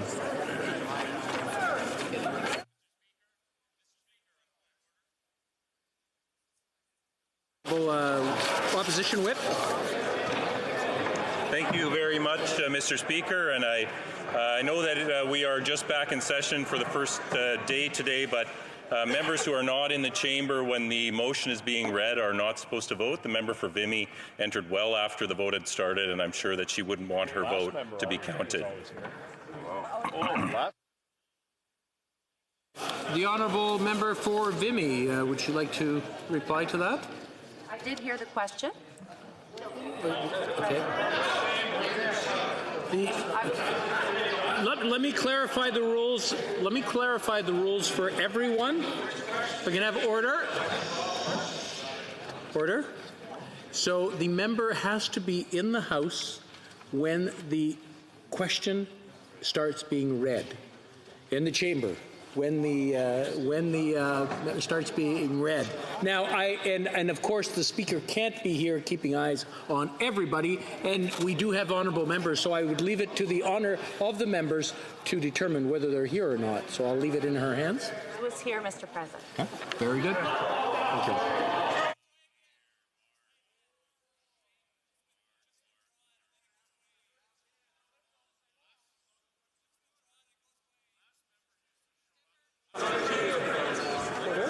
Yeas pour 181, sans 81. Nays contre 139, sans 39. I declare the motion carried. The Honourable Government House Leader is rising on a point of order. Mr. Speaker, I move, seconded by the Minister of King Heritage, that the address be engrossed and presented to Her Excellency, the Governor-General, by the Speaker. That's a good idea. Monsieur Rodriguez, Mr. Rodriguez. Moves que l'adresse soit. Seconded by Mr. Guilbeault, moves that the address be engrossed and presented to Her Excellency, the Governor-General, by the Speaker. Is it the pleasure of the House to adopt the motion? I believe we have everyone. Carried. Very good. À l'ordre. Order.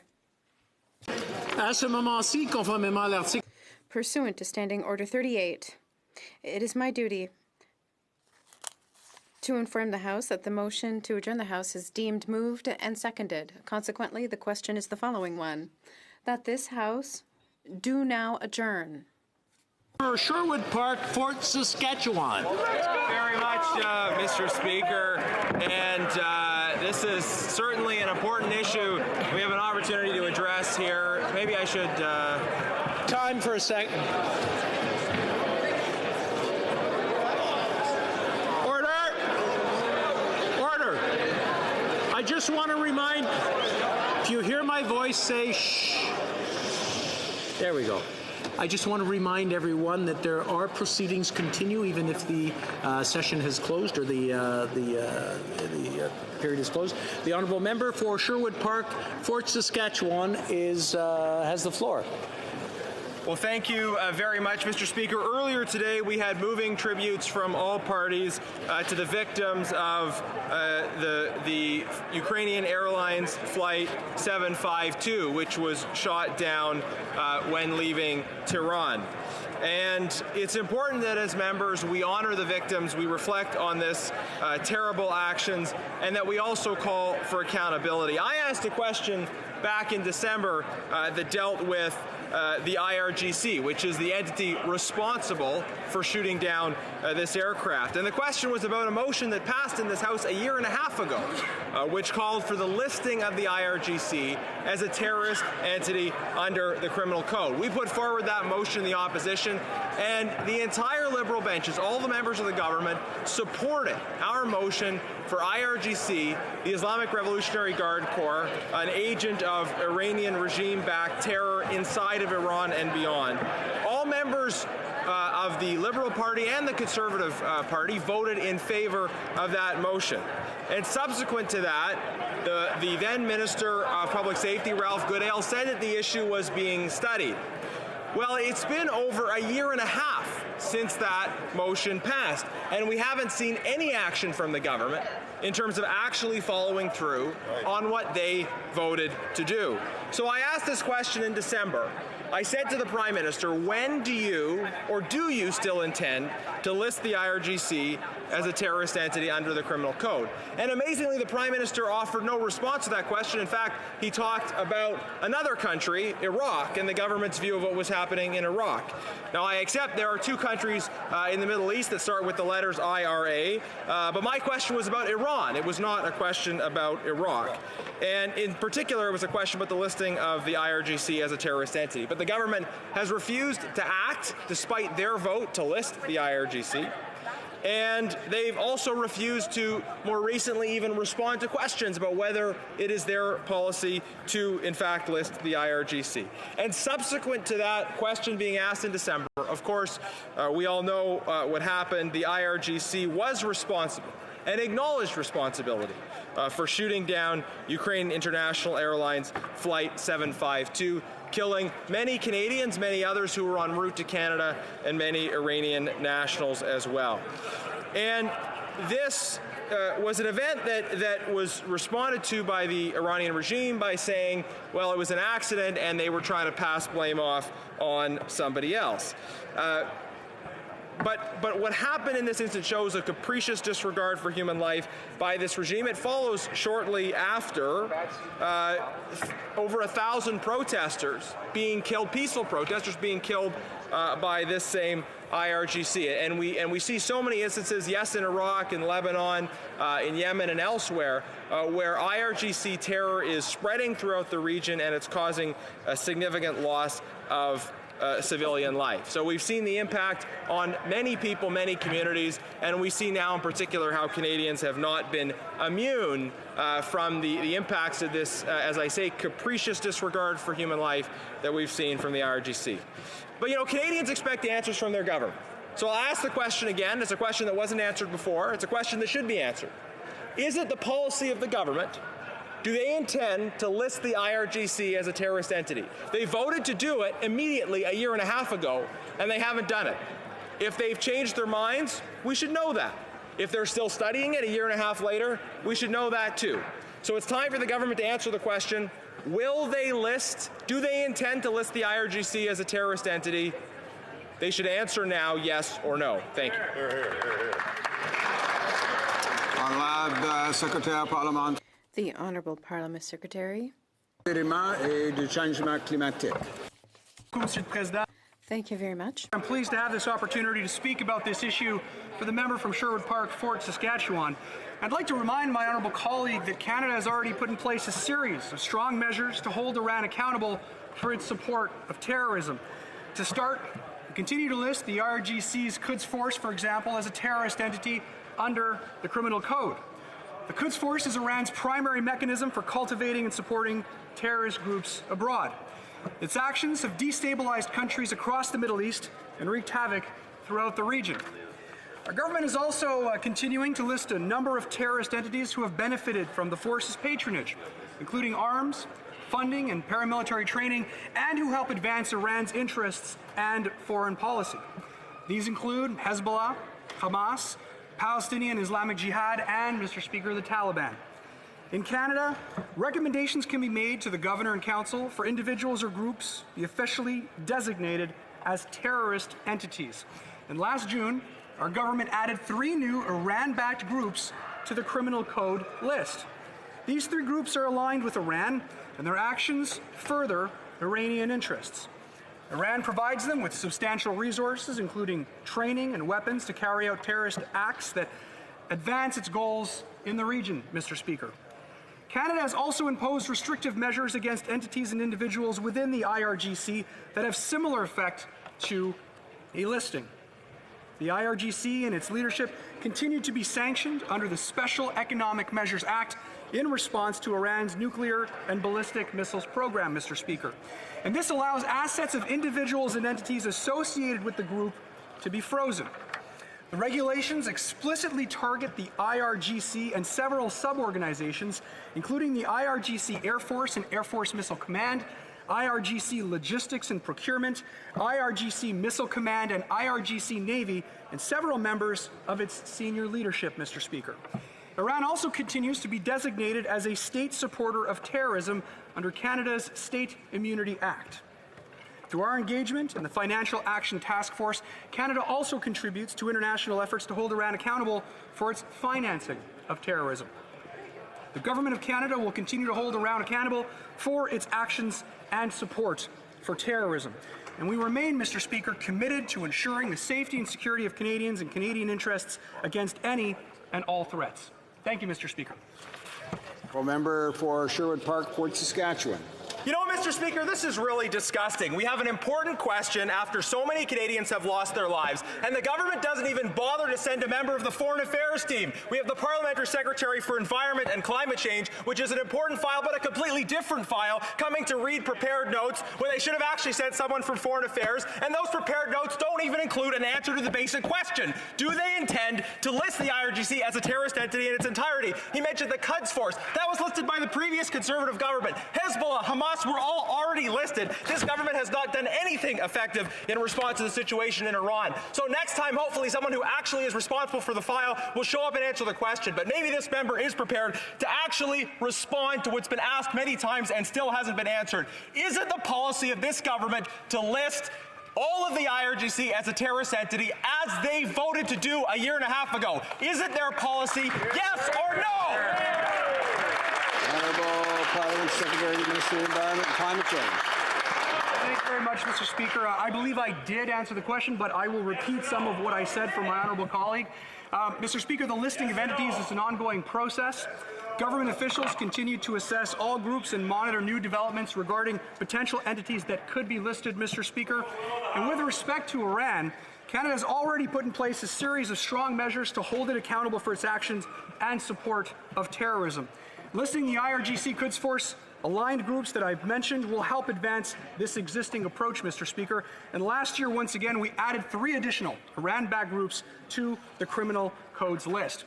Finally, Mr. Speaker, we remain unwavering in our commitment to keep Canadians safe, including by taking all appropriate action to counter terrorist threats in Canada and around the world. And I'd like to once again thank my honourable colleague for his question.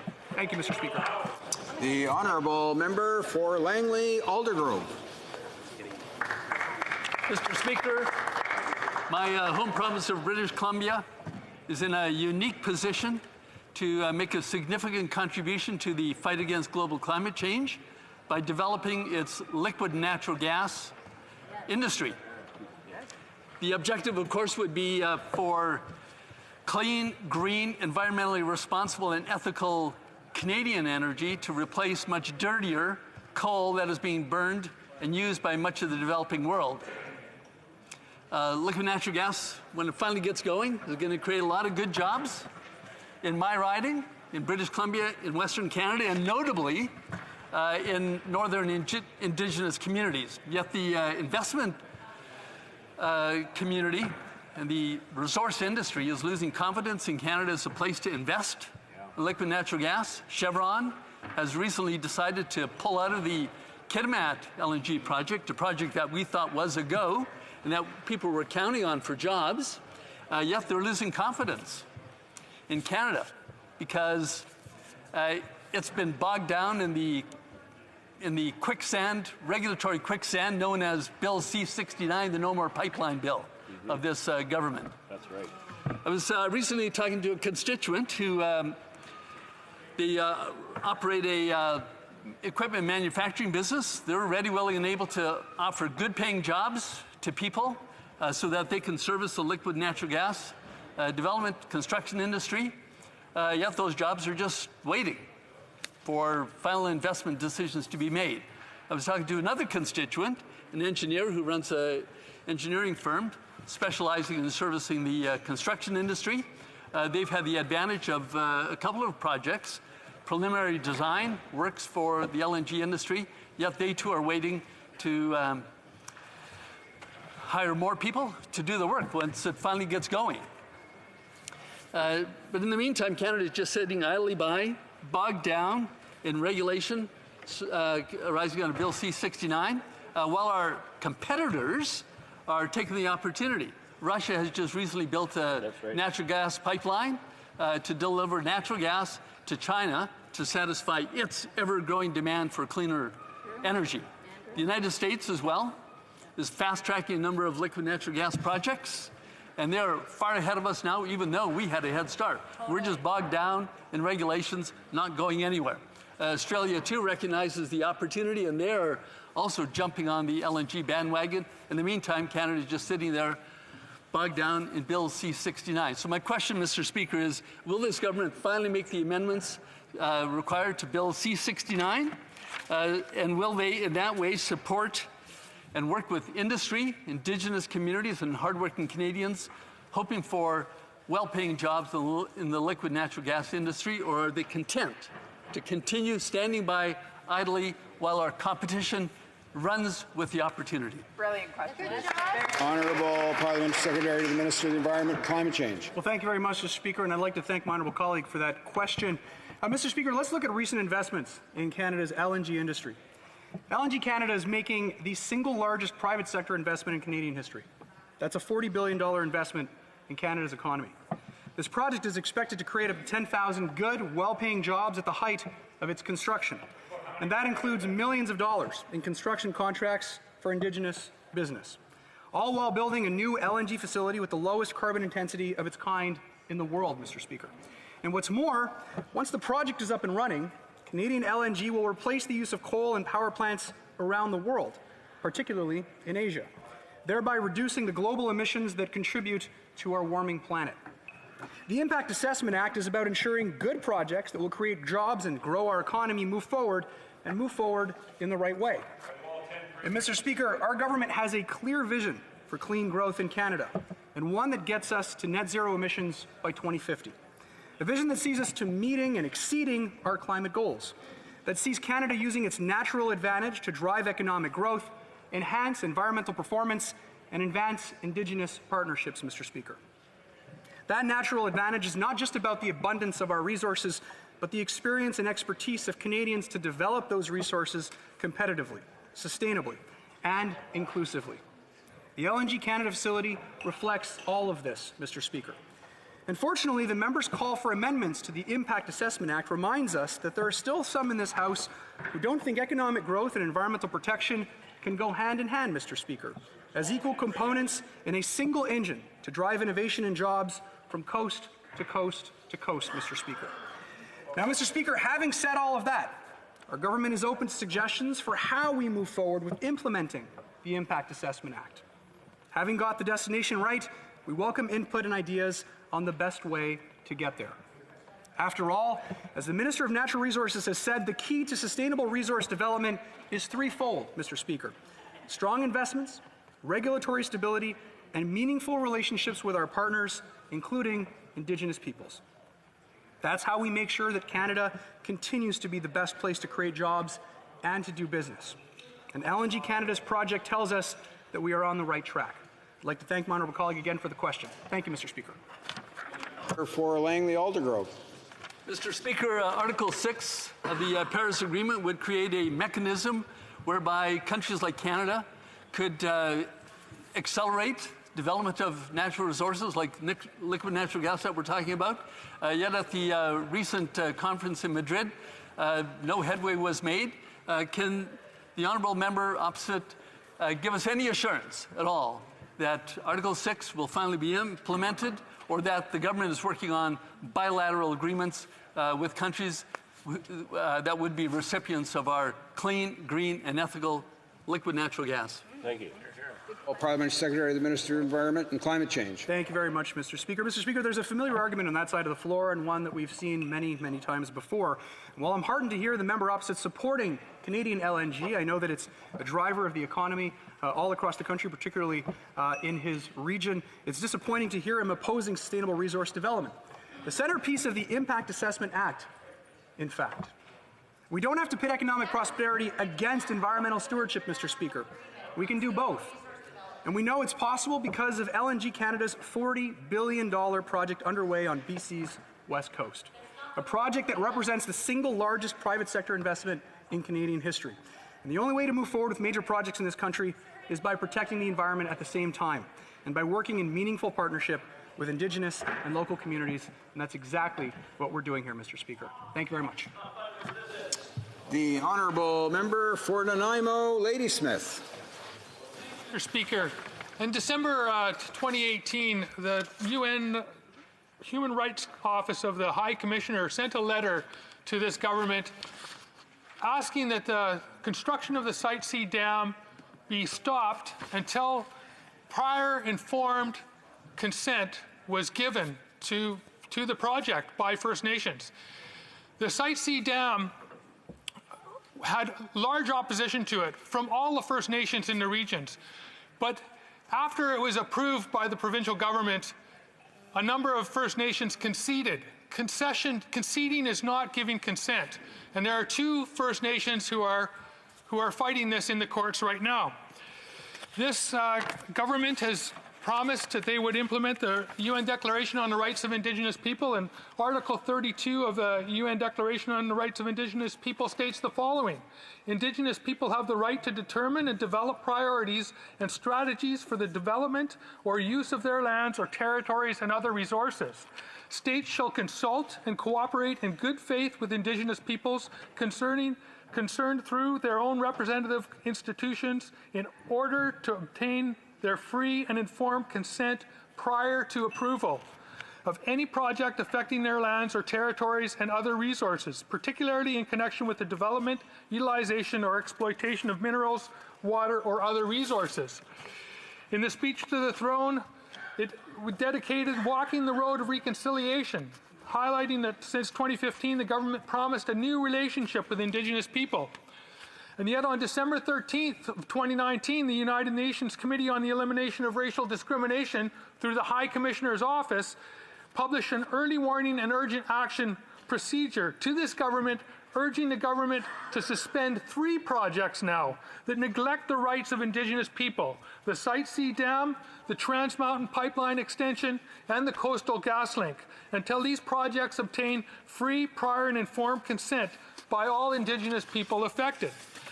Now, I'd like to just remind the government of the Delgamuukw decision. We have, under our Constitution, Section 35 of the Constitution, that Aboriginal rights and title are affirmed. And in the Delgamuukw decision, it was hereditary chiefs who were the plaintiffs in that case. It was not the elected band councillors that are, part of this Indian Act system that was created through colonization. The band councillors have a role to play. The chiefs and councillors have a role to play. They are a legitimate form of government. But it is the hereditary chiefs that are recognized in the Constitution and in the Supreme Court decisions. And the Silcotin decision reaffirms that it must be the First Nations who determines how Aboriginal rights and title are determined. So the United Nations Committee on Elimination of Racial Discrimination is calling upon Canada to immediately cease construction of the Trans Mountain Pipeline expansion project until all permits until free, prior, and informed consent is obtained by the Secwepemc people. Immediately suspend construction of the Site C Dam until free, prior, and informed consent is obtained from West Moberly and Prophet River First Nations, and immediately halt the construction and suspend all permits and approvals for the construction of the Coastal Gas Link pipeline in traditional and unceded lands and territories of the Wet'suwet'en people until they grant their free and prior informed consent. And they proposed an alternate route for that pipeline. They're also calling on the government to pull back the RCMP and to ensure that the RCMP do not use force to go against these Indigenous First Nations, the hereditary chiefs, and their decision to affirm their rights and sovereignty over their land. The Honourable Parliament Secretary to the Minister of Environment and Climate Change. Mr. Speaker, I'm pleased to address the question by the Honourable Member for Nanaimo Ladysmith regarding the Site C project. In the fall of 2014, the former government approved the project and set legally binding conditions with which the proponent must comply. The Impact Assessment Agency of Canada conducts inspection activities to verify that BC Hydro is in compliance with conditions included in the Environmental Assessment Decision Statement. And when necessary, the Impact Assessment Agency of Canada will undertake enforcement actions to bring BC Hydro back into compliance with these conditions.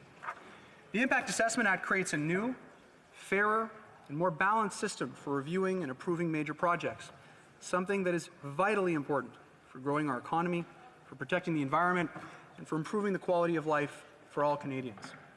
Our government is committed to building a renewed nation-to-nation relationship with Indigenous peoples that is based on the recognition of rights, respect, cooperation, and partnership, Mr. Speaker. And our government notes the efforts of BC Hydro at Site C to mitigate potential impacts, including on-site housing and recreation for workers, mental health and addiction programming, and funding for childcare and not-for-profits that focus on vulnerable populations, including Indigenous women and girls. We recognize that consultation with Indigenous peoples is not simply a legal duty. It is the honorable way for us to build relationships and work towards reconciliation, Mr. Speaker. We continue to engage in discussions with Indigenous leaders on how we can work together on issues related to consultation, environmental protection, and natural resource development. Our government is committed to ensuring Indigenous peoples have the opportunity to express their views, meaningfully participate, and contribute to this ongoing dialogue, Mr. Speaker. In closing, I want to ensure the House and my honourable colleague that we will honour our commitments to Canadians. We will work with Canada's Indigenous peoples and other interested parties to achieve results for all Canadians and for generations to come. Thank you, Mr. Speaker. The honourable member for Nanaimo, Ladysmith. Thank you, Mr. Speaker. There were approvals by the prior government for this project, the Site C project, but the other parts of that approval were done by this Liberal government. After meeting with the West Moberly and Prophet River nations for a whole 20 minutes, and they had asked for this project to be stopped. We also know right now that the RCMP have a detachment 30 kilometers off the beaten trail where they are preparing to enforce an injunction for a pipeline that was given an alternative route by the hereditary chiefs. And I am calling on this government and the government of British Columbia to come to the table to negotiate with First Nations in good faith and to call off the RCMP. This cannot be another black eye on Canada. The action that was taken by the RCMP last year was really a black eye on Canada, and it's a difficult position to put the RCMP in enforcing an order for a political failure. Let's get to the table and deal with First Nations. Well said. The Parliamentary Secretary to the Minister of the Environment. Thank you, Mr. Speaker. His dedication and his passion for this issue, it is evident in the way that he delivers remarks in this House. Mr. Speaker, our government is serious about changing the relationship Canada has with Indigenous peoples, and I'd like to reassure my colleague and all members of this House. The Crown will execute its consultation and accommodation obligations in accordance with its constitutional and international human rights obligation, including Aboriginal and treaty rights. We're committed to making sound decisions based on science and traditional knowledge.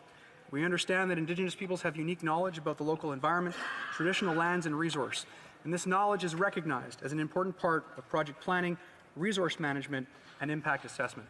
And I want to thank my honourable colleague once again. Thank you, Mr. Speaker, and I wish everyone a wonderful evening. Hello. The motion to adjourn the House is now deemed to have been adopted. Accordingly, this House stands adjourned until tomorrow, 10 a.m., pursuant to Standing Order 24-1.